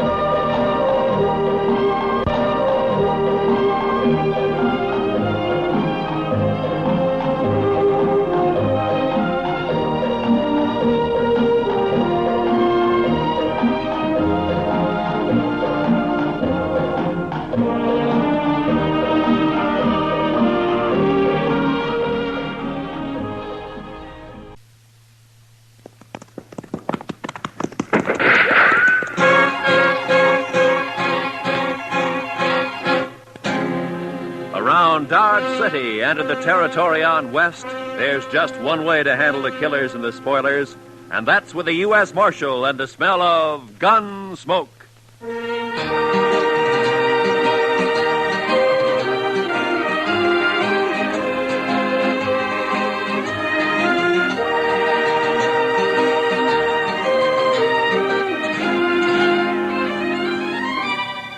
Gunsmoke, starring William Conrad.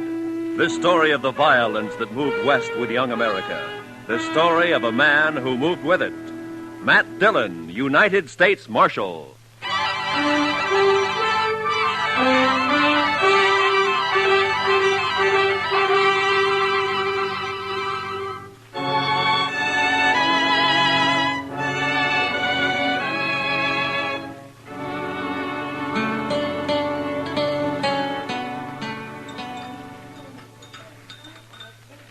Mr. Dillon, could I give you some more coffee? Yeah, I guess so. How about you, Chester? Yes, sir, I believe it will. Why don't you just leave the coffee pot here on the table, Miss Keller? Why, sure thing, Marshal. right. Oh, I got some fresh eggs this morning, if you're interested. They were Oh? just brought in. Well, good. Cook us up about a half a dozen of them, Have them for you right away, Mr. Dillon. huh? All right. Fresh eggs. My, I'll swear if Delmonico's ain't getting to be about as fancy as some of them Kansas City restaurants. Well, that's civilization, Chester. Progress. Another 5 years and Dodge City will be tamed, curried, and bridled. Seeing's believing, Mr. Dillon. No, you'll see it. Both of us will see it. That is, if we live that long. Yeah. I beg your pardon, gentlemen. You Mr. Yeah? Dillon, the marshal here? Yes, that's right. Well, I'm sorry to bother you at breakfast, Marshal. My name is Hunter. Ed Hunter. Mr. Hunter? I'm a deputy sheriff from Richmond, Virginia. Come in the Santa Fe this morning. I say, well, why don't you pull up a chair, Mr. Hunter? Thank you, sir. Chester Proudfoot, Mr. Hunter. Howdy do. Howdy do, sir. Here's my first trip to the frontier. I find it a rather remarkable experience. I can imagine. Won't you have some coffee? No, thank you. Marshal, I'm here to arrest 2 men who are wanted in Virginia. No? Here are the warrants and the orders of extradition. I stopped off for them in Topeka. Uh-huh. John Allison, Calvin Moore. Both wanted for murder, huh? Do you know these men, Mr. Hunter? No, sir, I don't. Well, the names aren't familiar to me. I never heard of them. Have you, Chester? No, sir, Mr. Dillon. Well, I have some information that may help. Not much on Allison, I'm afraid. He shot and killed a bank teller at Greenbrier last spring. Oh? He's about 30 years old, dark hair and mustache, medium build, an excellent horseman and a confirmed gambler. Well, that's fine. That narrows it down to about 2/3 of the men in Dodge City. Well, possibly I can do a bit better in regard to Calvin Moore, Mr. Dillon. Now, he came down to Richmond from the north and set up practice as a medical doctor. He was about 29 at the time. And he ambushed and shot young Roger Beauregard and then left town. That was 17 years ago. Beauregard's been trying to trace him ever since. Well, I'm afraid that's a pretty I long have a time. picture of Moore, photographed. Oh? Of course, he was much younger than this. Well, sometimes there's still quite a resemblance, even after 17. Something familiar about that picture, Mr. Dillon? 17 years. He must be somewhere past 45 now, huh? Are you sure that these men are here in Dodge, Mr. Hunter? Reasonably so. Is there something about that photograph that makes you... Well, it's too blurred to tell much about it. Besides, he'd be 17 years older. Yeah, that's true. I tell you what, Mr. Hunter, suppose you leave the picture and the descriptions with me, and I'll check around town, and I'll keep in touch with you. Thank you, sir. Oh, I wonder if you might suggest a good hotel. Certainly. Why don't you try the Dodge House? It's a corner of Railroad Avenue at the end of the plaza, the East End. Tell the deacon I sent you. I thank you again, Mr. Dillon, and I'll be grateful for any help you can give me in this matter. Yeah, sure. So long. You want to see the photograph, Chester? Yes, sir, I do. Well, Mr. Dillon, that is... Yeah. What are you going to do, Mr. Dillon? I don't know, Chester. He's my friend. I never asked him anything about his life before he came here. Didn't seem to matter. But now the law says he's a murderer. I'm part of the law. So now it does matter. Maybe it's not him. No, it's him, all right, Chester. You saw it same as I did. It's Doc.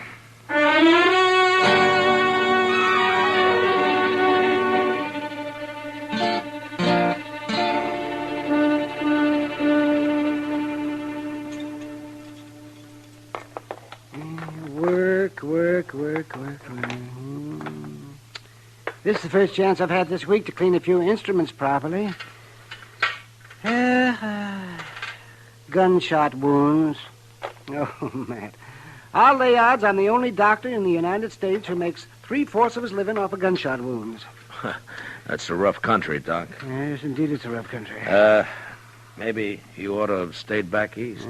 See, broken bones, babies, and gunshot wounds. Well, I wouldn't know the first thing about a good civilized case of gout anymore.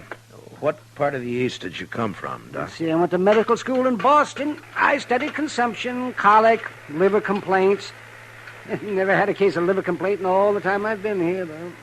No, I guess that kind of thing is more common down south, around Richmond, Virginia, for instance, huh? Matt, stop beating around the bush. You've got something on your mind, and it's bothering you. Look, Doc, a deputy sheriff from Virginia came in on the morning train. He's got a warrant for murder against a man named Calvin Moore. He's got a photograph of Moore taken 17 years ago. Would you like to look at it? All things are taken from us and become portions and parcels of the dreadful past. Are you Calvin Moore? It wasn't murder, Matt. They said it was murder, of course. The Beauregards were an important family. Would you like to tell me about it? Oh, not much to tell, Matt. I'd been in practice in Richmond about a year. And there was a girl, beautiful girl, with spirit and fire and that soft radiance that only Southern girls seem to have. And, me, that was so long ago. I've been in the South myself now. Roger Beauregard and I were both courting this girl. He was a typical Virginia gentleman, hot-headed, used to having his own way. He started threatening me, warning me. And I laughed it off. Then one day I was coming back from a case, and I ran into Roger on a country road. He had a pair of dueling pistols, and he challenged me. What? Well, that's not a crime, Doc. That's self-defense. It's not a crime here anyway. Well, I tried to talk him out of it, but he was crazy mad. He shoved one of the pistols in my hand, and he pulled back on his horse, and he leveled his gun. I had no choice. We both fired. He missed. I didn't. Self-defense, yes, but there were no witnesses, and I was an outsider, a Yankee. So you ran for it, is that it? I ran for it. St. Louis, Virginia City, Montana Territory, the Panhandle, Wichita, Abilene, and Dodge. I changed my name to Charles Adams. And the girl, Doc, what happened to her? I waited for her in St. Louis. We were married there. 2 months later, she died of typhoid fever.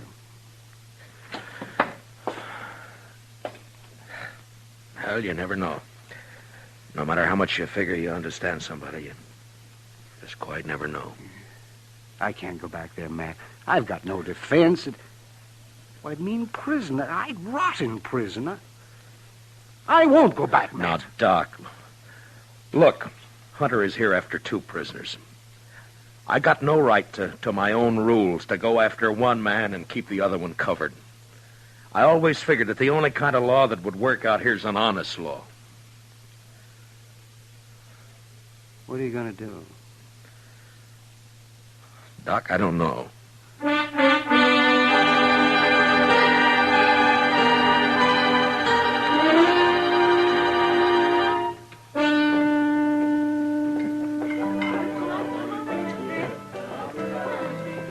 You're late, Matt. I decided you weren't going to stop in tonight. Is Chester around, Kid? Yeah, over there by the faro table. No. Matt, what about this Virginian who's been hanging around for the last 2 days? Oh, Hunter? Yeah. He's a deputy sheriff, got a couple of warrants to serve. Why? Well, he's been asking questions. Some of the boys are getting a little skittish. Now, there's no call for it as long as they're not named Allison or Moore. Are you free now, Miss Kitty, or are you busy? What's it look like? Well, I figured maybe he was just killing time. Hiya, Marshal. Bunko? Bought you a drink, Kitty. It's over on the bar. All right. Thanks. Matt, I'll be off in a couple of hours. Drop around. Yeah. Yeah, maybe. I understand you've got a rival lawman in town, Marshal. Well, there's a deputy here from Virginia, if that's what you mean. I always figured you were the law here. Is he short in this town, Marshal? Say the word, we'll run him out. I ever ask you for help, Bunko? Well, no. When a man's short in Dodge, I'll run him out. No offense, You Marshal. keep your own cinch tight. Don't worry about anybody else, huh? I'll see you, Bunko. I swear I never saw anybody with such bad luck in all my life. My gracious, he ought to swear off Pharaoh and stick the stud. Oh, Chester. The old Jethro Keener. He just lost 3 weeks' pay. And Bunko Benson, sitting right there beside him, mind you, picked up $230. So that's why he's feeling big. Come on, Chester, let's take a walk. Huh? Yes, sir. 3 weeks' pay. Mercy, I never saw such luck. What about Doc, Chester? He turned in a couple hours ago. That's when I came on over here. How's he acting? About as usual. No signs of planning to run out, if that's what you mean, Mr. Dillon. One thing he's doing, though, that he's never done before. He's toting a gun. Good evening, Marshal. Oh, hello, Mr. Hunter. Since you didn't come to me, Mr. Dillon, I've come to you. I'm wondering what progress you've made. Well, I'm still checking. Any results at all, Marshal? Well, I don't have much to go on, you know. Well, now, Calvin Moore was a doctor by profession. He might still be practicing. I suggest we investigate the local doctors. Well, that wouldn't take long. We've only got one, Doc Adams. How long has he been here? Oh, about 4 years. How old a man is he? Late 40s, I imagine. But he doesn't show much resemblance to that photograph you gave me. Well, maybe you're too used to him to notice the resemblance. Yeah, maybe. I'd like to look him over myself, Marco. Well, he's pretty busy out on calls most of the time, and... Not all the time. No, not all the time. All right, Mr. Hunter, I'll bring him around.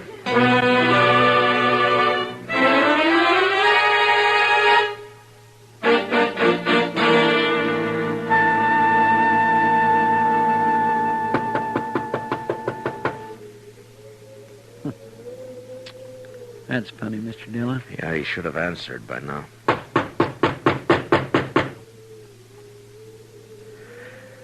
Well, we're wasting our time, Chester. He's gone. Well, now, he might have got called out on a case. Yeah, I know, but I don't... Hey, what? That was across the plaza, down toward the Dodge House. Come on, Chester.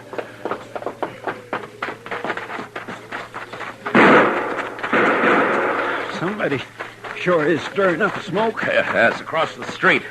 Edge of the railroad yards, I think.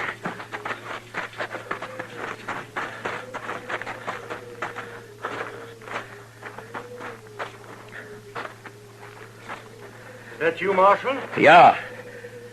What happened, Mr. Hunter? Somebody tried to kill me. I started into the hotel and they fired from the dock here. I fired back, but he got away. You, get a good look at him? Oh, no, I just saw the flashes. Well, this is an easy town to get killed in, Mr. Hunter. So it seems. About that doctor, Marshal. You didn't bring him around. Well, he's out on call. Think I want to meet him more than ever now.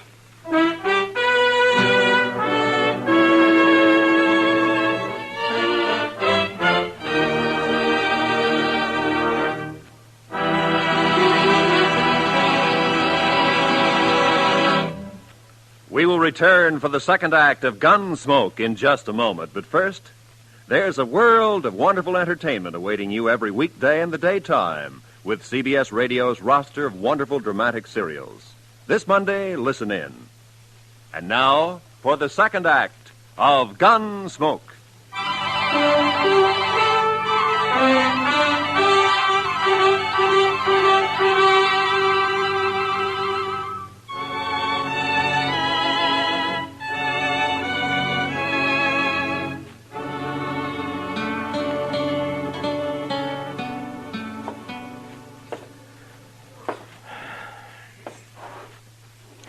What time is it, Chester?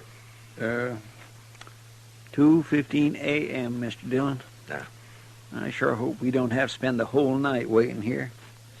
I don't see how Doc puts up with the smell of all this medicine. He's used to it, I guess. Yeah. I suppose a man can get used to anything except dying.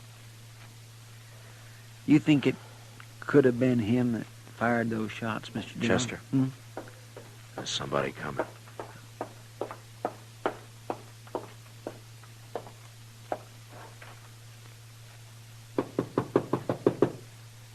I'll get it.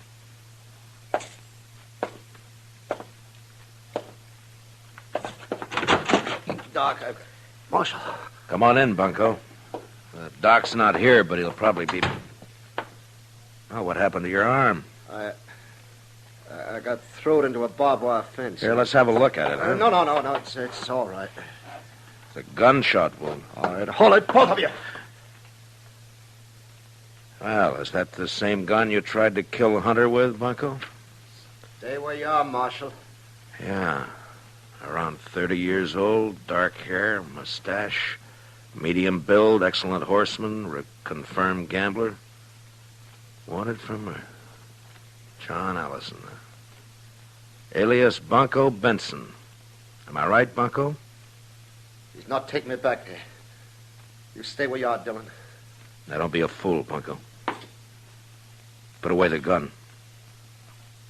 Stay back. I'm warning you. Bunko, look! All right, Chester, let's get him over to the jail.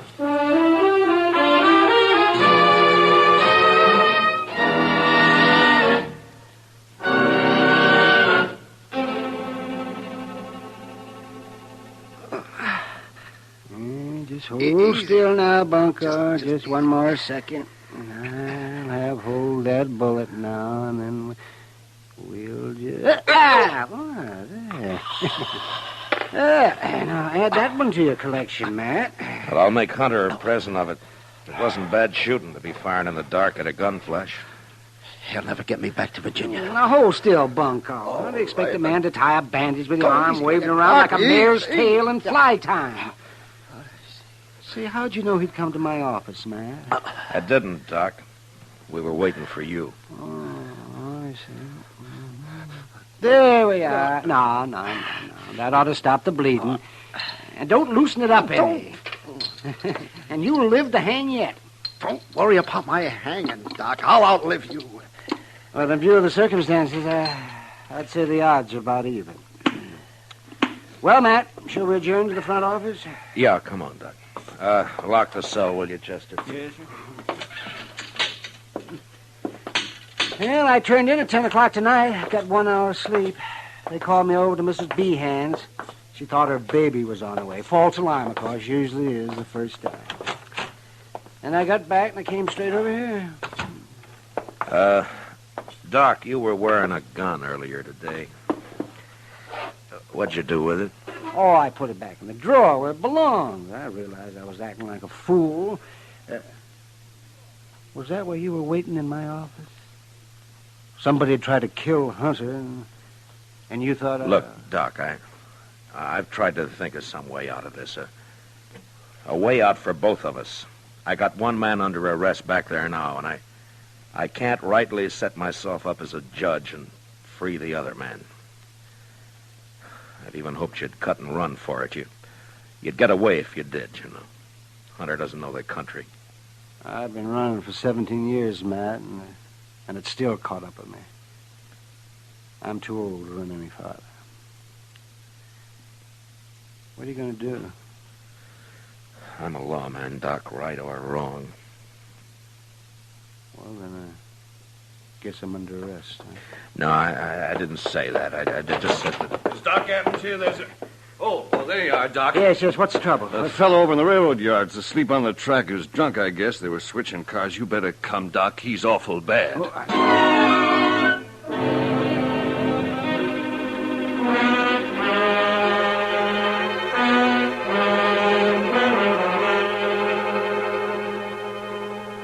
I got 2 lanterns, Mr. Dillon. That ought to be enough. Good, Chester. You ready, Doc? Ready as I'll ever be. All right, let's go then. He said near the loading pens. Down this way, I guess. Yes, sir. It looks like some lights over there. People around. Marshal, is that you? Yeah. Oh, Hunter. I thought you went to bed hours ago. I'm a light sleeper, Mr. Dillon. I heard there's an accident over in the yards. Thought it might give me a chance to meet your local doctor. Well, I guess you can meet him right now if you want to. Doc, this is Ed Hunter. Doc Adams. How do you do, sir? Mr. Hunter? I got one of your prisoners locked up, Mr. Hunter, John Allison. Known here as Bunko Benson. Good. I just found out he's the man who tried to kill you tonight. He caught one of your bullets in his arm. Oh, I see. Why, then it's one down and one to go. Just Calvin Moore. Dr. Calvin Moore. This is no time to stand around making chin music. I'm sorry, Well, that's Hunter. quite all right, Marshal. I'll go with you.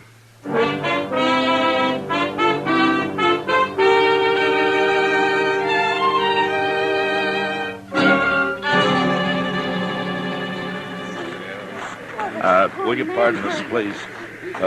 All right, will you move back and let us through here, please? Here, Doc, this way. Yeah, I'm right with you, Matt. Please stand back now, will you? Give Doc a chance to Yes, work. please, if you please, just stand back. Bad is right. Well, we'll do what we can. Come on. That man who's hurt, Marshal, who is he? Oh, just a drifter. Been around Dodge a couple of years. Calls himself Texas Joe. No friends or family. Nobody knows where he came from. It's the usual story. Easy now, Tex. We'll have you fixed up here in just a couple of shakes. Is that you, Doc? That's right. I told him get you. Be all right if you got here. Why, sure, it'll be all right. You just lie still now. Yeah. Certainly has to work under primitive conditions. Doc? Yeah. Chester, will you get those lanterns going and give Doc some more light? Yes, Mr. Dillon. Yeah, he's the only real doctor this side of Abilene. Mr. Dillon, is there anything I can do to help? I guess not, Miss Kelly. Thanks anyway. Poor old Tex. Why, he stopped in the restaurant not more than 4 hours ago. I fixed him a meal. You never know. Well, Doc can pull him through if anybody can. Sure he can. Put one of those lanterns on the other side there, Chester. Yes, sir, You Doc. seem to have a lot of faith in this Dr. Adams. They've got reason to, Mr. Hunter. Matt, could you give me a hand here? Oh, yeah. Yeah, sure, Doc. Lift his head up just a little bit there, Matt. Yeah, all right. Not much of a chance. All I can do is make him comfortable. Marshal Dillon. No, don't try to talk, Texie. You're going to be all right. You've been decent to me, Marshal. Just a bum, but you treated me square. You and Doc, only friends I got. Sure, Tex. I got one more favor to ask. Could someone read me some scripture? Well, Tex, I just don't recall any. Marshal, I know some. Mrs. Kelly, I doubt if you can hear. I can hear. Please. The Lord is my shepherd. I shall not want. He maketh me to lie down in green pastures. He leadeth me beside the still waters. Mrs. Kelly. He restoreth my soul. Mrs. Kelly. I think that's enough. Poor soul.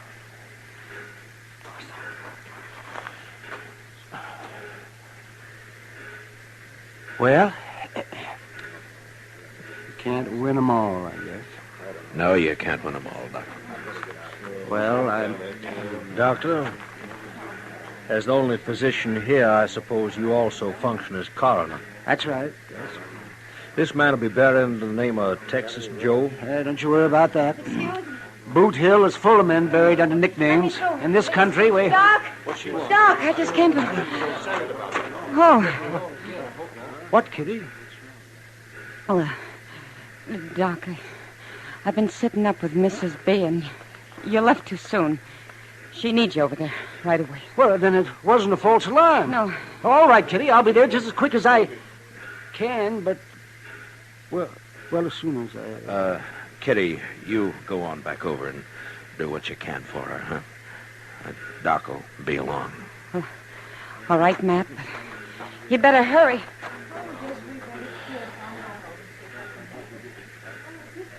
Well, Mr. Hunter, Gentlemen, this seems to have been my lucky night. Both my fugitives located within an hour of each other. I guess there's nothing I can do. One of them safely in jail and one of them dead. What? Didn't you notice the resemblance, Marshal? That Texas Joe there, he's obviously the man in the photograph. I saw it immediately. Well, Mr. I hope Hunter, you'll take all the necessary steps to see that he's buried under his real name, Calvin Moore. His death, of course, closes the case, and I'll be leaving for Virginia with my other prisoner tomorrow. Well, Mr. Hunter, I just don't know what to say.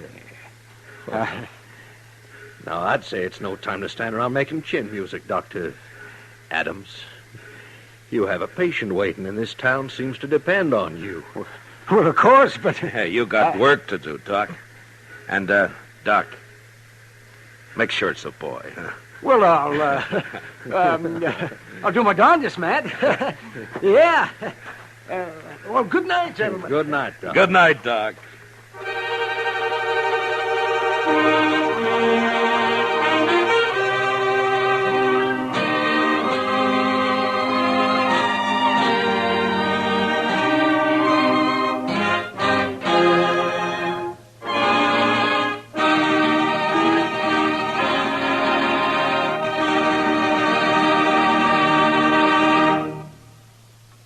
Gunsmoke, under the direction of Norman MacDonald, stars William Conrad as Matt Dillon, U.S. Marshal.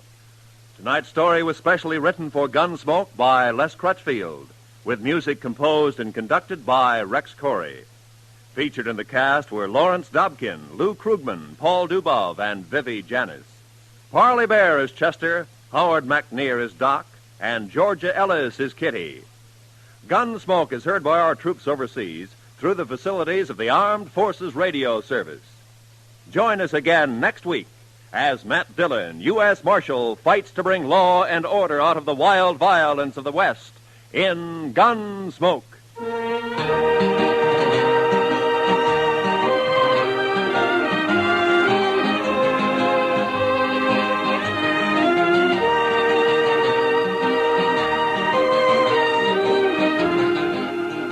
Tomorrow evening, listen for Lionel Barrymore, your host on CBS Radio's Sunday Night Playhouse. There'll be another specially selected historical drama or a classic from literature with a cast of stars perfectly suited for the roles in the story. Every Sunday evening, hear Lionel Barrymore on your Sunday Night Playhouse over most of these same CBS radio stations. Truly an outstanding dramatic experience here at the Star's address. Roy Rowan speaking. And remember, for thrilling dramas of escape, listen every Sunday night to the CBS Radio Network.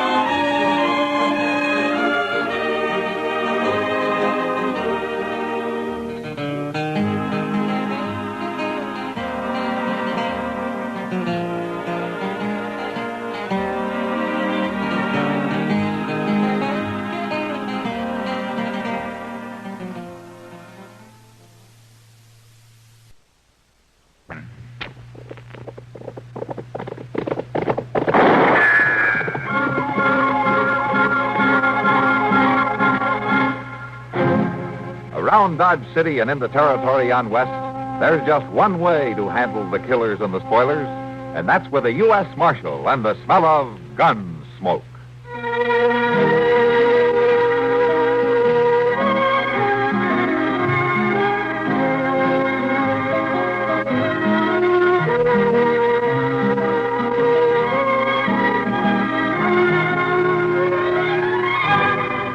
Gunsmoke, starring William Conrad. The story of the violence that moved west with young America. And the story of a man who moved with it. I'm that man, Matt Dillon, United States Marshal. The first man they look for and the last they want to meet. It's a chancy job, and it makes a man watchful and a little lonely.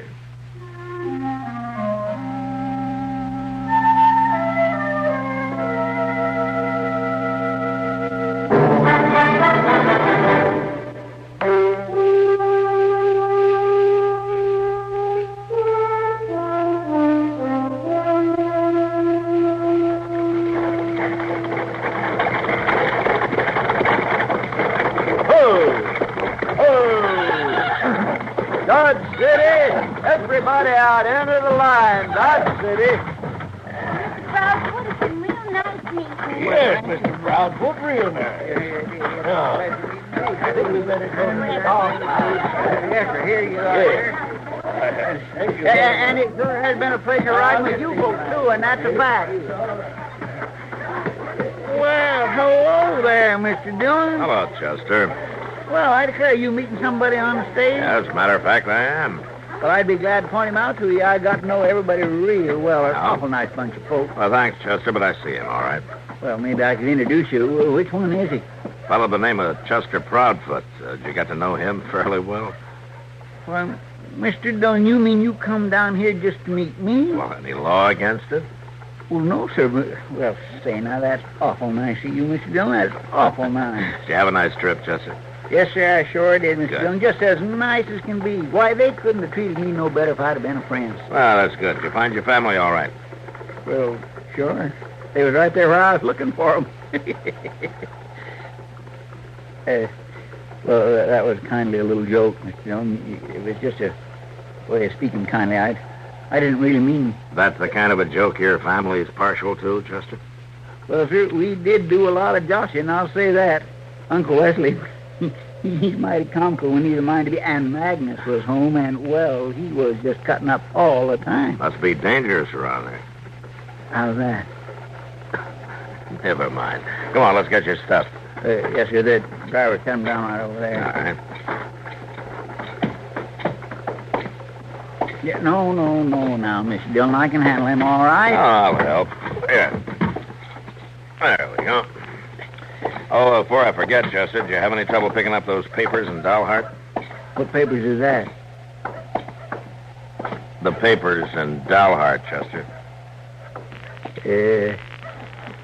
Oh. You mean you forgot them? Yeah. Chester, you said you'd pick them up for me on your way back through the Panhandle. Well, I know I did. I swear I must have clean forgot. I was having such a good time there with my people and all, and it just must have knocked it right out of my head. I guess too much cutting up could do that, all right. Oh, now, I just feel terrible about that. I just don't know how I could have been so stupid. Well, don't worry about it, Chester. We'll get them some other way. But if you want me to, I'll turn right around and go back. No, there's no need won't for trouble that. me not one bit. Never mind, Chester. I'd really kindly enjoy it, Mr. Dillon, taking another long Come on, ride. Chester. I better take you to the office before you forget where it is.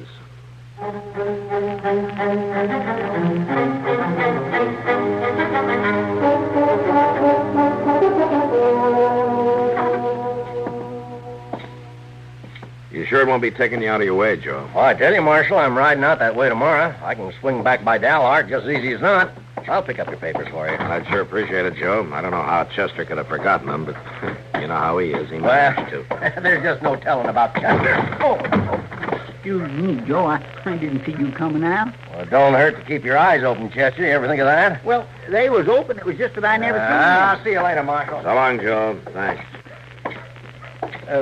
Mr. Dillon? Will you close the door, Chester? The wind's blowing these papers I'm trying to get signed. Yes, sir.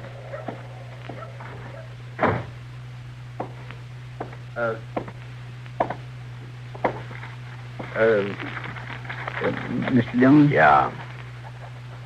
Was you and Joe Freeze talking about me just now?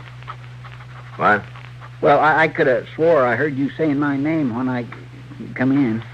Joe's going to pick up those papers you forgot, Chester. Joe's... He's going clear to Dalhart? Yeah, he's going clear to Dalhart. Well, why, for gracious sakes, Mr. Dillon, you hadn't already got somebody else to do that. I could go just easy. No, Chester, it's all been arranged. But now, I can do anything Joe Freeze can do. I can get them papers for you myself. Don't worry about it, Chester. Well, now, Mr. Dillon, why don't I just get Look, on Chester, my horse I've been trying to get through this paperwork all afternoon. Why don't you just go on out so I can finish it up, huh? Well, I will, but I don't see Go why on, Chester. Yes, sir. Go on. I got things to tend to, I guess.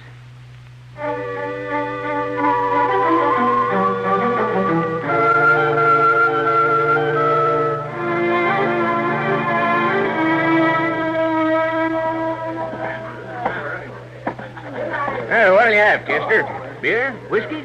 Well, thank you, Sam, but to tell the truth, I don't think I want a thing. Sure? Yes, sir. I just think I'll just kindly stand here for a little bit, if it's all the same to you. Well, all right. Wouldn't you think now that anybody taking up room at the bar ought to at least buy a drink? Oh, never mind, Lud. It's all right. If everybody else comes into a saloon to buy a drink. Not that Chester, though. He just comes in to lean on the bar and look like a two-fisted drinker. Ain't that right, Chester?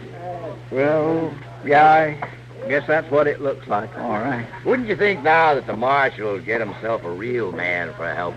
Somebody that could do a decent job for him? Well, now, Lud, I'd do a lot of things for Mr. Dillon. Well, I'd like to hear about that. Come on, boys. Chester's about to tell us how he runs the marshal's office. Now, I ain't saying I run the office. I ain't saying that at all. Well, go on, then. Tell us what you do. Yeah. Well, there's a lot of things that I do. I go for the mail, and I see that the horses get took good care of, and I go along with Mr. Dillon on a good many of his trips. Go on, Chester. Tell us what else you do for the marshal. Well, I help every way I know how. I make a pretty good cup of coffee, and I keep the lamps clean and filled up with coal oil. Yeah, and that's what a U.S. Marshal needs, all right. Somebody to keep his lamps filled for him. Now, I don't see what's all fired funny about that. Oh, and something I forgot to mention. Sometimes when Mr. Dillon's too busy, well, he sends me out to do things for him to save him the trip or the trouble, you might say. Like bringing them papers from Dalhart? How'd you come to know about that? Why, it's all over town, ain't it, boys? How Chester come all the way back without them papers? It don't seem like Mr. Dillon would go around talking like that. Well, now, he didn't, Chester. Joe Freeze was in here for a drink a few minutes ago. He told me about it. And I guess there was some big ears listening. Now, come on now, Chester, have a drink. It'll make you feel better. No, thanks, Sam. I guess I better be getting along. Don't worry too much, Chester. Everybody needs someone to laugh at. You sure do a job for the marshal that way.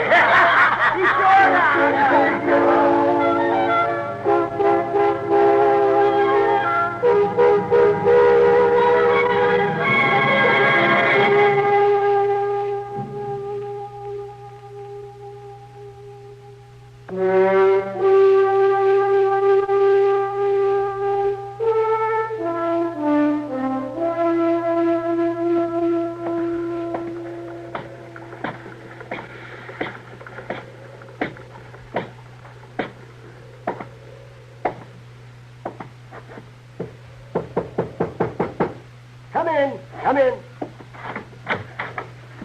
Oh, it's you, Chester. Well, come on in. Shut the door.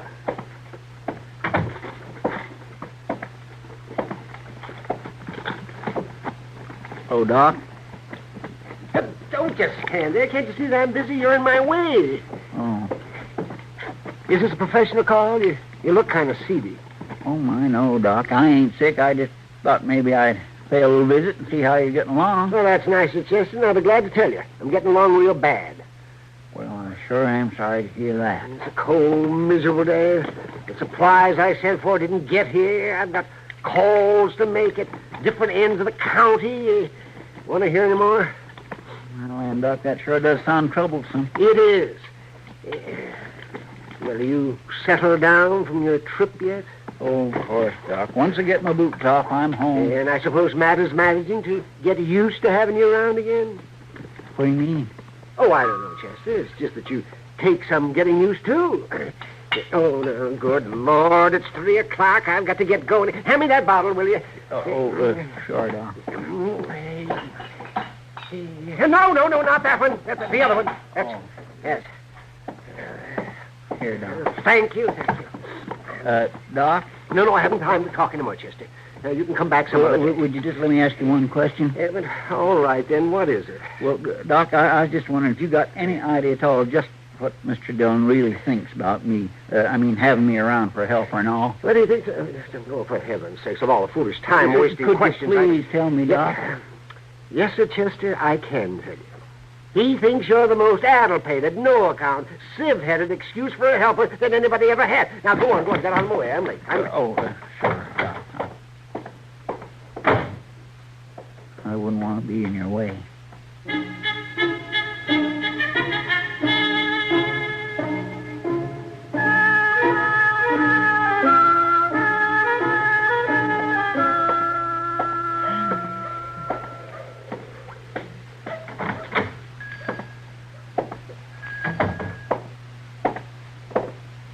Why, hello there, Chester. I didn't expect to see you so soon. Oh, well, now, I don't want to waste no time getting back on the job, Mr. Jonas. What do you mean? Well, if I don't do nothing else around here, I can at least see Mr. Dillon don't run out of stores. I come in for some coal oil, some coffee, and a couple new wicks for the lambs. That's what I was telling you. What? You're too late. Marshal was in here, I expect about half hour ago. He was? Was he looking for me? I just been up to Doc's office there. It wasn't you he was looking for, Chester. It was some supplies. Oil, new lamp chimney, coffee. Well, forevermore, I could have got 'em for him. The marshal was looking at it that way, too. He was saying he sure didn't know why you'd let everything run out at once. I sort of got the impression that he didn't think you were doing your job, Chester. He couldn't have been funning about it, could he? Didn't sound like it to me, Chester. Sounded as though he was real provoked. Guess he ain't even laughing at me no more. How's that? Never mind, Mr. Jonas. I guess ain't no call for me to buy nothing after all.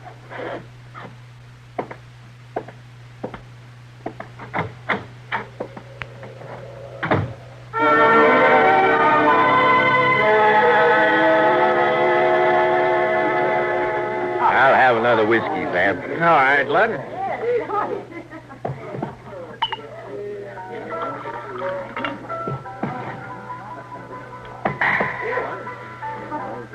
Well, now, look who's just come in. Marshal Dillon's right-hand man. Only he's got 2 left hands. Why don't you leave him be, Lund? He's not smart enough to know the difference. Hello there, Chester. You been out on some big job for the marshal? I ain't got no time to talk to you, Lud Holt. Sam's Miss Kitty around? Yes, she is, Chester. Sitting at the back table over there. Thank you. I want to see her for a minute.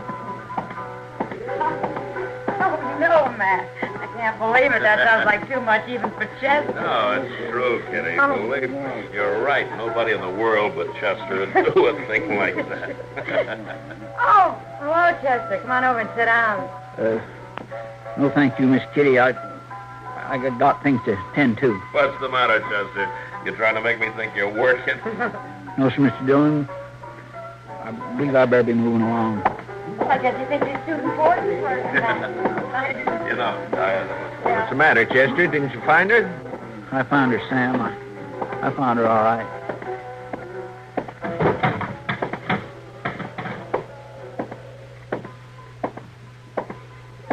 Hey, Chester! Hello, Jim. Is Matt in the Long Branch there? Yeah, he's in there all right. I got a telegraph message for him. That's so. Well, he's in there, Jim, at the back table with Miss Kitty. Ah, I thought you'd want to take it to him. I got things to tend to. You take it in. Oh, all right, then. It's from Joe Freeze. Joe Freeze? Yeah, he's heading for Arizona. Ain't coming back from Dalhart after all. I don't know why the marshal would care about that, He ain't though. coming back. Well, that's what he said. Give it to me, Jim. I'll take it. But you just said... Ain't nobody got a right to change his mind. You belong back in that office, Jim, watching that telegraph key every minute. Give that message to me.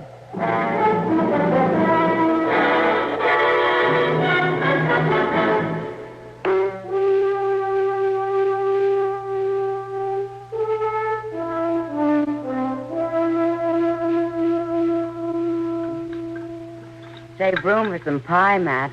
It's elderberry. That's a good thing Chester isn't here. He'd eaten up the whole thing by now. Yeah, it's a wonder to me how Chester's stomach keeps on working at all. The way he loads it down. He must be doing something mighty important to miss a meal. Where'd you send him, Matt? I didn't send him anywhere, Kitty. I haven't even seen him all day. Yeah, it's funny. I haven't seen him either. Well, that's kind of strange, isn't it? You suppose he's sick? Well, he was in to see me yesterday, but he didn't say anything about being sick. He acted kind of funny, though. Oh, how's that, Doc? Well, he was pestering me with darn fool questions. He wanted to know what you really thought of him, Matt, as a helper. Oh? What'd you tell him? I told him you thought he was an addle-pated, sieve-headed no-account, of course. How else would you answer a fool question like that? Yeah. Wonder what got into him. I'm not sure it was such a fool question. What? What do you mean, Kitty? Well, I'm just remembering. Sam told me the boys at the bar were giving Chester a bad time yesterday. Oh, what about? Oh, Lud Holt was writing him hard about his job with you. About how nobody could figure how you'd put up with a man like Chester. Oh, Chester can usually take a joke. Oh, I don't think Lud was making a joke of it, Matt. He was making Chester look pretty silly. He said you only kept him on to laugh at him, and before he was finished, the whole saloon was laughing at Chester. Oh, well then, that explains it, huh? Wish I'd have been a little more patient with him. The way he was feeling, what I said couldn't have sounded very funny. Oh, he ought to have better sense, Well, Chester's Doc. sensitive, Matt. You know that. Yeah, but he should know that if I got any complaints, I'll make them myself. You were complaining to him quite a bit yesterday, weren't you?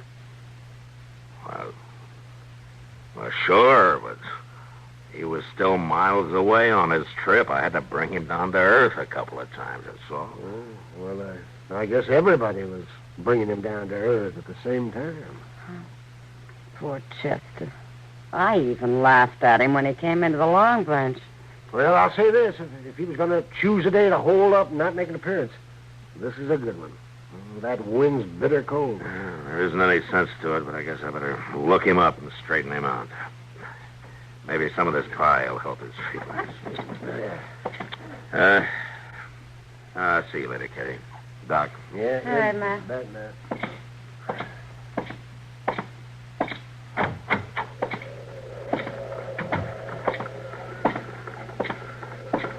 Marshal Dillon. Huh? Oh, hello, Jim. Business must be bad at the telegraph office. Oh, I've trained my boy to spell me. I just wondered if you got that wire all right, Marshal. Oh, which wire was that? Why, the one I gave Chester yesterday. The one from Joe Freeze. Joe Freeze? Yeah, you know, saying he wasn't coming back from Dalhart. Yeah. Yeah, sure, Jim. Thanks. Thanks a lot.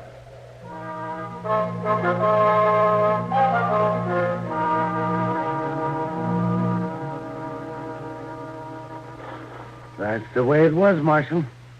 He come in for his horse early this morning and rode out. Did he say where he was heading, Moss? That's the funny thing, him just getting back and all. He said he was heading for Texas. Saddle up my horse, will you? I want to go pick up a few things. Sure, Marshal. But I'll tell you like I told Chester. This is a poor time to be on the plains with a norther coming up. Yeah. I'll be back for the horse in a few minutes, Moss.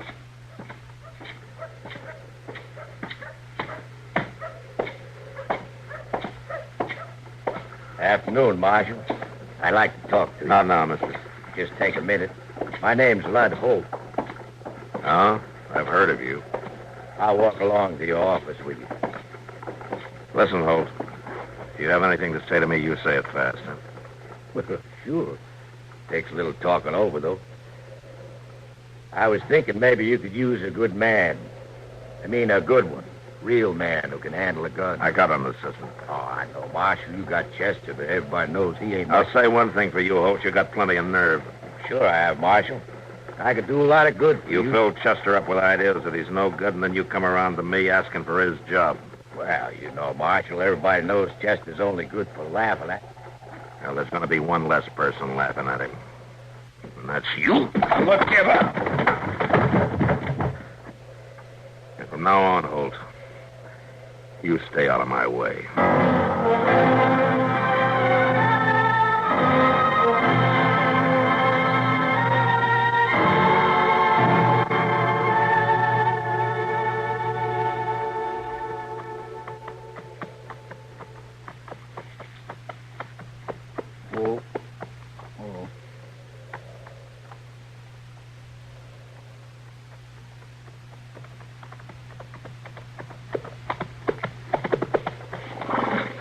Morning, Chester. Morning, Mr. Dillon. I seen you coming back there. That's why I pulled up. Oh, we're the only two people I know who are darn fools enough to be out on a day like this. Well, it is mighty chilly. I'll say that. Yeah, it's a wonder we didn't both freeze to death in the night. Mr. Dillon, ain't none of my business, but just why are you riding out this way? I'm trailing a man. Oh? Would you like me to help you? No, I won't need any help, Chester. Oh. I won't have any trouble finding him. He doesn't have any more sense than you do, heading out into a storm. Doggone it, I'm getting sick and tired of everybody saying how much sense I ain't got. That's so? Yes, sir, that's so. I'd just like to know how you're going to get them papers back from Dalhart if somebody don't go Why get didn't 'em. you bring me that wire from Joe Freeze? Because I knowed you'd give me some shilly-shally about not making the trip, and Mr. Dillon, I just got to make it. I'd like to do something right. After all, I forgot them papers once, and they're important. Chester. Yes. A man's life is important, too. Yes, sir, I expect it is. Even if he is an addle-pated, no-account, sieve-headed so-and-so. Mr. Dillon? Who lets the lamps run dry and runs out of coffee. Mr. Dillon, you... Can't sing a note and even whistles off-key. And everybody laughs at him?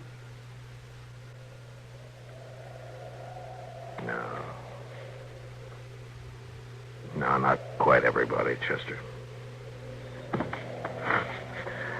Now, come on. Let's get back to Dodge. Yes, Mr. Dillon.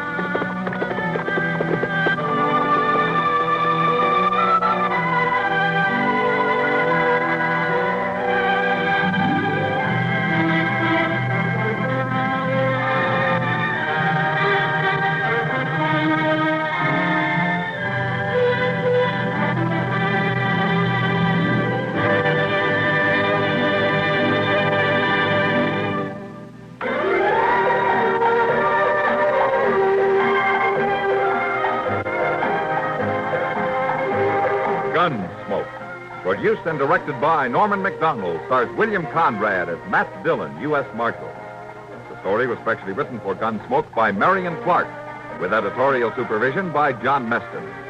Featured in the cast were Ken Lynch, Harry Bartell, Joseph Kearns, Frank Cady, and James Nusser.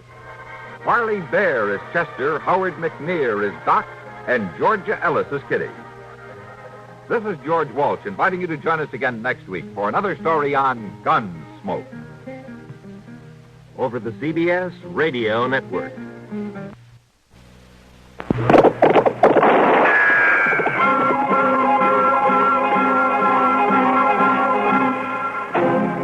Around Dodge City and in the territory on West, there's just one way to handle the killers and the spoilers, and that's with a U.S. Marshal and the smell of Gunsmoke.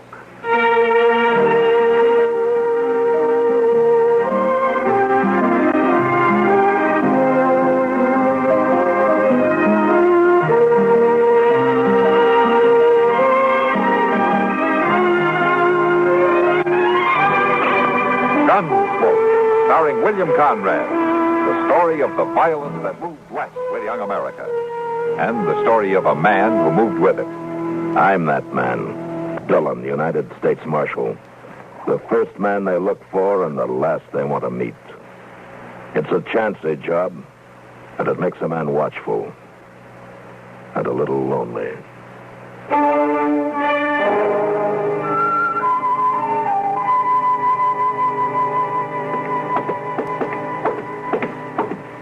Ain't you frightened there ain't he gets from them rooms? My jing, that bed up there don't get no softer.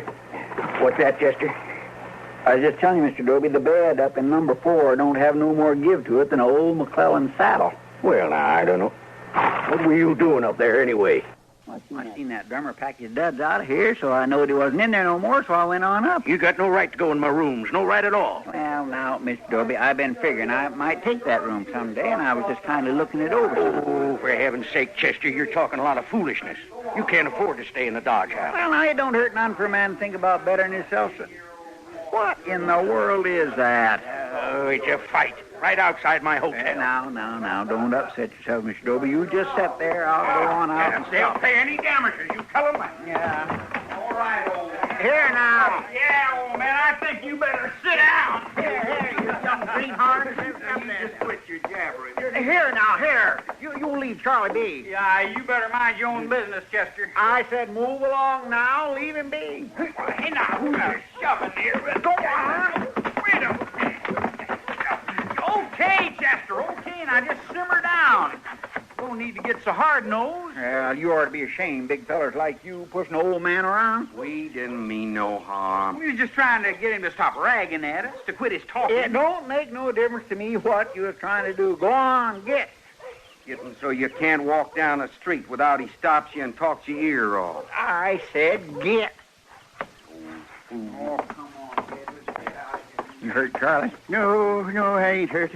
It'd take more than them young buzzards to hurt me. Well, what was they pushing you around for? Oh, I was just trying to tell them something, that's all.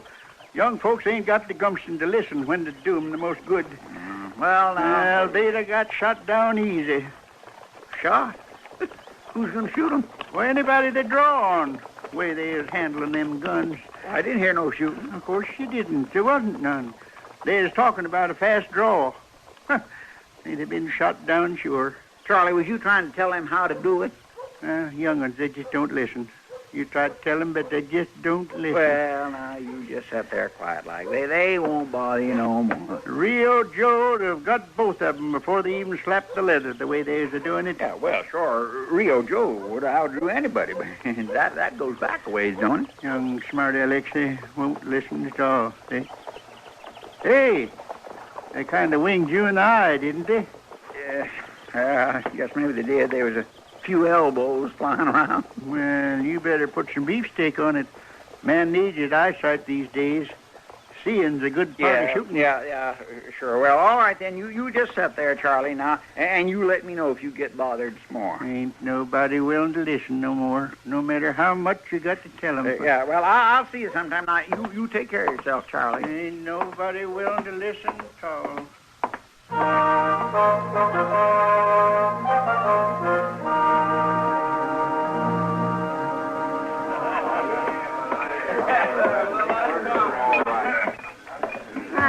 There you are. Thank you, Kitty. Oh, thank you, Kitty. Can't you sit down with us? Oh, maybe, for a few minutes. Ah, good. I got to check over the whiskey supply with Sam pretty soon. Well, now, I wouldn't want to interfere with that. It'd be a terrible tragedy for Dodge if a saloon ran dry. Yeah, most of these men would rather see the river go dry. Well, you're both sounding pretty high and mighty for a couple of fellows who aren't exactly teetotalers. Oh, just philosophizing, Kitty. Nothing personal. How come Matt's buying you 2 beers, Doc? Because I won 2 games of checkers. That's why. He's slowing up, Kitty. Oh, he's slowing up. Yeah, I've noticed. Oh? Doc? Yeah? You mind if I see you for a minute?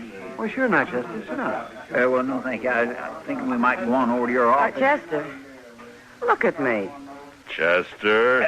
Well, Miss Kitty. Wait, you've got a black eye. Here, let me see that, Chester. Well, you sure have, and it's a beaut. Well, yes, sir, I guess it is. Doc, you got something put on it? Man ought to protect his eyesight. Well, it's a little late for that, Chester. You should have ducked. Yeah, where'd you pick that up, Chester? Well, I was just trying to help, that's all. You just don't pay a body to try and do a good deed anymore. What were you trying to help? That old Charlie, what's his name, sits out in front of the Dodge house talking to anybody who'll listen. Charlie, don't tell me he gave you that eye. No, Doc, no, of course not. A couple of young smart alecks was picking on him, and I mixed in it and come out with this. Yeah, it doesn't look like you accomplished much. Now stop teasing him, you two. That was a nice thing you did, Chester. Thank you. I run off all right, but the old coot's bound to get into more trouble. Oh, how's that? Why, he keeps telling folks what they ought to do, and you know, Miss Dillon, there ain't too many people who wants to listen to an old man like him tell them how to draw a gun. Draw a gun? He's always talking about the gunfighters of olden days, and folks get tired of listening to that. Yeah, well, you better not listen either, Chester. You only got one more eye. Now, don't pay any attention to him, Chester. I'll fix that eye up for you. Yes, a little raw meat, Kitty. That's about the best thing. Yeah, and a few less jokes. I never did know what was so funny about a black eye. Come on, Chester.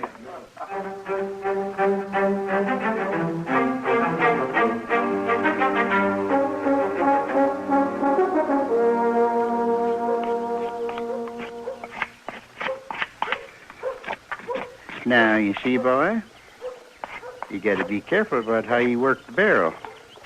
You got to have a good, true barrel on your gun. You sure can whittle nice, mister. Oh, well, boy, it don't take much to do some whittling. All you got to do is have a sharp knife and a remembrance in your hand for what you're making. Well, you got a remembrance for that gun, mister? Oh, my. Like I have for the blaze of the Texas sun on my back. Man, don't forget them things. It don't look like my pa's gun. That part there is different. This here? Yeah. Oh, well, they got newfangled ideas. You don't need no notch in the cylinder to make a good gun. Well, pa shoots better, I reckon. And ain't nobody needs nothing better than his gun.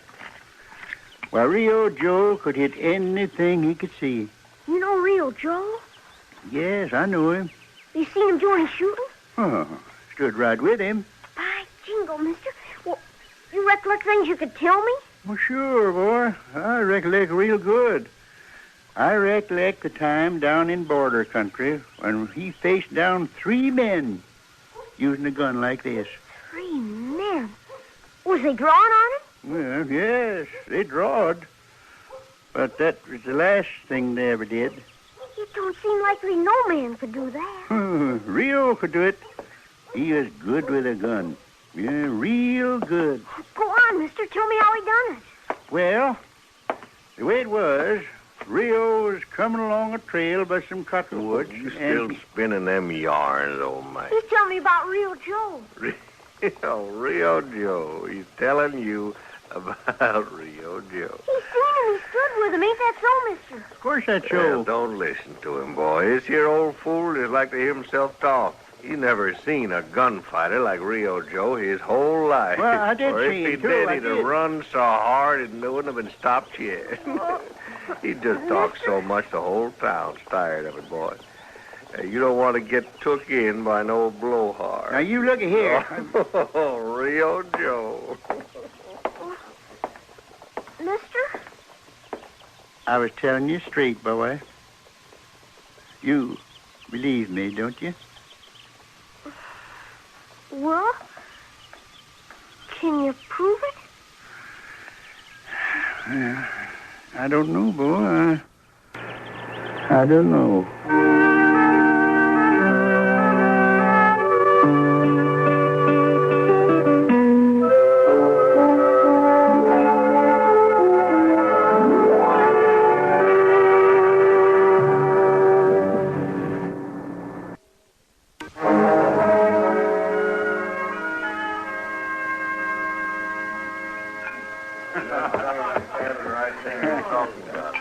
Hey, slide that bottle down this way, will you?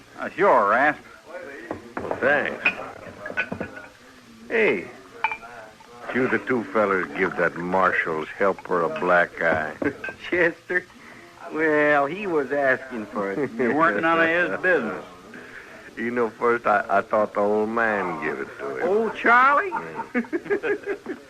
All he does is talk. Oh, he sure does that, though, don't he?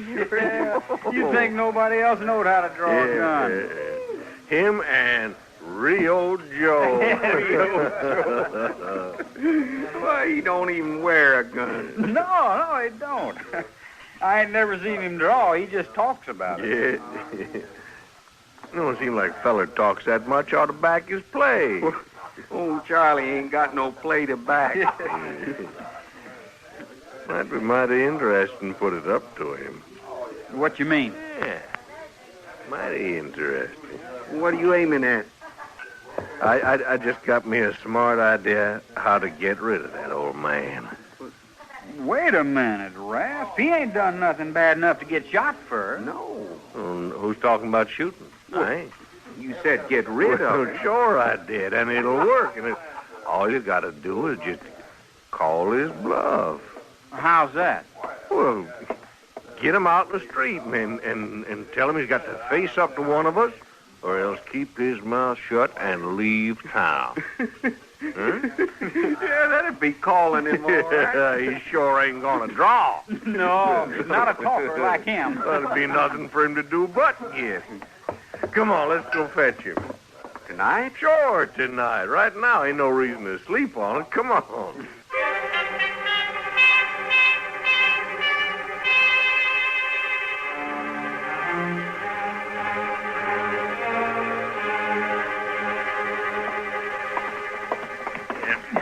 That's it. Come on now. Right down these stairs. Now, wait a minute. Keep your voice down. We got something to show you outside. But it's the middle of the night. Well, it ain't gonna make much difference, old man. Yeah. I drag him right out in the middle of the street. You're not man enough to three up together to get away with this. What you're talking? You ain't got enough guts to wad a shotgun with you.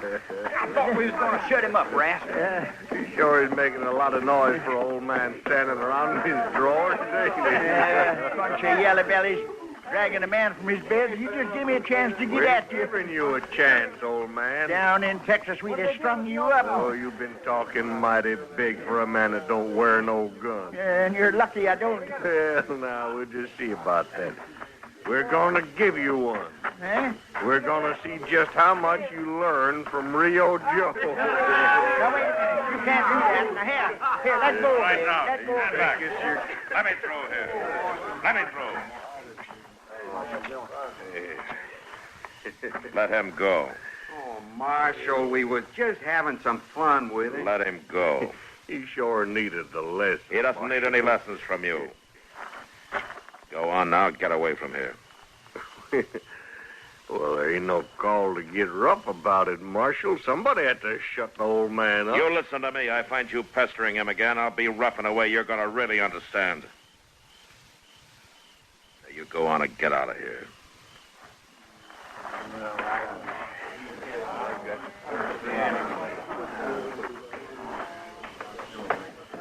Come on, Charlie. We'll go back to your room.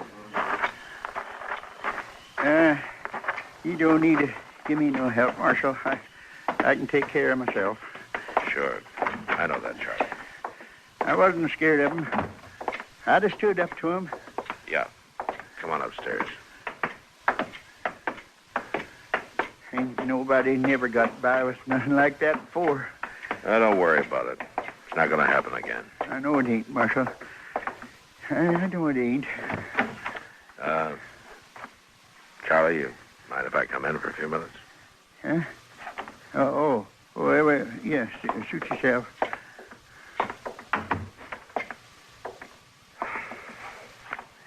You figuring on staying in Dodge, Charlie? Well, I did kind of have it in my mind. Man likes a place to settle. Yeah. You don't need to change your mind because of those roughs, Charlie. I'll handle them. No need of that, Marshal. Would you step over this way? I'd like to get in that trunk. Oh, yeah, sure.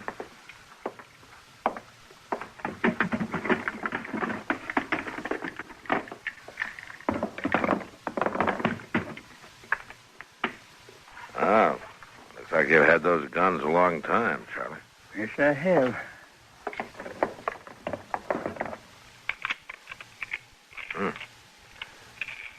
Good shape.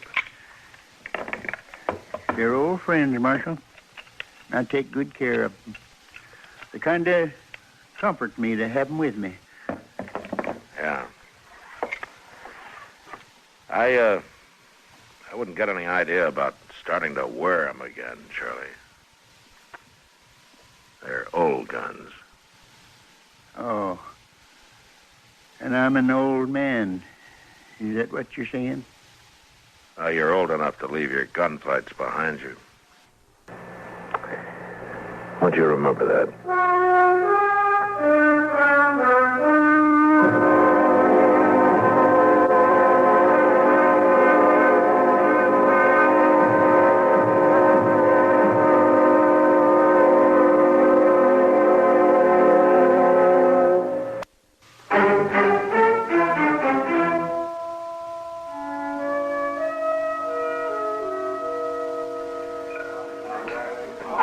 I hope they didn't hurt the old man. No, they didn't hurt him.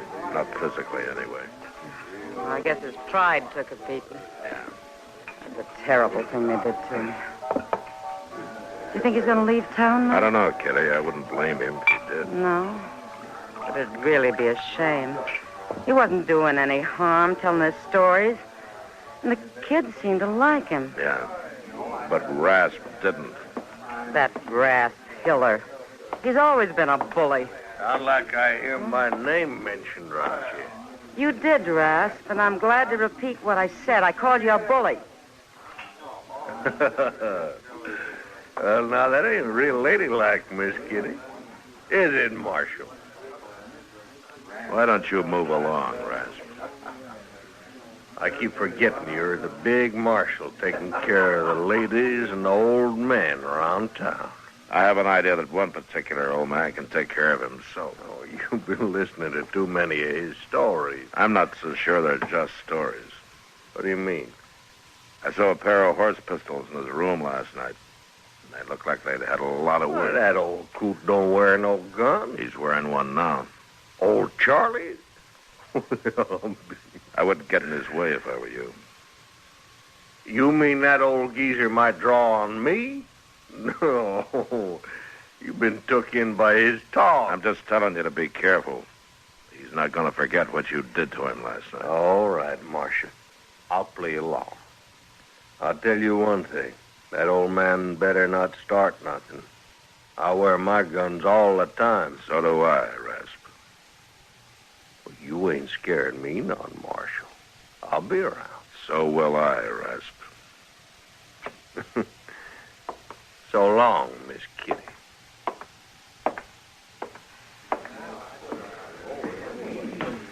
Really think there's going to be trouble, Matt?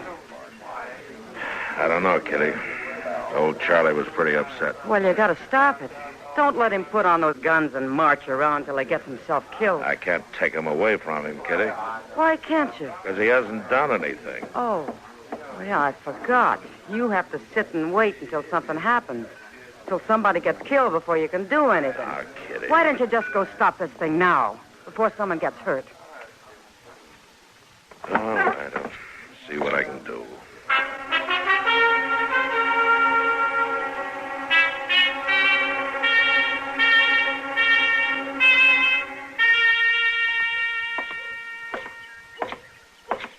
Oh, Matt. Huh? Oh, hello, Doc. Yeah, well, where you bound for? I'm going over to the telegraph office. Oh, well, I'll walk along with you. All right. I've been waiting for a wire from Washington. About time I came in. Not taking your badge away, are they? On days like this, they're welcome to it.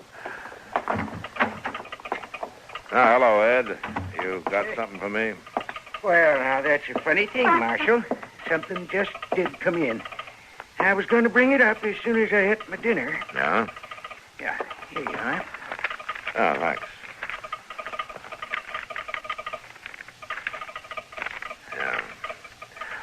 Well, see you later, Ed. Sure, Marshal.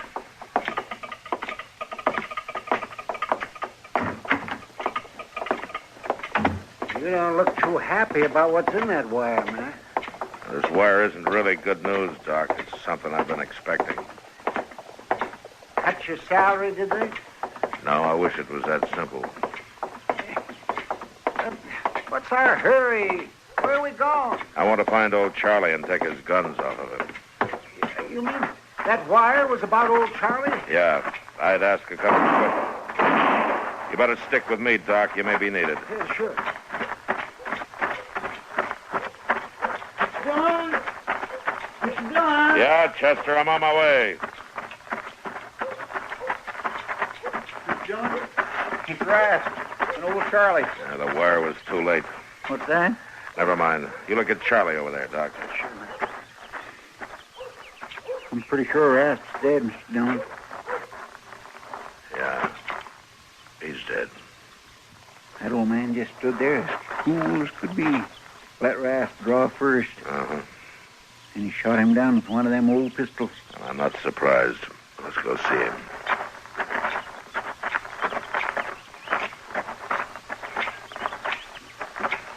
How is he, Doc?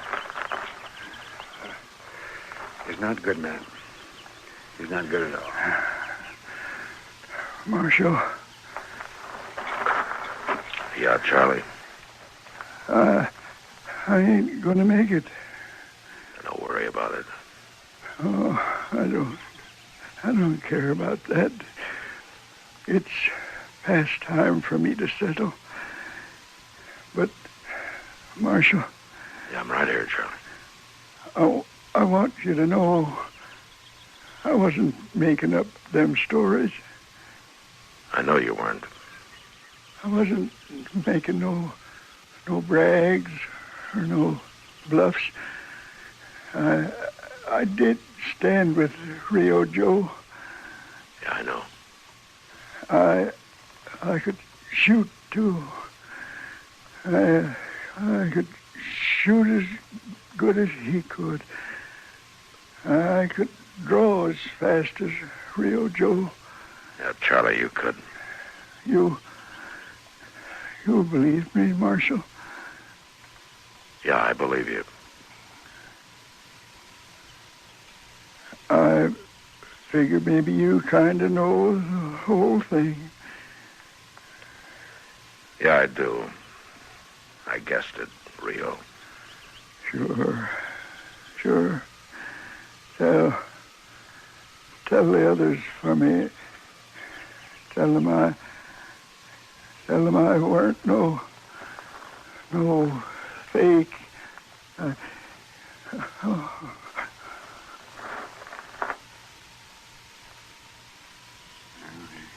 He's gone, man. Yeah. Mr. Dillon, just a minute ago, what was that you called him? Rio, Chester. Old Charlie was Rio? Hmm. Oh, that's just terrible. Dying like that. Nobody knowing who you are. I don't know, Chester. I have a hunch Rio'd like it just this way. I'd have had to arrest him otherwise. Rio's been a wanted man for 20 years.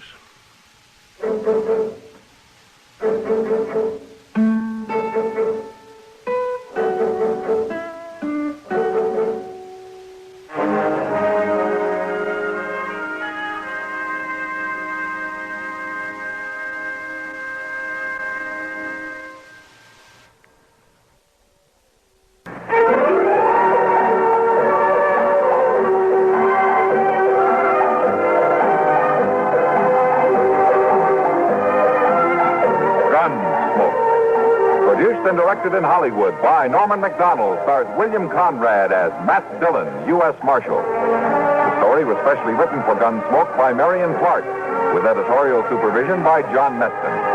Featured in the cast were Ralph Moody, Lawrence Dobkin, Dick Beale, Sam Edwards, Vic Perrin, and Jack Moyle. Harley Bear is Chester, Howard McNear is Doc, and Georgia Ellis is Kitty.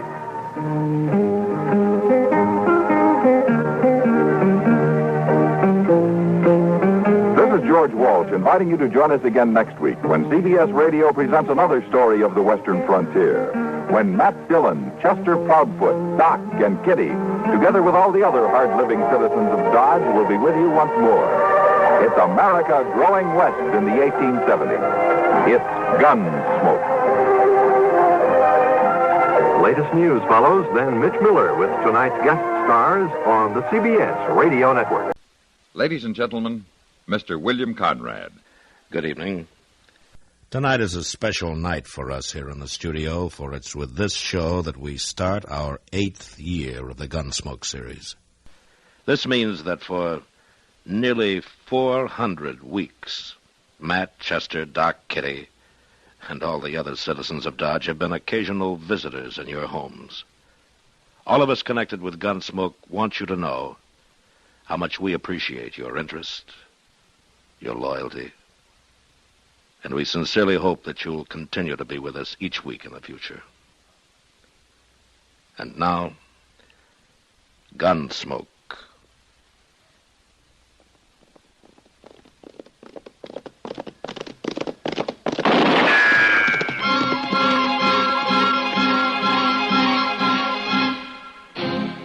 Around Dodge City and in the territory on west, there's just one way to handle the killers and the spoilers, and that's with a U.S. Marshal and the smell of Gunsmoke.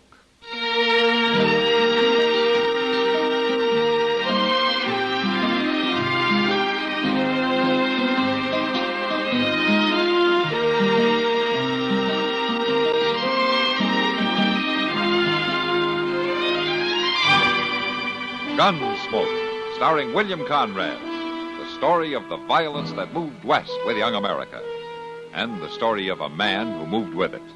I'm that man, Matt Dillon, United States Marshal. The first man they look for and the last they want to meet. It's a chancy job, and it makes a man watchful and a little lonely.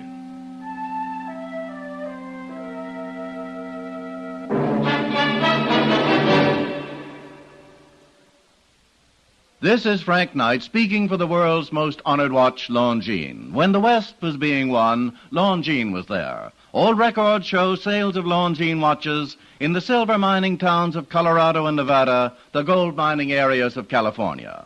A fine gold watch, preferably a Longines, was one of the first luxuries purchased by a lucky prospector, for then as now, the name Longines identified the world's most honored watch.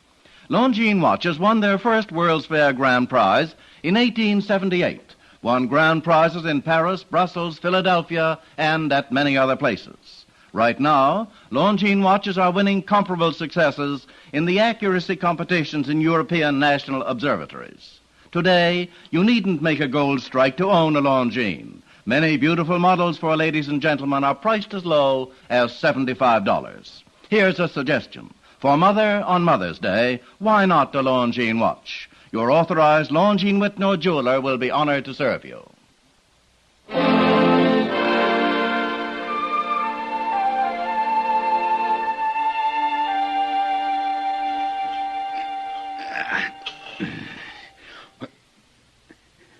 Maisie!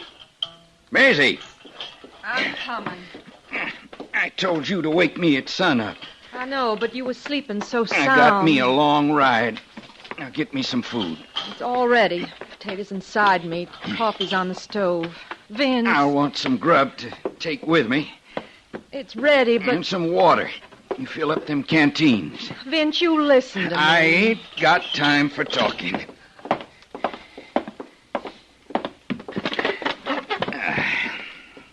Pour the coffee. Ain't no good, Vince, you riding off like this. There. I'm going to get that marshal. It won't do no good. You can't bring Billy back. He's dead, Vince. Let him rest. He's dead, all right. Hung by the neck until dead. Turned in by that marshal in Dodge. It ain't ever going to set easy, your brother dying that way, but you can't change it. More shooting ain't gonna change it. I promised him. I promised him the night before. All the way riding back yesterday, I could hear him. Get me that marshal, Vince. Get him for me. I'm going to do it. You ain't gonna win by no gun battle. I've got me a plan. I'm going to fix it. There ain't no way to fix things with guns. You shoot him, you'll hang. He's going to make me kill him. You ain't talking sense. Oh, yes, I am. He's going to make me kill him. He's going to draw first. He's going to arrange it all himself. When he does, I'll get him. Oh, Vince. That's the way it's going to be, Maisie, pure and simple. Don't you fret none. I'll get him, and I'll ride out scot-free. Come on now. Pack me that grub. It's a long ride to Dodge.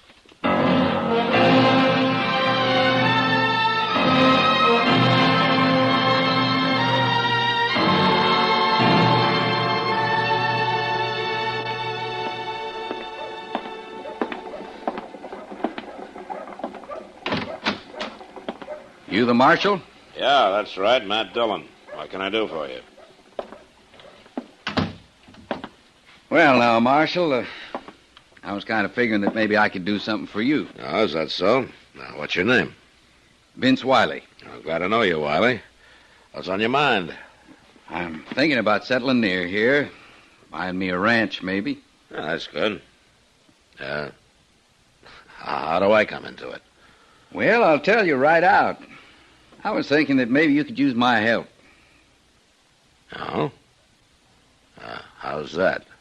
Well, now, Dodge is a hard-living town, ain't it? Yeah, it can be. Must run a lawman ragged, keeping the peace. I manage. Sure you do, Marshal. Of course you do, but it seems to me there ain't no man living can't use some help. I got help.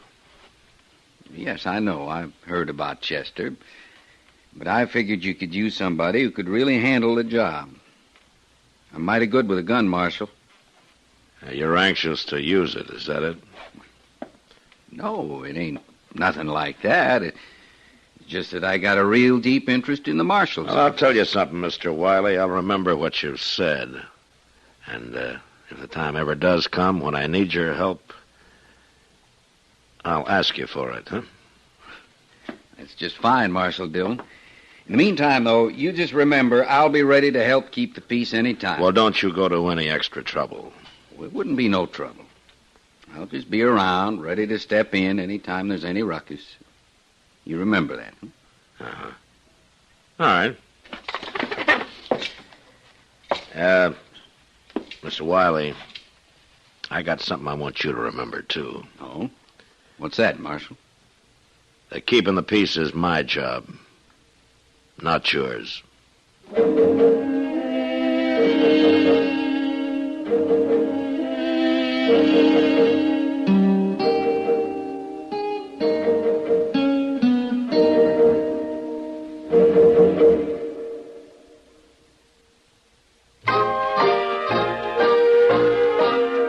Be sociable, look smart, keep up to date with Pepsi, drink light, refreshing Pepsi, stay young and fair and debonair, be sociable, have a Pepsi. When friends drop in, let your hospitality show you're sociable in the modern manner. Pepsi, you know, is the favorite of the smart and young at heart. Be sociable, look smart, keep up to date with Pepsi, drink light, refreshing Pepsi, stay young and fair and debonair, be sociable, have a Pepsi. Have you tried a Pepsi lately?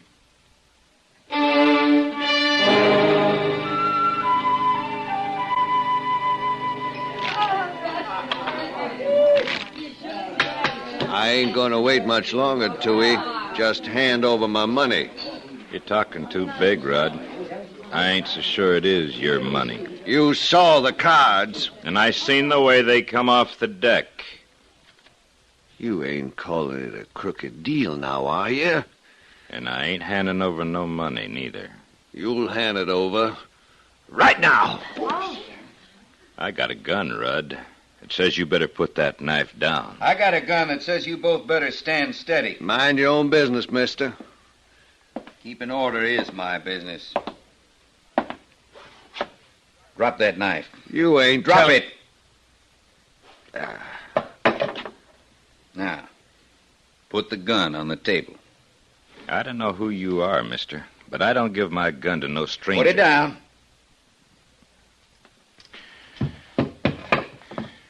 It's better. I'm going to turn these things in at the marshal's office. You can pick him up when you're ready to leave. All right, what's the trouble here? Oh, Marshal, I was just coming up to your office. I got a gun and a knife for you. What happened?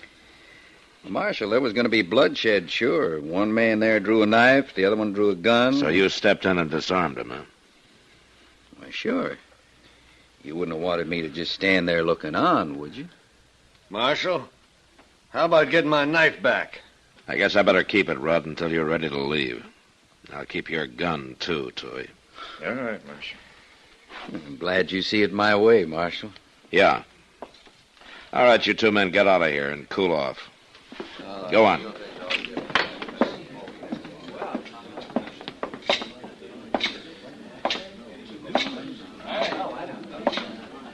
Sit down, Matt. Thanks, Kitty. Well, you got here too late for the excitement. Yeah, so I see.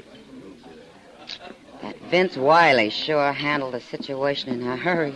Stopped the fight before it got started. Uh-huh. Saved a lot of wear and tear on the furnishings. You know, it's nice to have somebody do something. No broken bottles, no smashed chairs.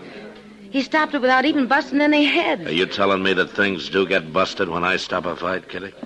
Well, no, Matt. It isn't that. I guess it's just that, well, you can't spend all your time here waiting for trouble. No, I sure can't. Well, wouldn't it be kind of nice to have a fellow like Wiley around just in case? Yeah, maybe so, Kitty. Maybe so.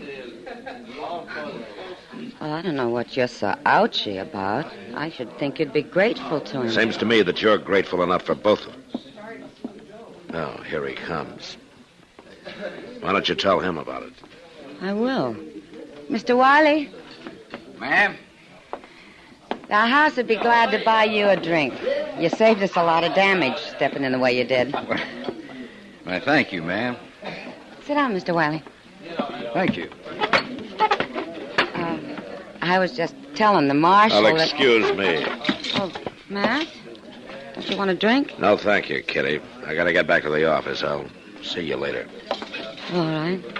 I'm sorry you won't stay, Marshal. You'll manage.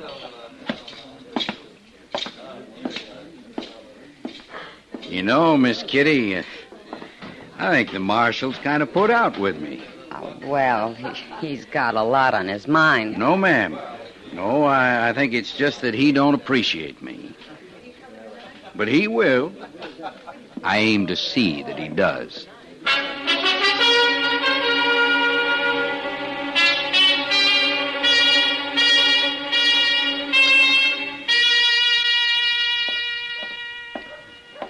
Oh, yeah, there's Matt.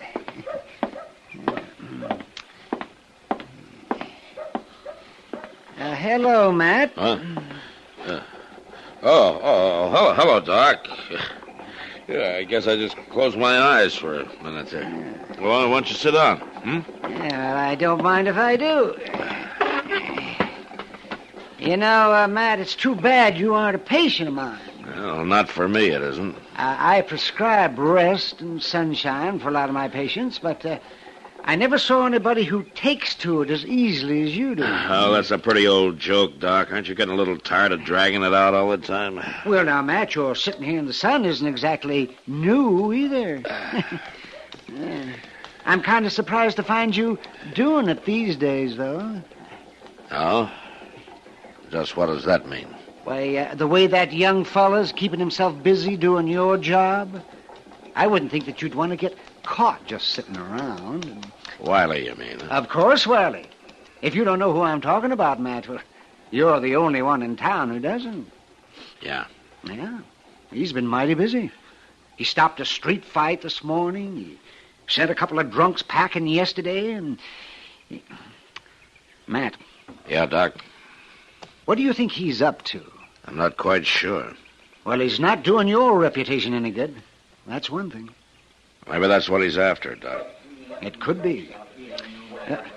Oh. Looks like there's trouble over there that you might have to stop. Yeah. Yeah, and I wonder what Dobie and Chester could be so head up over. Well, we'll find out if they don't start fighting before they get here. Just go right on over there, Mr. Dobie. You're just plain apple-headed. Well, I know what I see, Chester. Well, ain't nothing to it at all. That fella ain't done nothing to amount to nothing since he come to town. What's the trouble, Chester? Mr. Dillon, Mr. Dobie here says you got a new deputy. And he's doing a fine job, Marshal. But he ain't no deputy, is he, Mr. Dillon? No, Chester, he isn't. Well, if he ain't, he ought to be. He sure is keeping the peace in this town like it's never been kept before. Why, he ain't doing nothing at all. That wily fella steps into a fight now and then, don't amount to nothing. He stops things before they get a chance to start. That's what we need around here, a firm hand. A firm hand? Why, that Wally ain't nothing but a busybody. Just this morning he run old Newt Price out of town. Newt? Yes, sir. And everybody knows old Newt never done nothing to hurt nobody in his whole life. He was drunk. Well, forevermore, what if he was? All right, never mind, Chester. But Mr. Dillon, Mr. Dobie and the folks is talking like this wily fellow's doing a better job than you are. I said never mind, Chester. Well, all right. And I tell you, Marshal, you ought to give some thought to this man Wiley. He's protecting property in this town for a change. I'm giving him some thought. Well, I'm glad to hear it. Good day, Marshal. That prune-faced old gossipy... Why, Mr. Dillon, ever since that... Let it go, Chester. That wily fella ain't done nothing but put on a big show, picking on drunks. Well, he seems to have a lot of people talking about it. Yes, sir, he sure does. And I just can't figure out, though, why he'd want to put on an act like this. I can't either, Chester. But I'm sure going to find out.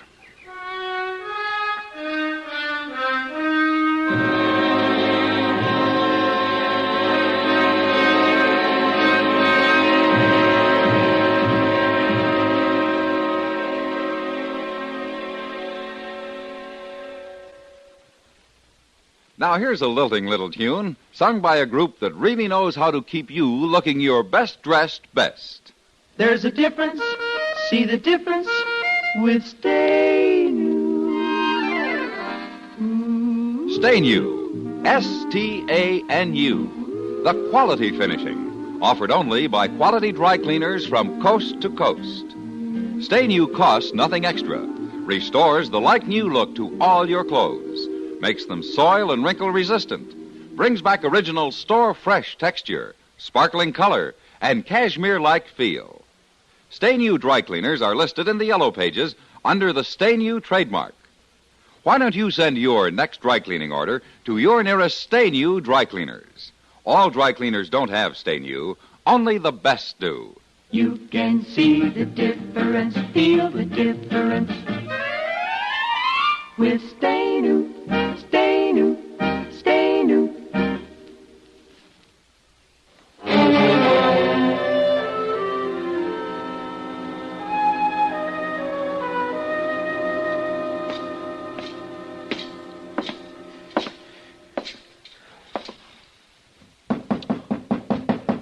Who's there? It's Matt Dillon.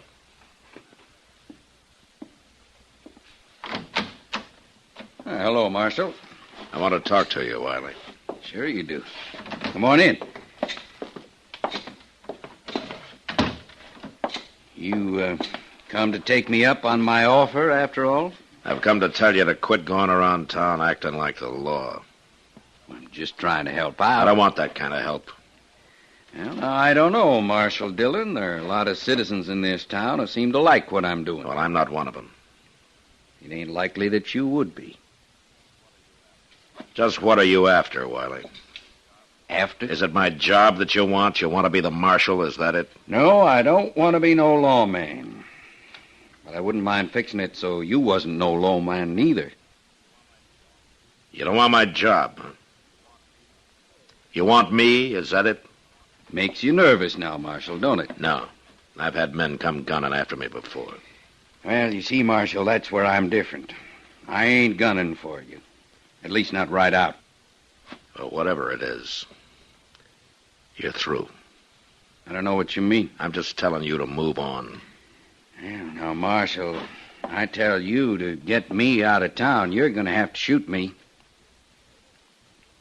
Well, that's up to you. No, it ain't, Marshal. It's up to you. And I ain't going to draw on you. It ain't healthy to draw first. I had a brother that done that. He done it. He killed a man. And the marshal took him in for murder. Ah. So that's it. Yes, sir, that's it. I didn't take in a man named Wiley. I'd remember that. And I took a small advantage of you, Marshal. I just sort of changed the name from Wilson. Wilson? Billy Wilson? That's the one. He drew first, and they hanged him a little bit ago, remember? He was guilty of murder. Well, I ain't going to take no chance like that. No, sir, I ain't going to draw first. You are. When I kill you, it's going to be all nice and legal like Now, you listen to me, Wiley. Ever since you come to town, you've been trying to show me up. You've been trying to goad me into a fight. Looks like I come pretty close to doing a fair job, too. Well, that isn't going to work. Yes, it is. And there ain't nothing you can do about it, Marshal. I ain't breaking no law. I'm helping you keep the peace, ain't I?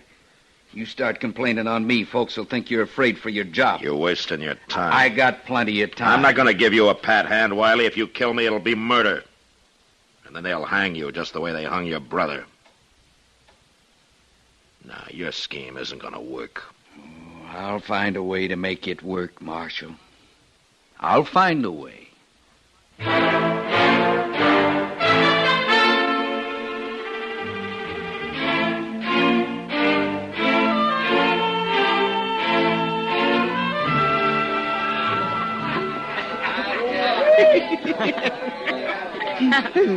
Miss Kitty, if you'll just kindly aim me at that door the next time it comes around, I better get on. Come on, Chester. I'll go with you.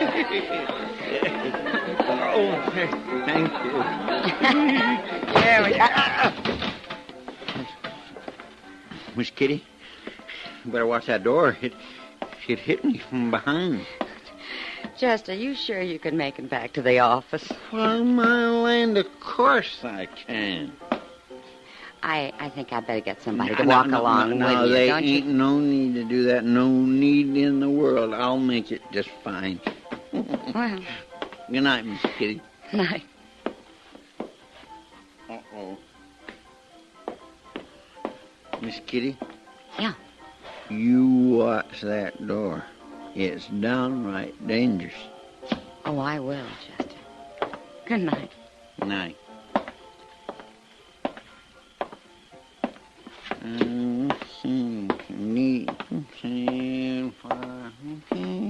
Chester? Hold up a minute. Who's it? Well, hello there, Mr. Wiley. You out keeping the peace? As a matter of fact, I've been waiting for you. You have? You've been bellied up to the bar all evening. Well, I had a few. That's a fact. Come to think of it, Chester, I'd say you was drunk. No, I ain't neither drunk. I'm feeling right nice, but I ain't what you'd exactly call drunk. Any self-respecting lawman would call you drunk. Why, they wouldn't do no such a thing. I'm sorry, but I'm going to arrest you. Arrest me? Mm-hmm. What in the world are you talking about? Come on now, I'm going to take you in. Look here now, you ain't going to do no such a thing with me. You give me an argument. All right. I'll settle it.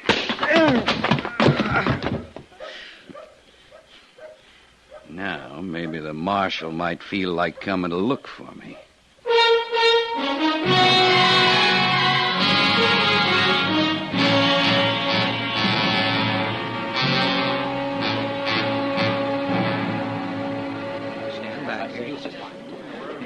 What about it, Doc? Is he going to be all right? Yeah. Oh, yeah, sure, Matt. Yeah, now, Chester, just take it. Nobody's going to hurt Chester by hitting him in the head. There, now, all right, Chester. You can sit up now. Oh, that hurts something awful, Doc. Yeah, I don't wonder. From the smell of whiskey around here, I'd say your head was bound to hurt, whether anybody hit you or not. All right, listen to me, all of you. Now, who did this? Who hit Chester? No. Didn't anybody see who did it? No need to ask anybody, Marshal. I did it. You pistol whipped him, huh, Wiley? Just didn't seem I had no choice, Marshal. Your own assistant gets rowdy out in the street. Rowdy? Chester was never rowdy in his life. Well, now, I don't know about Shut that. up, Dobie. Okay, Wiley. Okay. You've been looking for a fight with me ever since you came to town. Well, now you got one. All right, Marshal. Just remember, I ain't gonna draw first. Nobody's gonna draw, Wiley. I'm just gonna beat you blue. You'll have to draw first, Marshal, because I ain't. You'll have to draw. Well, go ahead, draw. You ain't gonna beat me. Why, he shot the marshal. Matt, your arm, it's bleeding. Not yet, Doc. All right, Wiley, you drew first. I didn't mean to. Now, don't shoot, Marshal, don't shoot. You can stop crying, Wiley. I wouldn't want the job of burying you. But just get out of town before I change my mind. I'll go, Marshal. He sure ain't carrying none, Mr. Dillon. Well, Marshal Dillon, I think you were completely right. Shut up, Dobie. And you just remember one thing. Anytime you think I'm not doing my job, you can write to Washington for a new marshal. And until you do, I'm in charge around here, and I'll choose my own deputies. Has anybody got anything more to say? All right, then. Come on, Doc. After you get Chester patched up, you can take a look at this arm.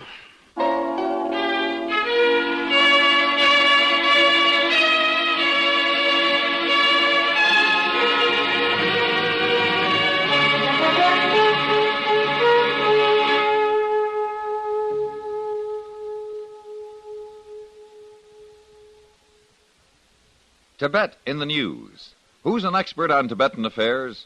Who was the personal guest of the Dalai Lama in happier times at the top of the world? Why, Lowell Thomas, of course. Ask us about another part of the world, and there's every chance the answer again would be Lowell Thomas. The roving raconteur has been just about everywhere, seen just about everything. So when a story breaks, he has that extra edge of intimate first-hand experience to give extra dimension to his reporting. One of the most colorful men in the industry, one of the most striking different sounds on the CBS radio network is Lowell Thomas, heard every Monday through Friday evening with his fascinating, concise reporting. Only a network could bring you a Lowell Thomas. Only the CBS radio network does. Remember, the keen mind and formidable experience of this noted world traveler, lecturer, raconteur, and CBS newsman is an exclusive with the affiliated stations of CBS radio Monday through Friday evenings. Don't miss Lowell Thomas tomorrow evening.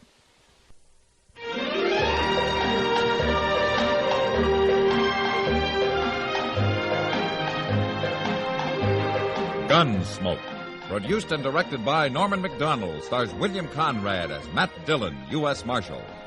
The story was specially written for Gunsmoke by Marion Clark, with editorial supervision by John Meston. This is George Walsh inviting you to join us again next week for another story on Gunsmoke.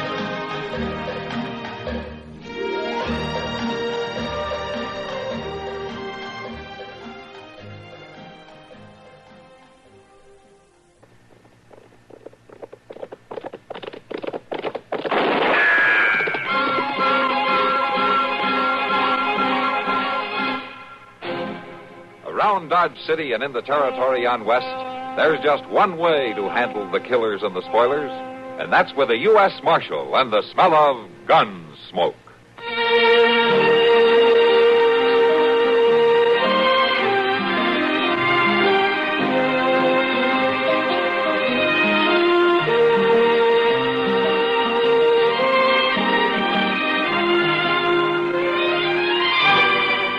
Gunsmoke, starring William Conrad. The story of the violence that moved west with young America. And the story of a man who moved with it. I'm that man. Matt Dillon, United States Marshal. The first man they look for and the last they want to meet. It's a chancy job, and it makes a man watchful. And a little lonely.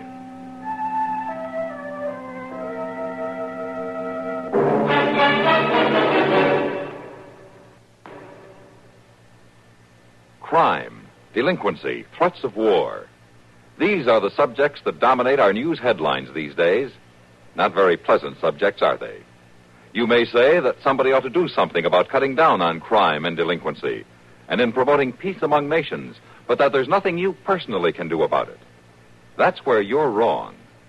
You can wage your own fight against crime and delinquency in your own family by taking the family to the church or synagogue of your faith this week. The spiritual contact will strengthen moral background and faith. Regular attendance at religious services will help your family to work out its own problems and give them comfort in facing the tensions of our present-day life. Worshiping together brings your family closer together, too. And supporting your own religious institution provides funds to help those individuals and families who, unlike you, are unable to help themselves. Find the strength for your life. Worship together this week.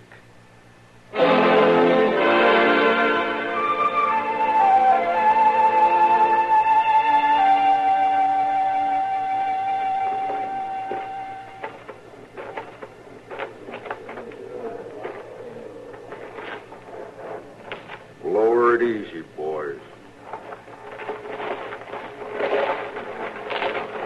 Earth to earth, ashes to ashes, dust to dust, in sure uncertain hope of the resurrection unto eternal life. Amen. I'll see if I can't help with the spading, Mr. Dillon. All right, Chester. I'm going to speak to Miss Henshaw.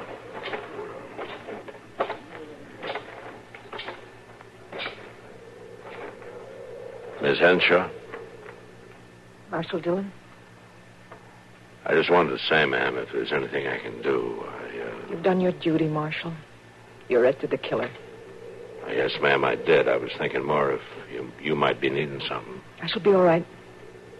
I'm sure you will, Miss Henshaw, but if I can help you out any time. You can't bring back my son. No, ma'am, I can't bring back your son. And you can't bring me any help. Don't worry about me, Marshal Dillon. I come from strong people. You do him credit, ma'am. We can bear things. In our way. Lorenda, I want to talk to you. I bid you good day, Marshal Dillon. Lorenda, please, wait a minute. Lorenda, Miss Meisner, I think I'd let her go. I just wanted to tell her I'm sorry it was my son Jake that done it. Well, there'll be a better time. After you've hung my boy. You mean then? You better let me see you home, Miss Meisner. You think I ain't good enough to talk to Lorenda Henshaw because you took in my boy? Shall we go? I ain't going no place with the likes of you. Lorenda Henshaw ain't got no use for talking to me, and I ain't got no use for talking to you.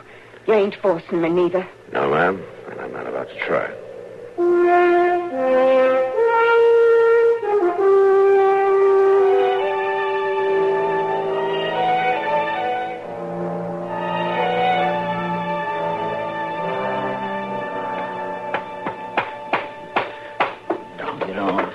Just sat on a chair straight. They wouldn't be forever twisting a leg off like this. As soon as I get it fixed, Doc will come in and lean back and rock and... Oh, Hello, Mr. Dillon. Hello, Chester. I didn't figure you'd be back so soon. Now, that doesn't take very long to turn a prisoner over to a sheriff. Well, no, sir, I guess not. Anything been going on here since I left? Well, no, sir, nothing I couldn't handle. There was a little ruckus last night. What was that? That old man Merton got thinking it was the 4th of July. He started out to give a few speeches. Well, a man can still speak his mind, Chester. Yes, sir, it wasn't the speeches, Mr. Dillon. They were stirring and patriotic enough. But he got to snorting at this whiskey bottle between talks, and next thing you know, he seen the British coming right down Front Street. Well, how about it, Chester? Was it the British? No, sir. It was the Calhoun brothers and me. Marshal Dillon? Oh, come in, Miss Meisner.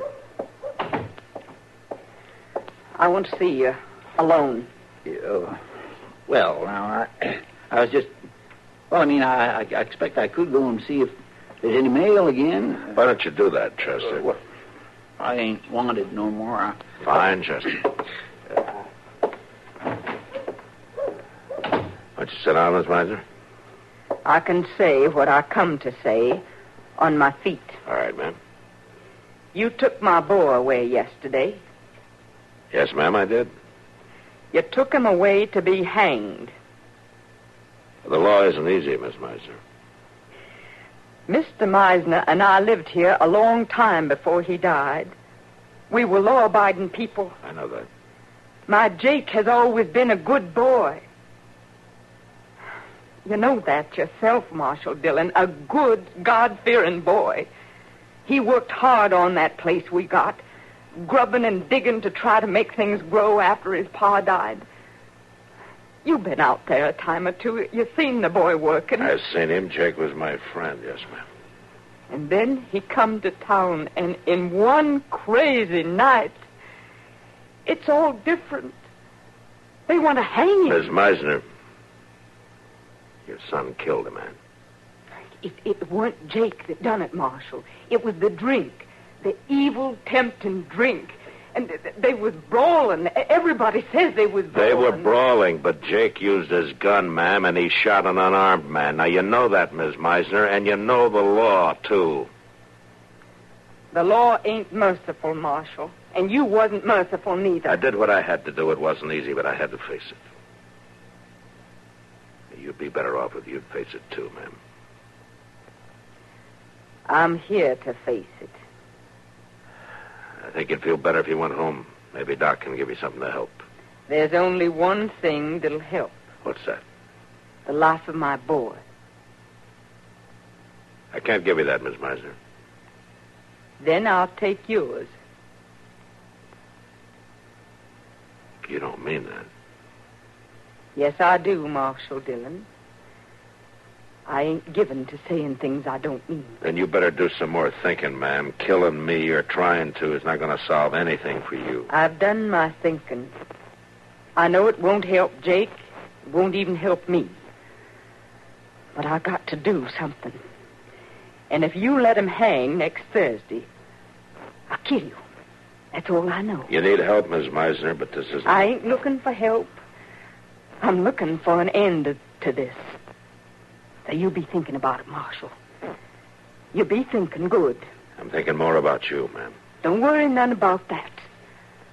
I ain't been partial to firearms, but I've had to kill in my day. I can shoot, Marshal. Yes, ma'am, I'm sure you can shoot. And you be remembering, if I lose my boy next Thursday, I'll be back to end it. I'll be here, Miss Meisner. Because I want to end it, too.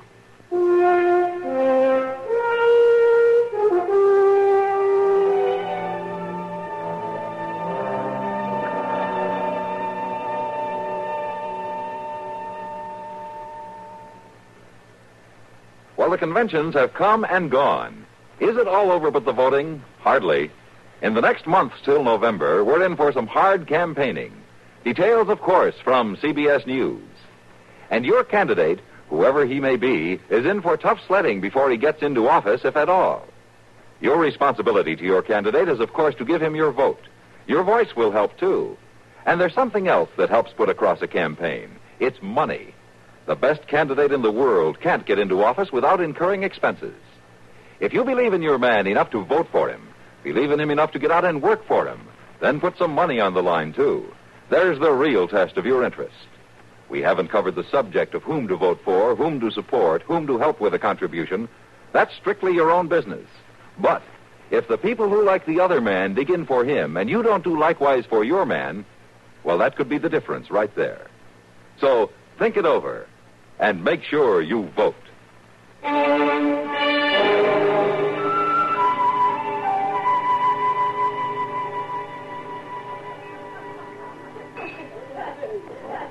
It just doesn't make sense, Matt. It's not supposed to.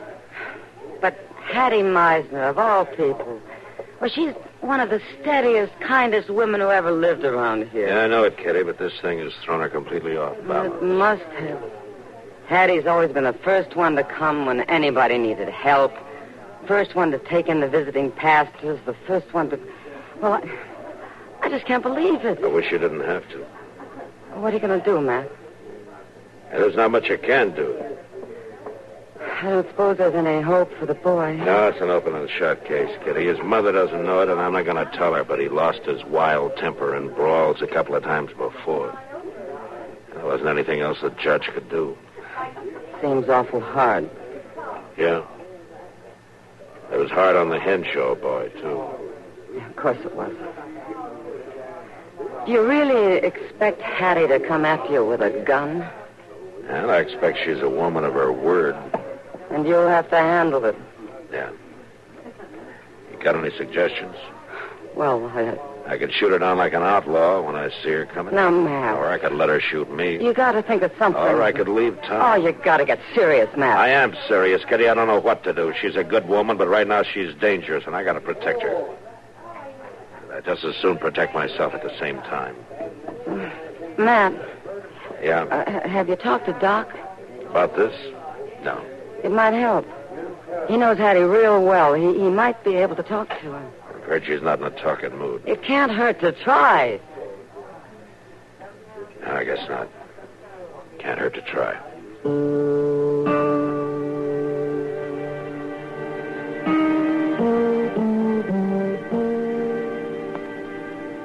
Yep. Come on, get up. Get up there. Get away. Get away, dog. Hurry up. Come on. Hurry up. Hey, Doc, hold up. Oh, there. What's the matter, Matt? You arresting me for something? I probably should. At the rate you were driving that buggy through town, you're a menace to life and property. You're getting old, Matt. Maybe. Are you heading for the stable? Until you stopped me, I was. I'll ride along with you. I want to talk to you. Yeah, so climb in. Climb in. Yeah. Get up. What's on your mind, Matt? Hattie Meisner. That's a sad thing, all right, but I wouldn't worry too much, Matt. She'll come through it all right. She's a strong woman. Yeah, I'm afraid she's too strong. What do you mean? She says if Jake hangs, he's going to kill me. Oh, come now, man. No, it's the truth, Doc. She knows he's guilty. She knows she's wrong, but she has to get it out of her system. That sounds like hysteria, but Hattie isn't a hysterical type of woman. I've treated her through all kinds of sickness and trouble. Yeah. Well, I thought maybe you'd go out and talk to her. Oh, she's got you buffaloed, has she? Yeah, she's got me buffaloed, Doc. Or do you want me to shoot her and knock her down and get the gun or lock her up? Which? Oh, no, wait a minute. I'm sorry, Matt. I shouldn't have taken it lightly. Yeah, well, I'll talk to her. I'm not sure it'll do any good, but I'll talk to her. Thanks, Doc. You want me to come along? No, Matt. I think I'd better try this alone.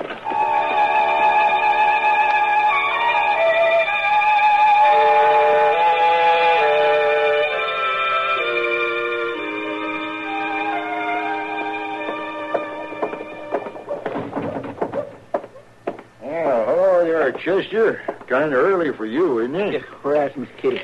I got to see Miss Kitty. She was here a minute ago. Oh, there she is, Chester, looking at that pair of chairs that broke up last night.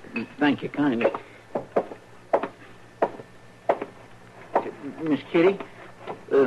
Miss Kitty. Hello, Chester. What brings you? Miss Kitty, you've got to do something. Oh, all right, Chester. What do you have in mind? It's about that woman and Mr. Dillon. Well, no, I don't know about doing anything about Matt and a woman, Chester. Miss Kitty, I ain't funning. It's that Miss Meisner I'm talking about. Oh, yeah, Chester, go ahead. Tell me about it. Well, Doc went to see her to see if he couldn't talk some sense into her and all, and he just didn't get nowhere. She's still determined, is she? Yes, Miss Kitty, she is. She says she's going to walk right up and shoot Mr. Dillon after her boy is hung. Oh, it's a shame. It's more than a shame. Mr. Dillon's just going to sit there and let her walk in and do it, too. He ain't so much as cleaned his gun about it. Well, it isn't that simple, Chester. She's a good woman. Well, my goodness, I know it ain't simple. But there must be something somebody can do. We can't all sit around and let her kill him just 'cause she's a good woman. No, we can't. You got to think of something, Miss Kitty. Now, Chester, you know I want to help. Wanting just ain't enough no more. If somebody don't do something, we're going to be in an awful fix. Now, Chester, calm down. I ain't going to calm down, Miss Kitty, till somebody does something about this. All right, Chester, all right. I'll think of something. Though I swear I don't know what it'll be.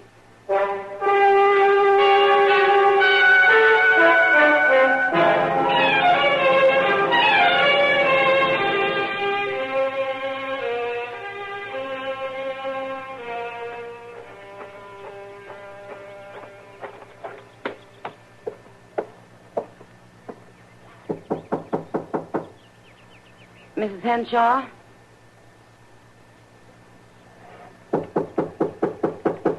Mrs. Henshaw? You wish to see me? Yes, Mrs. Henshaw, I did. Do I know you? I'm Kitty Russell. Oh, yes. I'd like to come in for a minute. Very well, then. Come in. Thank you. In here.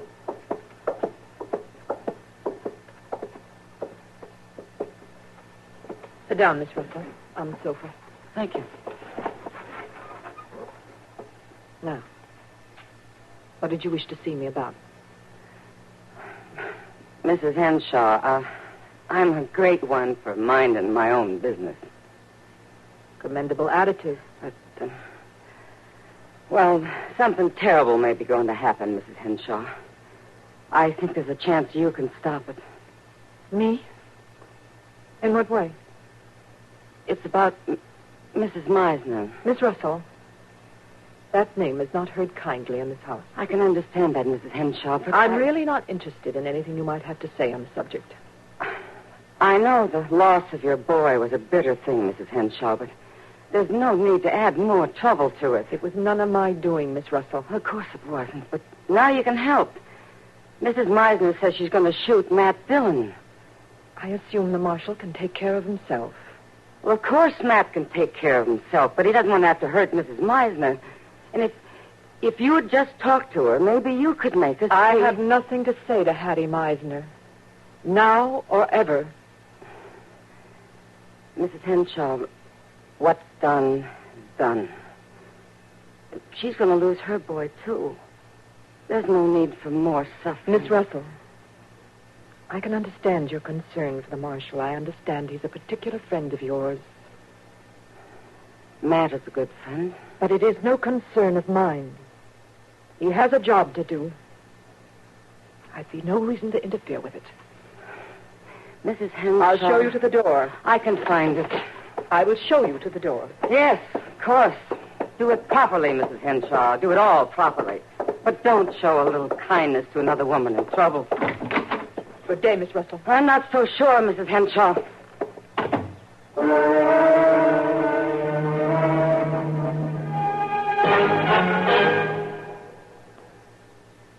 Hi, this is Dennis James. Say, remember way back when this melody was popular?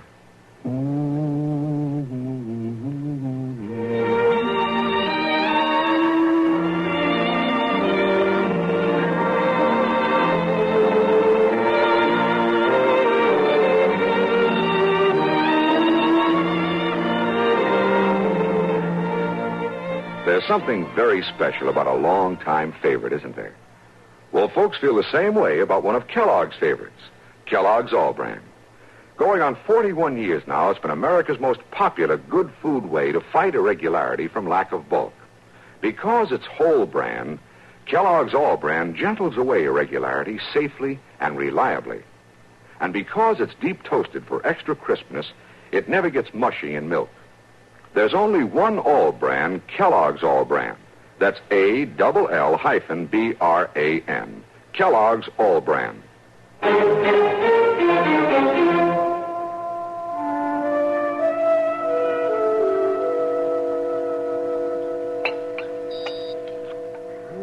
All I can say is we're all wasting our money tonight. What do you mean, Doc? Well, I should have said everybody but you, Chester. You're the only one who's eating with any enjoyment. Chester can always eat, Doc. Well, that's what a body's supposed to do. You should know that, Doc. He knows it, Chester. He just can't put the idea across, even to himself. Well, I'm frank to admit I'll have more appetite tomorrow night. If everything comes out all right. Yeah. Mr. Dillon, you're positive nothing can interfere with the hanging. Nothing but a miracle. And you expect that Miss Meisner to come walking in, toting a gun? That's what she says. I never heard of two women that were so stubborn about being talked to. Yeah, they're both a little crazed by the grief of losing their sons, and they're reacting in different ways. Well, I could see that, but you'd think somebody could get through to at least one of them. It's a difficult case. Yeah, well, tell you what, why don't we leave it alone till tomorrow, huh? Till tomorrow? But, Mr. Dillon, tomorrow will be too late. Yes, Matt. If you're going to think of anything, you better think of it tonight. Well, what do you want me to do, Doc? Leave town? That might not be a bad idea. Oh, for heaven's sake, Kitty, I'd have to come back someday, wouldn't Well, by that time, Hattie might have cooled off. Isn't that right, Doc? No, I don't think so. This thing is likely to stay with her until it gets out of her system some way.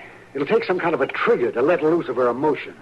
I hope it isn't a real trigger. Well, it's just a terrible, terrible thing. That's what it is. All right, let's talk about something else. Well, but maybe if we keep on studying and figuring... Yeah, let everybody think. I said let's talk about something else, huh? But, Matt, maybe if we get an idea... I don't want to hear any more about it. Now, do you get that idea? Yes, sir, Mr. Dillon.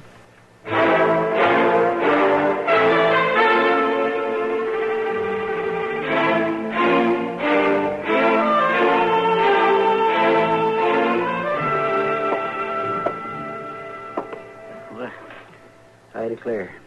It's her, Mr. Dillon. Miss Meisner's driving up in her buggy. Huh? Oh, all right, Chester. You go on out back like I told you. Now, are you sure, Mr. Dillon, that you don't want me to stay? I'm sure. Go on now. I don't want her walking in here feeling she's surrounded. Now, go on. Get out. Oh. All right.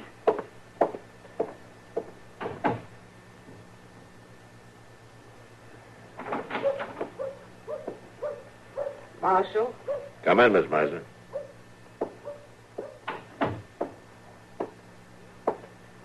I come. Like I said. Oh.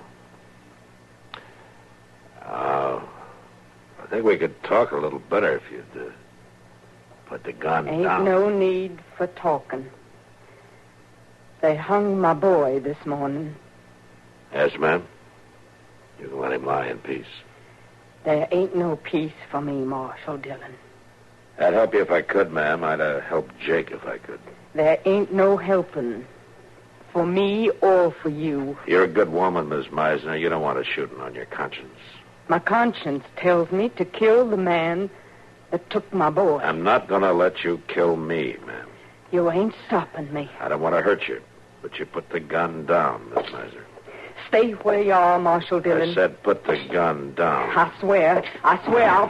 Hattie!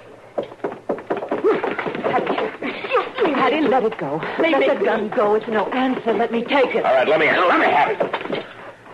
I got it, Miss Henshaw. You got no right, Loretta Henshaw. You got no right. I wasn't even good enough for you to talk to at the burying. I was wrong, Hattie. I'm sorry. Being sorry ain't bringing my boy back. No. Not bringing my boy back either. But neither is being bitter, Hattie. Neither is being bitter. You ain't no one to talk. Maybe not. But I spent the night long on my knees about it. It's going to be hard, Hattie, without our boys. I've had hate in my heart, too. Miranda. But I learned in the praying that the only way to feel close to my dead son is to feel love. Love for him and love for the world. Without it, he fades away. My Jake fades away, too. That's what I can't rightly bear. It fades away. Then give him a chance to stay near Hattie. Let the hate out of your heart. Let him in. I ain't been one to hate. I just didn't know nothing else to do. That's right, Hattie. Cry. I ain't letting myself shed no tears. Let them come. Let them cool your grief.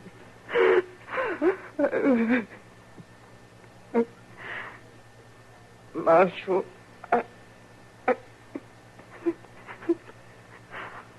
I'm sorry, Marshal. I'm sorry.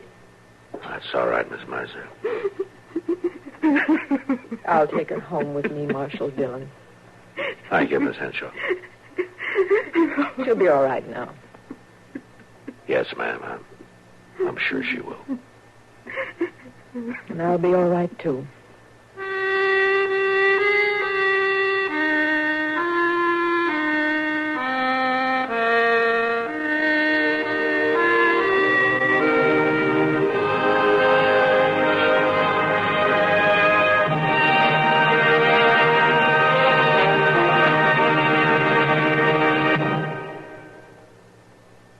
There's a man with a beard named Mitch Miller.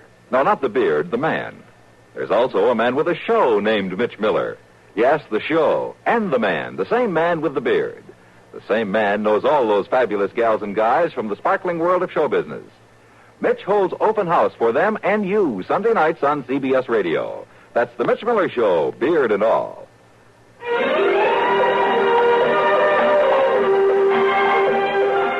Gunsmoke.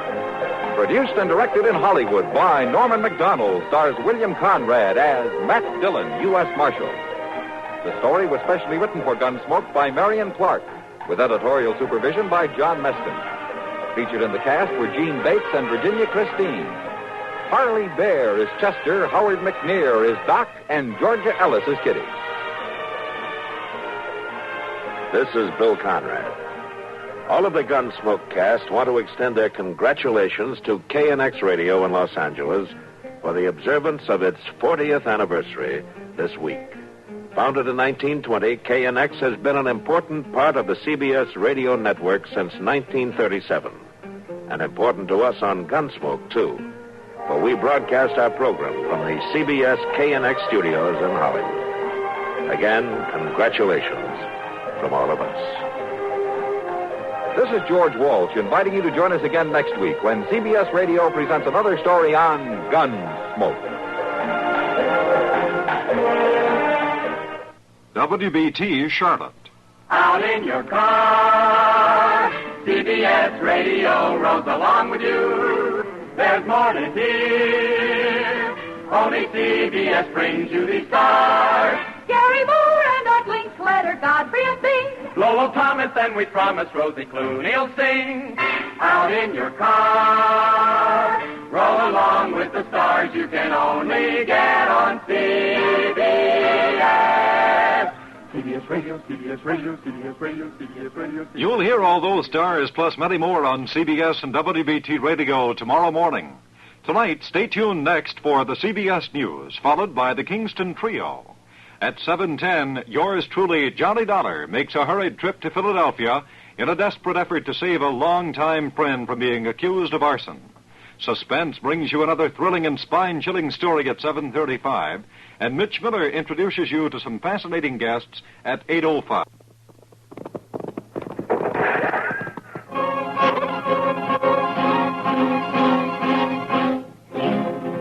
Around Dodge City and in the territory on west, there's just one way to handle the killers and the spoilers. And that's with a U.S. Marshal and the smell of Gunsmoke.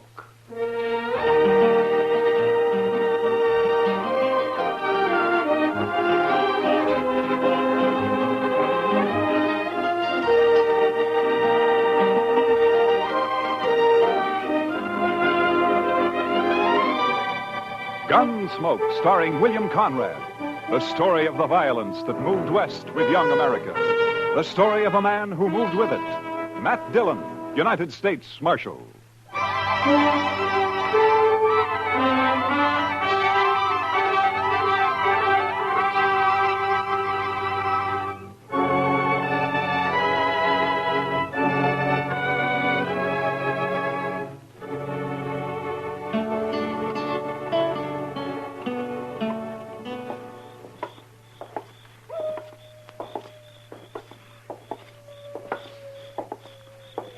Quiet night, Mr. Dillon. Yeah.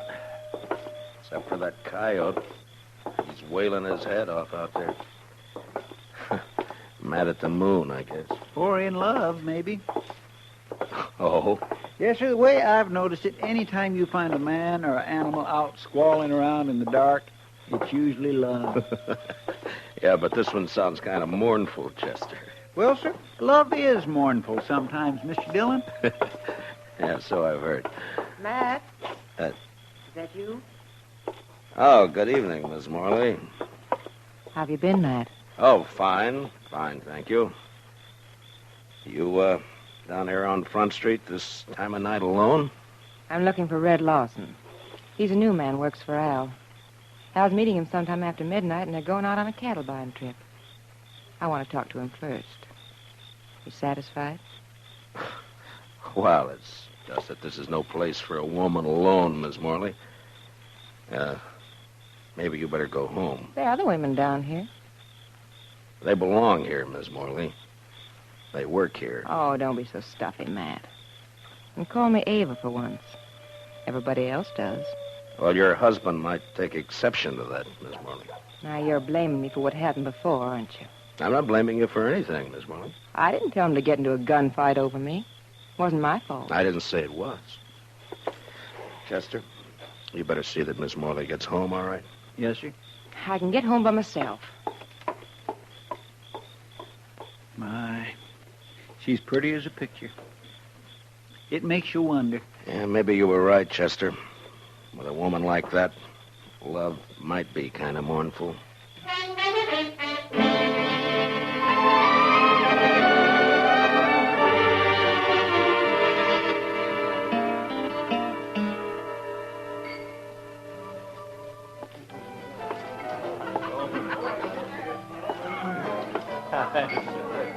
So I just give my rope a couple of turns around that juniper stump, and I jerk back on it. Lawson?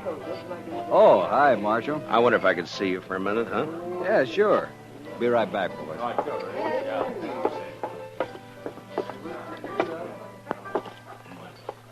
What's on your mind, Marshal? Lawson, I just ran into Miss Morley in the street outside. You did? Yeah, I suggested she go home. She's got no business being down here this time of night. It might be a good idea if you'd tell her that, huh? Seems to me that's up to her husband. Look, you're new here, Lawson. I guess you didn't know Fred Curtis and the Santa Fe Kid. I heard about it. A couple of fools, as far as I can see. Yeah, I guess they were. After they met Miss Morley. Hey, look, Marshal. What's your stake in this? I got no stake. What Miss Morley does is her own business, as long as it doesn't cause any trouble. I'm just trying to keep her peace, that's all. I feel kind of sorry for her, that's all. Al treats her like a dog. Uh-huh. Fred and the kid used to talk the same way. Like I said, a couple of fools. I'm not. I hope not. See you around, Marshal. Yeah, sure. Oh, I would think so. Sure.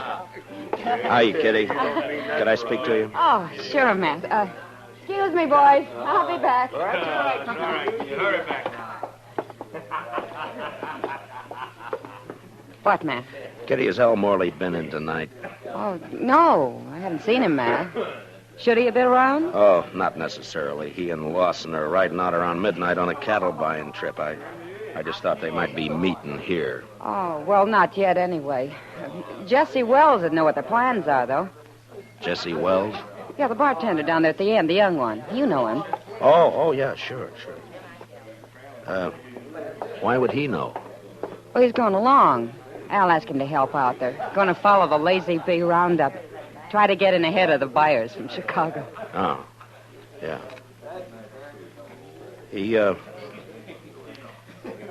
He's a nice-looking kid. I wonder if...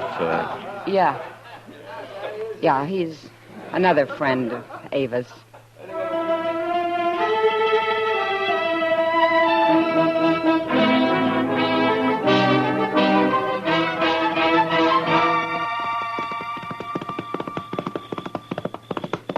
Oh, boy.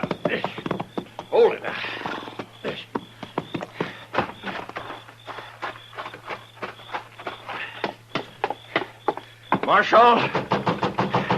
Marshal Dillon. Oh, come on. Wake up, Marshal. All right. Take it easy.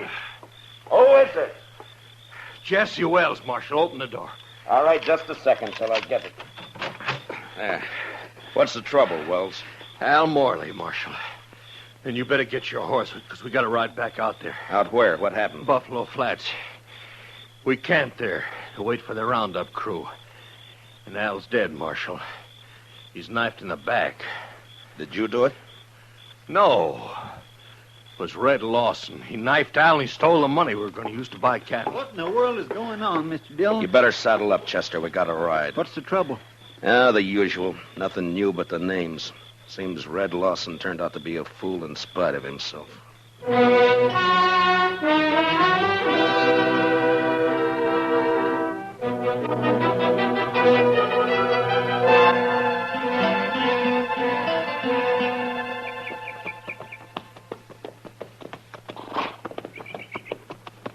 Over this way, Marshal.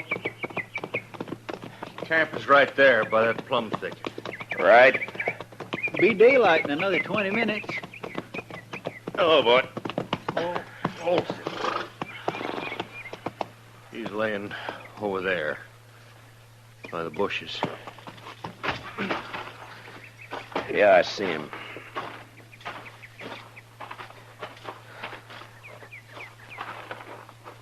Whose knife is it, Jesse? It's Al's. We were all asleep. We built a fire, made some coffee, and then turned in. But wait for daylight, the Lazy Bee bunch planned to work their stock up this way. I see. Yeah, here, Chester. Wrap the knife in something and hang on to it. Huh? Yes, Mr. Dillon. Now, go on, Jesse. What happened? Well, like I said, Marshal Dillon, we were all asleep. I guess it was the sound of the horse's hose woke me up. Mm-hmm. Red Lawson, he was pulling out. I run over to Al, shook him to wake him up and tell him. Then I saw the knife. He was dead. Where were you sleeping, Jesse? Well, right about here, I guess. Red was across the fire over there, and Al was where he's laying now. What about the money? How'd you know it was gone? Well, I thought about it right off, and I figured that's why Red had done it. Al was carrying about $10,000 in a little leather sack he'd stuck under the blanket before we'd gone to sleep. So I went and looked for it. It was gone. You figure Red killed him for the money, then? Well, sure. Of course, I doubt he meant it, though. I think Red was trying to ease the sack out from under the blanket when Al woke up and caught him. Yeah, it's possible. Be light enough to start tracking him in a few minutes, Mr. Dillon. Yeah, sun's poking up over there now. Looks like it's going to be a clear day. Which way'd Lawson head out, Jesse? East. Seemed to be following the wagon tracks. Odds are bad, Mr. Dillon. He's got quite a start on us. Yeah, too much of a start. Well, let's load the pack mule, Chester. I think we'll ride back into Dodge and then take the train from there to Abilene, then work back from the east. Say, that's a good idea. Lawson probably won't be expecting anybody ahead of him. I can't understand it. I just can't understand how anybody could could do a thing like this. It sounds like a meadowlark, Chester. Yes, sir. It just flew into those bushes. Red seemed a pretty nice fellow as far as I could tell. It's a funny time of year for a meadowlark, isn't it? Guess $10,000 was just too much temptation. Huh? Oh, some of them hangs around all winter, Mr. Dillon. No, that sure sounds a lot better than that coyote howling. All right, Chester.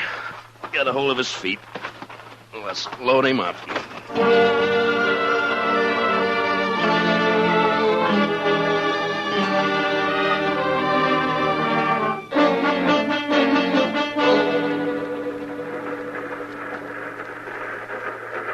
Sumac Creek water tank's right around the bend up ahead of us there. How long we stop here? Oh, about 5 minutes. Just long enough to take on water. Might as well relax, Marshal. It's a long ways yet to Abilene. Why, we ain't but 24 miles from Dodge City. Feels more like 100. These seats are harder than a saddle. Yeah. Say, this here feller you boys looking for, I guess he's a real mean enough. What? Oh, yeah. Mean enough. Well, it's just like I always say. This prairie country ain't never gonna be a law-abiding place to live. Well, every time I pull out of Kansas City on the run west, I'm expecting every minute to be shot or hung or scalped. Chester. What's the matter, Mr. Dillon? Look out the window here. Around the bend there by the water tank. Looks like we don't have to go to Abilene. Oh, yeah. There's some fella waiting to catch a train, I guess. You boys reckon that... Is he the one? Yeah. His horse is tied there by the tank. Must have decided on a quicker way of traveling. Yeah, it looks that way. All right, Chester, he won't be expecting us. Let's get out in the vestibule and then drop off and take him as soon as the train stops. Yes, sir. Hey, Marshal, whatever you do, don't let him get on this train. Just keep the passengers away from the windows. In a way, it's too bad, Mr. Dillon. Miss Morley would have really enjoyed that $10,000. You're guessing, Chester. Well, he hasn't seen us yet. All right, let's go.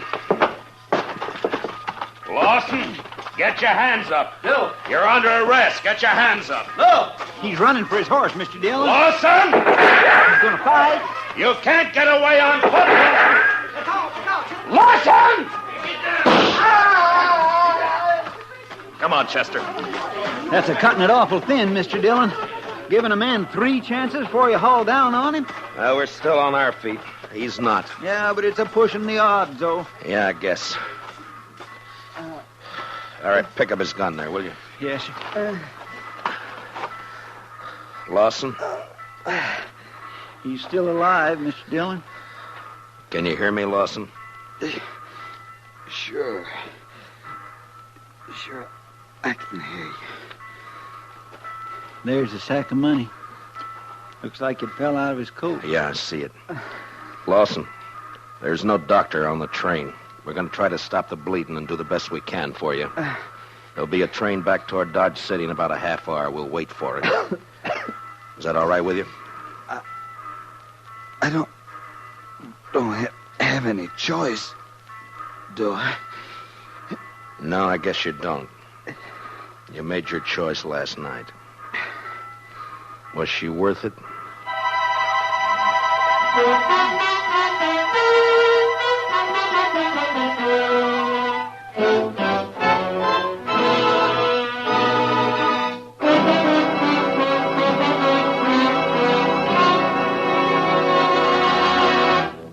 We will return for the second act of Gunsmoke in just a moment.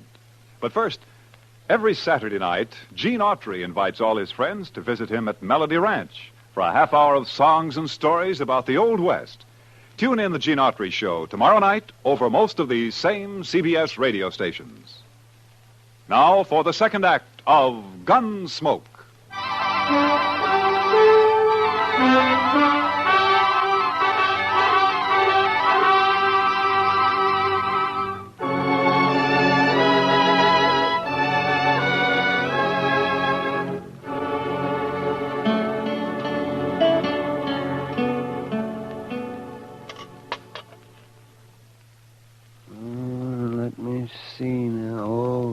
That's a bad one, Matt.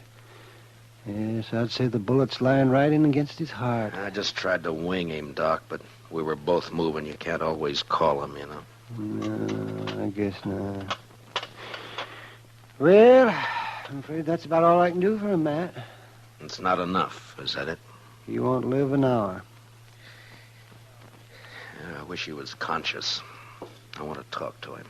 Well, the stimulant might take effect, and then again might not. With this kind of a case, you never know. What is it you're after, Matt? Ms. Morley? Accessory before the fact? She could have been. Mm-hmm.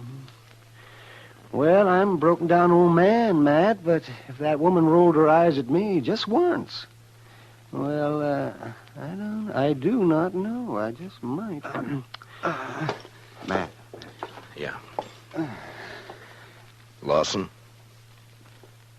Lawson, can you talk? Can you hear me, Lawson? Yeah. Sure. Was Ms. Morley in on it?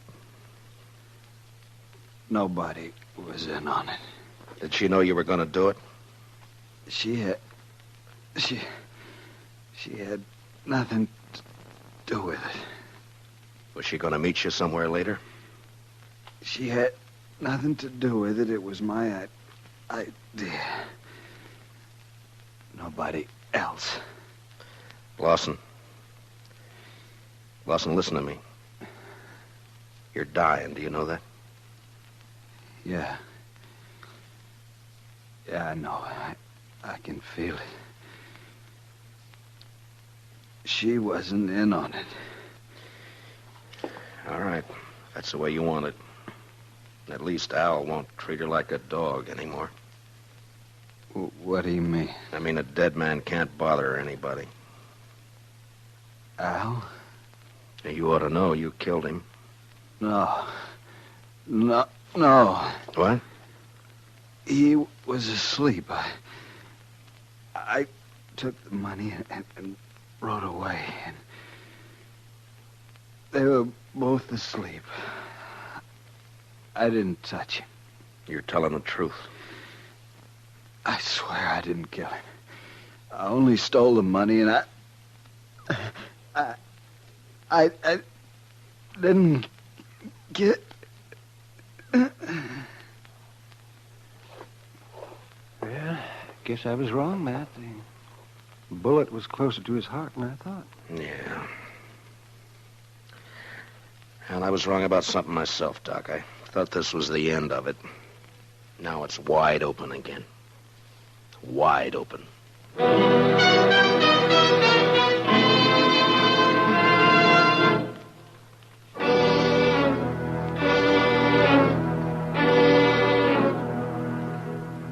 I don't see why you got me here just to ask the same things all over again, Marshal, because I told you how it happened. Yeah, I know, Jesse. You caught Red Lawson with the money on him. Now, what more proof do you need? It only proves he took the money, Jesse. It doesn't prove he killed Al.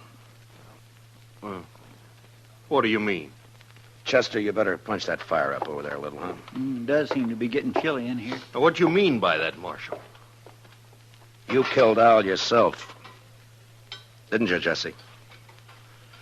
You're out of your mind. You woke up and saw Red steal the money and take off, and it gave you ideas.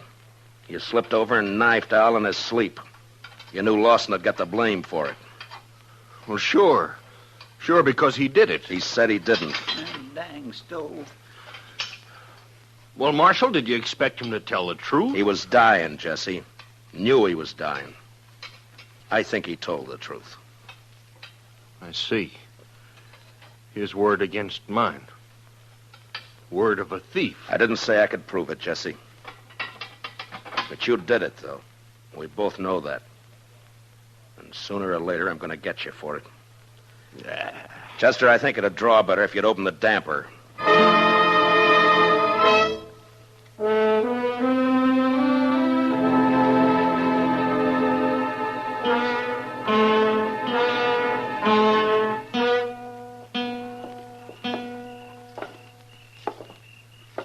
Quiet night, Mr. Dillon.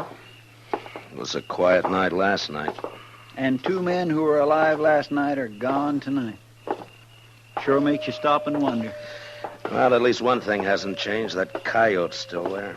I guess there'll always be coyotes around, Mr. Dillon. What are you going to do about Jesse Wells? Oh, I don't know, Chester. He's guilty. You can see it written all over him, but there'd be no use bringing him in. I haven't got one piece of evidence. I don't know. Yes, sir. She's quite a woman. Mercy. Quite a woman. Yeah, she is that all right. Matt? Is that you? Good evening, Miss Morley. Who are you looking for tonight? Can't be Red Lawson. He's dead. So is my husband. You forgotten? My deepest sympathy. Don't bother. You know better. I am sorry about Red, though. He was nice. You're the one who did it, aren't you, Matt? Yeah. Yeah, I killed him. For you. I couldn't do anything else. I don't know why you say for me. It wasn't my fault. Yeah, sure, I know. You know. You don't know anything. You don't know how it feels to sit in a house alone with your husband dead. No one in town coming near you. Like he was poisoned or something. Sure, I don't feel sorry about Al, but I would have once. He's the one who changed me, made me feel different. I know it wasn't your fault. And you didn't even come to tell me he was dead. Why not? It's part of your job, isn't it? I didn't come and tell you, Miss Morley, because I figured that you'd... Chester? Yes, sir? Would you mind walking on ahead? I'll meet you on the Texas Trail in a few minutes. Well, All right, Mr. Dillon, if you say so. Well, I get some of that every time. Why just send him away, Matt? I was just wondering if you were going to be home later tonight. Well, I could be. Around 10 o'clock, say? Sure, Matt. I'll be there.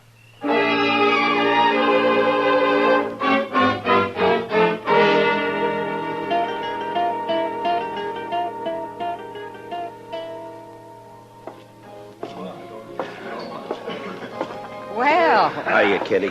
Chester and I were trying to think of some way to rescue you from Ava's clutches. Only one thing, though, Mr. Dillon. I wasn't sure you wanted to be rescued. Kitty, has Doc been in tonight? Oh, I haven't seen him, Matt. Chester, will you see if you can find him and have him meet me here? Yes, sir. Right away, Mr. Dillon. Kitty, Yeah. I wonder if you'd help me with something. Well, sure, Matt. What?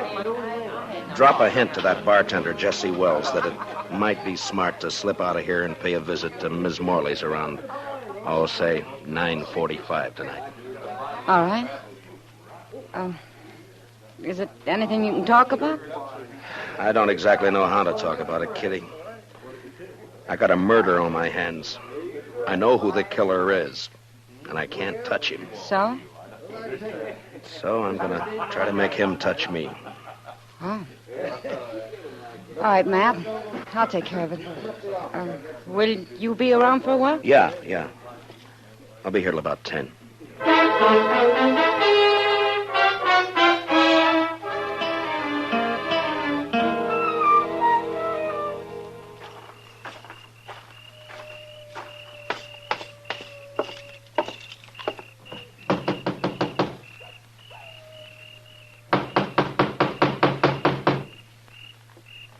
Who is it? It's Matt Dillon. Who'd you think? Just a minute. Well, hurry up. Let me in. All right, Dillon, come on in. Well, Jesse, I thought you were working. I was, till just a few minutes ago.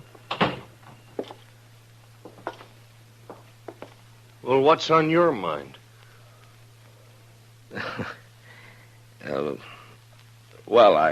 I think Mr. Dillon probably wants to ask me some questions or something. Yeah, I do, as a matter of fact.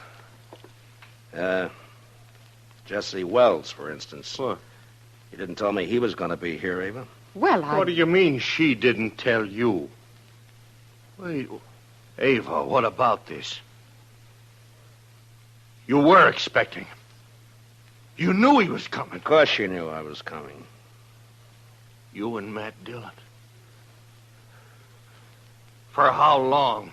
And what kind of a fool does that make me? I'm afraid you were born a fool, Jesse. That's why she picked you. She's so wonderful, you said if only Al didn't stand in our way. I didn't tell you to kill him.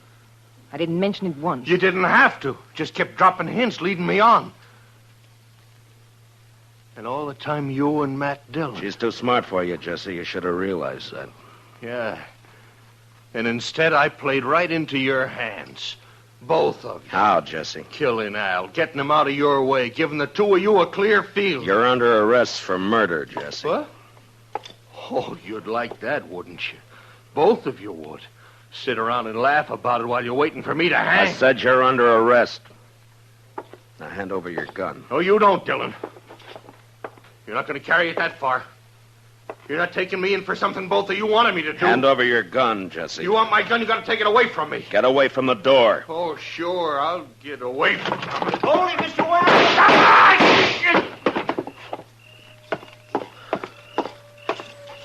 Are you all right, Chester?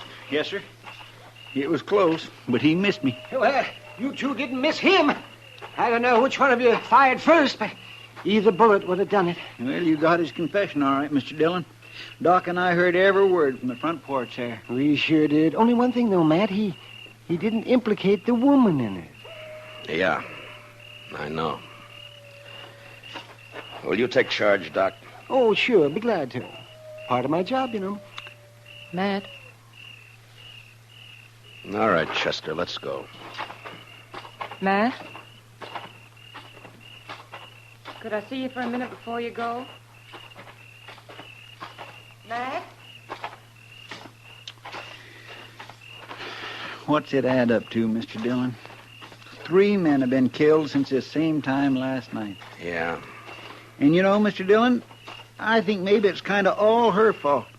And you can't pin a thing on her. My. Well, there's one lucky thing. There aren't many women like her.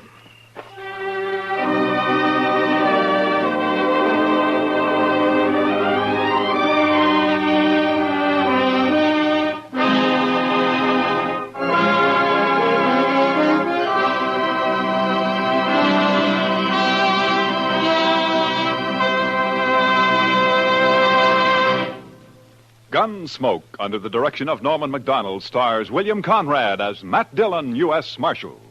Tonight's story was specially written for Gunsmoke by Les Crutchfield, with music composed and conducted by Rex Corey.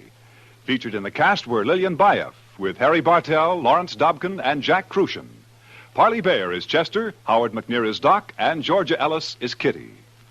Gunsmoke is heard by our troops overseas through the facilities of the Armed Forces Radio Service. Join us again next week as Matt Dillon, U.S. Marshal, fights to bring law and order out of the wild violence of the West in Gunsmoke.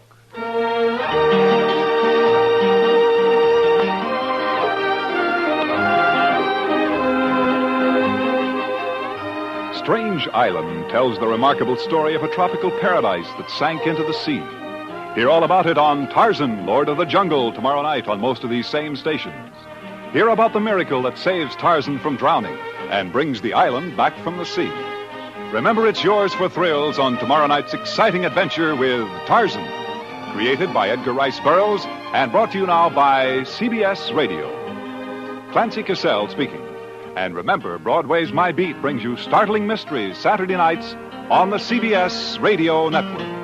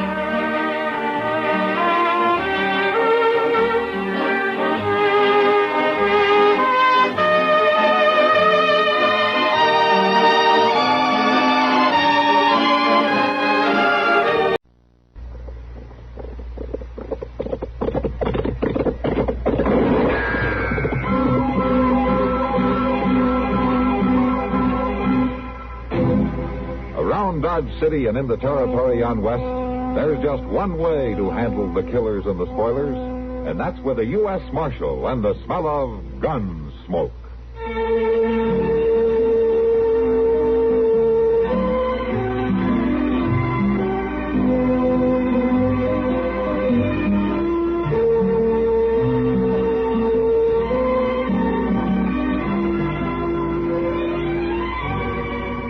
Gunsmoke, starring William Conrad. The story of the violence that moved west with young America. And the story of a man who moved with it. I'm that man. Matt Dillon, United States Marshal. The first man they look for and the last they want to meet. It's a chancy job, and it makes a man watchful. And a little lonely.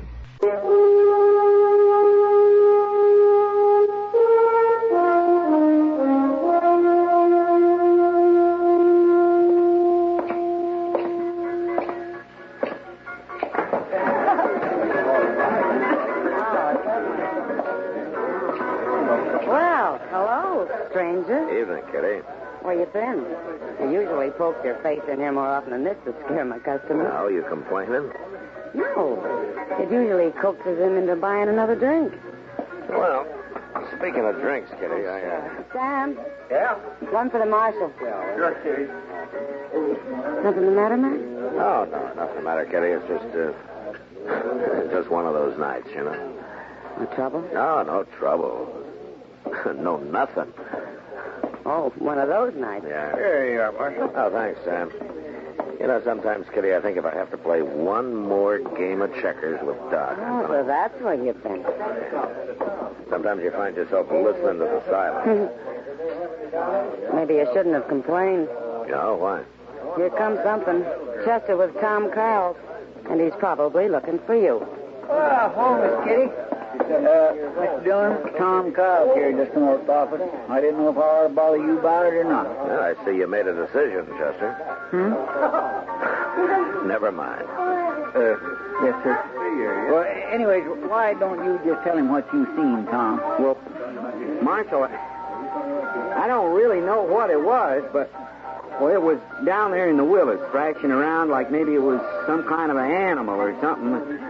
Well, I got to thinking maybe it was an engine or a road agent or something. Now, wait a minute, Tom. Where was this? Well, down by the river, right under the bank. And what exactly did you see?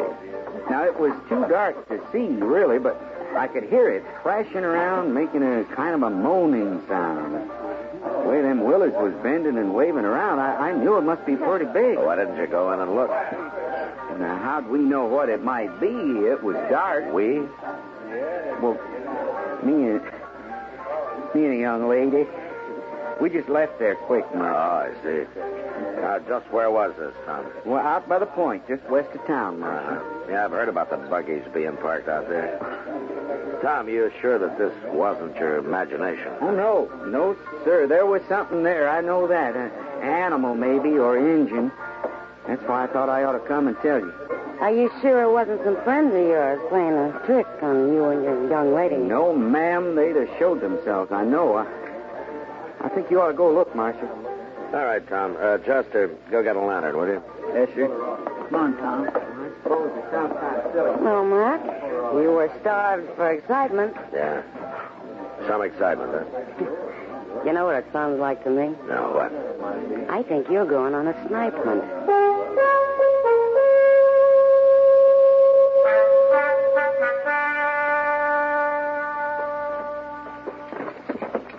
Over this way, Marshal. Come on, Doc. It's a fine thing to get a man out of bed for. And he said there was a moaning sound. You might be needed. Yeah, probably some blame drunken cowboy. You had nothing better to do. Yeah.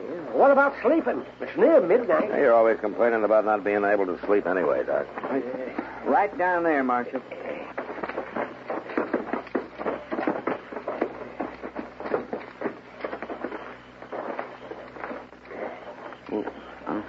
I don't see anything now, but it was right down here. All right. Chester, bring a lantern, huh? Yes, sir. Where we're going to get wet feet. Man can catch his death on a night like this. Over here, Chester.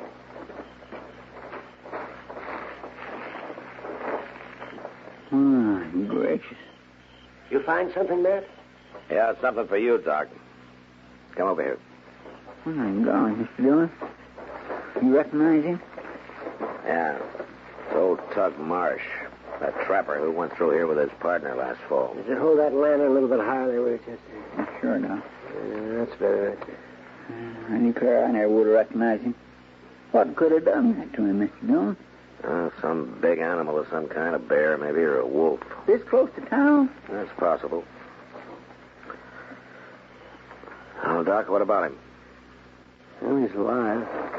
That's about all I can say. There's one thing, though, Matt. These wounds are crusted. Oh, what do you mean? I mean he didn't get them tonight. Or even today. This happened 3-4 days ago. Maybe more. But then I don't see how... He's come a long way since then. Look at his knees there. And his hands. You see that? He's crawled for miles. With wounds like that? Half naked and half dead? He was half dead when he started, Matt. He's a lot more than that now. He's hanging on by a thread. We better get him to my office.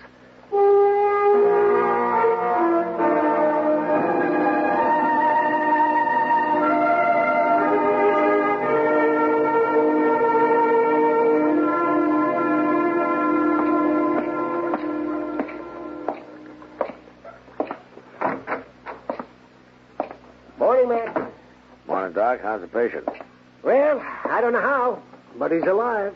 And not just alive, but kicking, too. Oh? Hey, Doc, I'm hungry. See what I mean, Matt? You saw how he was not 12 hours ago. Who'd have believed it? Yeah. Can I talk to him? Why not? I can't keep him quiet anyway. Hello, Tug. Howdy, Marshal. Why don't you make that dang doctor give me something to eat? I'm making you some soup. Now shut up. Soup? I ain't that in a week, and he gives me Well, you dishwater. couldn't keep anything else down, and you need nourishment. Oh, dang it, if I could just get out of this darn bed. Take it easy, Tug. You've been through an awful lot. You're telling me what I've been through? Now I'm asking you. You want to tell me about it? It ain't no affair of the law. Maybe not. I just happen to be curious. Well, if you had any brains, you could see. I tangled with a bear, that's all. When was this and where? Oh, maybe 6-7 days down the nations, out toward the Cimarron. Here you go. Now you eat this, Tug. Dishwater. It's good for you. You need something warm in you. Hey, Doc, you ain't told me. You think you can fix me up? There's nothing to fix up. The scar tissue's already forming. I ain't going to be so pretty, huh? Oh, well, that bear took half your scalp and a good part of your face. So there's nothing I can do about that, Tug. Yeah, I never was too handsome anyways. But that's all right. I'm a trapper, not a drummer. And them Cheyenne squaws ain't scared off by a few scars. What about my arm? You lost some muscle, but you'll have some movement left. Tug, the main thing is that you're alive and mending. Here, now, take some of that soup. Yeah.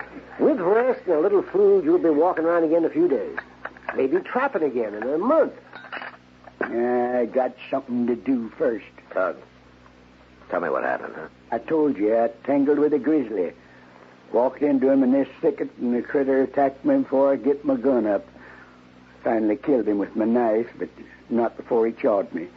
What about your partner, Billy Adams? Yeah, he couldn't wait. Couldn't wait? Yeah, found me near dead. Done what he could, but wasn't much. We both figured I was a goner. And there's hostiles around, Comanches. He's nervous, I guess, sitting beaver alone with a dying man on his hands. Only I wouldn't die for him so as he could bury me and have done with. You mean he left you? Yeah, next morning. He took everything. Didn't even leave me a knife to slip between my ribs. Now, you wouldn't do that to an animal, now would you, Marshal? Just leave him to die alone in the wilderness? You'd slit his throat for him at least.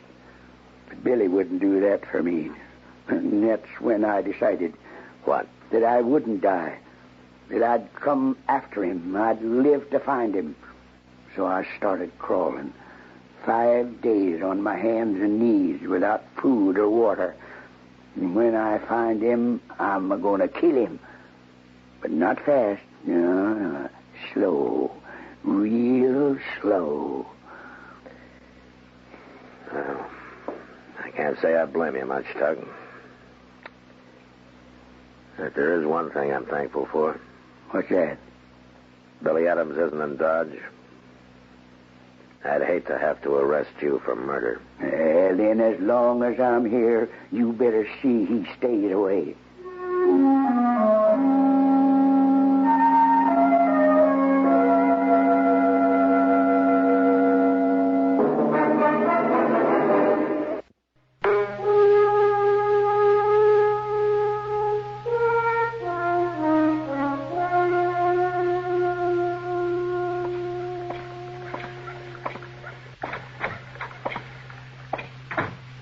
Well, Matt, you're late. The food's getting cold. Oh, sorry, Kitty. No, Doc. Yeah, Matt. Sit down. Yeah. The hash is actually edible today. That's good. How's your patient these days, Doc? You mean a star boarder, don't you? Yeah, well, I guess he's been around here long enough to be called that. Oh, 3 weeks. He isn't even about to leave. Is he still complaining of his aches and pains, Doc? No, it doesn't even bother now. He's just enjoying himself. At Doc's expense. Matt, he even bought him clothes. Well, he didn't have anything left, Kitty. I've seen him walking around town a couple of times, Doc. He seems almost back to normal. Well, yes. Well, considering everything, though, it has been a miraculous recovery. You know, I'm kind of surprised he doesn't want to be getting on about his business. Well, the truth is, he does. He's staying here on my orders. Oh? Medical reasons, or are you trying to slow him down? Well, if I can help to keep him out of trouble, why not? You've kind of taken a liking to the old coot yourself. Haven't you, Matt? Yeah, I'm afraid I have, Doc. What kind of trouble are you talking about, Doc? The kind a man gets into when he's bitter about something. You mean Billy Adams? Yeah. Maybe we could keep Tug here long enough. He could cool down, Kitty, but I don't know how long Doc can afford the expense. Dillon? Dillon? Yeah, what is it, Chester? You know who just rode into town? He's down at Moss Grimmich's right now. Oh, who? Billy Adams. Good, just goes to show you I'm not as smart as I thought. I should have sent Tug packing. It's Billy Adams who's going to be sent packing, Doc. And right now.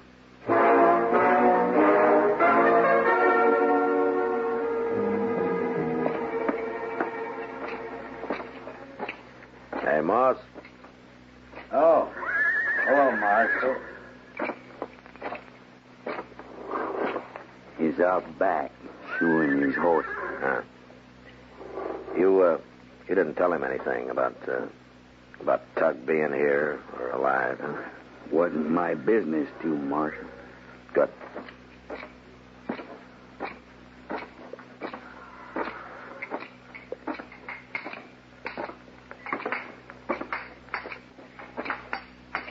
Billy?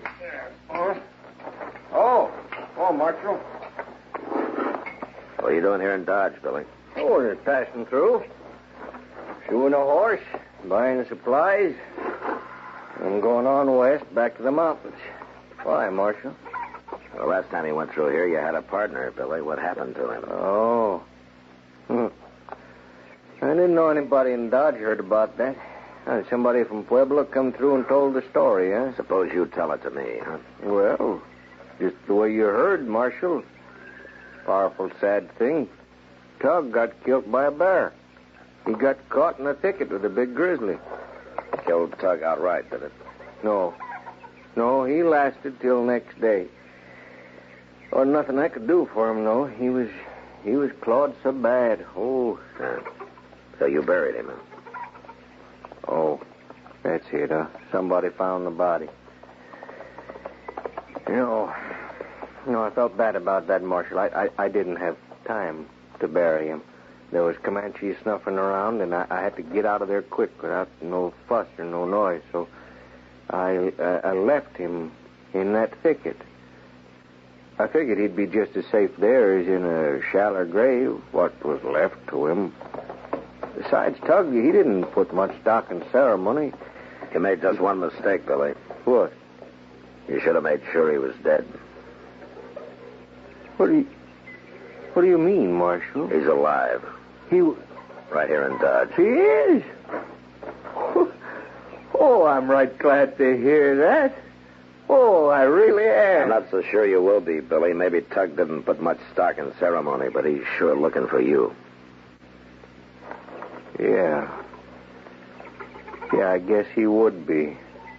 And my advice to you is to get on that horse and ride. Well, no, I couldn't do that, Marshal. Why not? Well, I got to see him. I got to explain. Look, Billy, I don't care about you, but I don't want to see Tug up for murder or see him shot down in No, self-defense Marshal, either. it wouldn't be like that. I think maybe it would. And I'm telling you to get out of town now. All right, Marshal. I'll oblige you. I'll camp just outside town, just west. You tell Tug that, huh? You tell him I'll be waiting right there for him. No. Well, there's things we got to talk about, Marshal. There's money I owe him for his split of the furs and all. I'll tell him nothing, Billy. Listen, Marshal. We was partners, Tug and me. And friends, even if he was a lot older than me. Now, I guess this here is something that's got to be settled between us, one way or the other. I'll be waiting.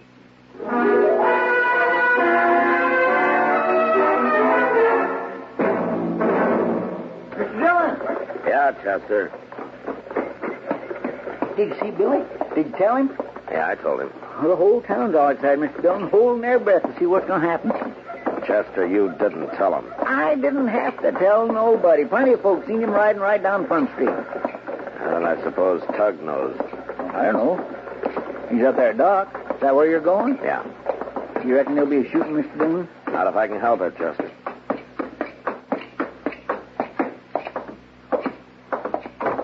Now, wait a minute. You let go of me. Now, run away. No. Oh, Matt. Oh, I'm glad you're here. Now, don't try to stop me, Marshal. Get out of my way. I see you've heard the news, Tug. Yeah, I heard all right. Ain't nobody going to stop me. You don't even have a gun.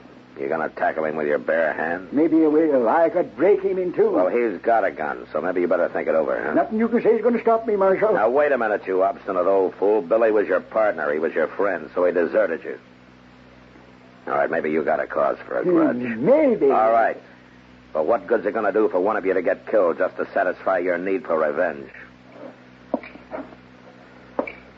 Tug, he wants to give you your half of the profits from the furs and trapping outfit. You talked to him? Yeah, I did. And he told me his side of it.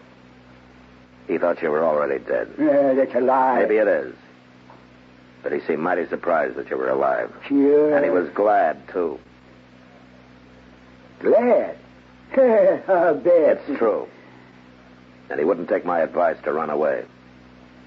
He's waiting for you outside town. He told me to tell you that he wants to see you, Tug. Yeah. I'll see him all right as soon as I get me a gun. Tug, isn't there anything I can say that'll stop Ain't you? none of your business, Marshal.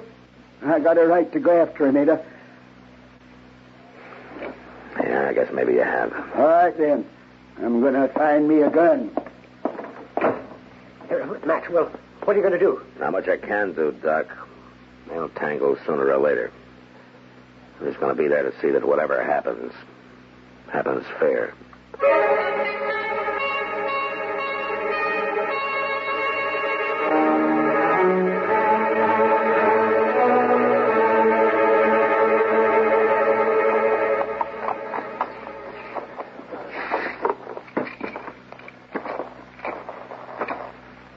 Well, Marshal, what are you doing out here?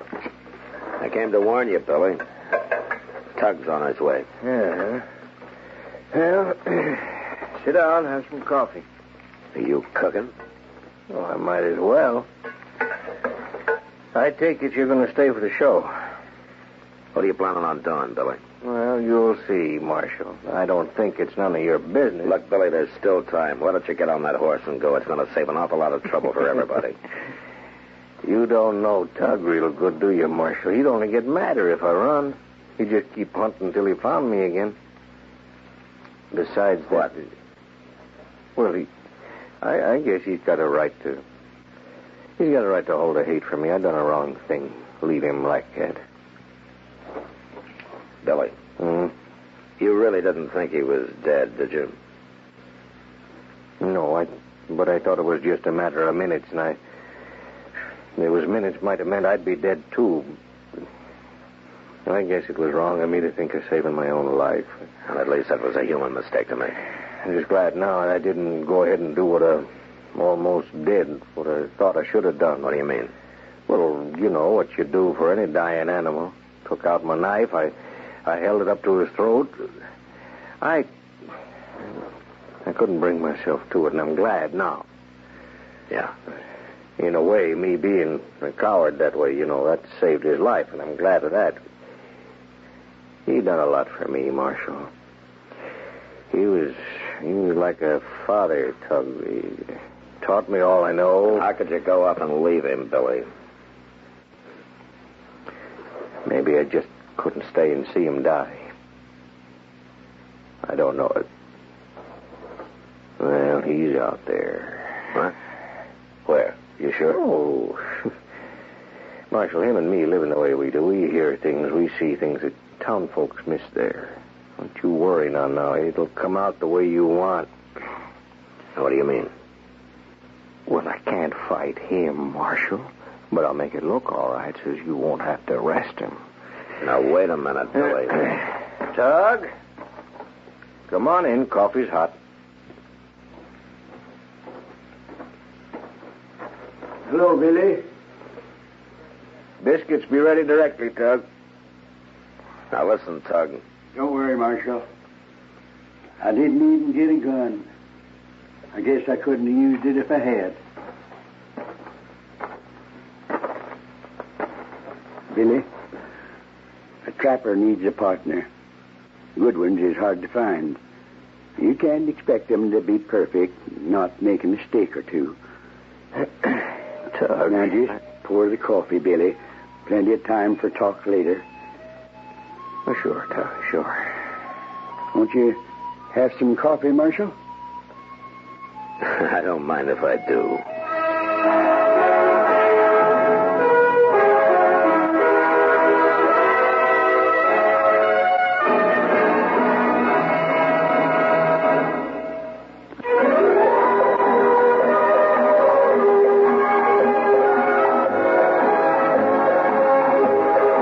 Gunsmoke, produced and directed by Norman McDonald, stars William Conrad as Matt Dillon, U.S. Marshal.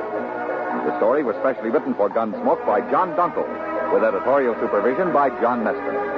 Featured in the cast were Ralph Moody, Lawrence Dobkin, and Vic Perrin.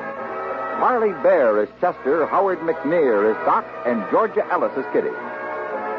Our thanks to TV Radio Mirror and to you, our listening audience, for selecting Gunsmoke as the best dramatic program on radio for the 5th consecutive year.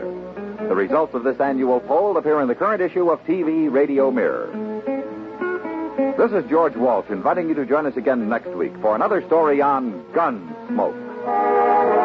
This is the CBS Radio Network and KNX Radio.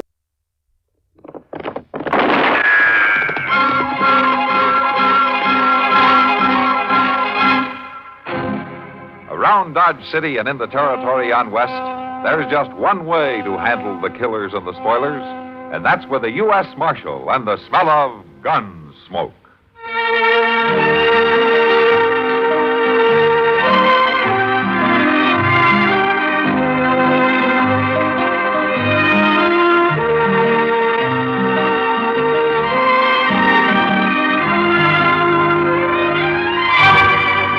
Gunsmoke, starring William Conrad. The story of the violence that moved west with young America. And the story of a man who moved with it. I'm that man. Matt Dillon, United States Marshal. The first man they look for and the last they want to meet. It's a chancy job, and it makes a man watchful. And a little lonely.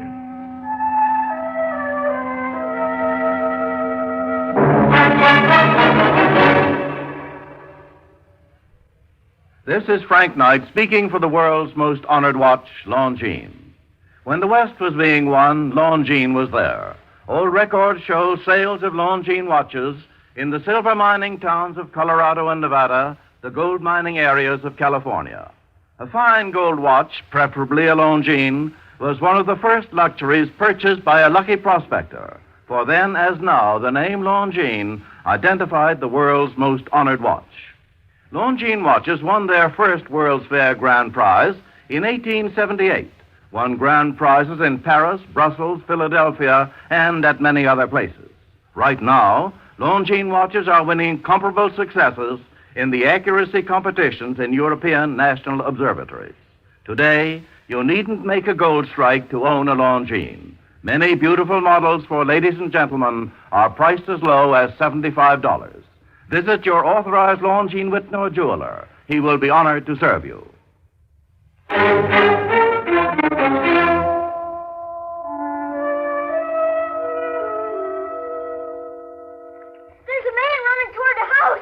Get back inside. Close the door. What is it? I don't know. Be quiet.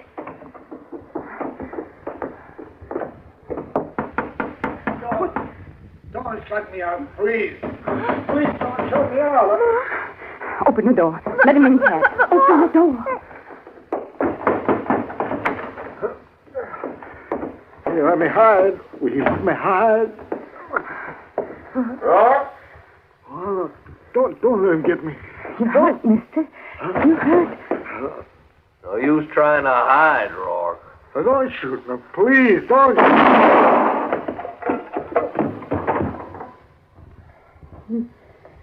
You shot a dying man. Yeah, he wasn't dying long. You shot him in the back. He was still dead. You're a right smart boy, ain't you? Where's your daddy? Tad. Let the boy talk. Where's your daddy, I said? He's dead. Hmm. You two living here all alone? We ain't scared. Of course you ain't. Yeah, too bad it had to happen right in your kitchen, ma'am. Rourke has had that coming a long time. What are you going to do, mister? Well, just nothing, ma'am. Nothing at all, if you'll let me. What do you mean? You just remember this was my affair, mine and Rourke's. And now walk right on out of here. Forget about it. As long as you two forget about it. Marshal's gonna come after you, sure enough. Tad. Yeah, like I said, he's a real smart boy, ain't he, ma'am? I guess you're right, though. I guess he does talk a mite too much. No, he don't talk. He don't. No. I'm mighty glad to hear that. Because it'd be a shame for a bright boy like that to get his throat cut because he didn't know when to keep his mouth shut, now wouldn't it? Wouldn't it? He won't talk. I promise. That's good. Real good. And both of you just stand quiet till I get away from here. Won't be no trouble. What about him? No, plumb forgot my manners. Well, I guess I better get him out of here.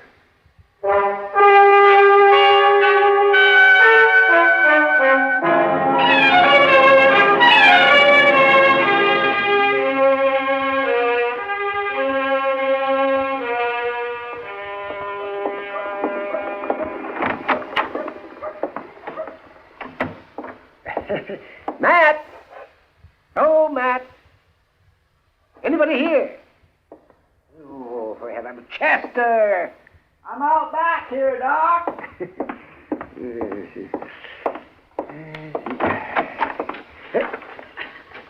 What in the world are you doing? Well, hello, Doc. What are you digging there? A set of graves? Graves? My goodness, Doc, don't talk like that. This here's a garden. A what? A garden. Well, it looks more like a buffalo wallow. Does Matt know that you're doing this right outside of his back door? Well, no, we don't. I'm kindly surprising him. Besides, I ain't hurting nothing, Doc. Just spading up the dirt, son. Well, I can see that. Look, let me show you how my garden's going to be. Now, see, right here is where the beans is going. And here is the carrot. And yonder's the peas. I don't see anything. Well, they ain't planted yet, but I got everything ready. All I need now is the seed. Now, where did this garden idea come from? You. Yeah. What do you... Me? Well, sure. Don't you remember that time you was talking to Mr. Dillon about how people eat out here on the frontier and how they might get scullery? Scullery? Yeah, from not eating enough greens and sour Oh, stuff. yeah. Oh, that's scurvy, Chester, not scullery. No. Well, whatever it is, I got to thinking on it and decided to do something about it so I don't get that disease, I mean. Oh, well, that's fine, yes. But as I remember it, that talk we had was months ago. That's right, it was, and I've been worrying about it ever since. Oh, you're a man of action. The trouble is, I'm broke. Plumb. I can't buy no seed. Well, let me...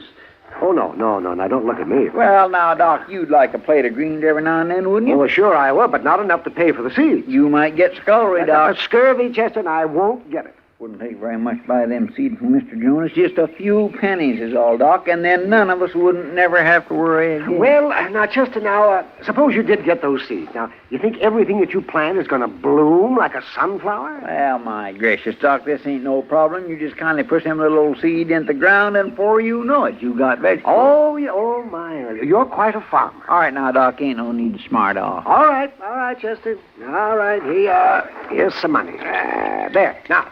Go and get your seed. Well, thank you, Doc. And from now on, you're half owner of this garden. You can have part of whatever I grow free. Oh, well, that's good of you, Chester. Hey, it's pretty warm, ain't it? It usually is in the sun.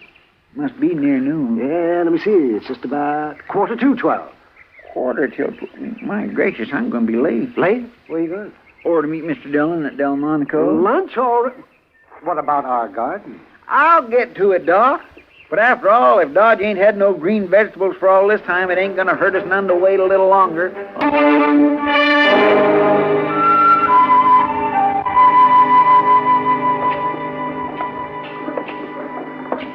I don't mind a man making money, Mr. Dillon, but by jing, I don't think he should be making it all off of me. Oh, what do you mean, Chester? Why, that Zach Holden charging 15 cents for a meal like that.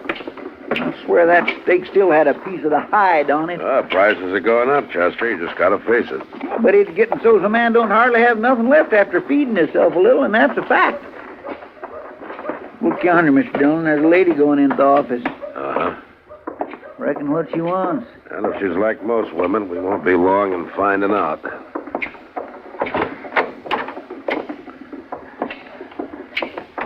You wanted to see me, ma'am? You're the marshal? Yes, and that's right, Matt Dillon. This is Chester Proudfoot. How do you do, ma'am? How do you do? I'm Cora Meadows, Marshal. My boy and I live out west of town a piece. No? Well, won't you sit down, Miss Meadows? Thank you. Mr. Dillon? Yeah, what, Chester? As long as you and Miss Meadows is going to be talking for a spell, I believe I'll just go on back and see Zach Holden about charging that outlandish price for a meal. It's still sticking in my craw. All right, Chester, you do that. Excuse me, ma'am.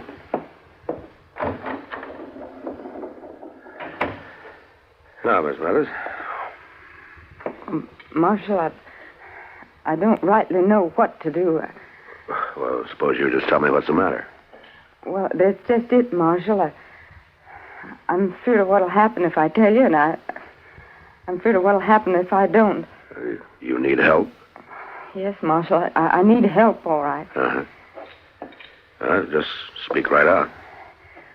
Well, it's my boy. My boy, Tad. He's missing. Oh? I think he's taken out after that man, and he'll kill the boy if he sees him, and he'll kill me if he knows I've been here. Wait a minute. What man are you talking about? The one that shot that fellow out to my place yesterday. He shot him down just like he was an animal. You're telling me there was a killing there yesterday and that your son may have gone after the murderer? Yes, Marshal, I am. Well, I think you better go back to the beginning and tell me the whole story.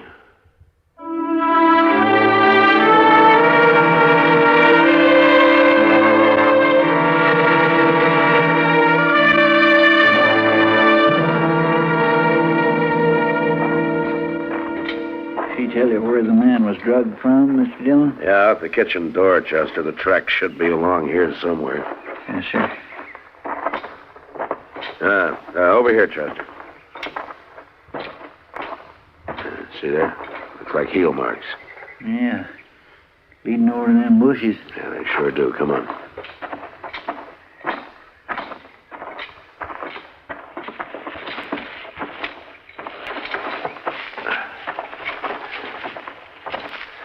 don't think he'd have taken much time with him.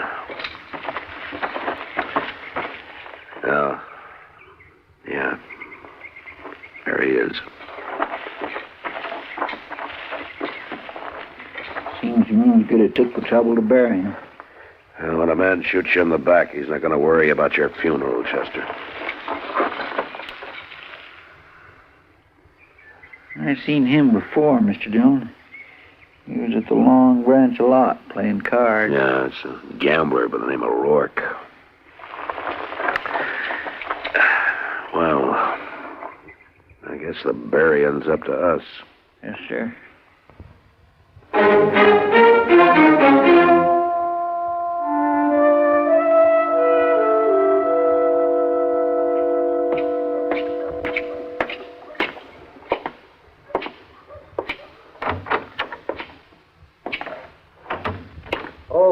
You, Matt. I'm glad you're here. Well, I came as soon as I got your message, Doc. Is there something wrong? Yes, Matt, there is. Come to the other room. Oh?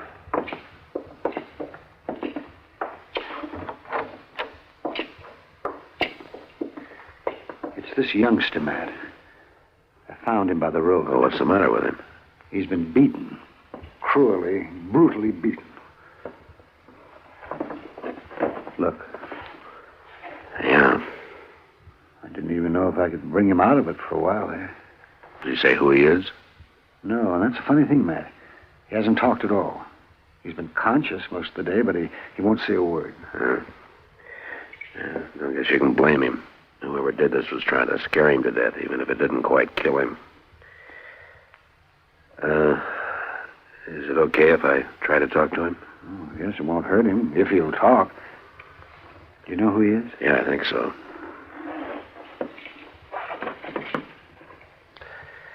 Hello, Tad.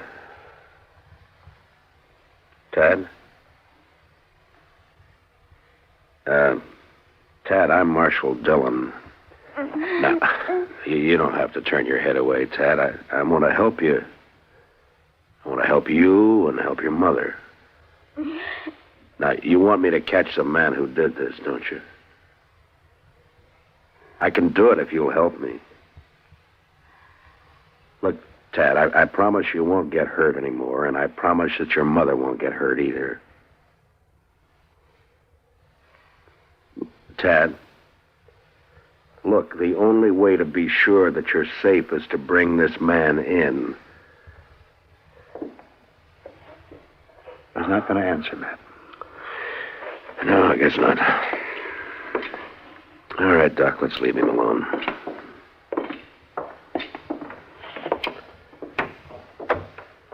How long are you going to keep him here, Doc? Oh, I expect he'll be up by tomorrow if he's quiet. The boy recovers mighty fast. Mm-hmm. Would he be well enough to stay in town with Kitty for a few days? Oh, sure, Matt, I guess so, but if you know who he is, why don't you take him home? Well, I'll tell you later, Doc, but there are a couple of people I want to see first.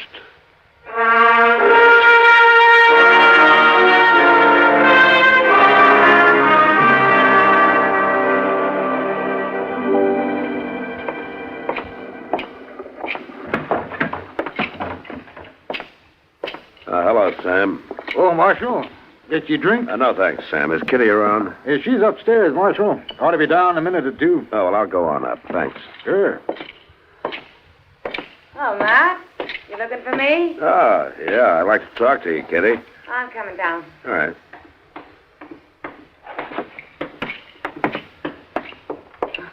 Come on over to a table. We can sit down. No, thanks, Kitty. I haven't got time. I want to ask you to do a favor for me. Well, sure, Matt. What is it? I want you to take care of a small boy for me for a couple of days. A boy? What is he, a runaway? No, not exactly, but I'd like to have you keep him around the Long Branch for a day or two and give him the run of the place. Doesn't sound exactly like the best surroundings for a young boy, Matt. You're going to have to trust my judgment, Kitty. Will you do it for me? Well, sure. I guess so, if you want me to. I do want you to. I'll explain later. Yeah. Thanks, Kitty. Oh, sure, Matt.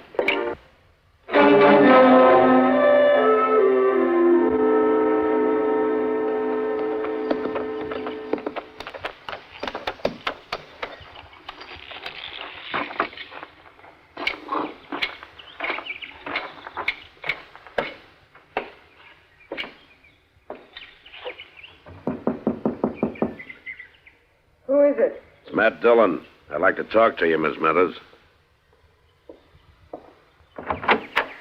Come in, Marshal.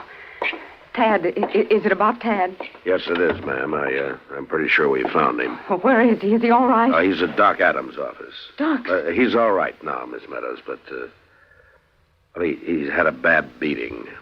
Beating? I think the killer beat him to keep him quiet. And it worked because Tad won't talk to anybody. I'll go get him, Marshal. I'll fetch him home. Well, that's what I want to talk to you about, Miss Meadows. I'd like to keep the boy in town for a few days. No, a sick boy belongs in his own home. I'll go get him right now. Will you listen to me for a minute, Miss Meadows? You've got to understand that as long as this man is on the loose, neither you or Tad is going to be safe. Well, we're not going to get mixed up in that no more, Marshal. Me and Tad will stay right out here and never say a word more. Yeah, but if the killer gets worried about you, it won't matter where you are, especially if he knows that you've been to see me. I shouldn't have come. No, you did right to come, Miss Meadows, and if you'll let me keep Tad in town for a few days, maybe we can get this man. Now, I'm pretty sure that he's a gambler, and he'll be back. You mean you want Tad to help you? Well, he won't know anything about it, ma'am. He'll be perfectly safe, I promise Oh, you that. no, Marshal, you've got no right I'm to not take talking about rights, ma'am. I'm talking about maybe saving your life and your boy's life, too. I want him here at home. Now, you just let him recognize that gunman for us, and he'll be home, safe and for good. He's been hurt bad enough He won't already. be hurt, ma'am. Now, Chester or I will be watching him every minute, and as soon as it's over, I'll bring him right home. Tad's a good boy. He never had a beating before. And I want to see that he doesn't ever have another one.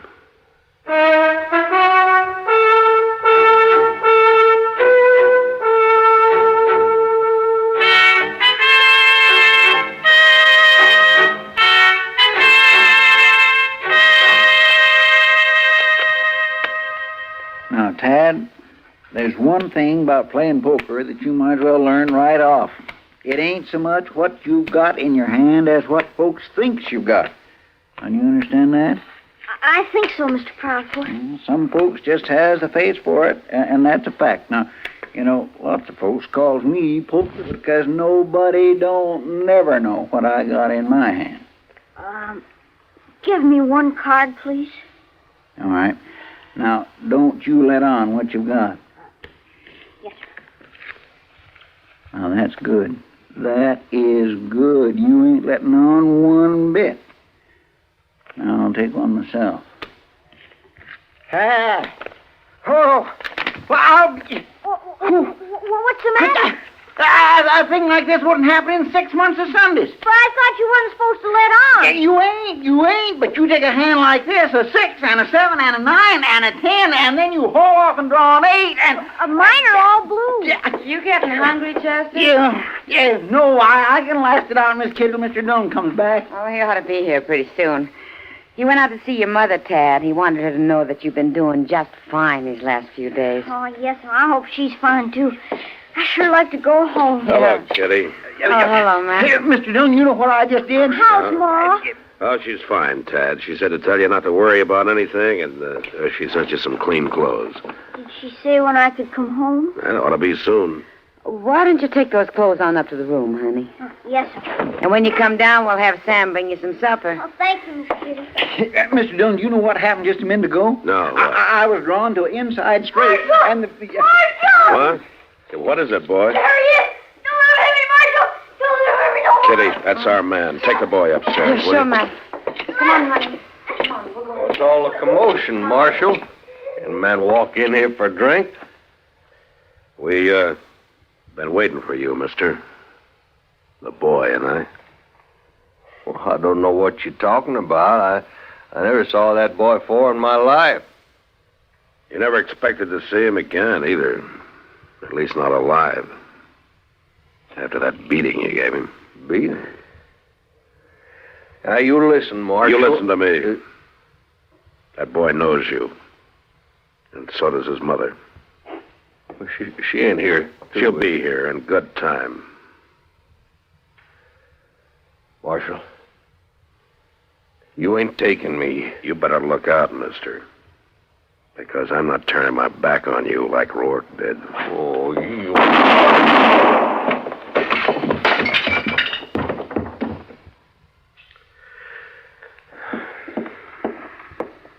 You got him, Mr. Dillon. Yeah. Well, anybody can shoot a man, Chester. It's that boy's mother, what she did, that took real courage. Well, come on, let's take Tad home. I think his mother's waited long enough.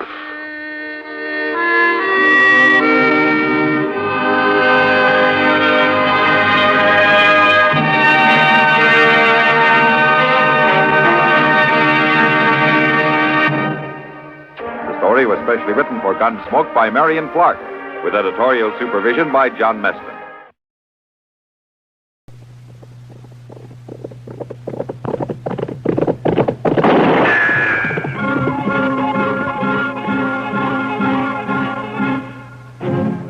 Around Dodge City and in the territory on West, there's just one way to handle the killers and the spoilers, and that's with a U.S. Marshal and the smell of Gunsmoke.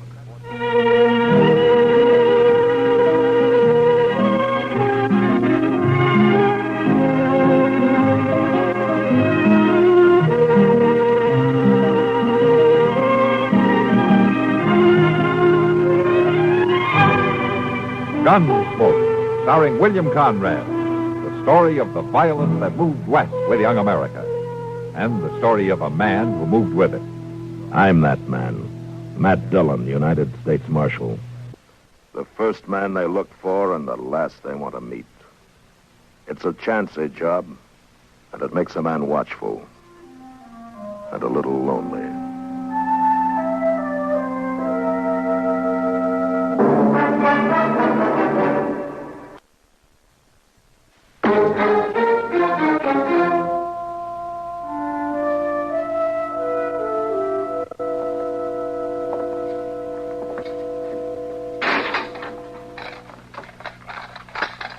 All right, Tom, he's all yours. And we'll take good care of him for you.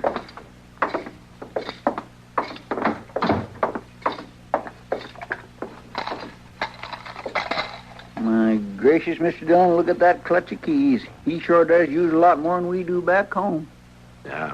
Well, they always did things up fancy in Wichita. Isn't that right, Tom? Yeah, there's a lot of people who wouldn't agree with him. Hey, can I buy you two a drink? Well, say now, that's mighty nice. No, thanks, Tom. Not right now. I got half the trail dust from here to Dodge on me. What I need's a bath and some sleep. I'm heading for the hotel. Sure, Matt. I'll catch up with you before you head back. Come to think of it, I guess I could stand and take a bath, too. Come to think of it, you could.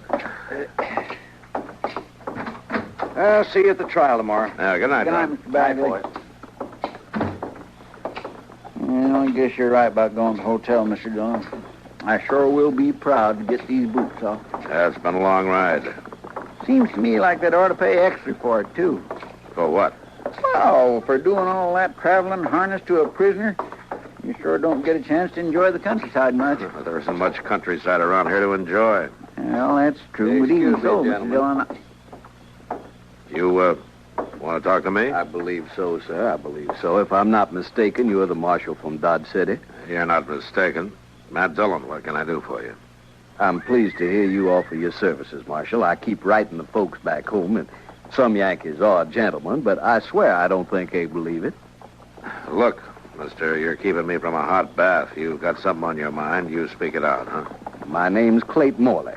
At your service. Well, Mr. Dillon, ain't that the... I thought you'd recognize the name. I just brought a man named Reed Morley in from Dodge. Are you related? He's my brother, Marshal, my younger brother. Oh? Well, he's in bad trouble. I'm bound to agree with that. I left him at the jail, Morley, if you want to see him. Oh, I'm not wanting to see him, Marshal, not tonight. I want you to get him released for me. The boy's being held for murder. Brother Reed didn't do that thing.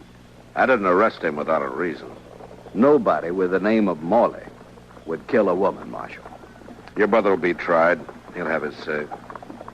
You'll be testifying, won't you? Yeah, I'll be testifying.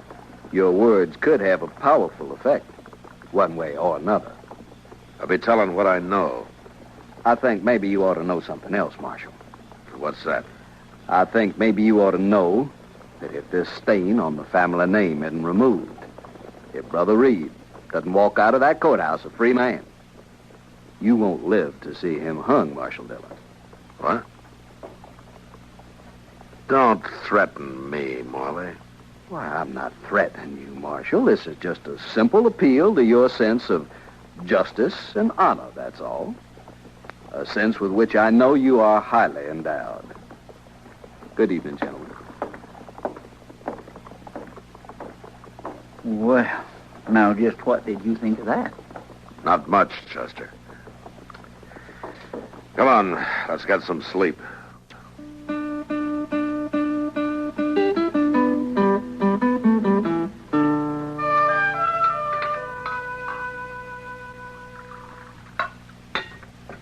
You know, Mr. Dillon, that place we're staying at ain't one bit better than the Dodge house.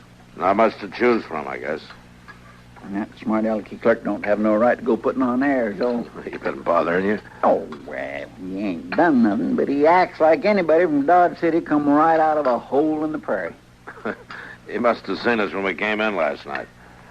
Well, yes, I know, but I got cleaned up as nice as I could. Never mind, Chester. Just eat your dinner. And that's nothing, Mr. Dillon. This piece of beefsteak just ain't worth the fat to fry it in. Oh? You haven't had much trouble eating it. Well, no, sir, I was hungry. But I'll tell you something. Back at Delmonico's, they really know how to fry up a piece of meat. That's not the way you talk back in Dodge, Chester. Yes, sir, and I've been thinking about that, Mr. Dillon. I'm sorry to hear that. I guess it must be all this traveling around the country that we do. Up to Larned, over to Hays City, all the way here to Wichita. Now, what about it? Well, it just kind of teaches a fella about things in the world. Makes him really appreciate a place like Dodge City. Oh, eat up, Chester, and let's get out of here, huh? I trust you gentlemen are enjoying your dinner. Well, if we was, we ain't now. You, got something else on your mind, Morley? Why, no, Marshal, nothing new, just my continued interest in your health and welfare. Well, don't worry about it. I'm just hoping that you'll worry about it, Marshal. I told you not to get in my way. Well, now, I wouldn't want to. This is just a friendly reminder, Marshal, that I'm still in town, that I'll be here until after the trial is over tomorrow. You listen to me, Morley. I'll be listening tomorrow at the trial. And I just know that judge is going to set Brother Reed free. I feel it in my bones. He'll set him free if he thinks he's innocent, Morley. That's the only way. Oh, I know that, Marshal. I know it, just like I know that Brother Reed couldn't have done that terrible thing. Just like I know that you want to go on living. Morley, I'm through warning you. Now, you stay out of my sight, starting right now. I'll see you at the trial. Good day, gentlemen.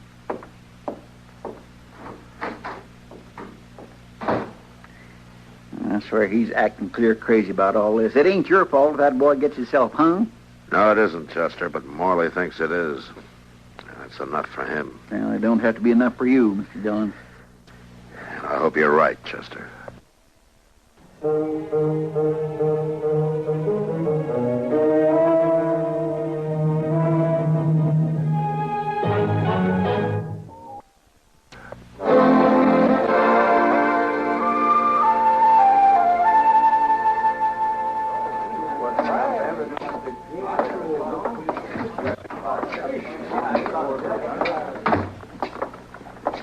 Sorry you made the trip for nothing, Matt. Yeah.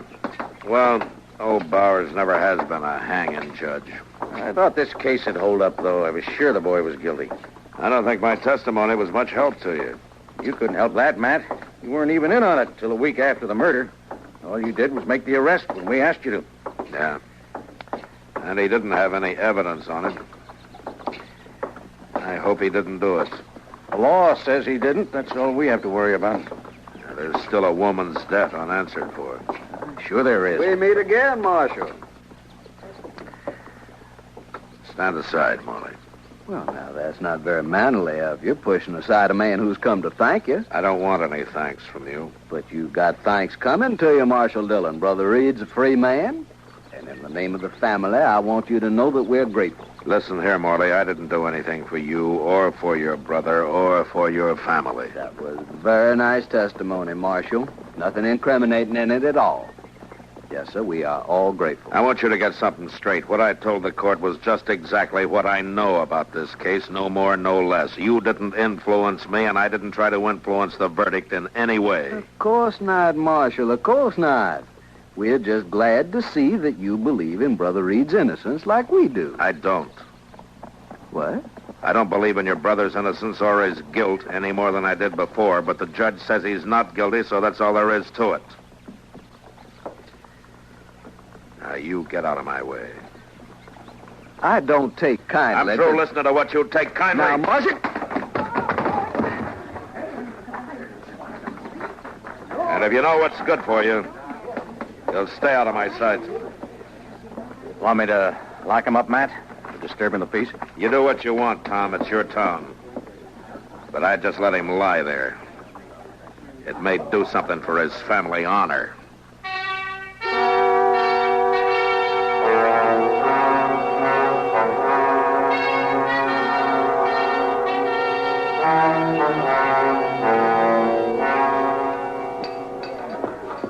I guess you're right, Sam. Better order some more glasses.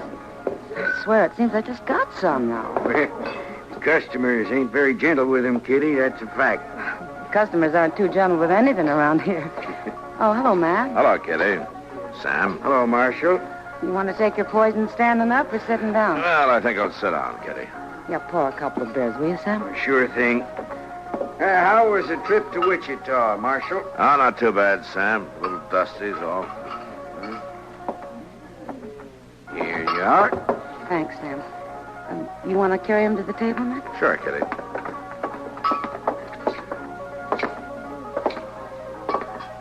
There we are.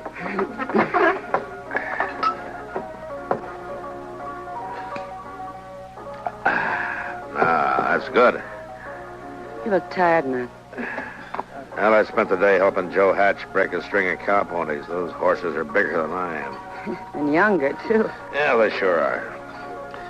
Well, anything been going on around here, Kitty? No, been pretty quiet, Matt. That's good. I'd like an empty jail tonight. Well, there is one thing that I've been kind of wondering about. Oh? What's that? Well, it's that Reed Morley. The boy I took to Wichita? Yeah, he's back. You know, I'd have bet my last dollar that he wouldn't want to come back here. You didn't? What do you mean? His brother, that Clayt. Do you know him? Yeah, we've run into each other. Well, Clayt's insisting that Reed come back here to live. How do you know all this, Kitty? Well, the boy spends most of his time in here drinking, Matt. He says Clayt's making him stay in Dodge. Does he say why? Well, Reed says he has to stay here until folks stop talking about the killing and that woman, till everybody's convinced of his innocence. For the family honor, huh? Yeah, how did you know? Oh, I heard about it somewhere. Well, Kitty, we better enjoy the quiet around here while we can. What do you mean, Matt? It's my guess that either that boy or his brother's going to blow up. And I don't know which would be the worst.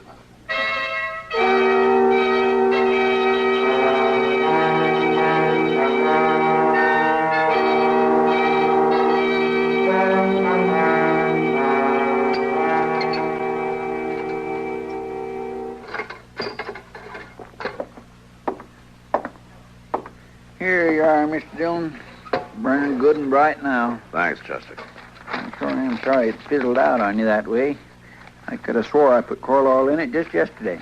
No, that's all right, Chester. No, sir, it ain't all right at all. Fellow ought to do the job he's being paid for, to my way of thinking.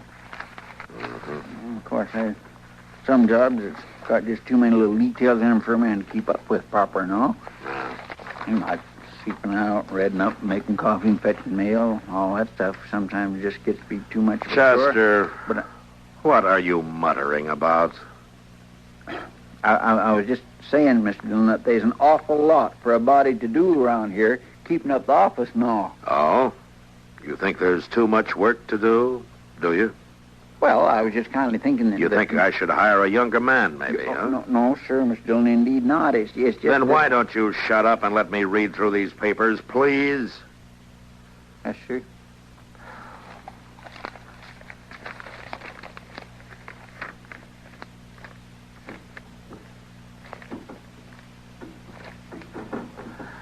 Chester, quit that rattling. Will you settle down someplace?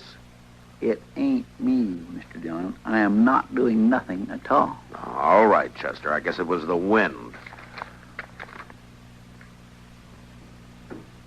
No, sir, Mr. Dillon, that ain't the wind. There's somebody working the door that way. We'll see who it is. Yes, sir. Yeah. Oh. My land, Mr. Dillon, somebody laying there. Look. What? Yeah. He's hurt bad. Here, help me get him in, Chester. Yes, sir, I will. Oh, my land. Easy. Easy now. Hey, we'll put him down on the cot here. Well, Mr. Dillon, it's Reed Morley. What do you suppose? I don't know, Chester. From the looks of him, he's not going to be able to tell us for a while, either. Now go get Doc.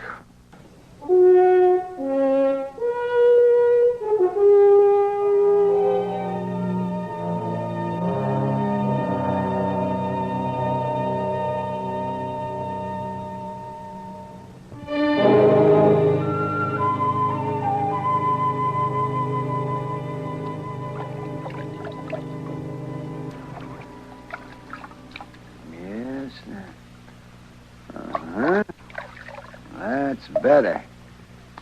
I tell you, Matt, that's about as bad a beating as a man can take. Yeah. Is he going to be all right, Doc?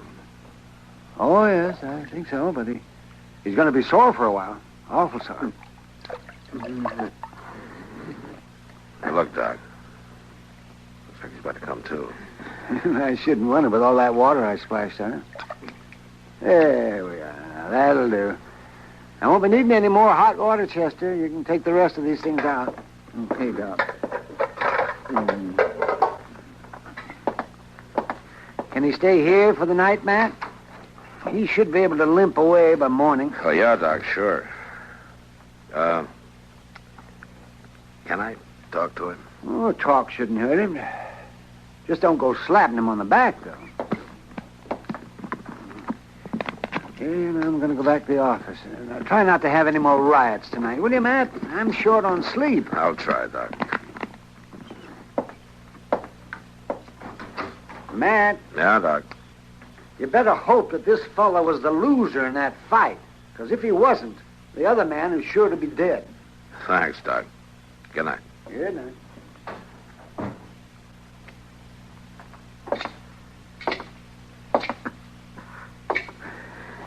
Reed? You better lock that door. You're all right, Reed. Just settle down. You'll be after me. Oh? Who'll be after you?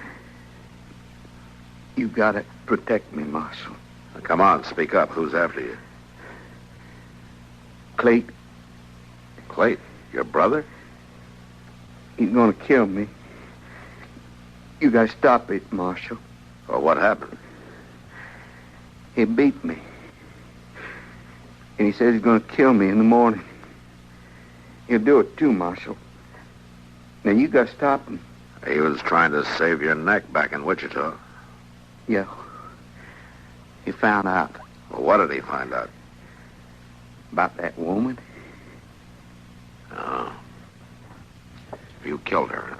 Didn't want to tell him, Marshal. I bet you didn't. I was drinking.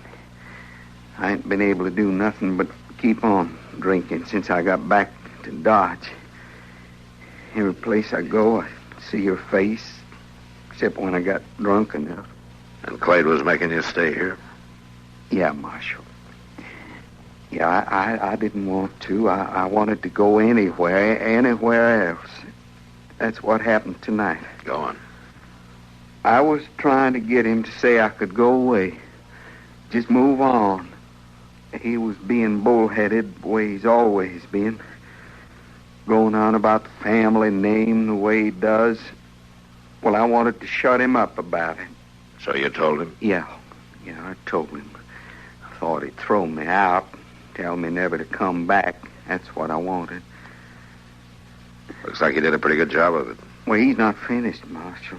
He's coming after me. Now, you got to protect me. Now, that's where you're wrong. Now, what do you mean? I don't have to protect you. You don't understand, Marshal. He's crazy. He'll kill me. Now, the law's got to take care of me. The law tried to take care of you once. Yeah, but I was acquitted. I'm all square on that, ain't I, Marshal? Yeah. All you got to worry about now is the family name. Now, you can stay here tonight, but that's all.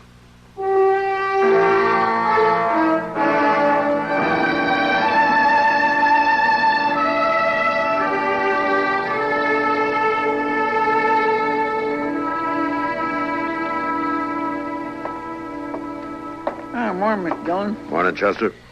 I land that Reed Morley back there sure sleeping like he was dead. He ain't showing no sign of moving at all. He's sleeping off a bad beating. Oh, say, did you mean to leave that cell door open that way? Yeah, I meant it. He isn't a prisoner, Chester. No, come to think of it, I guess he ain't at that. Funny thing, ain't it, Mr. Dillon? Now, what's so funny? Well, the law can't touch a man again after it's tried him, even if he does turn out to be guilty of sin. The law's stood up for a long time, Chester. I guess it knows what it's doing. Well, it still don't make no sense to me. Oh, you been needing me for a little bit, Mr. Dillon? No, Chester. You can go ahead and eat. All right, sure. Ain't you coming? No, not yet. Well, all right, I won't. Oh, say, you want me to close the door into the back there? No, never mind, Chester. I'll do it. All right.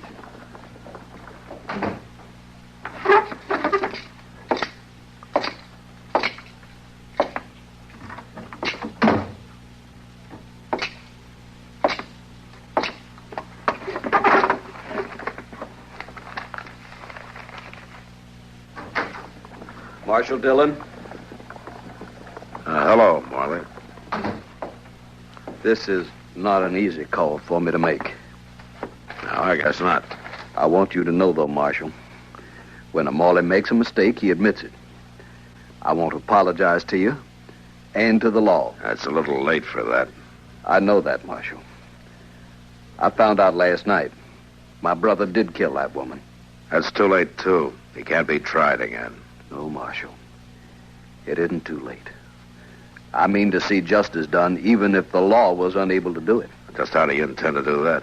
I will take care of my brother, Marshal, for the honor of the family. All right, you take care of him, just so you keep him away from me.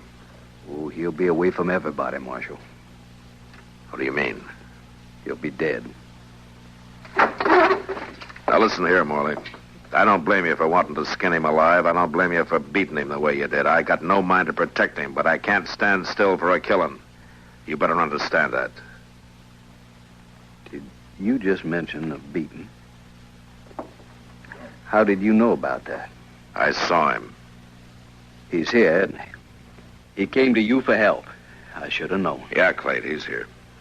Didn't expect you to hide a killer, Marshal. Stay out of there, Clayt. I'm not hiding it. Not anymore, you're not. Clayt, no. No.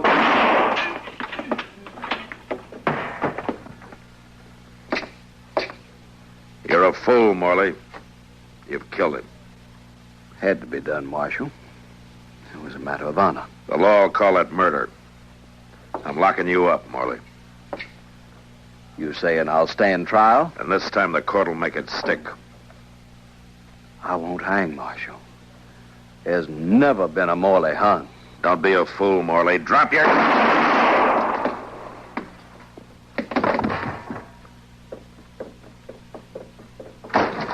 Mr. Dillon? Mr. Dillon, I heard them shots. I would... my gracious, are you all right? Yeah, I'm all right. They both dead? Yeah. It's like he was saying. A Morley is never hung. It's a matter of family honor.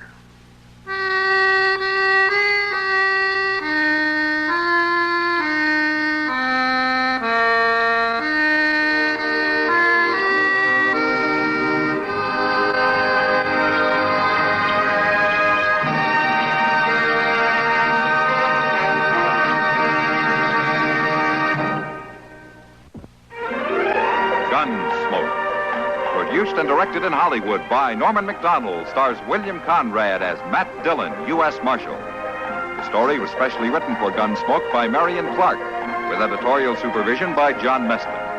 Featured in the cast were Harry Bartell, Vic Perrin, and Jack Moyles.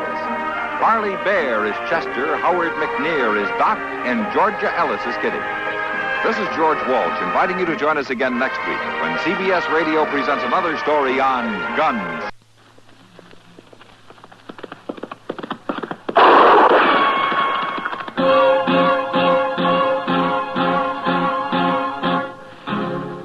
Gunsmoke, brought to you by Chesterfield, America's most popular two-way cigarette.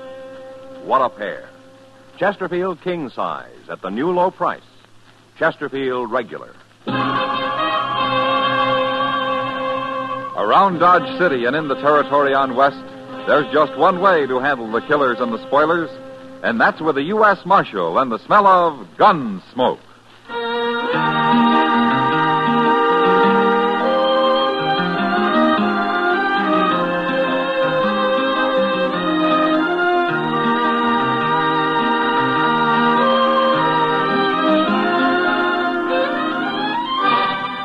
Gunsmoke, starring William Conrad, the transcribed story of the violence that moved west with young America, and the story of a man who moved with it.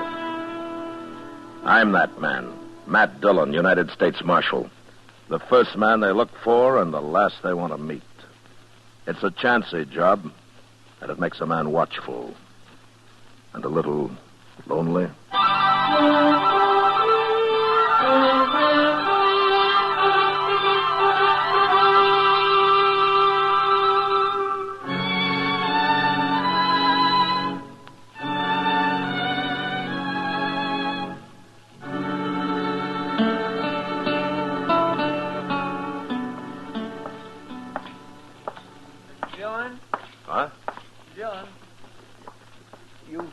Headed for the depot? Oh, no, I'm not, Chester. I'm looking for a cup of coffee. Thought I'd go into Delmonico's here. You want to join me? Well, sure, I'd like to, but maybe I better go on down to the depot. Oh, what for? The mail. I never got there at noon. That's why I thought you was going now. Well, I don't care about the mail, Chester. Yeah, but come to think of it, you did start out at noon, didn't you? What happened? I got robbed. Got robbed? Yes, sir. Over at the Alfraganza. Oh, you've been gambling all afternoon, huh? Not all afternoon, Mr. Dillon. I watched the game for about an hour before I set in. Oh, you should have gone on watching it. Oh, yes, sir, you're right. Absolutely right. Cost me my last $10. But I thought sure I'd win this time. Oh, why? Because it was my last $10 for the month. I had to. Well, that's about as good a reason for winning as any, I guess. Yes, sir. You know, there's just too much month for my pay, Mr. Dillon. Anyway, I might have won if I hadn't got cheated. Oh, it's a crooked game? The fellow dealing was crooked. I know he was. But I sure didn't want to start no argument with him. No, sir, not him. Well, why? Who was he? I don't know. Some stranger. Calls himself Sam Kircher. What? Sam Kircher. You know him? Oh, but I've heard of him. Who is he?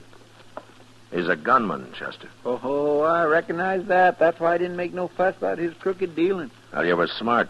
Kircher's the kind of man who enjoys killing. He's got a big reputation for it out in Arizona. Well, what's he doing here, I wonder? I don't know, Chester.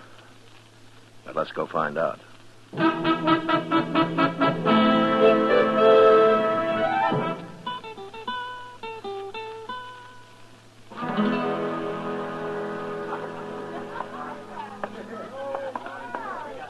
That's him, Mr. Dillon. Just getting up from the table over there. I guess the game's finished. Funny you'd tell you his name, Chester. A man like that usually doesn't talk so much. No, sir, but I didn't think nothing about it at the time. He's coming over here at the bar, Mr. Dillon. Yeah. Glass of whiskey, bartender. Hello, Kircher. Where you been, Dillon? What? Took you long enough to get here. It's been a half hour since I cheated your friend here out of his money. Cheated me, you see? I told you he did. But how do you know I was a friend of Mr. Dillon? I asked. Smart of me, wasn't it? What'd you ask for? What difference it make? Never mind, Chester. What are you doing in Dodge, Kircher? I got tired of Arizona. Why? Nobody left worth bothering about there. You mean there's nobody left worth your killing, is that it? Man can get rusty facing down bums and greenhorns, Dillon. What's the matter with Tombstone? Wyatt Earp wrote me it's a lively town these days. Oh, too many of them Earps. And they got Doc Halliday with them, too. Man, be a fool to ride into that camp. Well, you draw a line somewhere, don't you? One man at a time's good enough for me, Dillon. I ain't greedy. Now, you're kind of greedy about money. What do you mean? You admitted cheating Chester out of his $10. I had a reason for that, Dillon. Now, did you? Yeah. He was hanging around watching the game, and I found out who he was. So when he sat down, I took him. I can deal faster than that. I wanted him to know and run tell you about it. Why? I wanted to meet you, Dillon. Always like to get to know the leading citizens of a place. You got your own way of going about it.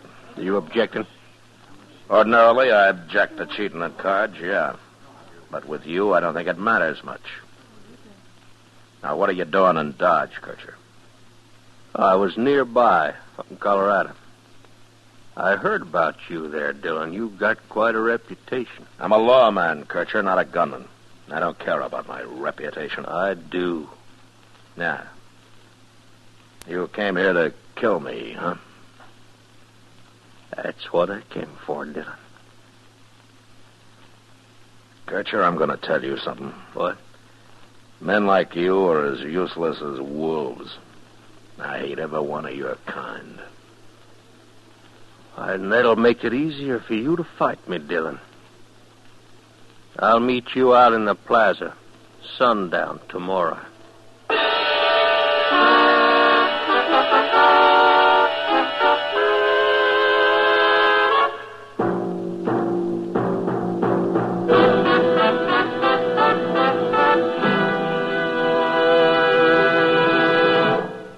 What a pair. What a buy. We're talking about king-size Chesterfield at the new low price. And Chesterfield Regular. They're the quality twins. The best cigarette ever made. Either way you like them, you get the same highest quality, same low nicotine, the same wonderful taste and mildness. A refreshing smoke every time. So change to Chesterfield, America's most popular two-way cigarette. Buy a carton today. You get highest quality with king-size Chesterfield at the new low price. You get highest quality with Chesterfield Regular. What a pair they are. They satisfy millions. They're best for you.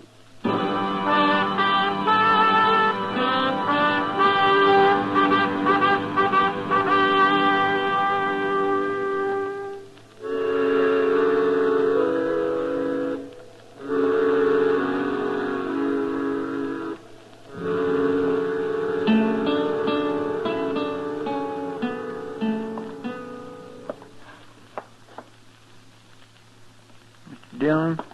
Huh? I've been thinking about sundown all day long. I feel terrible about this. Oh, why? It isn't your trouble. Yes, sir, I know, but if I hadn't sat in that game yesterday, things might be different. Sam Kirchard have found me soon enough. That's what he said he came here for. I heard him. But I still feel guilty. What's the matter, Chester? You afraid he'll kill me? Is he really good? Well, he's beat a lot of men. You're going to fight him, ain't you? Yeah, that's the worst part of this job, Chester, having men like Sam Kircher come around looking for another notch on his gun. There's nothing I can do about it. Well, you don't have to fight him, Mr. Dillon. No, I don't. I could avoid it. How? Run away. Oh.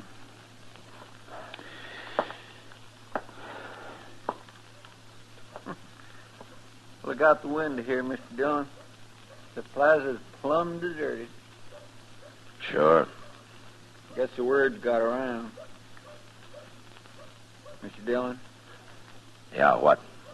He's coming. Sam Kircher. walking across the plaza.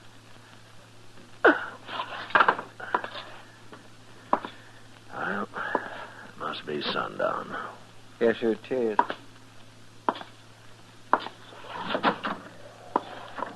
Don't come out the door, Chester, or you'll be behind me.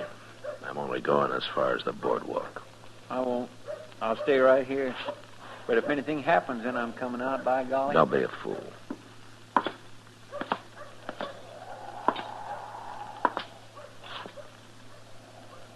Come on out in the street, Dillon. What you standing there for? What's the matter with you? You scared?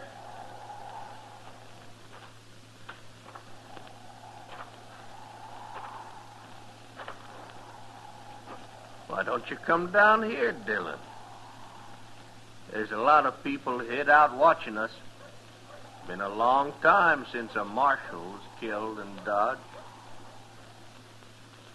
I don't want to hear your talk, Kircher.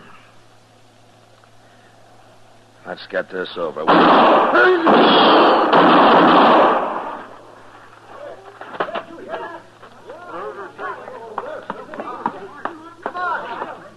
You did it, Mr. Dillon. Why, he didn't hardly have his gun out before you hit him the first time. I was watching him. I didn't wait for him. I drew first. You did?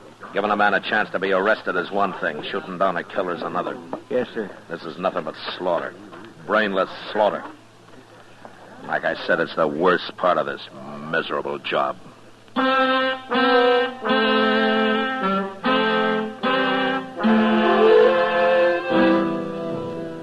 I guess it helped, ridding the country of a man like Sam Kircher. Shooting him down, killing him. But the trouble was that it made you feel like a part of his own senselessness when you did it. And everybody congratulating you afterwards and looking up to you. That didn't help any. That's one thing that got men like Kircher started off wrong in the first place. All the talk, all the admiration for gunfighters. Like with a kid I met at the Texas Trail one night a couple of months later. He was sitting with Kitty when I came in. Evening, Matt. Tom. Ah, thanks, Kitty. This is Marshal Dillon, Pate. I know. I've seen him. Pate, huh? Well, I never saw you around before, Pate. He rode in yesterday, Matt. His first time. Good thing, too. He's only 16. Yeah, that's young, especially for a town like Dodge. Where you from, Pete? On west of here. Cowboy? I was. That's what I've been arguing with him about, Matt. He says he's through being a cowboy. Oh, is that so? Why? I got other things to do. Like what? I'm going to buy me a gun, Marshal. A gun? Sure. And I'm going to learn to use it, too. A man's no good without a gun. Oh? Pate, you start carrying a gun and you get handy with it and you'll grow up to be a U.S. Marshal or something. Ah, Kitty. I mean it. I never saw a man start using a gun yet that he didn't have to go on using it the rest of his life. However long that is. Tell me something, Pate. What, gave you this idea? What's wrong with it? Everybody carries a gun. Of course, everybody can't use them real good. But I'll learn. I'll get good. Good as you are, Marshal. Oh? Sure.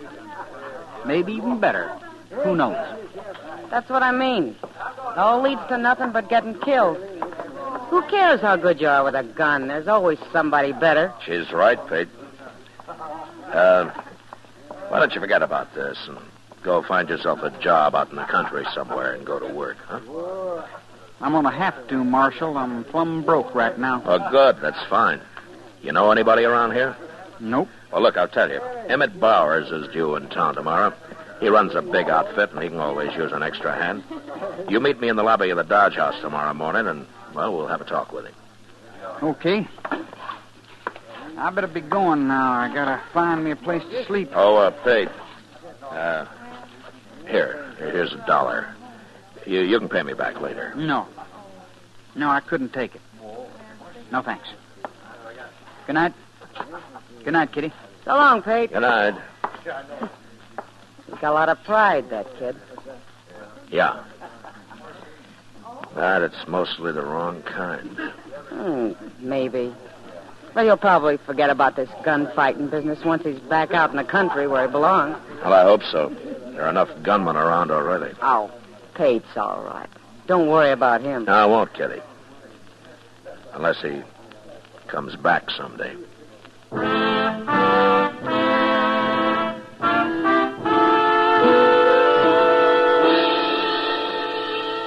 Pate was at the Dodge house next morning, and we found him at Bowers there and got him a job right off. They rode out of town together that evening, and I watched him go, hoping that a lot of hard work would give Pate something to think about besides becoming a gunfighter. Anyway, I'd done what I could, and I forgot about it. Till a couple of months later, when I happened to go into Jonah's General Store.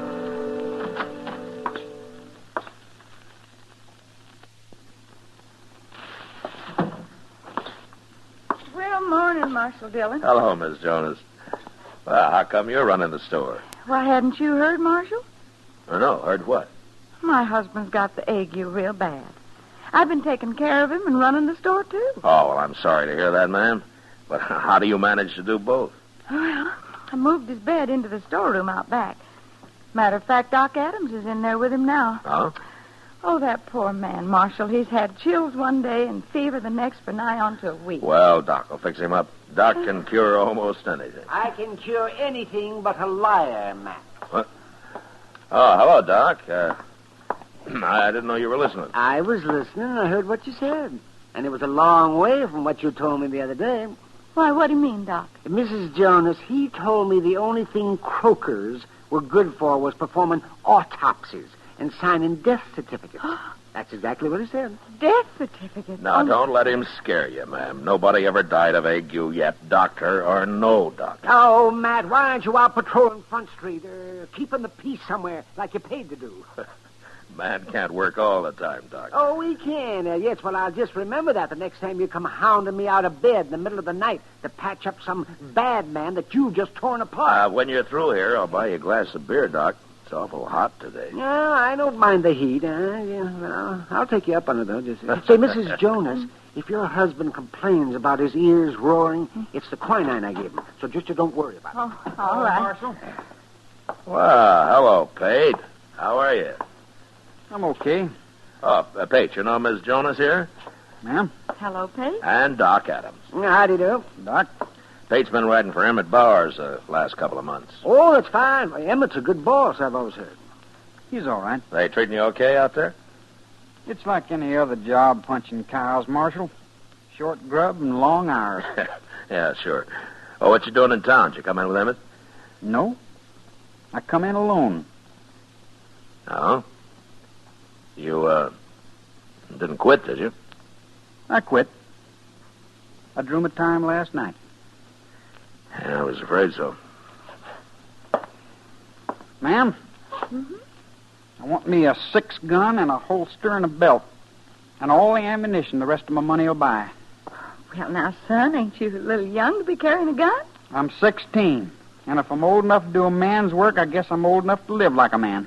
Live like a man? You mean die like one, don't you, young fella? I ain't afraid to die. I don't know. I've dug bullets out of all kinds of men, young and old. And no matter how they talk, every one of them's been afraid. I get good enough, I'll do the killing. If I'm given a decent chance. Pate, tell me something. How'd you get started on all this in the first place? I don't mind telling you, Marshal. Now? Now I got money for a gun, and I can start practicing. Oh, wait a minute. Is there some particular man you're after? Is that it? Yeah. That's it, Marshal. Well, who is he? You. Me? I'm going to fight you, Marshal. And I'm going to kill you if I can. Well, why? I never saw you before in my life till you came here. Pate's my first name, Marshal. So? My last name's Kircher. I heard about how you shot my brother, so I come here to take his place. Pate, Sam Kircher was nothing but a killer. He was no good. You drew first on him. What difference does it make? Your brother came after me for only one reason, to kill me so he could be a big man. You think I'm going to take a chance being killed for anything as brainless as that? There's rules to gunfighting, Marshal. He wasn't ready to draw. Where'd you get all these crazy ideas, kid? Who taught you that killing people is a game of some sort? My brother told me all about it a long time ago. Yeah, sure. Now, for him, it was a game. That's what was wrong with him. He'd have beat you if he'd have been ready. Pate, do you wait for a mad dog to bite you before you try to stop him? And your brother was ready. He rode into Dodge ready. Well, I'll be ready for you. In a few weeks, I will. You will, huh? Look, Pate, I've been handling a gun for years. What makes you think that you can go against me in a few weeks? Unless you're planning something else. No, Marshal, I'll never shoot anybody in the back, not even you. You're not bad, Pate, but you sure got everything mixed up. Why? 'Cause I'm only 16? You'll see what I can do, Marshal. You'll see. Well, what if I won't draw on you? I'll kill you anyway. Like you say, what difference does it make? All right. If you're going to act like your brother, I'll treat you like your brother. And when you come gunning for me, I'll shoot you down as fast as I did him. So go ahead and practice. Practice all you like. But when you face me, I'll have 3 bullets in you before you clear your holster. I don't care how old you are.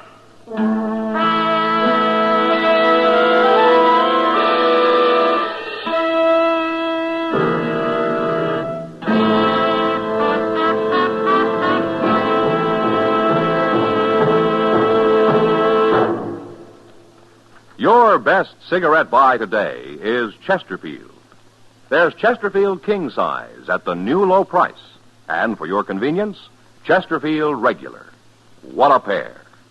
Either way, you get the taste and mildness you want. A refreshing smoke every time. Either way, you get highest quality, low nicotine. Buy a carton of Chesterfields. They're best for you. In regular or king size, you can get 'em either way. The best smoke ever made's the Chesterfield you buy today.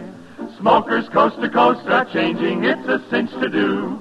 Here's all you have to say to get the one that's best for you. Chesterfield's for me, Chesterfield's for me. You just say it's Chesterfield's for me.